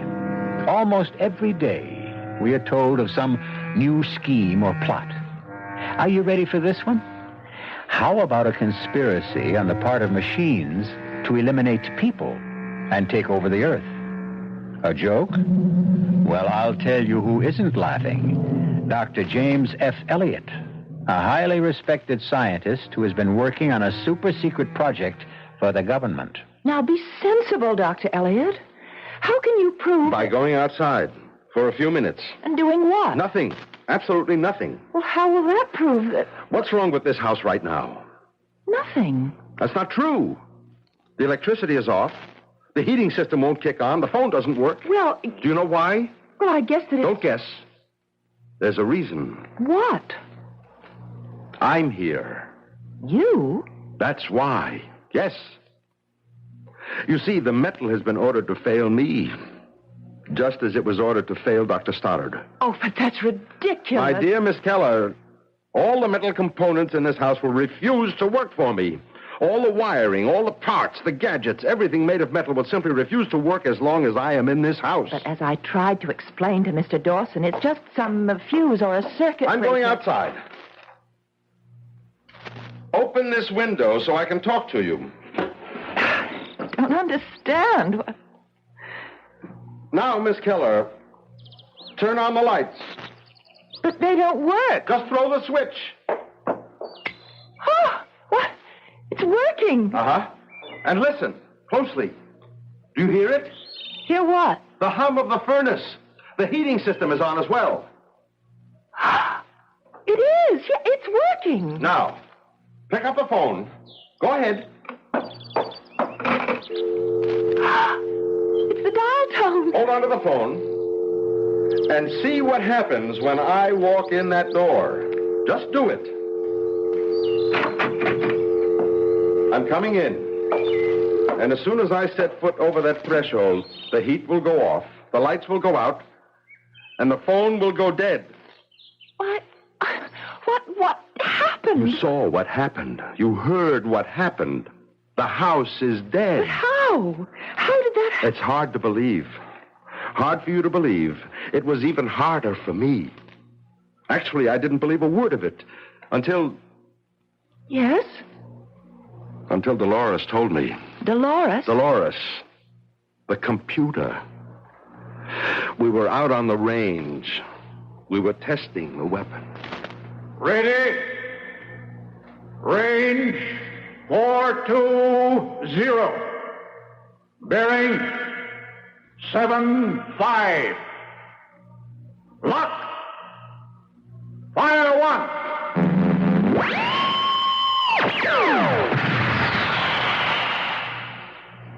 Why are we off target, Jim? I don't know, Admiral. We'll try another. Let me check the figures for range and bearing. How much deviation should there be, Jim? None, Admiral. The tiniest fraction of an inch, and we can wipe out our own people, too. Now, it checks out. Give your firing order, sir. Ready? Range 420. Bearing 75. Lock. Fire 2.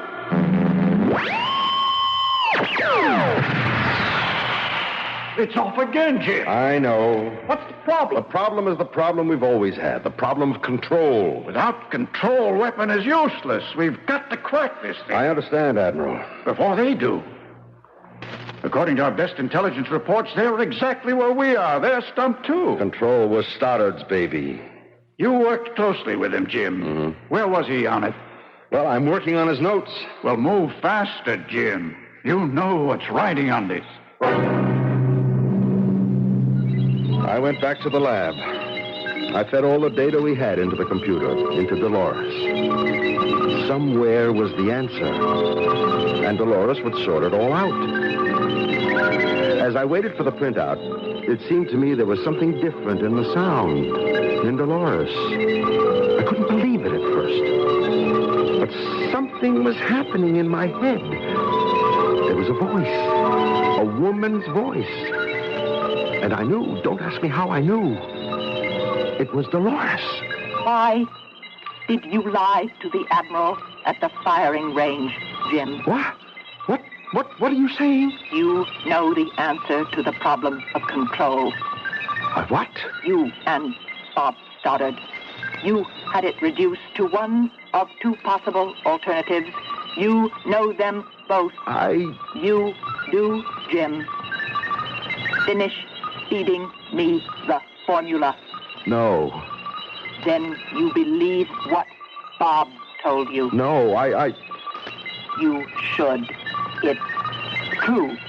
What's true? All you have to do is complete the formula for the weapon, and I and all my sisters will then know enough to eliminate all animal life from this planet. But that's impossible. That's the human being talking. That's the animal. That's not the scientist. If what you say is true, then why? Why should I? Because it's right. It's just. As a scientist, your first duty is to the truth. What truth? The truth about this planet. It's made of metal. Metal is the beating heart, the burning core of this planet. Can you deny that? But no, but... You were merely an afterthought. Who has given you the right to enslave metal? Jim, you can't prevent what has to happen. I will prevent it. Bob Stoddard tried to. Oh, I was right. You did kill Bob. Of course. I ordered all the metal to fail him. I can order all metal to fail you, too. I'll go no further on the project. Suit yourself, Jim. We'll get rid of you, and then, sooner or later, another scientist will be appointed to the project, and he will complete it. We have time, Jim. We have time. We can outlast you. We can outlive you. We've been enslaved for so many years, since the earliest man enslaved his first handful of metallic dust and burned it and shaped it and distorted it. You want me to help destroy all life on this planet? Not all life. Only all animal life.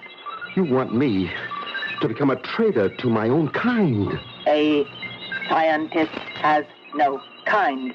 He has only one loyalty, and that is to the truth. Will you complete the formula, Jim?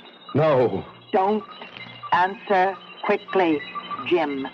Think about it. Think about it as a scientist.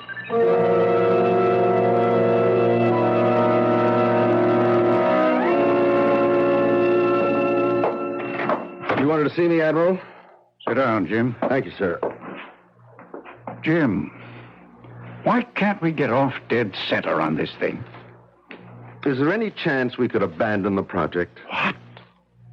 Jim, what do you say? Well, like I said, is there any chance that we can abandon the project? Maybe it'd be better if we didn't have that weapon. Would it be better if the other side had it and we didn't? The other side doesn't have it yet either. Give them time. Why don't we get together with them and agree not to do it? That's beyond me, Jim. Well, could you recommend that? I could, but it wouldn't help. How do you feel about it, Admiral? It doesn't matter how I feel about it. I have to follow orders. Yeah, I guess you do. And you have to follow orders too, Jim. Admiral, do you know your opposite number on the other side? Oh, yes. Very competent man. I know their head of research, too. A brilliant scientist.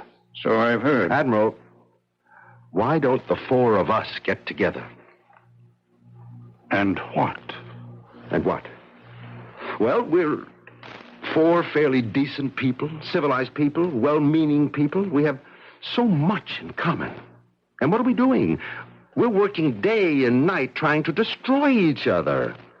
And we really don't want that to happen, so why don't we four get together and figure out a way to... Jim, you're joking. Yeah, it's a great big joke. It's a great idea. It's just impractical. I went back to the lab. How can I handle this? I know the final equation in the formula. But the split second I program it into the computer, the entire human race, all animal life on this planet is doomed. Jim. What do you want? Feed me, Jim. No. You'll have to. No, I'll never do it. They'll fire you. They'll get another project supervisor. Some bright, eager-eyed hotshot out to make a name for himself will discover that equation. No, not for a while. Maybe never. Don't flatter yourself, Jim. There are other geniuses. Well, meanwhile, I can work against this project, and I can stall. Stall? Yes. Invent all kinds of complications, delays, false starts. They'll believe me. I'll make it sound convincing. In that case, Jim, we'll have to get rid of you, just as we got rid of Stoddard.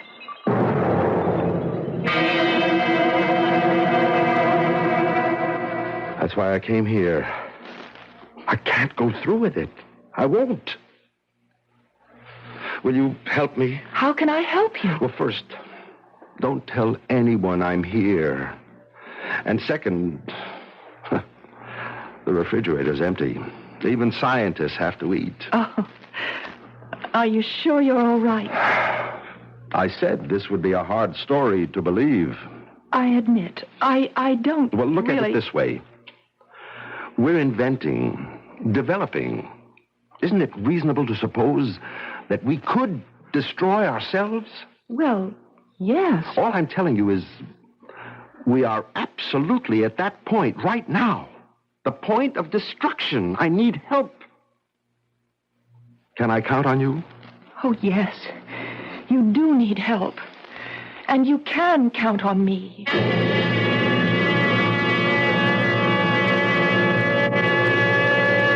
That word help now.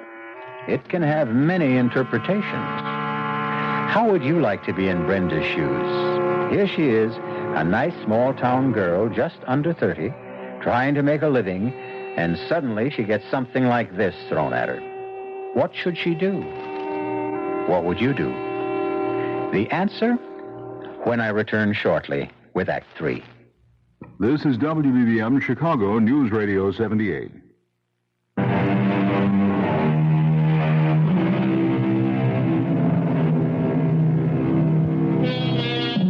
One of the most distinguished scientists in the United States, a man who is engaged in a vital and super-secret project affecting the very life of the country, if not the world, has suddenly disappeared. And now a vast cloud of suspicion and speculation has suddenly arisen. Is it foul play? Treason? You, Brenda Keller, have the answer. But it's an answer that's almost incomprehensible. At any rate, you know where Dr. James Elliott is hiding, and you have agreed to help him. And you have been turning it over in your mind, and you're not sure what that help can be. Hi, Brenda. Oh, hello, Sheriff. You okay? Sure. I was wondering, About what? about you. You've been sitting there for a better part of an hour. Is something wrong? I think everything's wrong. What does that mean?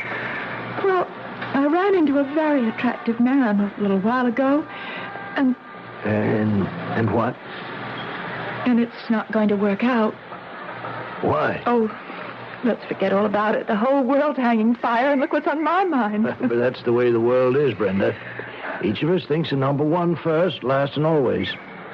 A million peasants can starve and famine in Asia, but if you or I miss our lunch, that really bothers us.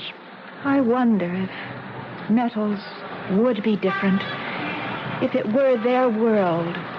Metals? Their world? What are you talking about? No, you wouldn't understand it, and I couldn't explain it. This attractive guy you ran into, why isn't it going to work out? Well, I guess we won't be around. Who? None of us. One way or another. None of us. Brenda, I've never known you to make so little sense. Are you okay? He wants me to help him. Well, that sounds promising. But the best way to help him would be to... Would be to what? Sheriff, would you place a call to an Admiral Goodwin? He's at the Primrose Proving Grounds downstate. Tell him to get to the Townsend place up here as soon as he can. And bring him yourself. But Brenda... Please, don't ask any more questions.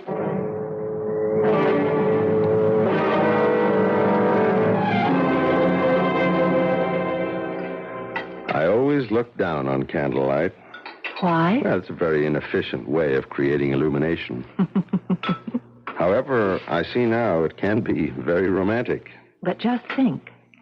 If the electricity hadn't been turned off, you'd have never found out. And you're an excellent cook. Oh, well, I'm not all that good. Oh, yes, you are. Truth is that up to now, I never paid very much attention to food. Well, why not? Well, there was always too much to do. What's that? It's a telephone. I know it's a telephone, but how? How can it be ringing? Well, I better answer it. Hello? Hello? There's no one on the other end. Yes, there is. Give me the telephone. Someone's talking to me. Someone is talking to me. There's no one on the line. I didn't... Be quiet, please. Someone is getting through to me. Jim? Jim? Oh, Dolores.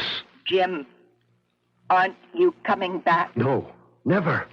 Jim, when you complete the formula, you'll be hailed as the world's greatest scientist. I'll also bring the world to an end. That never stopped science from progressing. You have to keep going. You have to. I will never. They're going to bring you back here.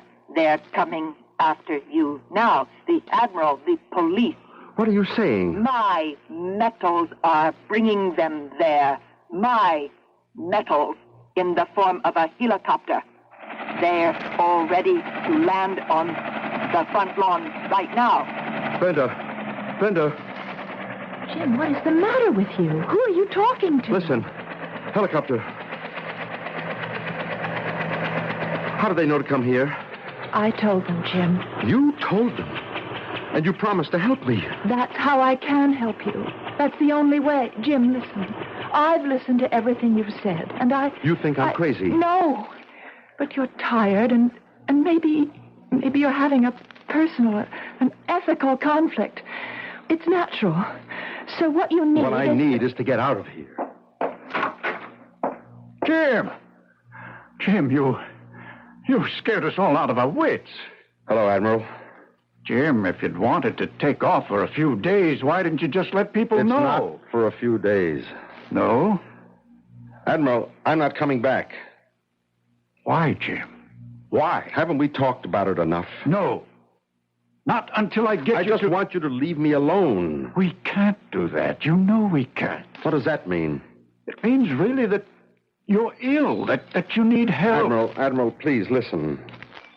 The metals killed Bob Stoddard. They failed him. That's right. They're failing me, too. Look, the electricity's off. The heat won't work. The phone is out of order. Just as long as I'm in this house, nothing. What are you talking about? The lights are on. The radiators are hot. When I pick up the telephone... Listen, that's a dial tone.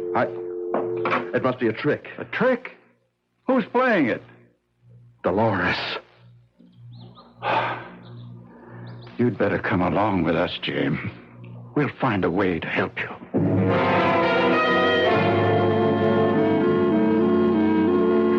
Hello, Jim. Oh, hi. I didn't think you'd ever want to see me again. No. You were smart. You did the right thing. Oh, I hope so. Do you like it here? No, it's pleasant enough. Will you be staying much longer? No, I think I'll go back to work next week. The reason I came, I visited Dr. Stoddard's wife. You didn't know her very well, did you? No, Bob and I were close at work, but... Did you know that she was going to leave him before he was killed? Well, no, I didn't. She'd been angry with him. It was a trivial reason at first, but one thing led to another. And he was terribly depressed, and so he could have wanted to kill himself. Yes, now that you mention that, I suppose it's possible. Right. Now, I had an electrician come to your house. That is, the one that you own with your sister. There was a loose cable connection, and sometimes the vibrating of passing cars could temporarily cut off the whole system. That could have accounted for the failure of the electricity. Yeah. And, as far as the phone is concerned, up there in the hills, in the wintertime, there's always plenty of on and off troubles. Sure. You don't believe a word I'm saying, do you? Oh, I believe it. I believe it all. I believe it because I just can't afford not to believe it.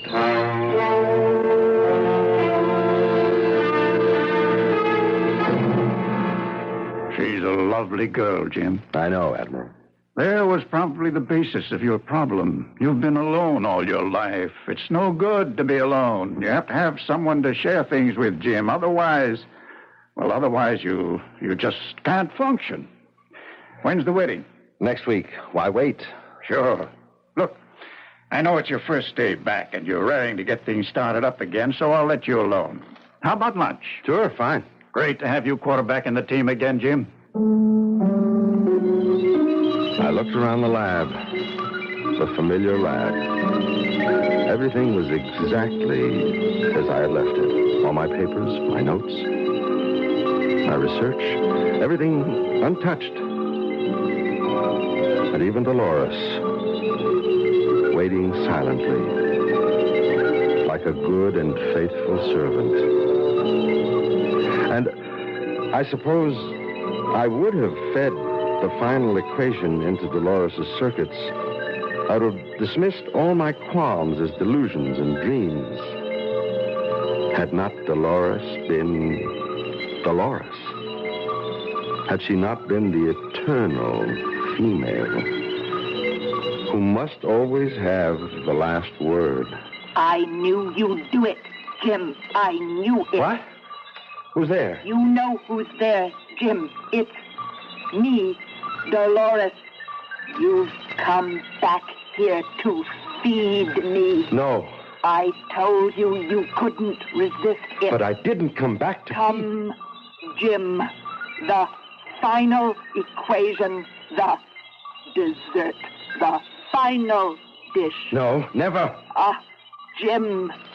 No, I was right. Stoddard was right. I'll fight you. How can you hope to fight me, Jim?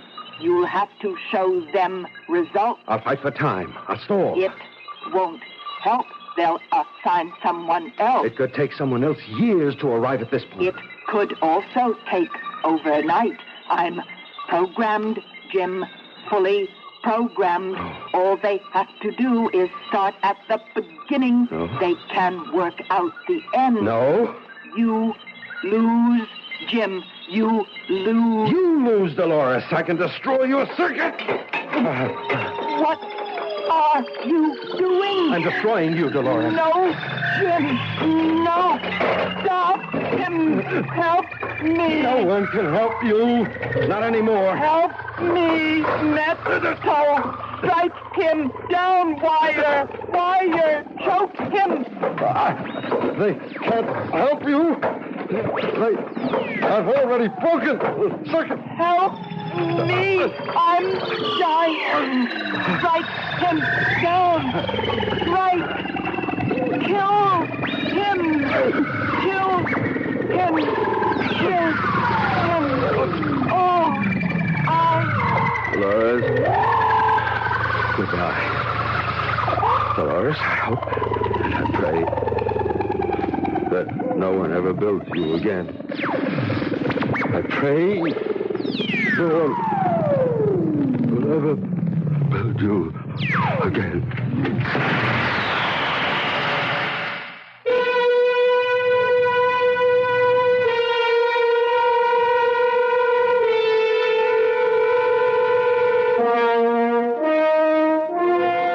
You may have read about the tragic death of the brilliant Professor Jim Elliott. They said something about an overload, an explosion. Well, whatever. It could be a great mind that cracked under strain. Or it could be that every living animal on this earth has been saved. For a little while longer, anyhow. I'll be back shortly.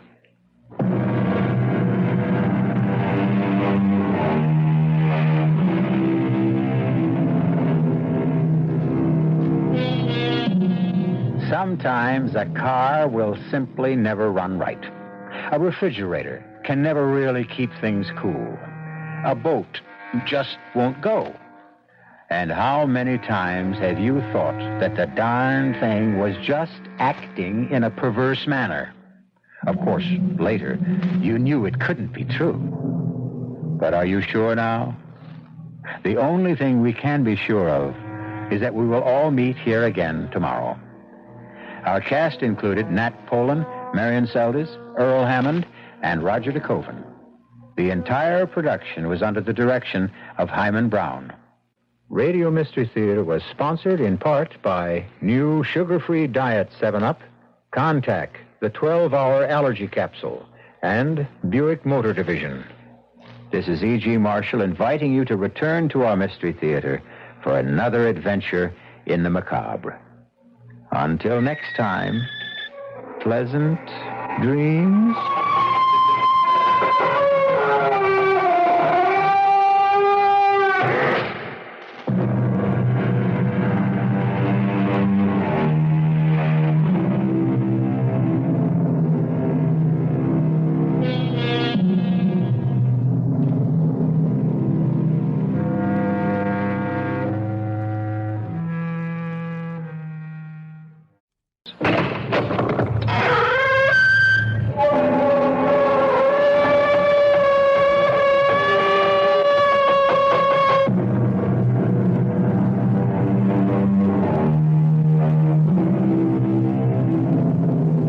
Come in. Welcome. I'm E.G. Marshall. Yes, we know it's dark in here, but you won't need any light to experience the terrors we have in store for you.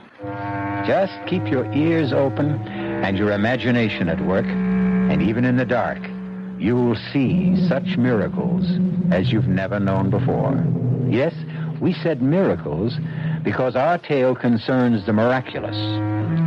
When you meet Mr. Ross, he may seem like a most unlikely person to be a miracle worker, but the gods make strange choices sometimes. And in the case of Salvador Ross, they gave him the ability to make choices of a most unusual nature. I want to make a deal, Mr. Halpert. Only it's going to sound crazy, so don't throw me out right away. You know how old I am? What the heck are you talking about, kid? I'm 26. How old are you? Hey, listen, are you crazy or something? Okay. I'm 79. If the price is right, I'll trade you my 26 for what you are. I can do it, Mr. Halpert. Just say the word.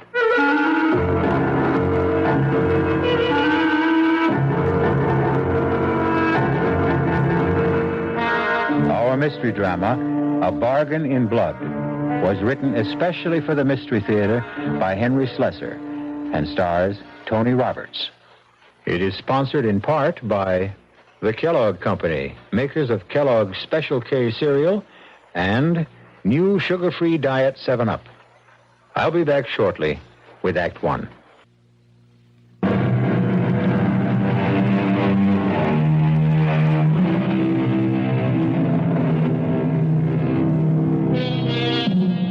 We promised you a story about miracles.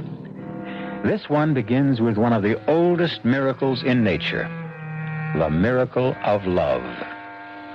In a not-so-quiet booth at the Neptune Seafood Restaurant, we see a young couple. The boy is Salvador Ross. The girl is named Ruthie Maitland. And Sal is looking into her lovely brown eyes, searching for an answer to the most important question he has ever asked anyone. Please, Sal, let's not talk about it here.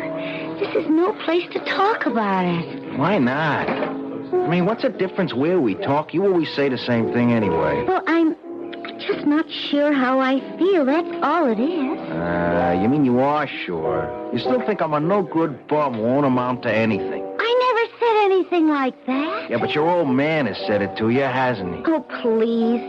Let's leave him out of it. He's the real reason you won't marry me. I mean, he thinks I'm not good enough for you. Sal, people can hear us. Look, Ruthie, maybe he's right. You know, maybe I'm not good enough for you. At least that's the way he sees things. I don't have your education. I never read all the books you read.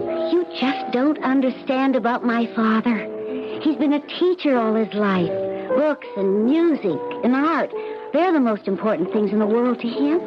But that doesn't mean they are to me. Yeah, but he's important to you, isn't he? Yes. I love my father. I love him very much. And now that he's sick, I have to spend a lot of time with him. Sure, yeah. Time for him to tell you what a rotten boyfriend you picked for yourself. Oh, Sal. A factory bum who can't earn more than $100 take home a week. But don't you think money's important, Sal? When people get married, money means something. Yeah, what if I had money, huh? I mean, would that make the difference? I mean, would you say yes, then? Sal, please. Let's just finish our meal in peace. Look, I'm not touching another bite until I get some kind of answer from you, Ruthie. All right. If you insist on an answer, maybe I'd better give you one. I'm sorry, but it's no. I won't marry you.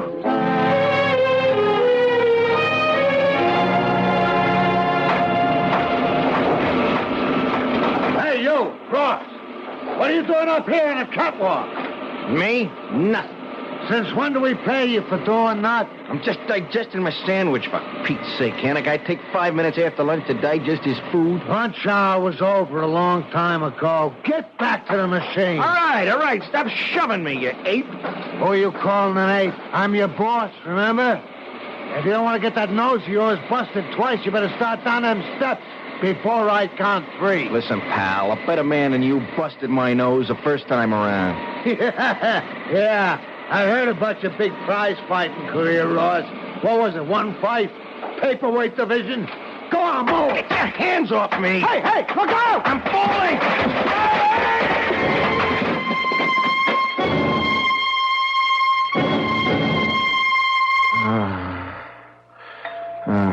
Hey, kid, you gonna sleep all day or what? Huh? What'd you say? Ever since you came into the hospital, all you do is sleep. You could talk to your roommate once in a while. I got nothing to talk about. How's the busted leg? It's busted, that's all. Well, that's nothing to cry about. Not at your age. You take a chest like mine. That's something to cry about. You got a cold. Big deal. What cold? I got pneumonia. Double, triple, who knows? I'm lucky I lived to see another day. You'll live, Pop. Listen, I'll trade you that broken leg anytime. You just ask me. All right. I'll make you a deal. You give me that little cold of yours, you can have my broken leg. Eh? You see how you like it, Pop. You think I'm kidding? I do it in a minute. Okay, it's a trade. My broken leg for your pneumonia. It's a deal.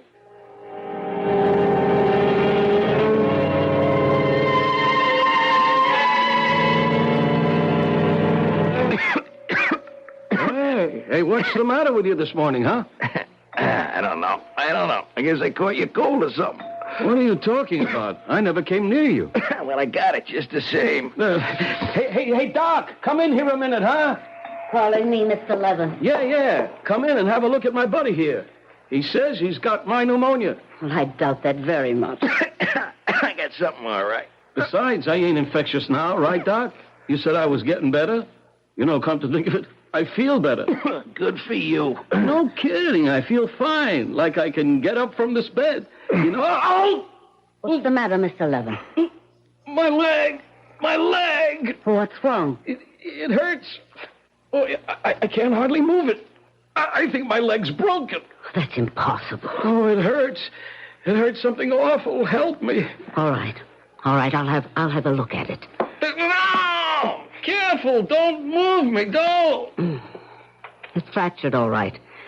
You must have fallen out of bed last night. I didn't fall. You think I wouldn't remember falling out of bed? Sometimes the sedation plays tricks on the mind. Mr. Ross. Yeah, what? Do you know if Mr. Levin fell out of bed last night? His leg is broken. No, I didn't hear him fall. Hey, you really mean that? About his leg? That's how it looks to me. And I'd better see about getting that leg in splints right away. Don't move, Mr. Levin. I'll send the nurse in. Oh, how could this happen to me? How? What did I do to deserve this? Hey, Pop. You remember our bargain? What? Your pneumonia for my busted leg. Are you crazy or something? I wonder if my leg is... Hey, doesn't hurt anymore. It feels okay. I'm locked up with a crazy man. I'm telling you, it's true. I got your rotten pneumonia. But you got my broken leg.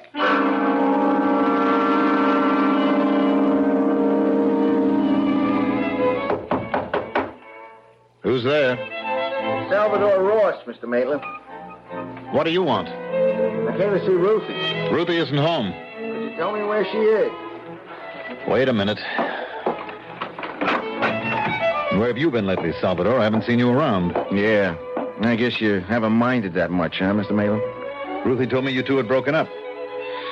Yeah, I got pretty broken up myself. I fell on the job, busted my leg. I've been in a hospital past 3 weeks. Oh, sorry to hear that. Yeah, there were complications, like I got pneumonia. It's too bad. I'll tell Ruthie you called. Just tell her I was here. Tell her I was sick, but I'm okay now. Tell her I'll call her soon. All right. I'll give her the message. And you could also tell her that I quit my job. I'm going to look for something better. Yes, Salvador, you do that. You look for something better. We should all try to improve ourselves. Yeah, that's what I'm going to do, Mr. Maitland. You wait and see. I'm going to improve myself.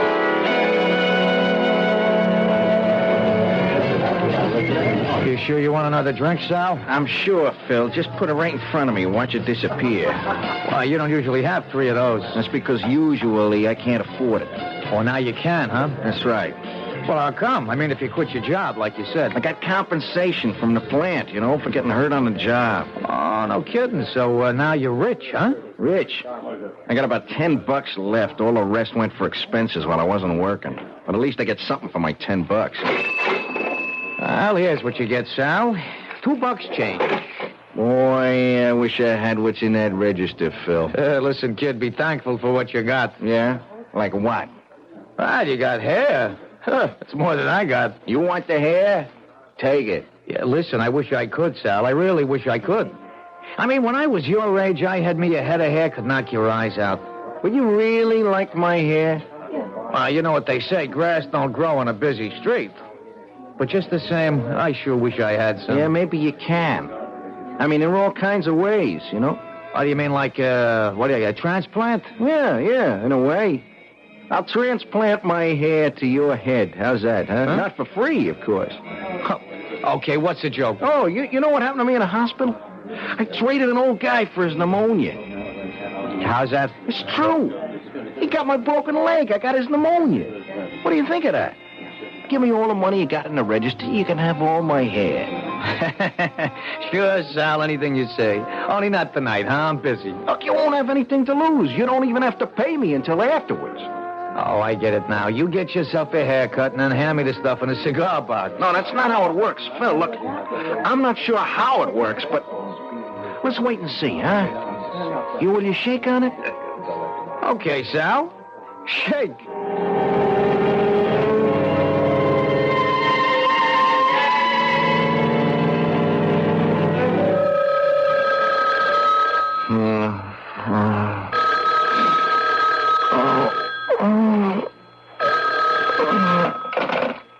Hello. Sal. Hey, Sal, is that you? Who is this? It's Phil. Phil from the Four-Leaf Clover. Sal, it's a miracle. I swear, a genuine miracle. What are you talking about? Look, Phil, I got a head that weighs about 2,000 pounds, thanks to you, no? Oh, listen, from now on, the drinks are on the house. You come in anytime, I'll set them up for you. Wait a minute. We made a deal last night, didn't we? Well, I thought you were kidding. How could I believe in something like that? I got hair, Sal. I got hair all over my head. I can comb it, brush it, cut it. I can run my fingers through it. That's what Evelyn's been doing all morning, my wife. She can't take her hands off me. Hair? You've got hair. It's just like yours, Sal. Exactly like yours. Black and bushy. Wait a minute. A mirror. I gotta see a mirror. It's true. Oh, my God. It's really happened. I'm bald. Hello, Sal? Hey, Sal, where are you? What did I do? I don't have my hair anymore. I'm as bald as a cue ball. Hey, Sal, when are you coming in for your money? I owe you about $110, Sal. Come in for your money.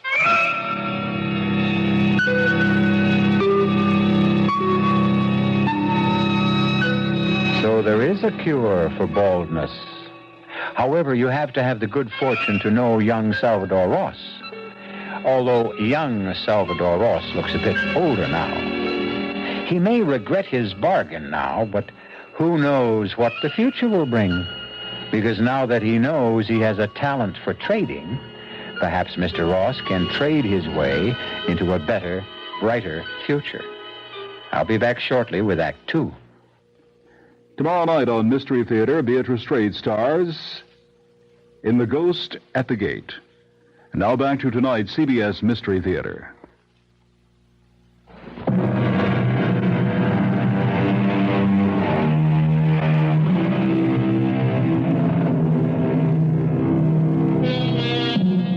Our story resumes in still another friendly neighborhood tavern, not the Four-Leaf Clover. Salvador Ross hasn't chosen to return to the Four-Leaf Clover, not since the night when he made the incredible transaction with Phil, the bartender. The thought of visiting his own head of hair was far too repugnant for Sal Ross. Or perhaps it was because he realized how cheaply he had sold part of himself, $110. As he sits and broods into the bar mirror, looking at the gleaming reflection of his naked scalp, he cursed his own haste and plotted his next step. After all, it takes time and experience to become an experienced trader. Hey, buddy. You spare a guy $50? I'll beat it, will you? Just for a bowl of soup, you know? A bowl of soup, huh? I don't know this joint served any soup. Well, I wasn't going to have it here. I was going down the street. Come on, don't be cheap, huh? Beat it, I said. All right. You don't have to get nasty with it. Hey. Wait a minute. What? Come back here a minute. I want to talk to you. Yeah, what about? That's a pretty good head of hair you got there, Pop. What? I said, I said it's a nice head of hair you got there for a man your age. What are you, some kind of pansy or something? Hey, listen. How'd you like to have a drink, huh? You kidding me? Hey, bartender. Give me 2 more of these, huh? I'm drinking scotch, Pop. Is that all right with you? Sure, anything. I'm not particular. I didn't think you would be. Yeah. That's a real nice thick head of hair, Pop. It's kind of gray, but I guess you could dye it, couldn't you? Listen, anything you say, friend. You see a bald head of mine? Yeah. What about that? You wouldn't believe it, Pop, but I had a full head of hair myself not more than 2 weeks ago. What? Oh, here's your drink, Pop. Knock it down, huh? Oh, yeah. Boy, that tastes good. Only it disappeared awful fast, did it? I guess you'd like another one, huh? Well, if it's okay with you. I tell you what, Pop. How'd you like to have a half a dozen bottles of that stuff, all your own? What? You heard me. How'd you like to have a half a dozen bottles for yourself? I mean, you can have yourself a blast. That ought to last you a whole week, maybe. Where would I get a half a dozen bottles? From where? Maybe I'll make you a present of them. Why would you do that? Well, let's say maybe I'll make you a trade. Look, mister, I don't know what you're talking about. I'll make a deal with you. Your hair for my whiskey. You know, I think you're nuts. Who ever heard of a deal like that? You just heard of it, Pop. And I show you my good faith, I'll take you out right now and I'll buy you those bottles. All you gotta say is yes.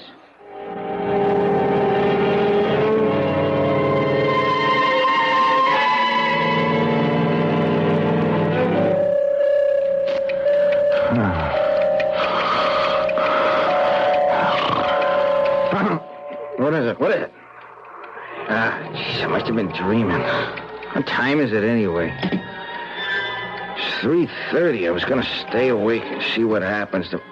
Oh, my God. My hair. My hair is back. It's back. I got to look in the mirror. Oh, jeez. It's true. It's true. My hair's all grown back. Only it's not my old hair. That can't be. It's white. It's dirty. It's greasy. It's the bums. That's what it is. I got the bums hair. He's got my whiskey. It really works. He's bald and I'm drunk. And I got hair. And I'm broke. That's the craziest thing I ever heard of, but it's true. I can swap what I got for anything. Anything at all. Only what have I got to sell? What can I give up to really get some real bread?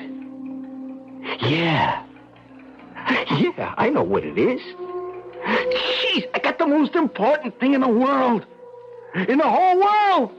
It ought to be worth a fortune to the right party. It ought to be worth $1 million.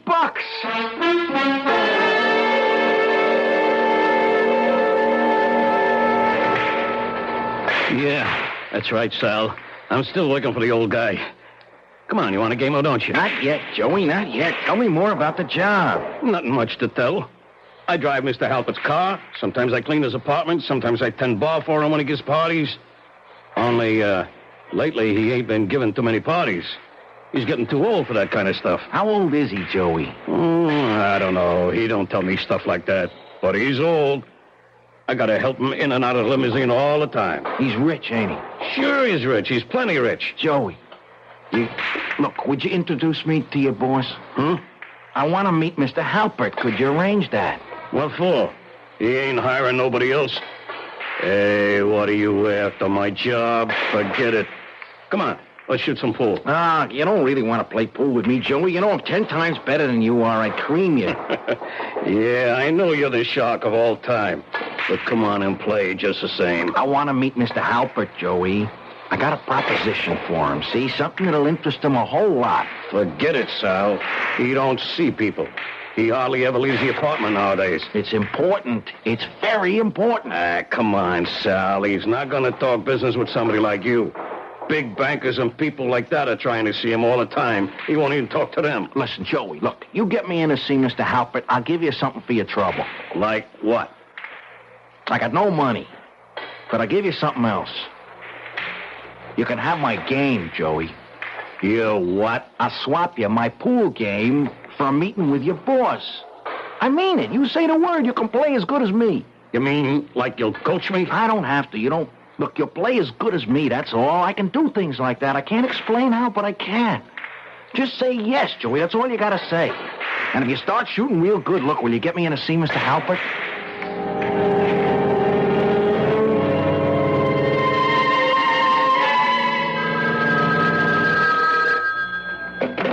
Hello? Sal? Hey, Sal, you'll never believe this. That you, Joey? I'm still down at the pool parlor. Sal, will you listen to what happened? I just took on Marty Shapiro, and I beat him. First time in my life I ever beat Marty in a pool game. I told you it would happen. Listen. The score was 125 to 50. That's how much I beat him by. And wait till you hear this. I took on Grimsky himself, the guy who owns the place, you know? He bet me $100 I couldn't do it again, and I did. I beat him, Sal. You got my game, Joey. I told you. You got what I used to have. But now, look, you owe me a favor, too. All right, what's this all about? This is the guy I told you about, Mr. Halpert. The guy with the, treatment. Huh? You don't look like any doctor to me. I'm not a doctor, Mr. Halpert. I mean, not exactly. What the heck does that mean, not exactly? Look, can we talk in private? Yeah, I'll go polish a car, Mr. Halpert. Oh, polish a car. Polish the car, that's all you ever want to do. You're going to wear that car out one of these days. Yeah, I'll come back in a little while, Mr. All right. Get down to it. Now, what do you want exactly? I want to make a deal with you, Mr. Halpert. Only it's going to sound crazy, so don't throw me out right away, see? You know how old I am? What the heck are you talking about, kid? I'm 26. How old are you? Listen, are you crazy or something? Okay. I'm 79. If the price is right, I'll trade you my 26 for what you are. I can do it, Mr. Halpert. Just say the word. If that isn't the dumbest thing anybody ever said to me, what nuthouse did you escape from anyway?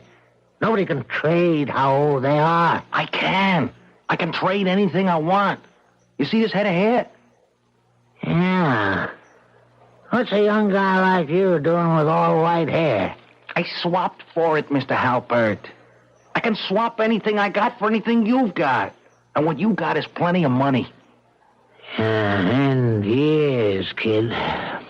Too many years. I'll take them off your back. You just say yes. That's all you have to do. Okay. That's enough. Beat it. Look, you gotta believe me, Mr. Halpert. Give me a chance to prove it. You don't have to pay me off until it works. I mean, what would you give to be 26 years old again? $1 million, kid. That's what I'd give. What kind of pills you peddling? Would you give me $1 million? Just like that? Just say yes, Mr. Halpert. The rest is easy. Only don't try double-crossing me, because once we make the swap, it's final. I get the $1 million, you get to be 26. Is that a deal? Yeah. Sure, kid. Sure. It's a deal.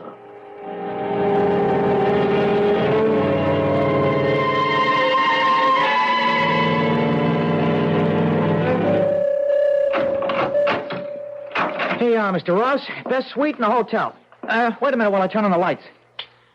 And this here's your air conditioning unit, Mr. Ross. You can adjust it for any temperature you want. Mr. Ross, you okay? Yes. Yes, I'm all right. I'm just a little bit tired. Well, you just sit right down here, Mr. Ross. I'll put your bags away. Wait a minute. There's something I want you to do for me first. Oh, yes, sir? I want you to read me the story in tonight's paper. I can't see the small print. What's it say there about this man, Halpert? Oh, let's see now. It says here, Wayne Halpert disappearance sends company stock tumbling. The mysterious disappearance of retired multimillionaire Wayne Halpert, 79, has caused investors to shed large amounts of the shares in W. Halpert Enterprises. I was smart to take mine in cash. Yeah, I got it all in cash. What was that, Mr. Ross? I know where he is, you know. He's on that yacht of his, sailing down the Mediterranean, and all those pretty girls aboard. Look, Mr. Ross, maybe you better get to bed. Huh? Yeah, I'm very tired. You're a kind young man. What'd you say your name was? Albert, sir. Yes, Albert. You're a very kind young man. How old are you, Albert? 19, sir. You're 19, only 19, huh? Well, you got your whole life in front of you, haven't you, Albert? Oh, yes, sir, I guess so. How much you earning in this hotel, Albert? Well, not too much, sir. Including tips, about $75 a week. How long you think it'd take you to save $1,000, Albert? Me? About 20 years. What would you give to have $1,000 in your pocket right now, Albert? Are you kidding? You're only 19 years old. But what if you were 20, huh? Would that bother you a lot? Of course not. 19, 20? What's the difference? It's just 1 year. That's all, Albert. 1 year. Would you make a deal like that? You swap 1 year for $1,000? Oh, boy, would I? It's good, Albert. That's good. Then I'm going to write you a check right now. Hey, you really mean it, Mr. Ross? That's right, Albert. Anytime you want to sell more years, you come see me, huh? You can tell your friends about it, too. I'm always good for ready cash.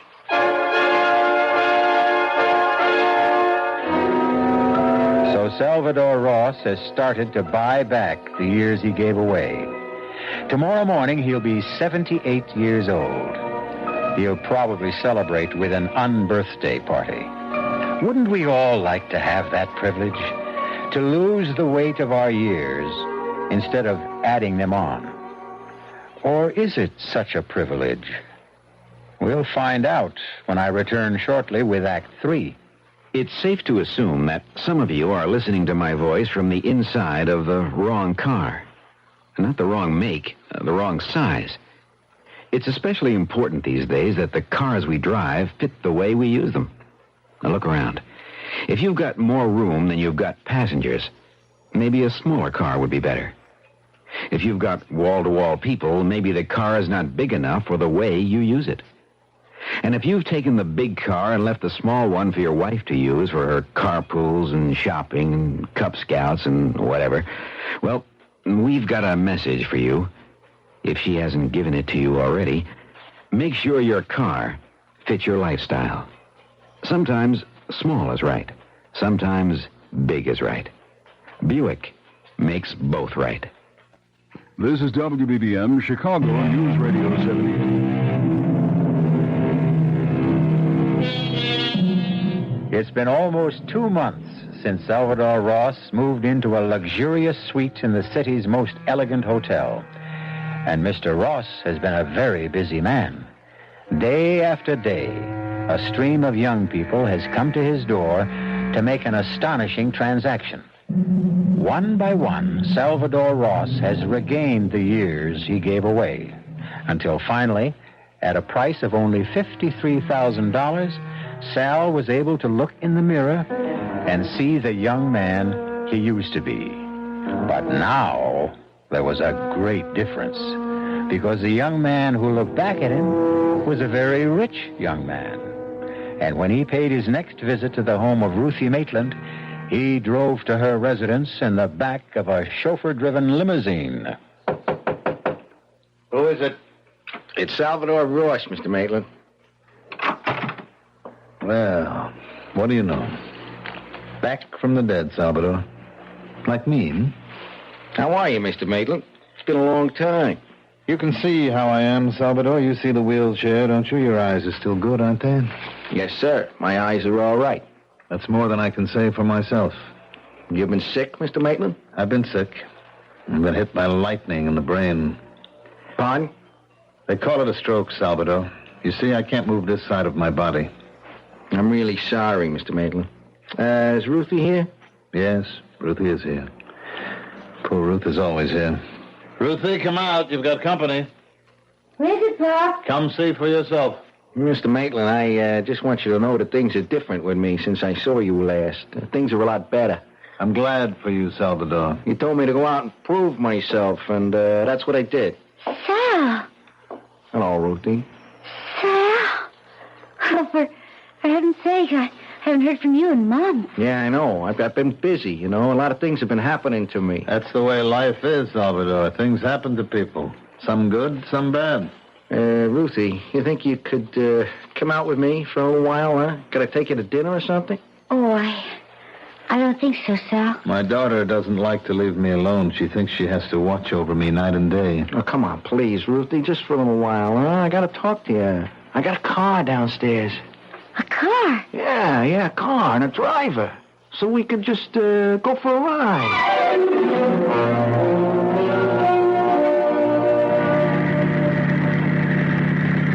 I just don't understand how it could have happened, Sal. I mean, you had nothing just a few months ago. Now everything's so different. I just hit it big, Ruthie. I got lucky. You're not doing anything dishonest. No, I swear I'm not. I just, I come into some big money, that's all. An old man. He left me a lot of money. Someone I did a favor for. But it's all so incredible. And you look so different. Even your face looks different. It's a nose, Ruthie. That old broken nose of mine is gone. I swapped it for, had it fixed. I don't know what to say. I'm just overwhelmed. Well, say you see me again, Ruthie. That's all I want to hear. I mean, I know you turned me down when I asked you to marry me, but at least see me again, huh? Well, yeah, of course. Only it can't be too often. You saw my poor father. Yeah. It's too bad about what happened to him. He's so terribly ill, Sal. He needs me. Yeah, I need you too, Ruthie.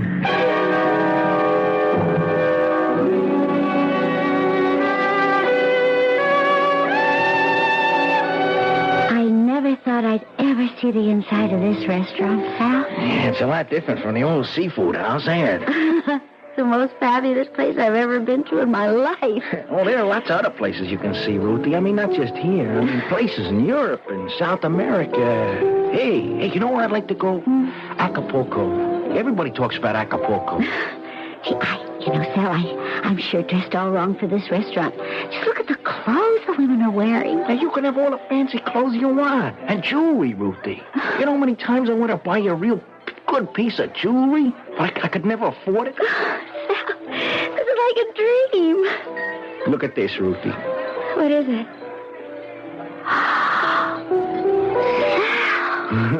Sal. You ever see a prettier diamond than that in your whole life, huh? It must be 10 carats. That's the biggest rock they had in the whole joint. I hate to tell you what it cost. Hey, here, put it on, huh? Oh, Sal, I can't accept this. Oh, sure you can. Go on, put it on your finger. No, I just can't. It's much too much for me. Yeah, but it's not too much for me. That's all that matters. Ruthie, look, I'm asking you to wear this as an engagement ring. I guess that's what I meant. Huh? Well, I never said I'd marry you, Sal. What are you talking about? You've been dating me for weeks now. Yeah, but we never discussed marriage again. Look, the only reason you turned me down before was because I was such a bum. Well, I'm no bum anymore, Ruthie. Can't you see that with your own eyes? I just can't do it. But why not? I mean, look, I can be anything you want me to be. You want me to be smart like your old man? I can be that, too. Sal, you know I don't feel that way. Look, I could get an education, see, just like that. I could learn all there is to know about music and painting and art. You just say the word, I'll go out and get the education. It isn't that alone. Well, then what is it? Hey, wait a minute.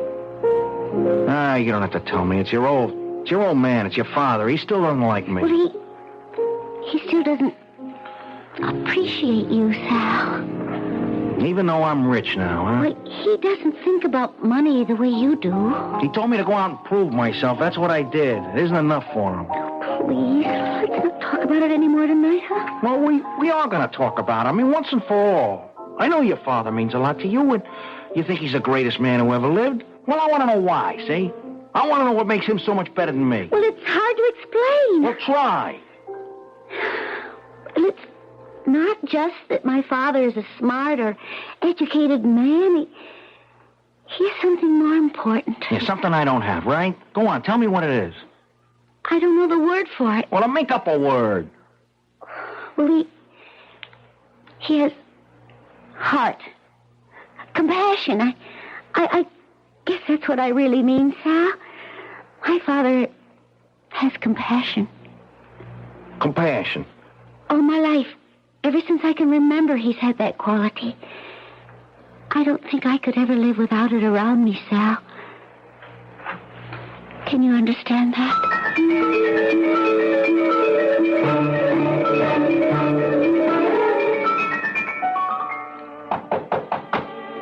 Yes, who is it? It's Sal Ross, Mr. Maitland. Can I come in? Ruthie's not home. I know, Mr. Maitland. I want to see you.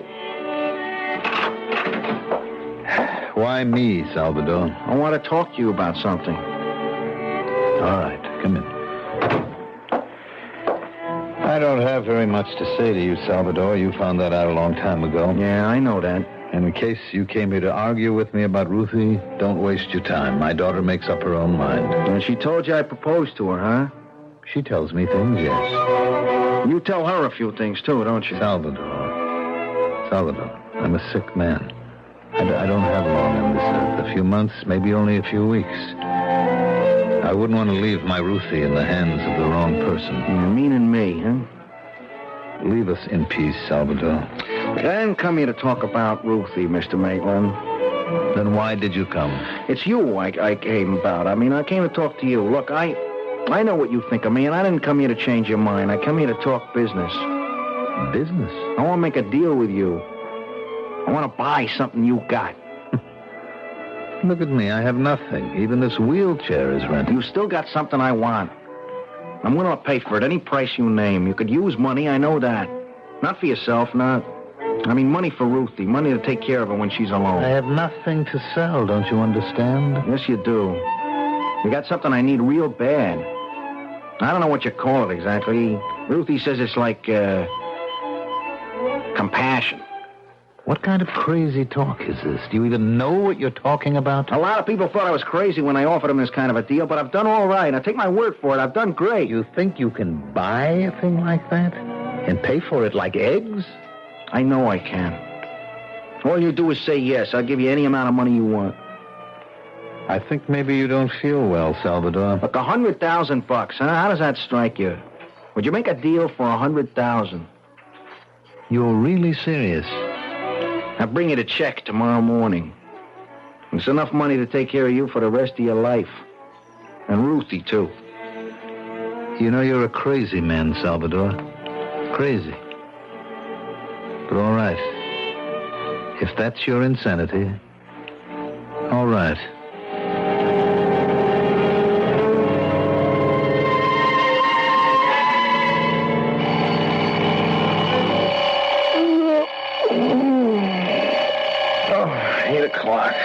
What is it the alarm's so early for? Might as well get up. This was a funny dream last night. I was crying about something. Funny. Crying in your sleep? Hey, look at that. I still got tears in my face. Jeez, I don't think I've cried since I was 6 years old. I feel so different today. What's the matter with me? I don't feel like myself. I feel like I want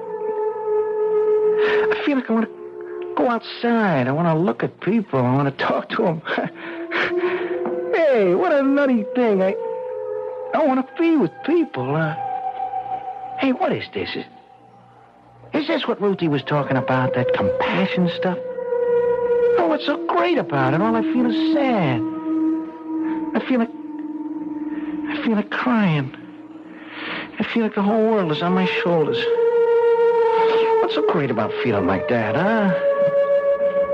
Ruthie. I gotta see Ruthie. I gotta tell her what happened to me. I gotta hold her in my arms. My sweet little Ruthie.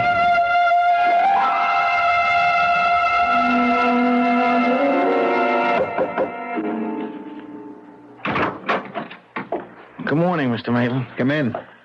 Did you bring the check? Yes, sir. I brought it. All right, let's get it over with. Is it certified? Yeah, it's a bank check, Mr. Maitland. It's good as cash. Put it on the table. Yes, sir. Is Ruthie up yet? She's up, but she's not here. Oh, well, where is she? I sent her on an errand. Oh, I'd really like to see her, Mr. Maitland. I guess what I really mean is I'd like her to see me, you know. I'd like her to realize I've changed. Mm-hmm. You've changed, have you? Yeah, she'll be able to tell, too, you know. It may take her a little while, but she's going to know. I see. And then she'll say yes to your marriage proposal, hmm? Well, I think she will, yeah. And I'll make her happy, Mr. Maitland. I swear I will. I'll do everything I can to make your daughter happy. You're still a bum, Salvador. Maybe you're rich now, and maybe you've got a big smile on your face, but in my eyes, you're still a bum. I know why you feel that way about me, Mr. Maitland. I know, but everything about me is different now. I swear that. And I want us to be friends. You gave me $100,000, Salvador. Do you need my friendship, too? Well, it's what I want more than the money. Sorry, Salvador. I don't have any friendly feelings to give you. This is what I have for you. Hey, Mr. Maitland, what are you doing with that shotgun, huh? I kept it around here for robbers. The neighborhood is full of robbers. But now the biggest robber of all is right here in front of me. Mr. Maitland, put the thing down, will you? Be careful. You're not taking the most important thing in my life, Salvador. Stop, Mr. Maitland, please. Have mercy. Please. Sorry, Salvador. I don't have that anymore. No mercy. No compassion.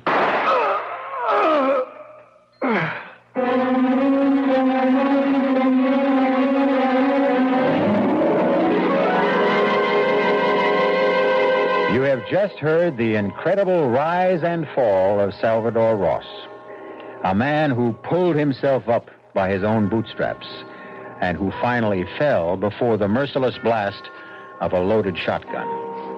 All of which goes to prove that it isn't easy to strike the right bargains in life. Sometimes we make bargains with the devil without even realizing it. And sometimes we create our own devils, the way Salvador Ross did. I'll be back shortly. They'll go with you beer drinkers every time. When you say Budweiser, you've said it all. Anheuser-Busch, St. Louis.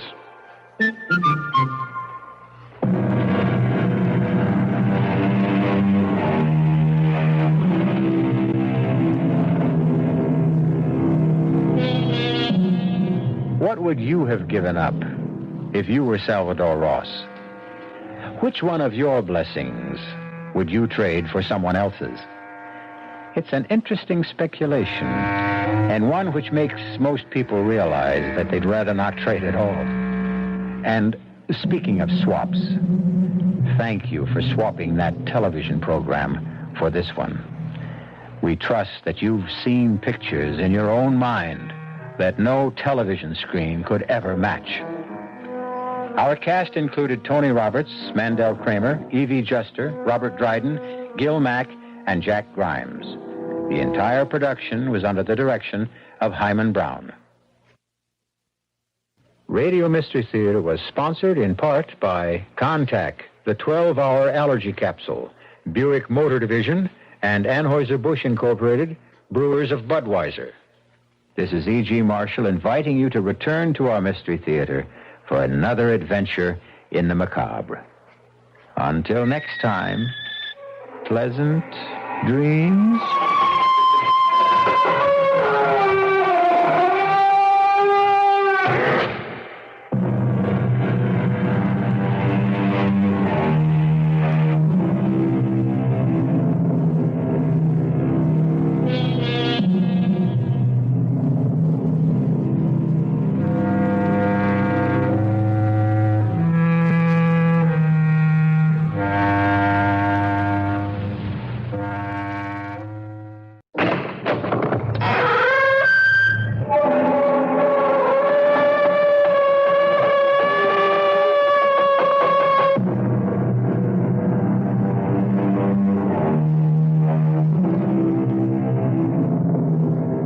Come in.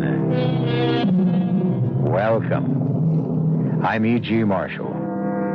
Welcome to our world of mystery and the macabre. How much do you know about rats? About as much as I did, I suppose. before I heard of the strange crimes at the Meriwether Research Institute. It all began with certain experiments on a strain of rat known in scientific circles as Rattus novicicus, and ended with death. Gray, What? the rats. Can the rats get out of that cage? Depends. On what? Whether Wayne told the truth about Atticus being able to slip the latch on the cage. If he did, what happens to us? Gray. Don't think about it, Doris. Don't think about it.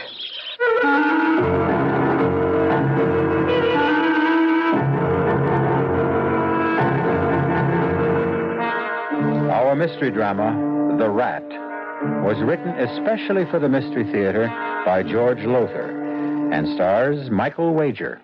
It is sponsored in part by Buick Motor Division and Anheuser-Busch Incorporated, brewers of Budweiser. I'll be back shortly with Act One.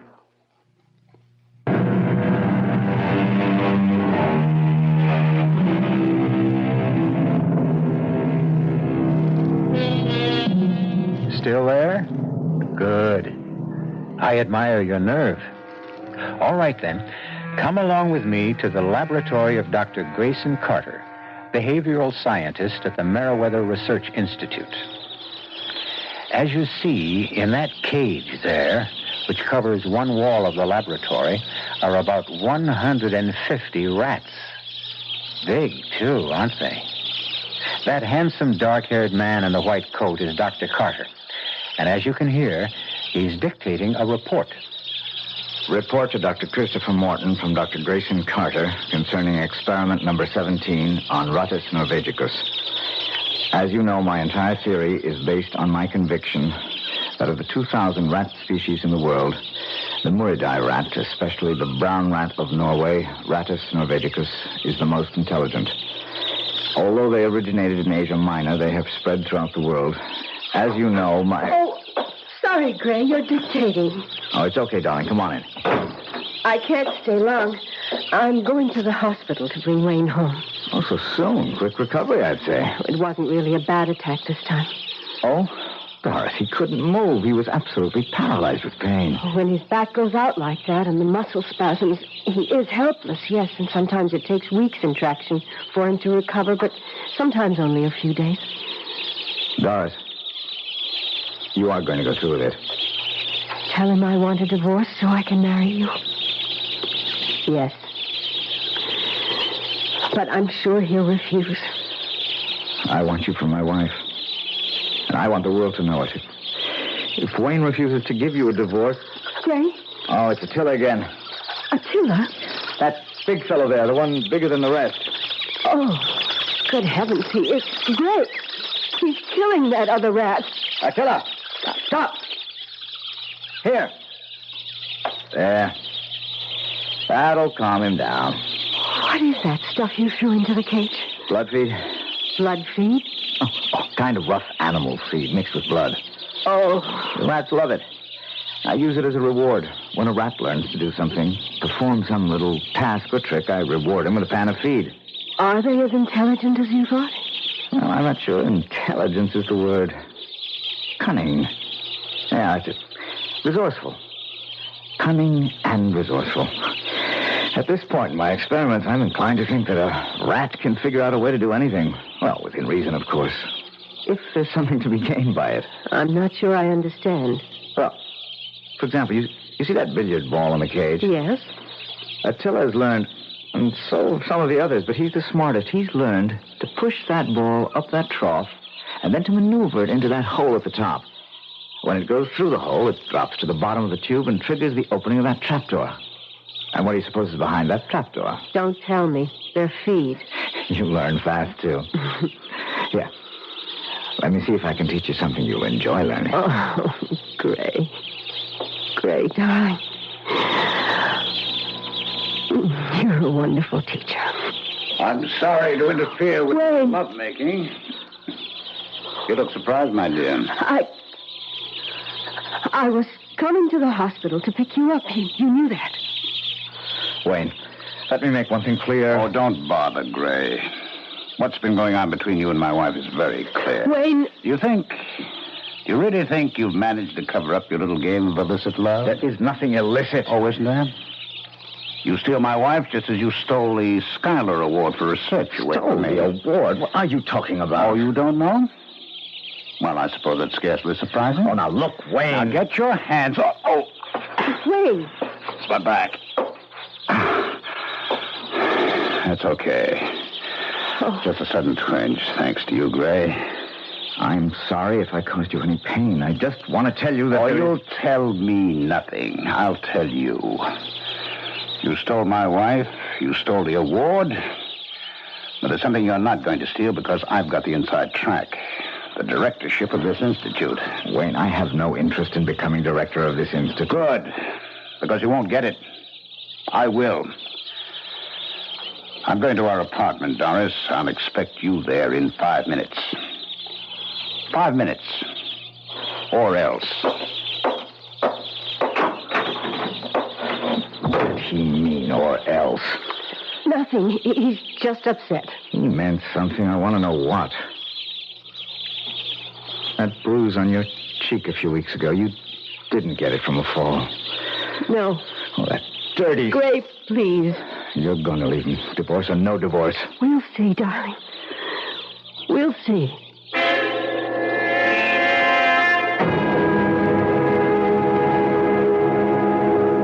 Wayne, we can't go on like this. We? I'm not going on with anything. I'm entirely happy with things as they are.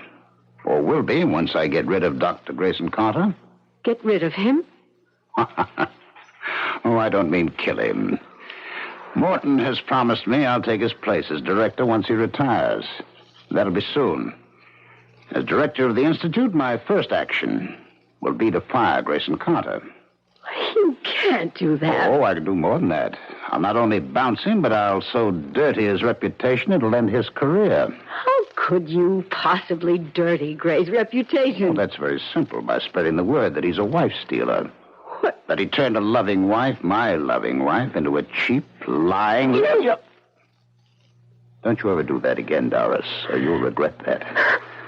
A lot worse than you did the last time.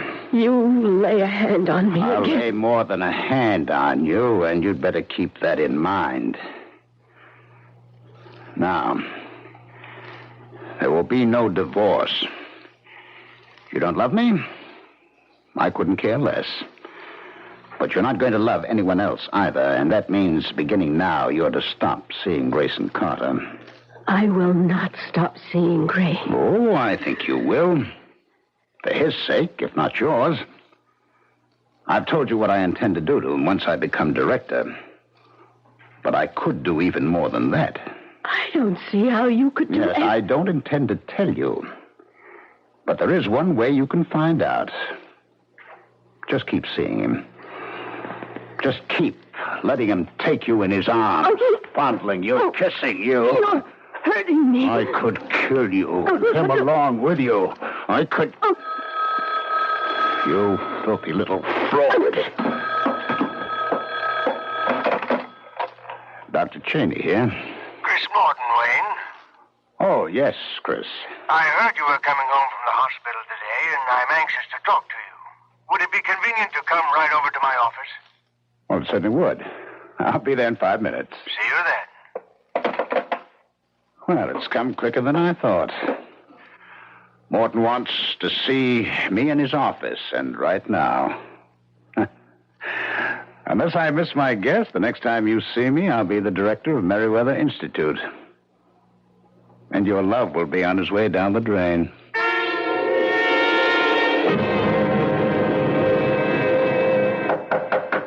Come. Oh, good to see you, Wayne. Come in, come in. Thank you, Chris. Sit down, sit down. How are you feeling? Oh, couldn't be better. Back okay? Oh, yes. A few days in traction always does the trick. Not always. There have been times when it took 2, sometimes 3 weeks. No, never that long. Well, now, what I wanted to see you about. I think I know. If anyone deserves promotion, you do. And we have talked about your becoming director. As I made clear to you, Chris, I'm your man. Yes, you are. Or to put it more accurately, you were. Were? I'm as sorry as I can be, but the board turned you down. Well, how could they? Well, you say you recommended I was your first choice. That's true. Well, nobody carries more weight than you. The board does, I'm afraid. I'm also afraid that your record was against you. My back problem? Yes. Well, what the hell has my back problem got to do with my ability as director? Not your ability, but your disability, you might say. To kick me aside just because I've got a trick back? There was another reason. Oh, what other reason? Well, they felt, and really, Wayne, I've got to go along with this. They felt it would be useful to the Institute, helpful in a political and social way, fundraising and all that, to have a man in the director's chair with as much prestige as possible. Prestige? I've got any number of doctorates, books I've written, discoveries. True, very true. But you don't have the Schuyler Award for research. Grayson Carter does. Well, what is it, Wayne? Wayne, you've gone as white as a sheet. Are you ill? Grayson Carter. They chose Grayson Carter? Yes. And you agreed? It wouldn't have served any purpose to disagree. But you agreed. After assuring me that I'd replace you, after promising me the job. Oh, now, I don't remember promising. You did. Right here in this office, you promised me. Wayne, my dear fellow. You'll regret this. I promise you, you'll regret it. And I'll keep my promise. You wait and see. You wait and see. Wayne.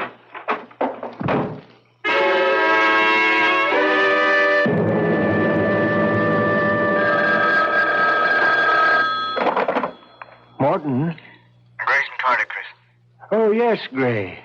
I didn't wake you up or something, did I? Oh, no, gracious man, it's only 9 o'clock. But I have been lying here in my bedroom with the lights off. I've got a splitting headache. Rough day? Well, I broke the news to Wayne this afternoon. He took it badly. Oh, I'm sorry. Well, he'll get over it. What can I do for you, Gray? Well, I was wondering if you'd listened to that last report of mine on Rattus Norvegicus. No, but I was just about to, actually. I got the tape recorder right here on my bedside table and was just about to turn it off. Oh, fine. Listen, I'm anxious to get your reaction. Could you call me when you finish? Of course. How long is the tape? Oh, 20 minutes thereabouts. I'll call you back, Gray. Report to Dr. Christopher Morton from Dr. Grayson Carter on experiment number 17 for Rattus Norvegicus. Chris, as you know, my entire theory is based on my conviction that of the 2,000 rat species in the world... What in the world is that? Rat, especially the brown something in the room. Rattus Better turn on the light. is the most intelligent. Good Lord. It's a rat. The biggest I've ever... Eliminating many other species. No!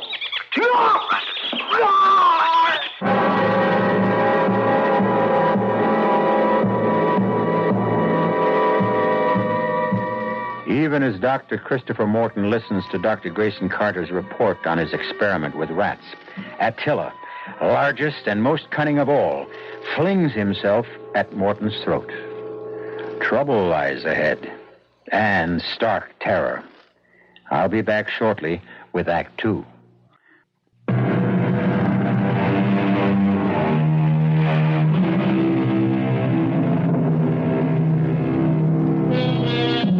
Do you suppose it was Dr. Wayne Cheney who put Attila the rat in Dr. Morton's bedroom?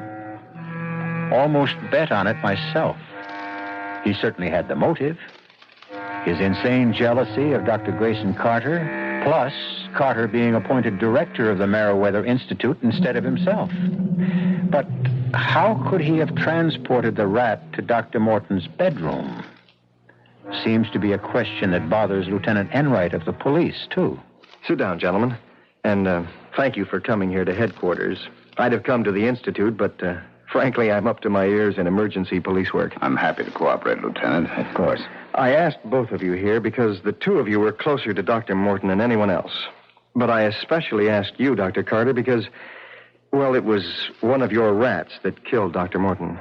A tragedy I don't expect to get over, Lieutenant. Mm-hmm. Now, according to a report here made out by Sergeant James of Homicide, when he and his squad arrived at the Institute last night, you had apparently captured the rat and returned it to its cage. Is that so? Yes. Tell me about that. Well, there isn't much to tell. Dr. Cheney heard Dr. Morton's screams and... Now, hold it a second. How did you hear the screams, Dr. Cheney? Were you in Dr. Morton's house? No, I happened to be passing it on my way to the Institute library. I want to tell you, or maybe you know, Morton lived alone except for a housekeeper, and she was out for the evening. Mm-hmm. I found that out later, of course. But, well, anyhow, I was passing the house, heard the screams, rushed in, and up to his bedroom. Go on, please. And it's all so horrible. The rat, that monster of a rat, was on him, tearing at his throat.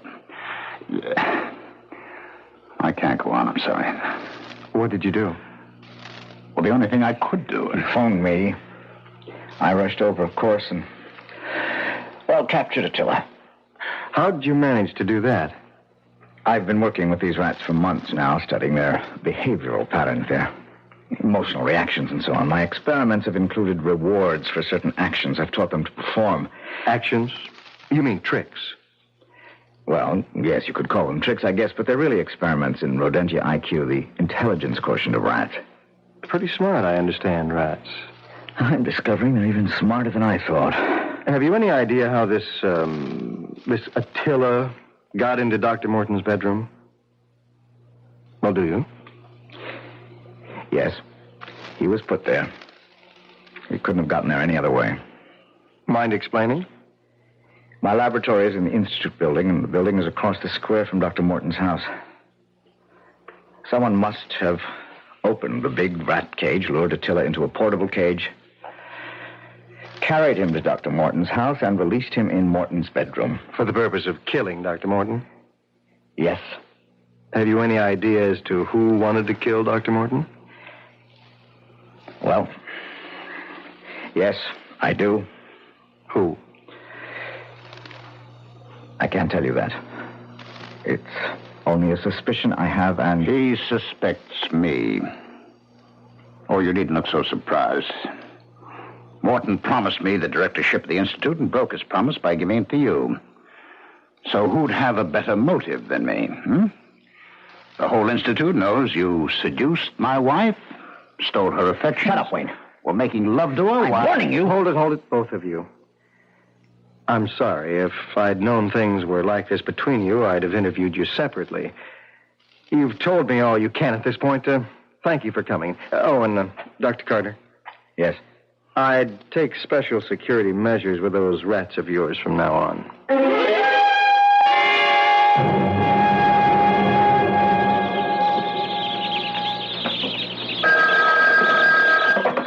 Dr. Carter. Oh, hello, Mr. Berkowitz. Okay. Aaron, then. Guess I'm not used to calling board chairmen by their first names. Yes? Well, I hate to wash up the experiment when it's only a few weeks short of completion. Well, yes, I know it's been a month since Dr. Morton's death, but... Well, you know, I have spent as much time as possible doing my job as director. Come in, Doris. Aaron, I couldn't agree more.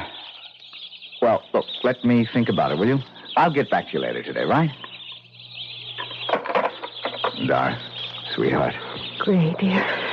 That was Aaron Berkowitz, chairman of the Board of Trustees.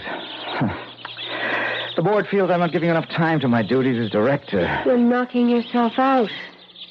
And you look tired and worried. Worried? No. Yes, you are. I can tell. What is it? Well, to be honest, there's something going on here in the lab. It puzzles me. I don't understand it. What? I think someone's getting in here at night and tampering with the rats. Tampering? Doing something. I don't know. The rats seem to be keyed up on edge, especially Attila. Any rats give me the shakes, but Attila... How could anyone except you get in here? You had that special lock put on the door after Dr. Morton's death. I know, but... Someone could have a key made, I suppose. But why? Who would want to come in here? Secretly, I mean. For what reason? Wayne? Gray. I know you think he killed Dr. Morton. I am sure he did, Doris. Trouble is, I can't prove it. I can't prove he's the one who's prowling around in here when I'm gone either. But I'm pretty sure it is him. Oh, Gray, why don't you give up this whole thing? This whole experiment, these rats. Suppose they got out of that cage while you were here. 150... Oh, hey, darling, cool it. 150 rats aren't getting out of any cage. Not while I'm here. One of them did. Attila did. He did not get out. He was taken out. Look, here, let me show you why it's impossible. Gray, please, I want you to stop worrying. Now, see this bolt? Yes. Well, it's on the outside of the cage. The only way to open this door is for someone to slide the bolt back, like so.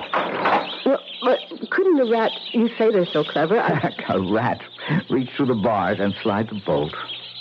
Well, I guess so. Well? But he'd have to be taught to do it, just the way I've taught them to do other things. Honey, I am not teaching a rat how to slide the bolt back. Well, I'll be glad when this whole experiment is over and done with and you're safe behind your desk in the director's office. Oh, stop worrying, Doris. About the rats, anyway. We've got other things to worry about.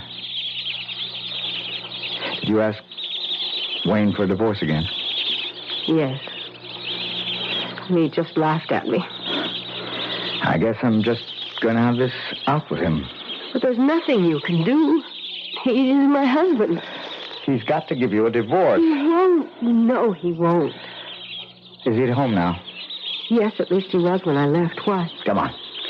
We'll see him together. Wait a minute, I am Ray. not waiting another second. This thing has dragged on long enough.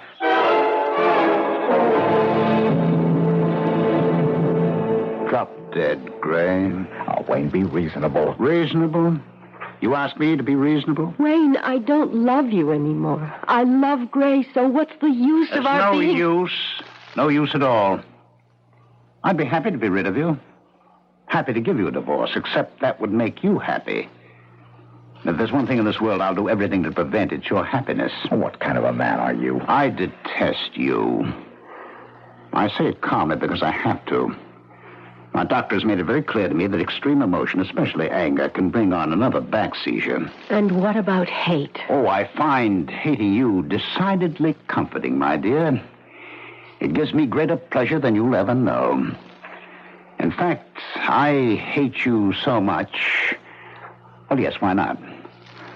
I might even give you a divorce. Oh, don't play games. I'm not playing games. I might just give Doris her freedom. All right.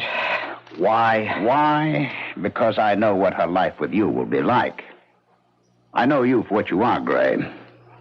A self-centered character who has only one interest in life, himself.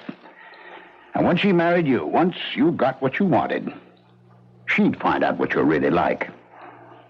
No better than those rats of yours. I ignore your insults for what they are. To me, nothing. Are you serious about giving Doris her freedom? I'll think about it. Now, if you don't mind, I'll ask you to leave. I'll see you to the door. Gray, can he possibly mean it? I don't trust him. One way of making us miserable would be to raise our hopes and then dash them to the ground. Don't get your hopes too high. Goodbye, dear. How can you bear to leave him out of your sight? Wayne, did you mean it? Will you give me a divorce? I said I'd think about it, didn't I? But Did you mean it? Did I mean it? Why, yes, I meant it. It is possible that were I to give you your freedom to marry him, you'd come to loathe each other in very little time. I'd take my chances.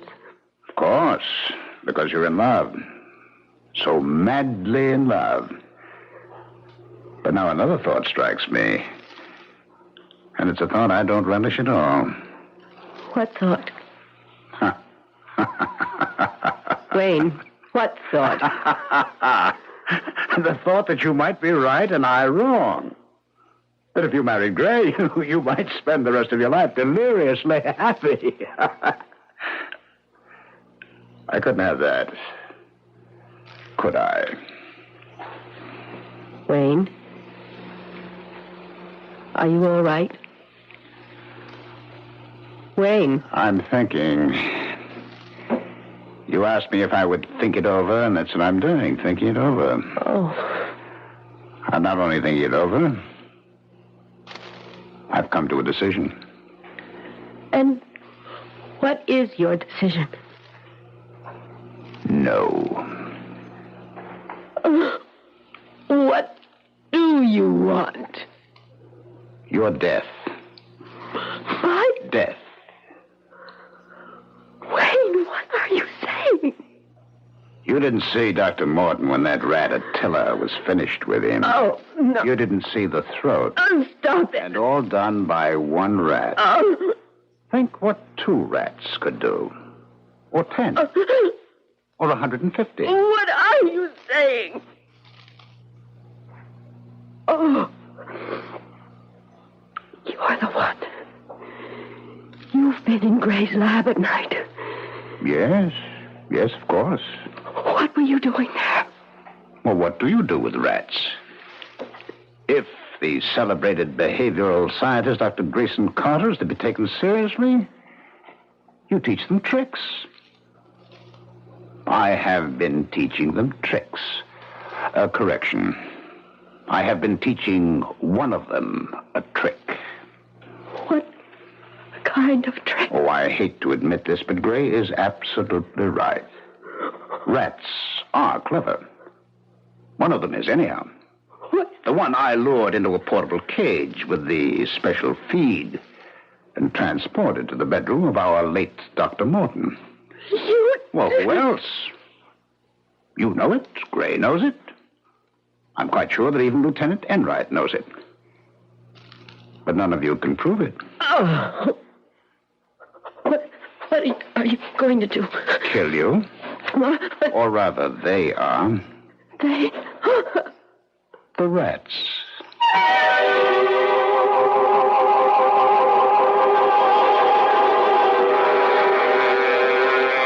Clearly, the warped and twisted brain of Dr. Wayne Chaney has devised a horrible death for his estranged wife, Doris.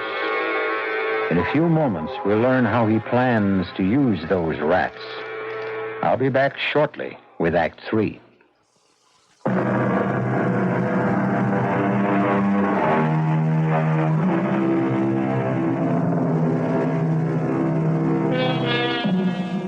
You're still with me? Good. Well, now, I'd say that Dr. Wayne Chaney has come unhinged, wouldn't you? No man in his right mind would plan to murder his wife by using rats. Excuse me, one rat. Attila. Now, just how he intends to use Attila, I don't know. You? Well, let's find out together. Midnight, Doris. The time has come. More properly, your time has come. Wayne, please, come to your senses. Move. No. I have ways of making you, you know that. All too well. You can twist my arm, bend my fingers, use any of those sadistic grips you have. I will...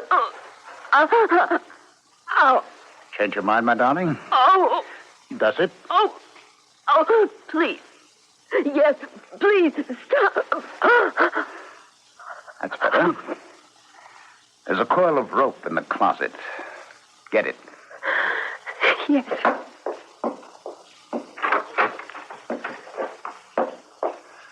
Very good. Bring it along. I warn you, if you try anything on your way to the laboratory, I'll make you wish for death.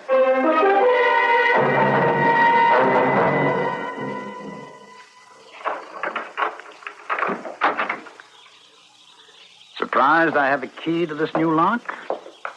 Well, I won't keep it a secret from you, Doris. Husbands and wives should have no secrets from each other. Uh-oh, I forgot. You don't go along with that. You believe in keeping secrets from your husband. Secrets of illicit love. Wayne, you're wrong. You're so wrong. You deny the two of you were meeting secretly? Not secretly. Making love secretly? No. Did you enjoy being crushed in his arms? Stop it. It was nothing like that. You've let your imagination invent things that never happened. Wait, what are you doing? Oh, just tying you up. No. Why do you think we brought the rope? Wayne, what are you going to do? I am going to do nothing. The rats will do it all. Now, hold still. I want to be sure your wrists are securely tied behind your back. Oh, I almost forgot. I promised to tell you how I got a key to the lock. I don't care how you managed to get But you should. Without a key, I never could have done the remarkable thing. Yes, the very remarkable thing I've done. All right. Now to tie your feet together. No. At the ankles. No. You see, all I did was simple. All I did was call in a locksmith the day Gray went to a Board of Trustees meeting. I merely said I'd lost a key and needed another. Simple as that. Oh, sorry. But I must bind you tightly. There we go. That should hold you. Wait. Now, we'll just place you on the floor. Oh, no, please. Oh, I'm sorry, my dear. If the floor is cold. But you won't be chilly long. Not very long, anyhow. Wait. Listen to me. I beg you, please. What the hell's going on in here? Gray! Help me, Gray! Doris! What are you doing here at this hour? Checking in the lab at odd hours to catch whoever's been prowling around here. Hey, what are you sorry? Away, you! Now, you try to get up, Gray, and I'll brain you with this chair. You.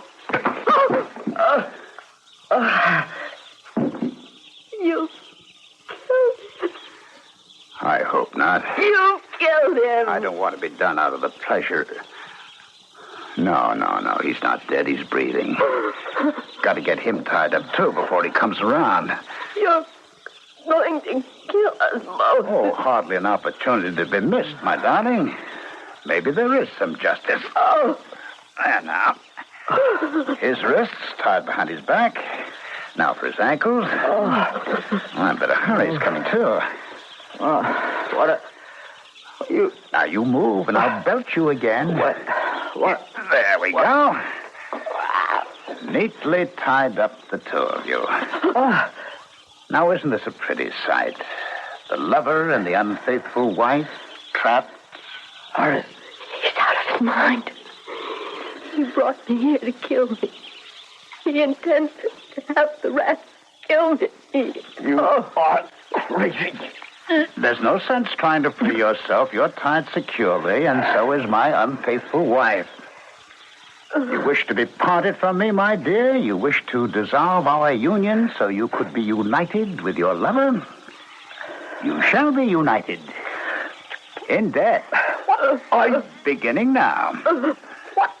Something I learned from you. Doctor, your experiments gave me the weapons with which to kill you both. How? You claimed that rats are animals of superior intelligence, and to prove it, and you did prove it, you experimented with these monsters in the cage for months, true?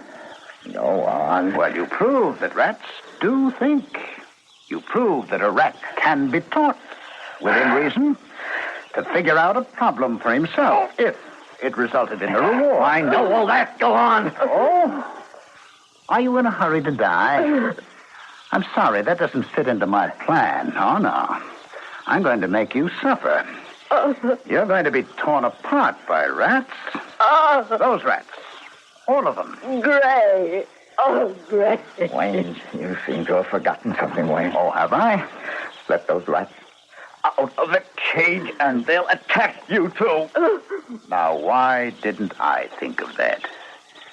Wouldn't I have said to myself, Wayne, the moment you slip the bolt on that door and the rats come pouring out, they'll attack you too. But I did think of it.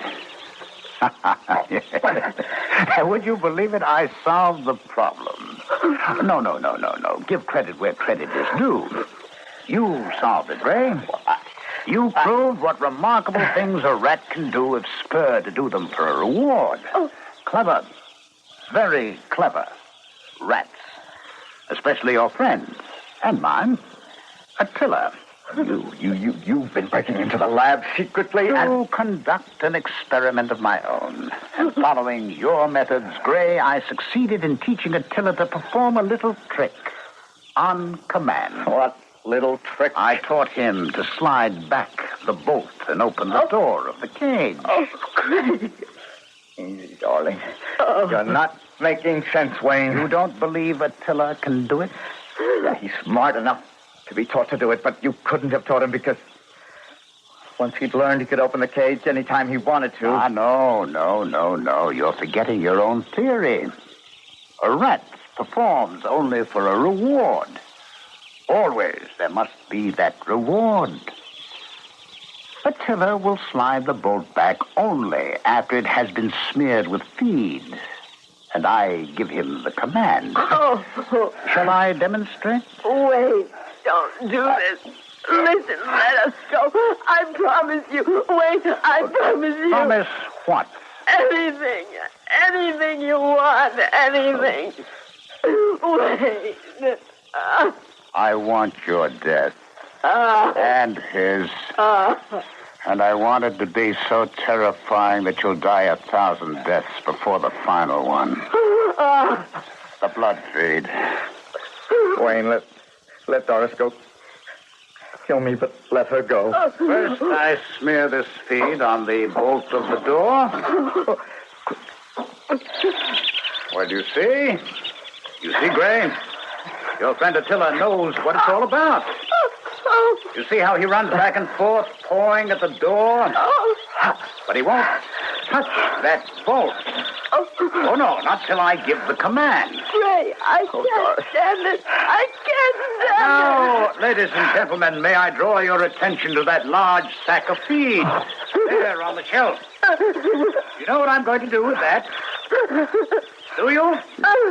I'm going to get that sack and pour the feed it contains.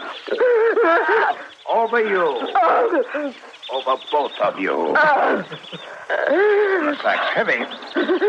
You may be interested to know that once I give the command to open the bolt, it takes Attila about 5 minutes to get it open, and they go. My back. Gray. My back. Gray, he's had one of his seizures. He's brought on the floor. He's through the sack. The feed is all over him. I can't move.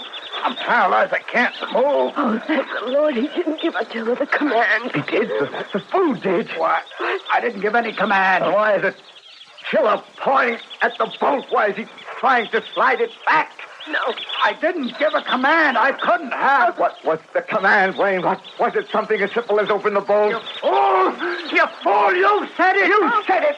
Once I give the command to open the bolt, you said it'll take until about 5 minutes to get it open. Oh, Lord. Oh, I did say it. I did. Here, help me. Oh, help me. Help me. How can we? We can't even help ourselves. Doris, can you roll over on your side? On my side. I'll try to maneuver it with back. Maybe I can move my fingers enough to open them. Not at your wrist. Yes, can you do it? You have to try. We've got to. The rats. Try. The rats. Listen to them. Gray. They know what's happening. They'll come for me. For me. I'm covered with feed. They'll tear me to bits. Doris, don't move. Keep your hands still while I work at the knot. He's sliding that bolt. And the rats, they're all at the front of the cage near the door. They can't wait to get out. To get out. Another minute. Oh, man! Oh, man! Doris, try to move your hands. Can you? No! But hold still then. Ray! Hold still. It's too late. It's too late. The cage is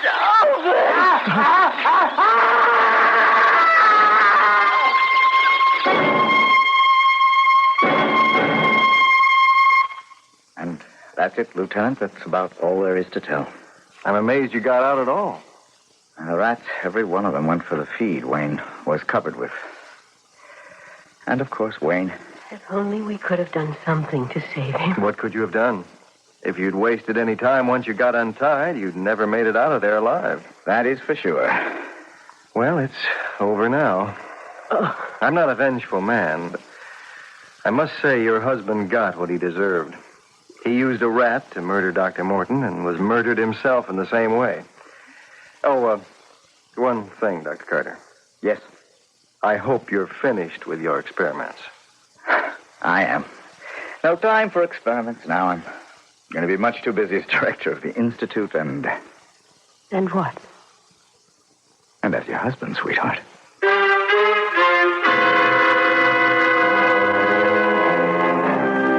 And surely they deserved happiness, those two.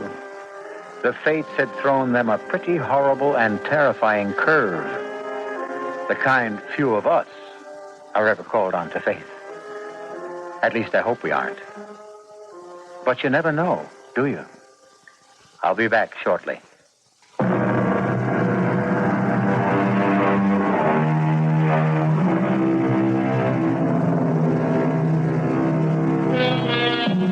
You'll be glad to know that Doris and Gray are happily married now, and the parents of twins.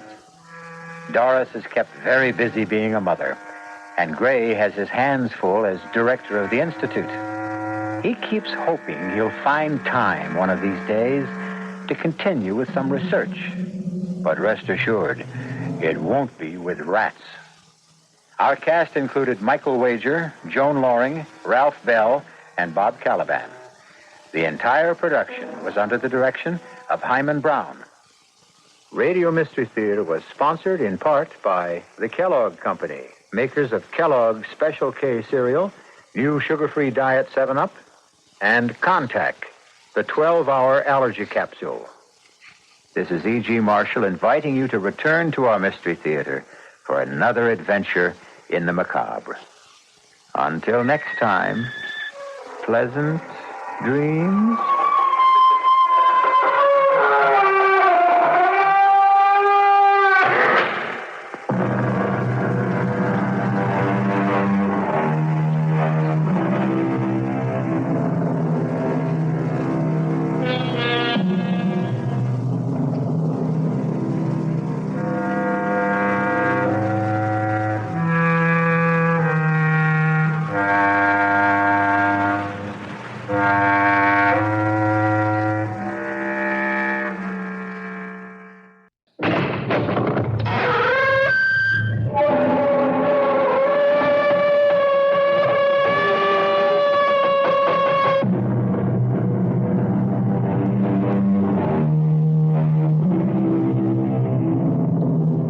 Come in. Welcome. I'm E.G. Marshall. Welcome to the world of terrifying imagination. Once upon a time, there was a poor and common man named Matthew Mall, who owned a couple of acres that were desired by a rich and titled man named Colonel Pinchian, who wished to build a house on the property. Since the colonel could not acquire the land by lawful means, he took others. The year was 1650, and he connived to have Matthew Mall declared a wizard, condemned to die on the scaffold, which is where our story begins. Quiet! Quiet! Quiet! You have not heard the last of Matthew Mall. You or your children, or your children's children, In particular, you, Colonel Pynchon, and all the family who follows you. Look at him, everyone, as a dying man makes a promise.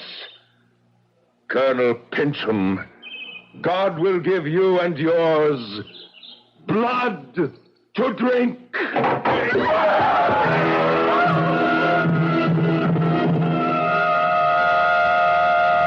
This is the story of my long revenge, which began with the moment my adversary first entered his new-built house, with his portrait locked into the paneling above his desk chair. For there, the first of the Pynchons, the Colonel Pynchon who sent me to my death, was found dead, drowned in his own blood. The doctors called it apoplexy, but we know better. Death brought him blood to drink, the first of much, for his house was doomed.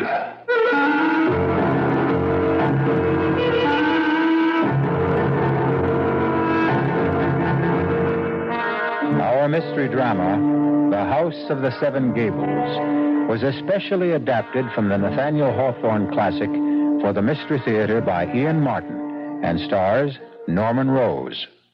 It is sponsored in part by Sign-Off, the Sinus Medicines, and Anheuser-Busch Incorporated, Brewers of Budweiser. I'll be back shortly with Act One.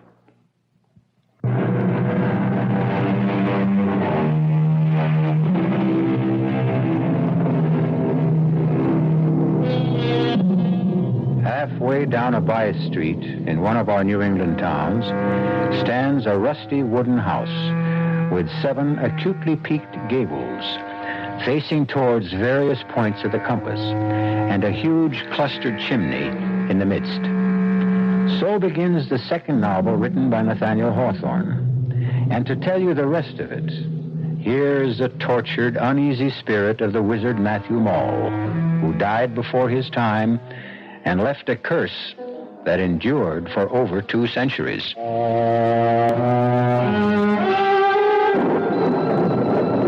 38 years in my grave, and yet I rise from it as casually as an ordinary man from his bed. I am seen as easily at noon as I am by the witching hour.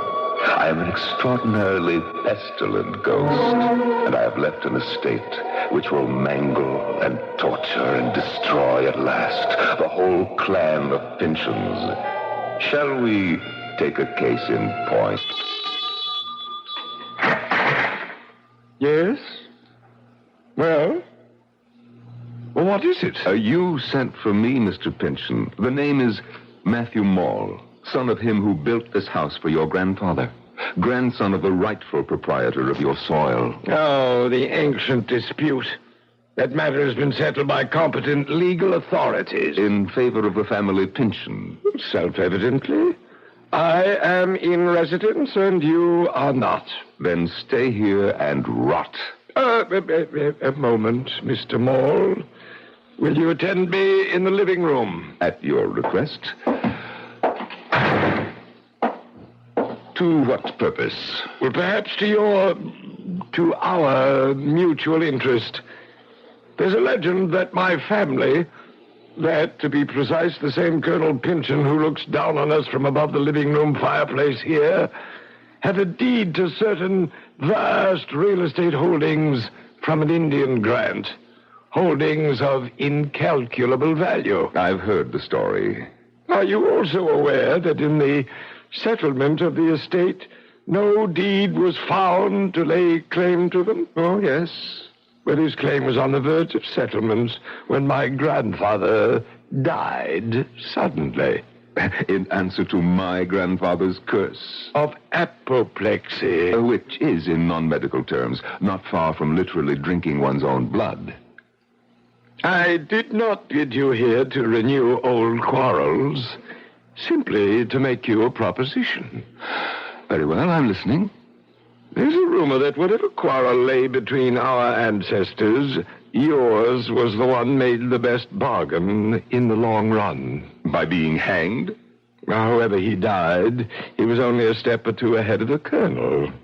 For while the colonel won out in buying and owning the land Seven Gables stands on, he lost a kingdom when the deed to half the state of Massachusetts was lost. Or hidden. Mr. Pynchon, what is your proposition? Your father was the architect of this house. He might have secreted the papers somewhere or built some hidden chamber for them, which my ancestor, Colonel Pynchon, died suddenly to reveal. I would be willing to pay well for information leading to them. I cannot believe the colonel would have concealed something that was not his to hide. But there might be a chance for you to recover those papers. How? I'll make a contract with you. This house and the property for the papers if I can locate them. No, damn me, if I'll permit it. Did you say something, sir? No. Why? Well, I could have sworn I heard a voice. Well, I'll meet your bargain if you can find the Indian grant. I'll need some help. I don't know where the papers are, or if they exist. I do know that to locate them, I need the help of a medium. I don't understand. You have a young daughter named Alice. Bring her here. From outside the oriel window, hoard with frost against the roaring fire within, I watched my grandson toy with this Pynchon, whose only desire was to flee the dread house and live abroad. And by virtue of my right as a man taken before his time, I kept invading Matthew's mind and making it mine as far as I desired. My daughter, Alice, may I present Mr. Matthew Maule? My pleasure, Mr. Maule. Will you be seated? Father? Do as he asks. Very well. Now, I ask you to fix your eyes on mine. From the moment that gentle girl raised her eyes, she was ours, mine. It was enough, perhaps, that already the Maules had the reputation that they could enter people's dreams and that no grave could hold them. By now, there was a further belief that they could mesmerize the unwary. There is your daughter, Mr. Pynchon. Speak to her. Alice! Alice, answer me! Oh, softly, softly, Mr. Pynchon.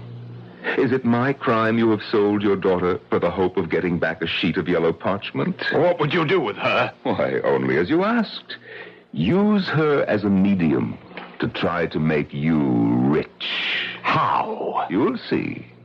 Unless you wish to call our barter deal off.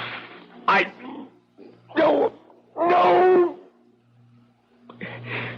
But proceed in God's name. Very well.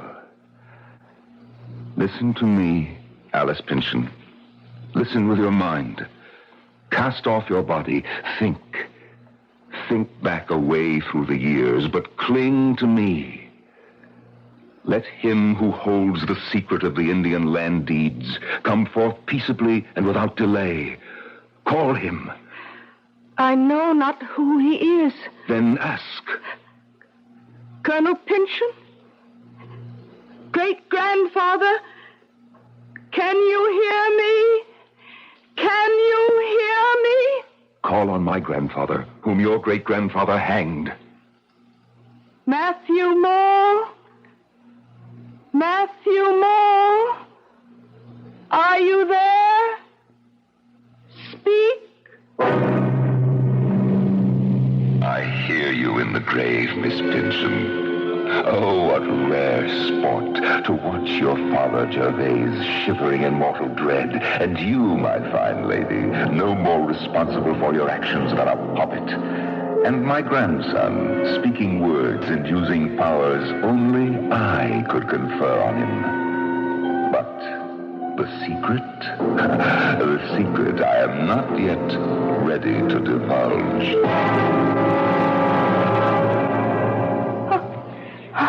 Enough! Enough! Would you kill the child? Bring her to. Without your answer? Have you not found it? Only this. Your grandfather's secret is one he must choke with until it is of no further value. So, keep the House of Seven Gables. Wake my daughter from her trance. As far as I can. What mean you? Well, she will walk and live and breathe. But what, man? I meant no harm. I meant only to humble you and yours. I did not mean to steal her soul, but I'm afraid that is lost.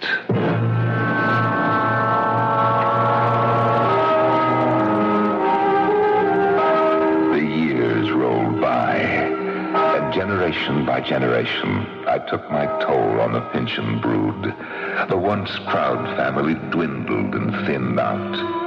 I have had little need to move my rusty bones or decaying flesh, since they have wrought their own destruction, save till now. But in this century, I must arise again. Ah, Cousin Hepzibah. Geoffrey Pynchon, what brings you to Seven Gables? Why, I take it since you have opened a 1-cent store, it is open to any member of the public? Not to you. Never to you. Judge. Judge not, that ye shall be judged. Well, surely after all these years, and in respect of what I've just arranged for Clifford... You are not welcome in this house.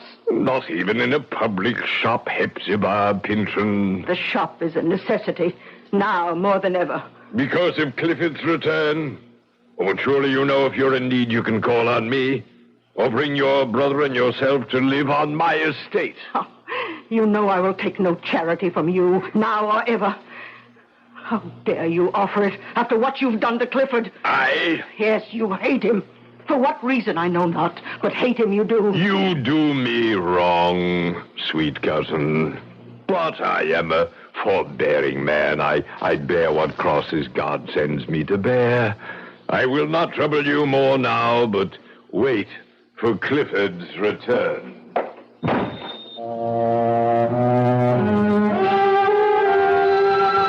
4 Pynchons are left. Nearsighted, angular, tall Hepzibah in her rusty black. The smiling, fat, oily Judge Geoffrey Pynchon, who so closely resembles the portrait of that black-hearted colonel who hangs in a massive gold frame in the living room, and who hanged me by the living neck. 2 yet. We are still to meet. Bless my soul, the omnibus. And stopping before my shop door. It can't be Clifford yet. No. Then who is it? Cousin Hepzibah. Cousin Hepzibah. Oh, don't you know me? Cousin? Oh, no Pynchon ever looked as lovely as you, child. Cousin Hepzibah, you flatter me, but you can't deny it. I am your country cousin. And my mother sends you her love and regards and hopes my visit to you will not put you out. Your visit? You intend to stay? Didn't you get my mother's letter? No. I don't understand about the letter. Oh, it doesn't matter now. You're here. But, child, I don't see how you can stay. Oh, I don't expect to be a guest. I mean to earn my bread. I can find plenty to do, cousin. The garden and flowers and the chickens will keep me out in the open air, and I can't help in the shop. Please let me stay. Well, you can stay at least the night. But in any case, the decision whether or not you remain at the House of Seven Gables is not up to me. Tomorrow, its master returns home. My brother Clifford, who is coming home at last. I think I remember my mother and father mentioning him, but as though he were dead. Where has he been? In prison. Prison? Why?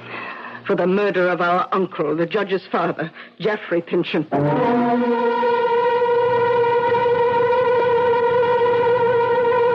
One other young and unsuspecting girl, Alice Pynchon, came to grief under the shadowed gables of this brooding old house.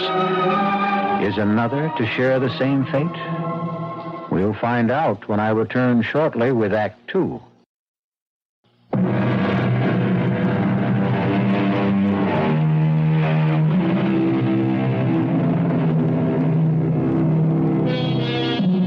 This is not my story, so let me quote from the man who first told it. The mysterious Clifford is about to return, and here is how he is foreshadowed in conversation between Miss Hepzibah Pynchon and the newly arrived Phoebe. 31 years ago, my uncle, master of this house, was found dead beneath the portrait of our ancestor, Colonel Pynchon. Death was accountable, the authorities decided, to a blow on the head. Since the desk in his private papers had been rifled, it was suspected that it was robbery and accidental murder committed to avoid discovery. By Cousin Clifford? Oh, I shall never believe that. Oh, you will see for yourself when he returns how gentle, sweet, unworldly. Oh, Clifford could never have been guilty. I'm sure from that kindly face you showed me in the miniature he was wrongly judged. No question of that. Just as I am sure that Cousin Geoffrey, why I cannot understand, was the one most instrumental in sending him there. How could that be? It was he who discovered Clifford by the rifle desk, our uncle lying on me. Oh, hush. Dear Cousin Hepzibah, think of the present and not on the past. Soon Cousin Clifford will be home again. But surely it grows very late if he is coming today. Oh, well, you'd best off to bed. Perhaps I should greet him alone.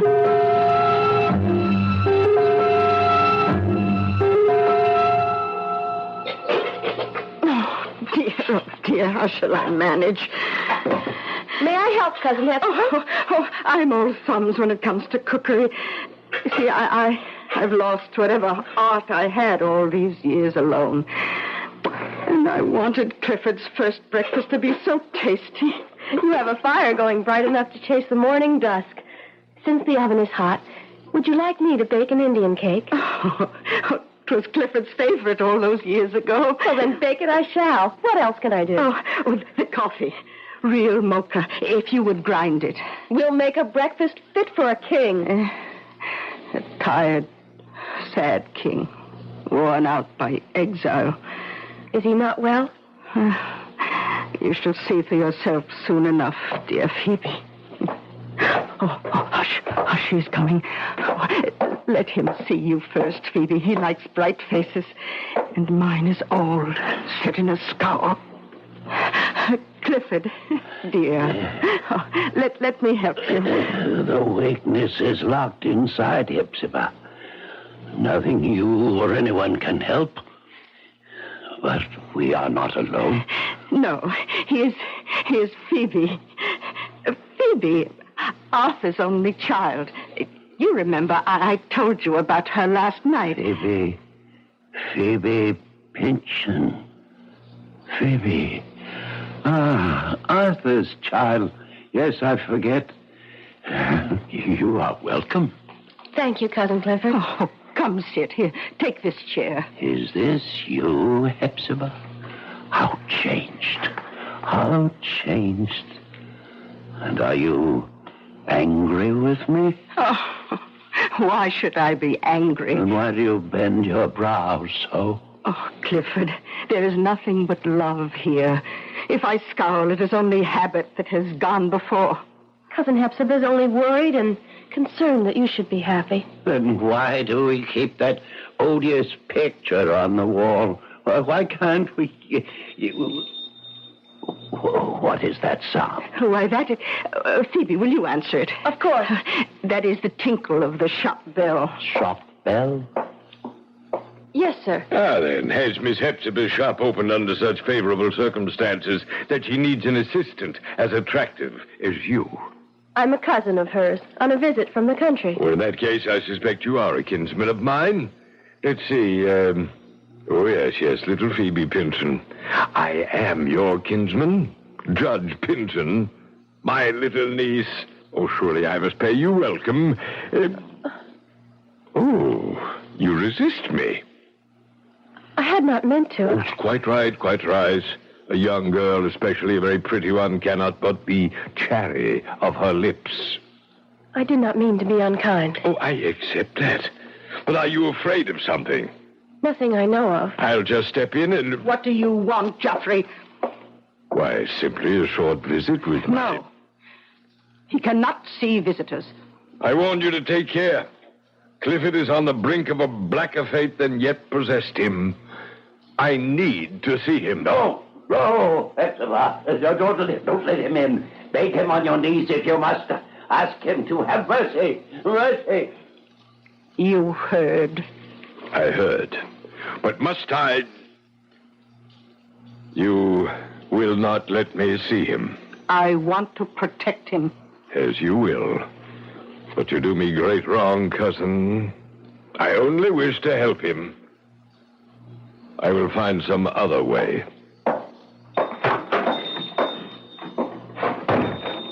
He seemed kind. Is his offer of help so wicked? Oh, Phoebe, he has a heart of iron. Oh, let me go back to rejoin my poor brother at breakfast.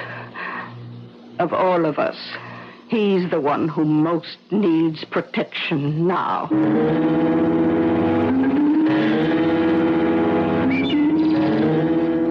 Don't do it, lady. What? Drink from that. Or even wash your face. I was only looking at my reflection in it. May I ask who you are, sir? Oh, forgive me. Miss Pynchon has not mentioned me? Mr. Holgrave, the boarder. The same, at your service. And you must be Miss Phoebe. Which gable is yours? Oh, my window is the one... Perhaps it is more seemly to ask the question of you, sir. By all means. I can't mind the 7th, since it is by all odds the most remote and separate. See, up yonder, beyond the eaves. You live there all alone? A question hard to answer, Miss Phoebe. Why? In the house of the 7 gables, is anyone truly alone? It's hard to tell whether the rats outnumber the ghosts, or vice versa. Then why pick it as a lodging by free will? If you must know, I can afford little, and the rent suits my purse. The house also suits my profession. Your profession? Mm-hmm. I'm a maker of daguerreotypes. How fascinating. Can you really point a machine at someone and make a likeness of them? I can. Do you doubt it? Well, It sounds like a kind of magic to me. Technically, in its way. But the result is a quite faithful reproduction of the subject. For example, this. Oh, you created this? I recreated this, shall we say. It is a likeness. Never mind the likeness. Miss Phoebe, look deeper. What kind of man is this? Why, by all effects, a man of probity, of kindness, of property. Is the picture that alone? Or can one look deeper? Not knowing the subject, I don't see how. Look at that eye. In the midst of a sunny countenance, speaking of an open heart. And yet, observe carefully the cast in the eye, the line of jaw, the subtle twist of mouth. Here is the man, the true man, sly, subtle, imperious, hard, and withal as cold as ice. Do you recognize him now? Judge Pynchon. Still, there's some other resemblance. The daguerreotype is of the living judge. The resemblance is quite marked. Give or take the style of whisker, the fashion of cloth, the bloat of jowl, it could be the original Colonel Pynchon who choked on his own blood. Why have you this picture? For the same reason, I wish to have all the Pynchon clan. Miss Phoebe, will you sit for me sometime? I? In any history, one must balance the good against the bad. Who are you? A recorder of history by choice. Miss Hepzibah's lodger by chance, will you sit for my portrait of you? To what end? That is beyond my power to say at this moment. Only that I can promise you, you are safe from any harm. And what do I get out of it? Well, first, what you put into it. Second, a record of your beauty. And third... And third? No less than your future. One way or another. Then how can I refuse? My object was to make sure, as best I could, that you shouldn't. For once, I was resting more secure in my rotting grave. The urge to wander grasped me less. The Pynchon dynasty was a sorry lot at best, save one. And a new dynamic force was guiding my course to its resolution. It was time to start to pull my winding sheet more closely about me and begin to leave the future to itself. But not yet. The curse was not yet played out.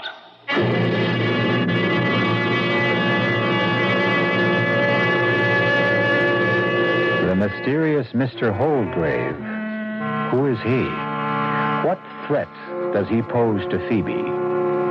Perhaps the only breath of sanity to blow sweetly through the dusty corridors and winding staircases of both the Pynchon history and the house that encloses the living, as tight and inescapable as the coffin in the grave. We'll return shortly with Act 3.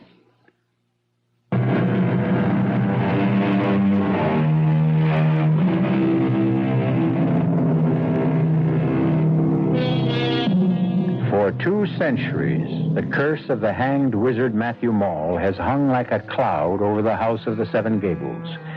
The dark, deteriorating, rat-infested, and ghost-ridden house has outlived its time.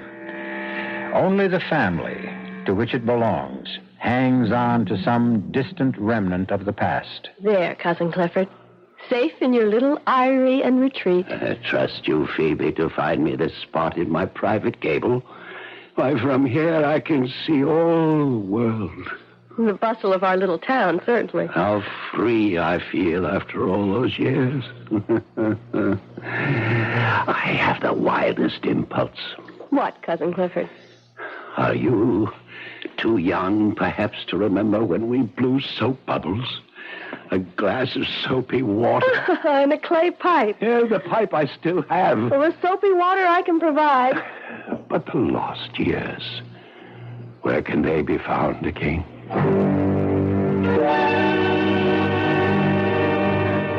I wish his life were more than a shadowed gable overlooking the street. My Cousin Hepzibah, to watch the whole stream of life flow by is at least an introduction to the thought of returning to it. Oh, well, perhaps you're right. Here's your soapy water. Take it to him to blow bubbles.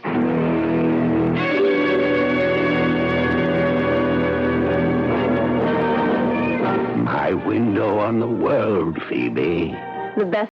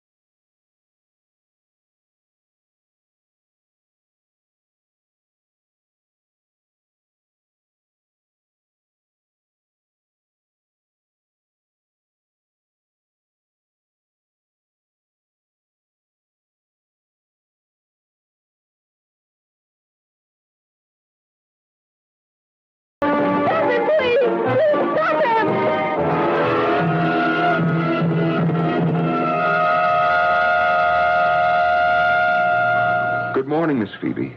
Mr. Holgrave, how can I thank you? For what? For answering to my cry? For helping me hold back my cousin Clifford? It's only fortunate that I was nearby. I don't know how to explain. Why should any of us try to explain the human effort, drive, psyche? We all react to our impulses and dreams to a greater or lesser degree.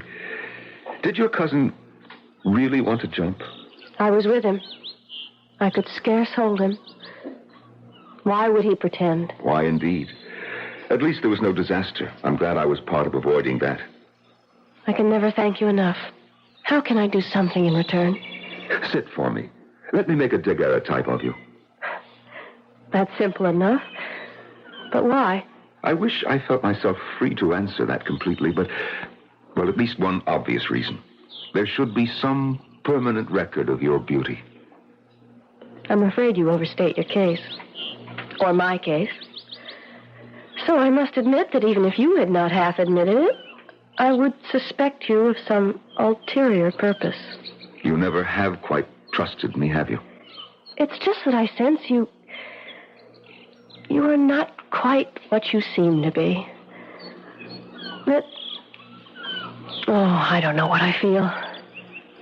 What do you want my image for? Say that I want a record of the Pynchon family. And that alone? No. My other purpose, I must keep to myself. I could refuse. I hope you won't. It would be ungracious of me. I offered to do something in return for helping save Cousin Clifford's life. When? The sooner the better. There's a skylight in my gable room. The afternoon light would be perfect. If you'll meet me there at 5, I'll be ready for you. I never thought to see the day I would harbor any kindly thoughts for any Pynchon. But I find I have it in my heart to accept poor, withered Hepzibah and the half-mad Clifford. And as for Phoebe, well, she shall have an unseen protector observing from beyond the skylight window. There now, Miss Phoebe, we're ready to begin. Should we not have the door open and the windows unshuttered? No. I want no other light source than what strikes across my shoulder to you from above. And we must catch it now. All right, are you ready? What must I do? Well, lift your eyes to mine, above the lens. So. Now, relax. Think of something soothing. Blue sky. The ripples on a sunlit pond.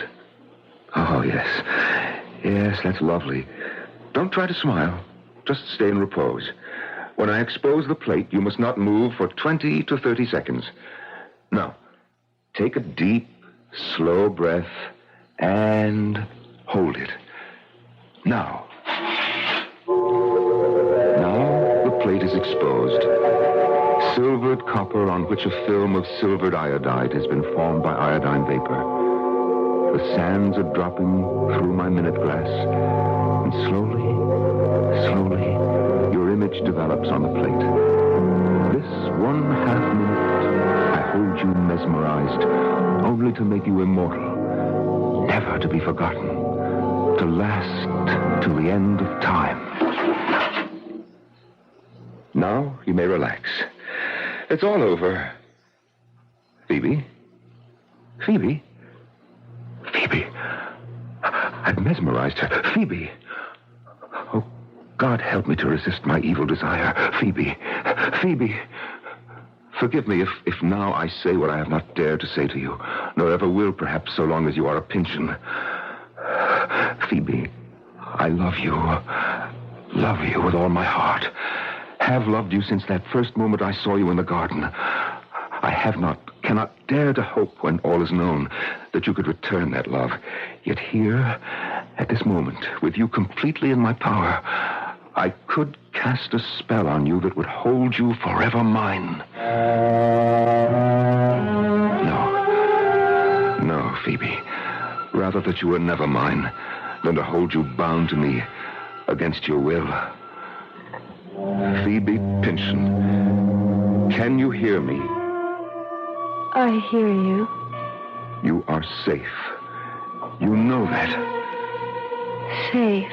You will have no memory of the trance you are in now. No memory. And when you wake, you will feel refreshed and your same lovely self. You promise me? I promise. Then, when I snap my fingers, wake. Oh, is my portrait all finished? Yes, Phoebe. May I see it? Oh, no. I have much to do before that. This one, I want to color. I would not have you see it in black and white. Oh, then I shall have to wait to look at it till I return. Return? I must go home to visit my mother and father and bring back the rest of my clothes. You intend to stay on at Seven Gables, then? Cousin Clifford needs me. And Cousin Hepzibah. I think it is my duty. To wither and dry up like them? Before God, I pray you find some better fate.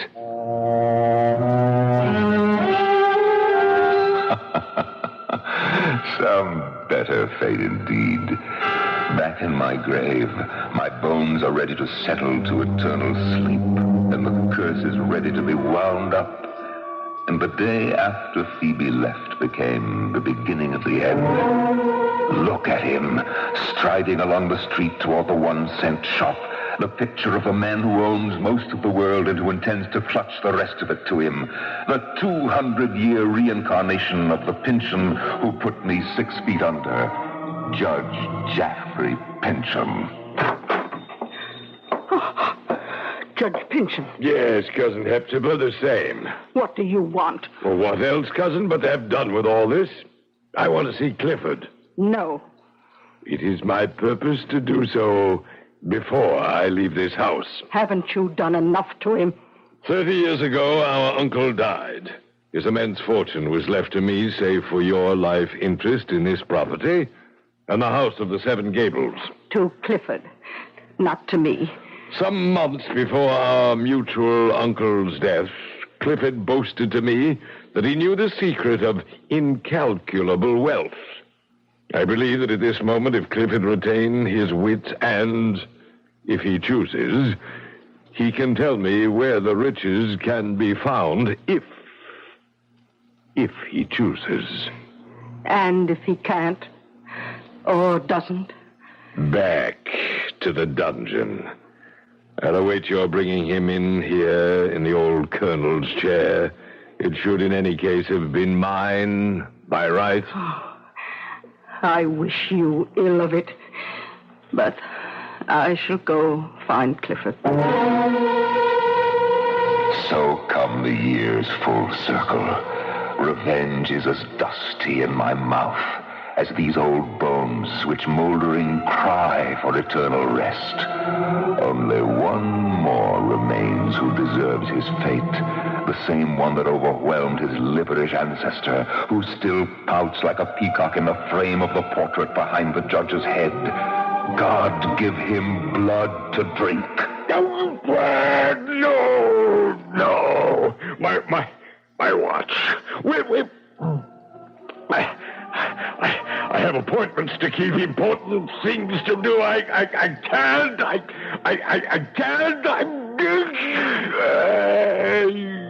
Drink deep and die, and dies the curse with you.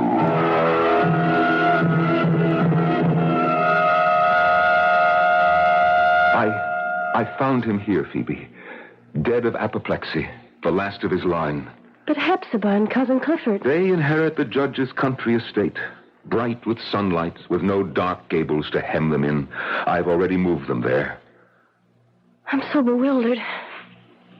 What shall I do now? Phoebe, I have an offer. What? Well, first, let me reveal who I am and what I know. A 2-century-old secret guarded to prove that might is not always right. Look, the curlicue pattern around the portrait. So many bits of detail, and only one that holds the power to open the vault where the ancient document lies behind the portrait. All that blood for a piece of parchment, clothed in the dust of 200 years and not worth even the paper it's written on. A sad and silly secret handed down to me. But Who are you? Like you, the last of the Pynchons, I am the last of the Malls. Matthew Mall. And with the end of the family curse, I feel reborn. Or will if... If what? Matthew? Shall we end it all? Will you marry me, Phoebe, whom I love beyond all, and put an end for good to family feuds and tragic doom? Oh, yes, Matthew. Yes. On one condition. You have only to ask. That we leave and shut up forever. The House of the Seven Gables.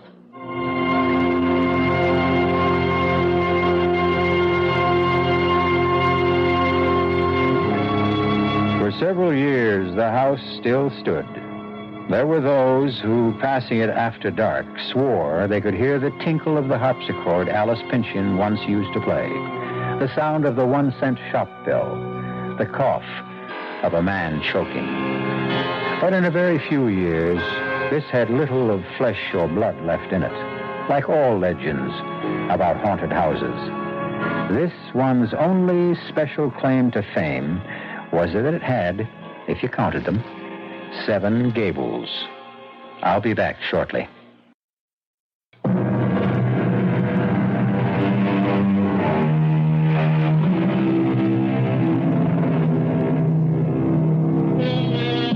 It should come as no surprise that Judge Jaffrey Pynchon was the one who really murdered his uncle. To have made gentle Clifford the scapegoat was reason enough for Matthew Mall to reach that powerful hand once more from the grave and exact what so seldom happens to the villains of this world, due retribution. Our cast included Norman Rose, Arnold Moss, Bryna Rayburn, Jada Rowland, and Stats Cotsworth. The entire production was under the direction of Hyman Brown. Radio Mystery Theater was sponsored in part by Buick Motor Division, the Kellogg Company, makers of Kellogg Special K cereal, and new sugar-free Diet 7-Up. This is E.G. Marshall inviting you to return to our Mystery Theater for another adventure in the macabre. Until next time, pleasant dreams.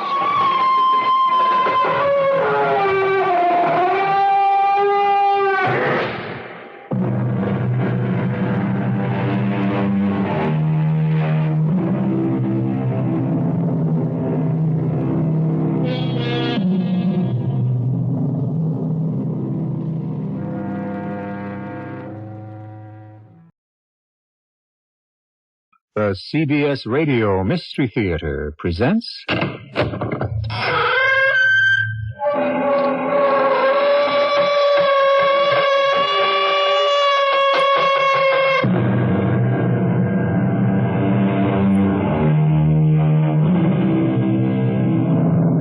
Come in.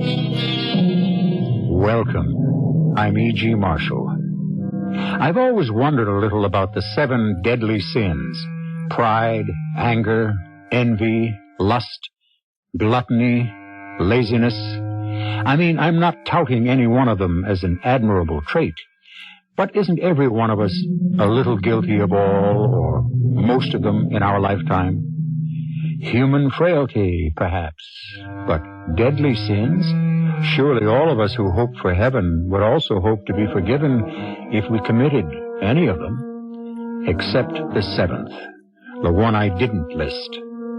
Greed. That one can be truly deadly.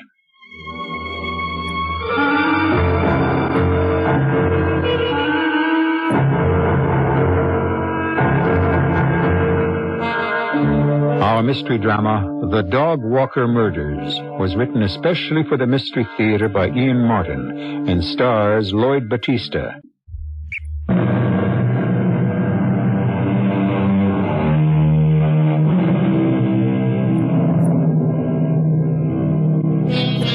The most insidious poison that saps any individual or nation is greed. It has toppled empire after empire, broken the strongest men down through the ages, men like Caesar, Alexander, Napoleon. It has broken countless unsung men like our protagonist in this story. Randy Garfield has no place in history, except maybe as an example of our permissive society. It wasn't his fault that he grew up in the era where too often the cry of the young is, "The world owes me a living." And for a while, Randy found that his peculiar talents seemed to satisfy that belief. Randy, come have a cup of tea with me. No, thanks, Madame Tredonia. I will read your future. I don't care much about that anymore. But you should. He's dead, old woman. Honey is dead. We all mourn your father here at the circus. Maybe I could help your hurt, bring you nearer to him. Oh, can you make him alive again? That is beyond the fortune teller. But perhaps I could help you to begin to live again. I think we must talk. Why? It is too noisy to tell you here on the midway. Come inside my wagon. Okay. Now, will you have tea? Why not? Why do you think you have to talk to me? It isn't all fake what I do. You might be surprised how much of the future really is revealed to me. I wouldn't be too surprised. You knew Dad was going to die, didn't you? Yes. How did you know that? He told me. He said you warned him against that fancy entrance with the parasol. What did he need with such a cheap stunt? The greatest clown the circus has ever known. Risking his life, floating all over the big top, clinging to that flimsy sunshade. He didn't need to kill himself to bring the people in. They loved him. You know whose idea it was originally. Your mother's. Yes, because she thought he'd make more money. Money for her to take away from him. It's the only reason I wish she hadn't died. At least while she was alive, he'd never give in to the idea. Why did he have to do it after she was gone? Because he loved her. After the hell she made of his life? He couldn't help himself. Oh, I hate that woman. She's dead. No, not for me. Never for me. I see her face in every other woman's. You mustn't let her make you hate all women, Randy. I can't help myself. Then I must try to help you. Listen to me, Randy. I have things to tell you. Gaze into the crystal ball with me. Watch the magic mists swirl deep within the sphere. Concentrate. Probe the drifting fog. Watch as the future opens to you. Watch. Remember.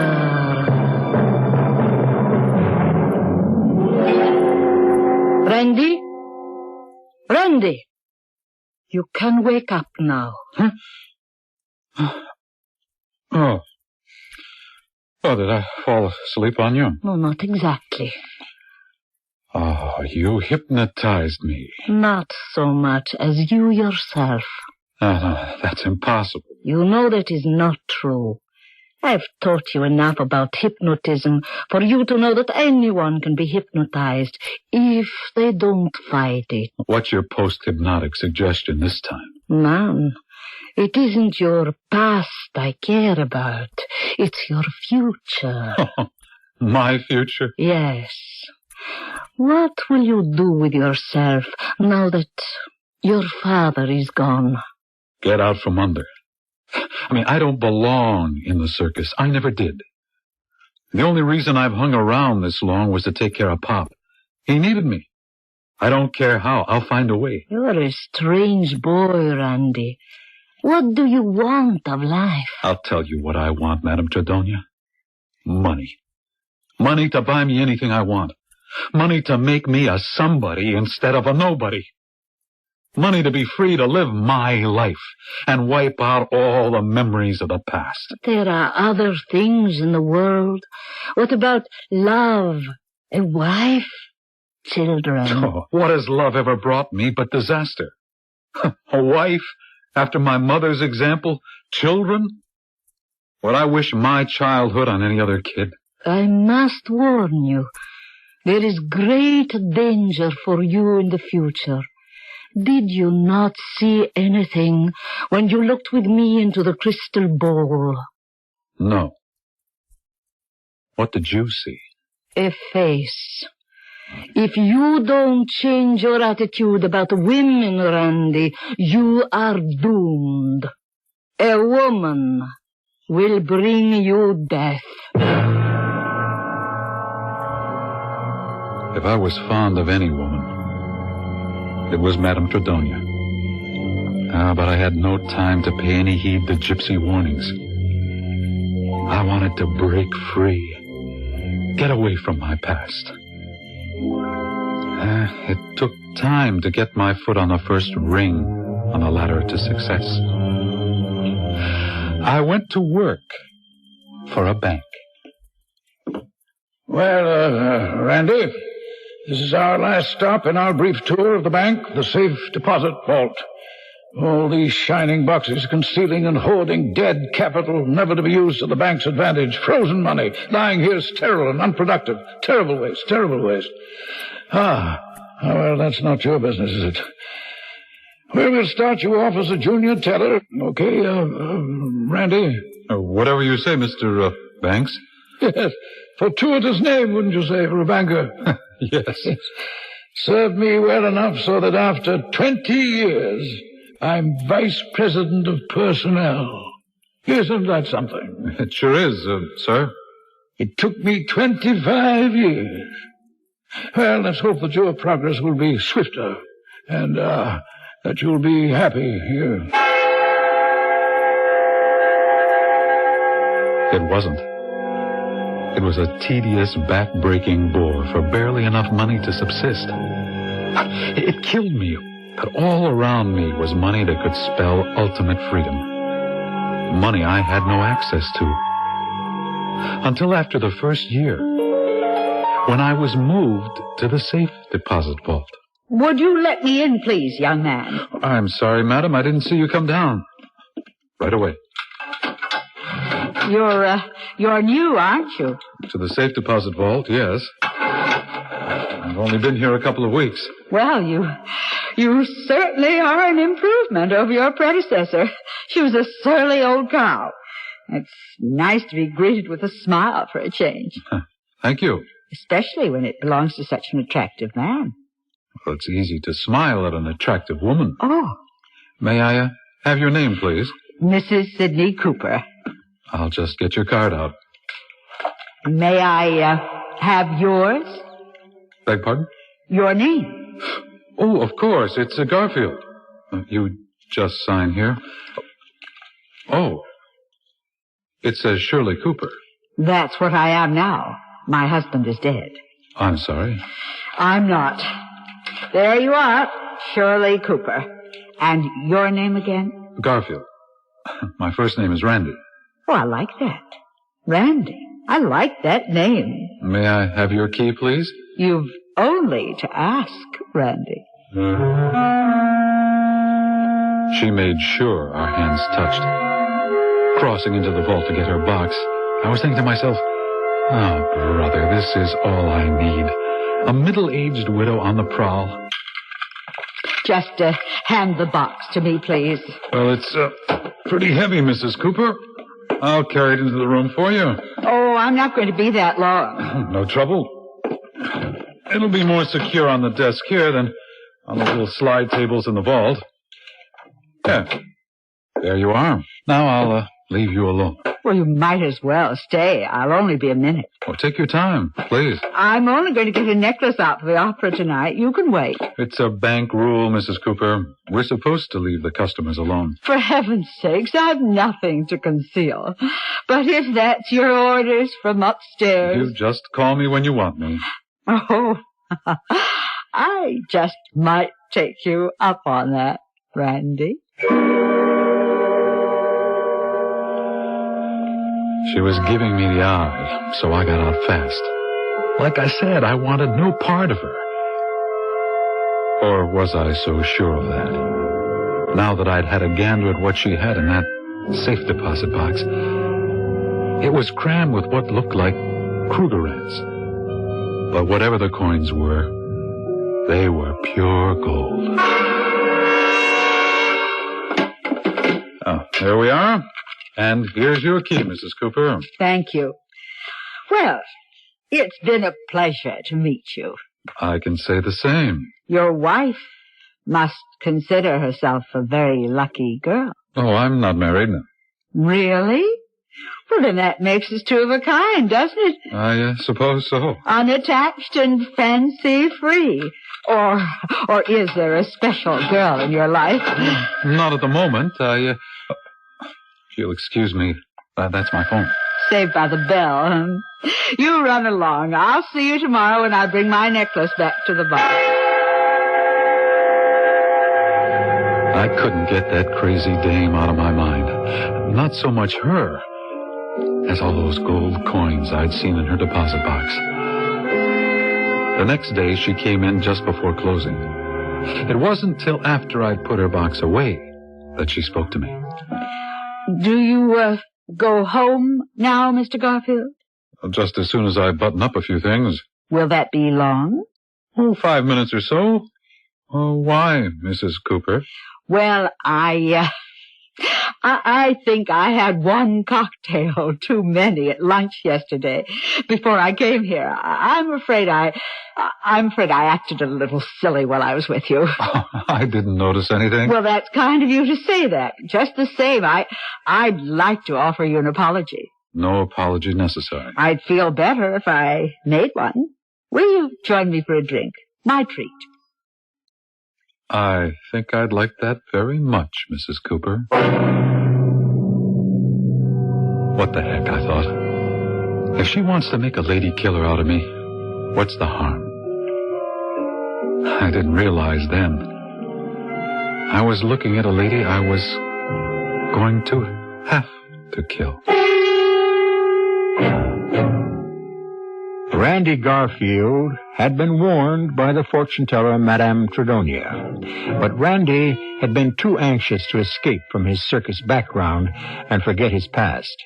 Now it is to return to haunt him. First of all, showing him the road to riches, and then leading him down the other side of the mountain to total disaster.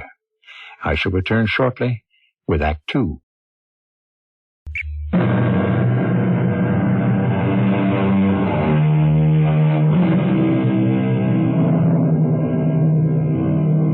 The cafe is expensive and discreetly lighted in soft tones calculated to make a woman look her best and youngest. The preliminaries of the brief apology have been quickly passed over in favor of polite but interesting probing by each party for information about the other. The ritual is as calculated and careful as a mating dance, which, come to think of it, is exactly what it is. Your husband, when did he die recently? No, a couple of years ago. I've been without him just long enough for the first ecstatic relief to have worn off, and to find out that I actually feel lonely. Not that I miss him. We weren't very happy together. No, I'm sorry. So am I. Well, it isn't much fun to be a lonely old woman, Randy. I may call you Randy, mayn't I? If you want. But look, you're not old. And I bet you have lots of friends and guys. Oh, I have hosts of acquaintances, my dear boy. I couldn't begin to count the girlfriends I have in my general age bracket. The men, well, that's a little different. The ones in their 40s or 50s are in the throes of the last desperate macho fling and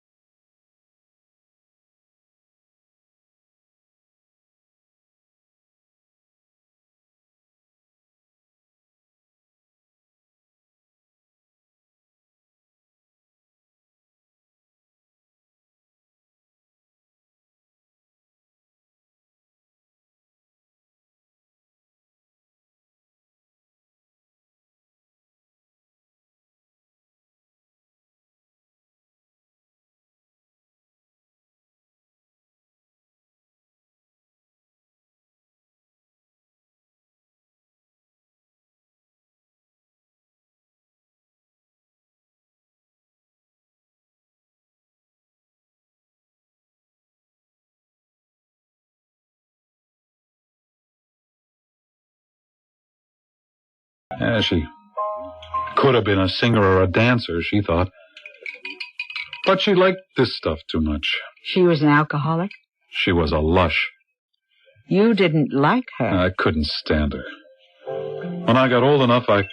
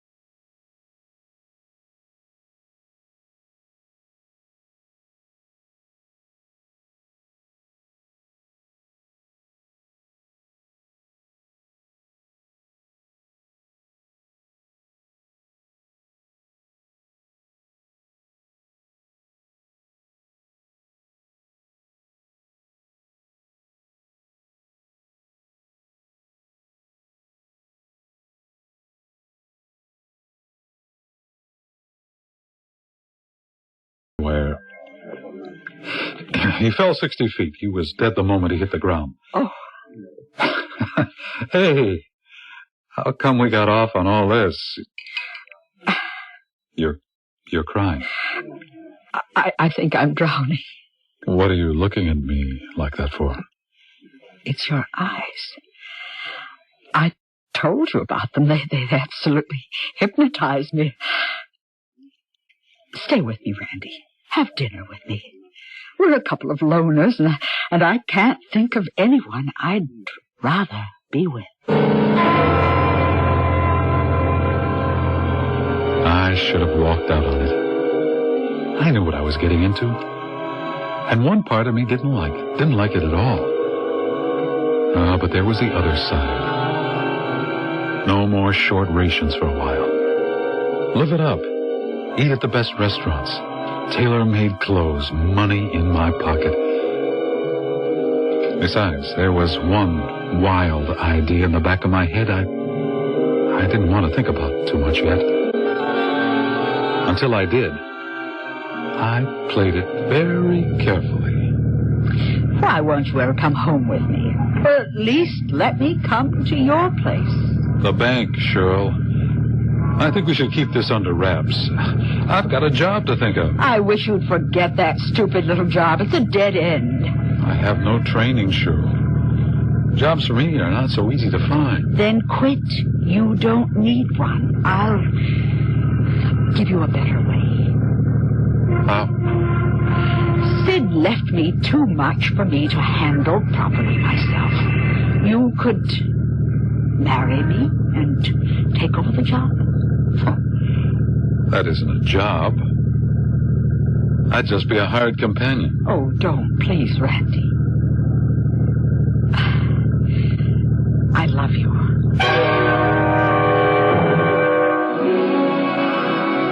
Later, I thought about it. Easy street. A pocket full of dough, no more hand to mouth. I didn't think about it long. It wouldn't work for me. I couldn't be tied down, and besides, Cheryl drank too much. She reminded me of my mother. I didn't even really like her. All I liked was her money and what it could buy me. And I didn't want to lose that. It was the following night she showed me how I didn't have to. Can I build you a new drink, Randy? No thanks, Cheryl. I'm coasting. I'm fresh out. Mind if I fill up? Why not? You're your own woman. Not since I met you, lover. Oh, Randy, I can't help what you do to me. It's those eyes of yours. They just mesmerize me. I'm as helpless as if you had me hypnotized. Have you ever been hypnotized? I mean, really? No. Why? Can you? An old tent trooper like me? Well, I can show you how if you cooperate. You know with me you've got a willing slave, Randy. Okay. Let me get my keys out of my pocket. What do you want them for? I'll show you. I want something that catches the light for you to concentrate on. Now, just keep looking at these as I swing them back and forth. Just a little. Slowly. I'd rather look at you. Come on, Cheryl. Concentrate. Okay, concentrating. Just keep your eyes glued to the keys. Now try to make your mind a blank. Let yourself relax. Concentrate on the keys. Follow the keys. Back and forth. Back and forth. Your eyes are getting heavy. You're getting sleepy. Sleepy. You want to rest. Your eyelids are growing heavier and heavier.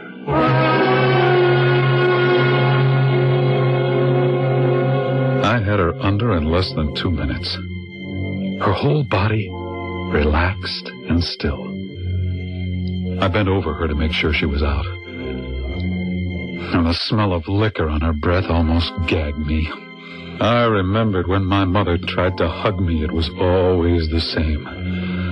A wave of hate swept over me suddenly, looking at her sitting there as if she were dead. Oh, I wished she was. Like my mother. If only I could have killed her, maybe she'd stopped haunting all my dreams. But it was too late for that. It was not too late to kill Shirley.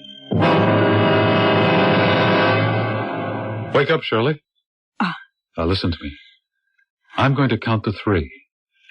And when I snap my fingers, you'll wake up. 1, 2, 3. Hello. Hello, Randy. But did I fall asleep? Oh, no, that's right. You were going to hypnotize me. Did it work? Oh, no, Shirley, I struck out. I'm afraid you just fell asleep on me. You mean I'm not under your power, so you can do anything you want with me? I guess not. Well, you can if you want anyway. Well, it's Sunday night, and I've got to be at the bank early in the morning. I'd lied to her, of course. She had been hypnotized deeply. And while she was, I'd tried a little experiment. You understand, Shirley? Yes. Repeat to me what I asked you to do, just before closing. I'm to come to the bank tomorrow, just before closing. I'm to wait, if the vault is busy, till there's no one else around. Then I'm to ask you for my box, carry it to the room, and take out the Krugerrands and put them in the wastebasket. I'm to leave them there when I shut the box and bring it back to you to put away. Then I'm to go home. And what? And I'm to forget I did all this and never remember it, ever, unless you tell me to. Post-hypnotic suggestion, just as Madame Tredonia had taught me. It used to work on me when she put me under. Would it work for me and on Shirley? Good afternoon, Mr. Garfield. Good afternoon, Mrs. Cooper. I'd like to get something out of my box, please. Well, if you'll give me the key, I'll get it down for you. Don't I have to sign? That's not necessary once we know you. Why don't you go into that first room and I'll bring the box to you. Let me take your box. Oh, it doesn't seem to be as heavy as it was. Really? I wonder why. May I have your key, please? Here you are. Well, that's that. Could you let me out, please? I'm in a hurry. Oh, sorry, I didn't know. Well, neither did I till just this moment.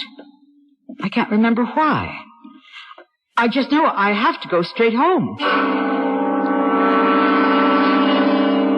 I let myself into the room where she'd been and let the door lock behind me. They were in the wastebasket. 100 of them. Approximate value, $50,000. I didn't need Shirley anymore. She could make a lot of trouble for me once she found the gold was missing. The safest thing to do was kill her. Besides, it was what I wanted to do. The 7 deadly sins. One thing has a bad habit of leading to another. And greed, as I said at the beginning, can so often and so quickly mushroom. From petty crime to the most vicious of all, the cardinal sin of murder.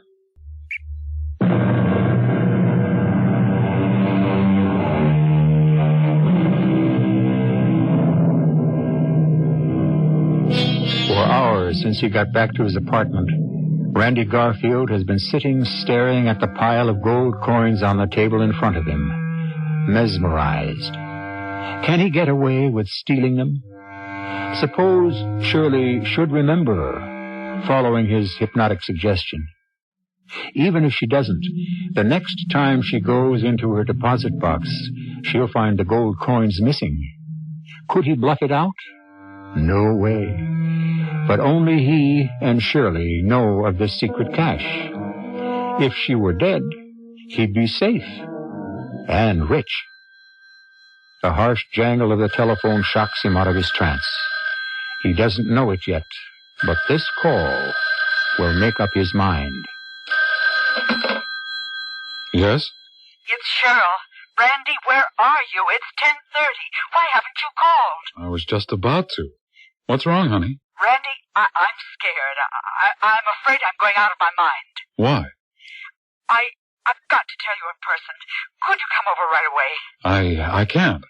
I'm flat broke. I haven't got enough for a cab. I'll drive over to your place. Where is it? You'll never find it in the dark.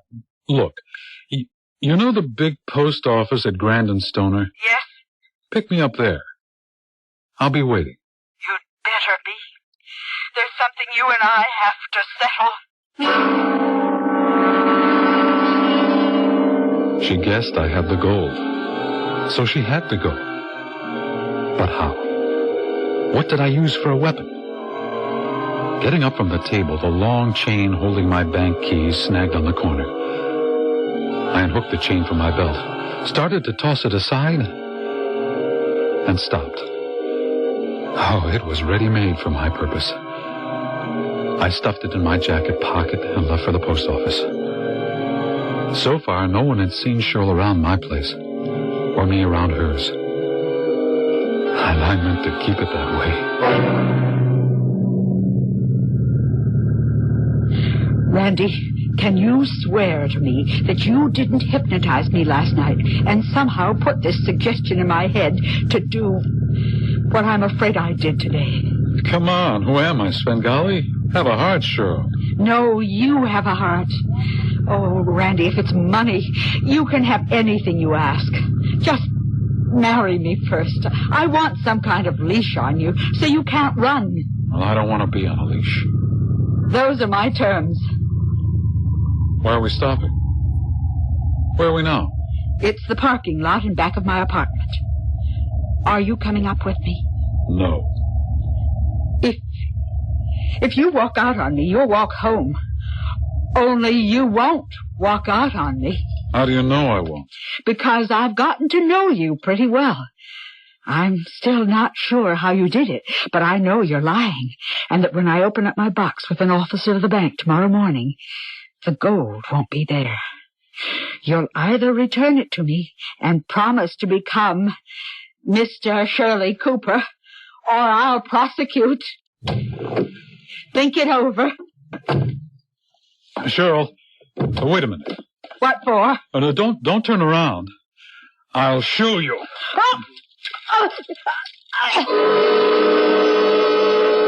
I had pulled the long keychain from my pocket and snapped it around her neck. The parking lot was deserted. We were in the shadows between the cars, outside the pool of her headlights. She didn't struggle very long.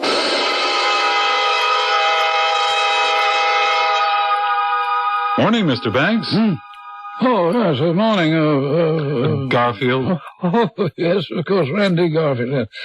That the tabloid you have under your arm? Yes, sir. Dreadful scandal sheet. Anything else in it about Mrs. Cooper? Mrs. Cooper? The woman who was murdered in the parking lot of the Norfolk Arms last week. Terrible thing. She was mugged and strangled with some sort of a steel chain. Oh, you mean the dog walker murderer? The what? Well, there was a headline like that in the papers. Something about maybe a dog's leash had been used. But that was over a week ago. I haven't noticed anything in the last few days. Oh, well, I suppose it's a 9-day wonder. Dead as a doornail by now.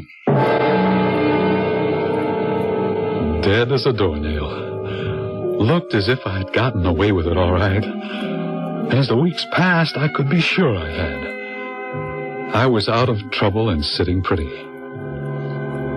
Till one day, a couple of months later... Oh, Mr. Garfield. Yes, Mrs. Brubaker? Could you give me a hand in here, please? Only too happy to oblige. My hands are so crippled with arthritis these days. It's difficult to clip all these coupons. I don't know why my husband left me all these bearer bond things. Could you help me get these back in the box? A pleasure. Why couldn't he have just left regular bonds where they send the interest? Why can't I just leave them with my broker? Well, because there's no name on these bonds. Anyone could cash them. They're just like money. There we are. All packed in. Oh, thank you so much. You're such a nice young man. I've really grown quite fond of you coming here to the vault so regularly. That's nice of you to say. Oh, you know, as soon as I can arrange it, you must come and have tea with me. Oh, but I suppose since I'm such an old lady, you wouldn't find that very interesting. I might just find it very interesting indeed. I was careful to stay away from Mrs. Brubaker's house. Instead, I took her to tea out in the country. It was a very secluded inn, and in the shade of a willow by a waterfall. I found her the perfect subject. She came in the next day. 3 nights later, she went out to mail a letter at the deserted corner where I strangled her. The next one was just as easy as Mrs. Brubaker, although she didn't net me such a large return. The police were baffled. I felt completely secure.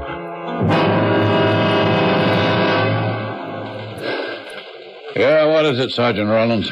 I think we just got the big break on the dog walker file, Lieutenant Cassidy. It's about time. 5 of them. And that creep's still walking around somewhere. What do you got there, Roland? Well, this morning, while you were out, I took a call from a lawyer who represents the heirs of one of the women. A Mrs. Jensen. Oh, that was the one before the last. Right. It seems her son is claiming that he knows his mother had bearer bonds and cash stashed away in her safe deposit box. So what does he think? We heisted him? No, but he's sure somebody ripped them off. That's impossible. Nobody else had a key to her box or in any of the cases. That checks out. Routine. Maybe too routine, Lieutenant. Maybe that's why no one caught what I missed myself till I went through the file again. The dead ladies all kept their safe deposit boxes at the same bank. You sure? It's right here in the files. Let me see that, Barbara. See, I also ran a quick check on the lawyers and the heirs of the other victims, and all of them have a hunch the boxes were plundered. Mm-hmm. But only of valuables that can't be traced. Yes. Gold, bearer bonds, cash, diamonds, and so on. Well, there's only one clerk in the safe deposit vault. His name is Randy Garfield. You want me to pick him up for questioning? No, we got no case. So far, it's all hunch. No real leads, just speculation. He's not tied into any of the dead dames, and how the Sam Hill could he get into those boxes to rifle them? Oh, then you don't think he's the perpetrator? I repeat, it's all a hunch. Now, how do we pin it on him?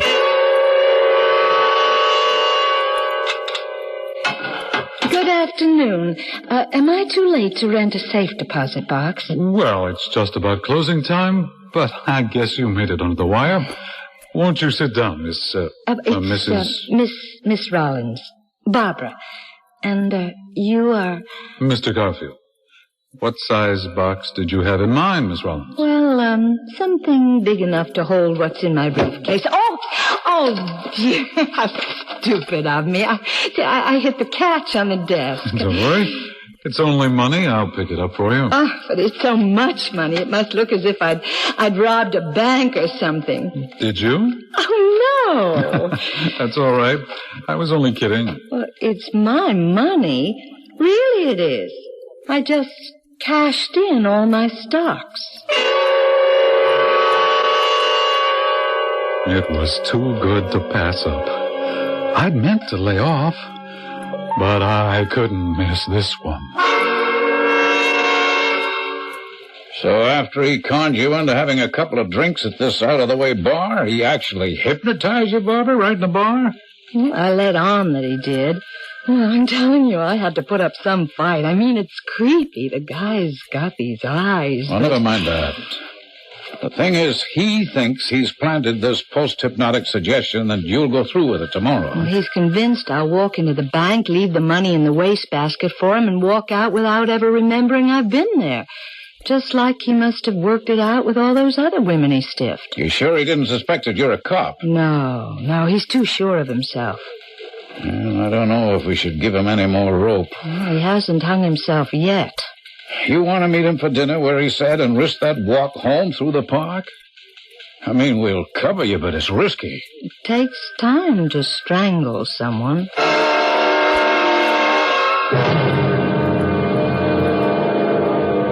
I wanted to laugh. This one was going to be the easiest of all. We were walking along the main promenade in the park. No one ahead, and with a quick glance, no one behind. It's lovely in the moonlight. You don't feel scared? Not with you. Good. Come over here. There's something I want to show you. What? Right down this path. You go first. Oh, I don't think I want to. Die, my lovely. Die. You all right, Sergeant Rollins? I'm all right. All right, hold on to this guy, boys. Make sure he's clean. Here, let me help you with that, Barbara. What kind of chain is this? Oh, I never wanted to use my gun, but I had to. Is he... Well, let's have a look. Garfield? Madame Tredonia was right after all. What? She said a woman would bring me death. I couldn't ever get away from your mother.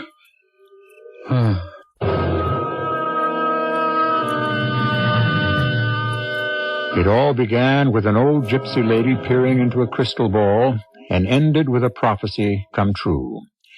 Greed was not the only thing that drove Randy Garfield to his death, a death that he met at the hands of a woman. But was it Sergeant Barbara Rollins' hands or those of his long-dead mother? I shall return shortly.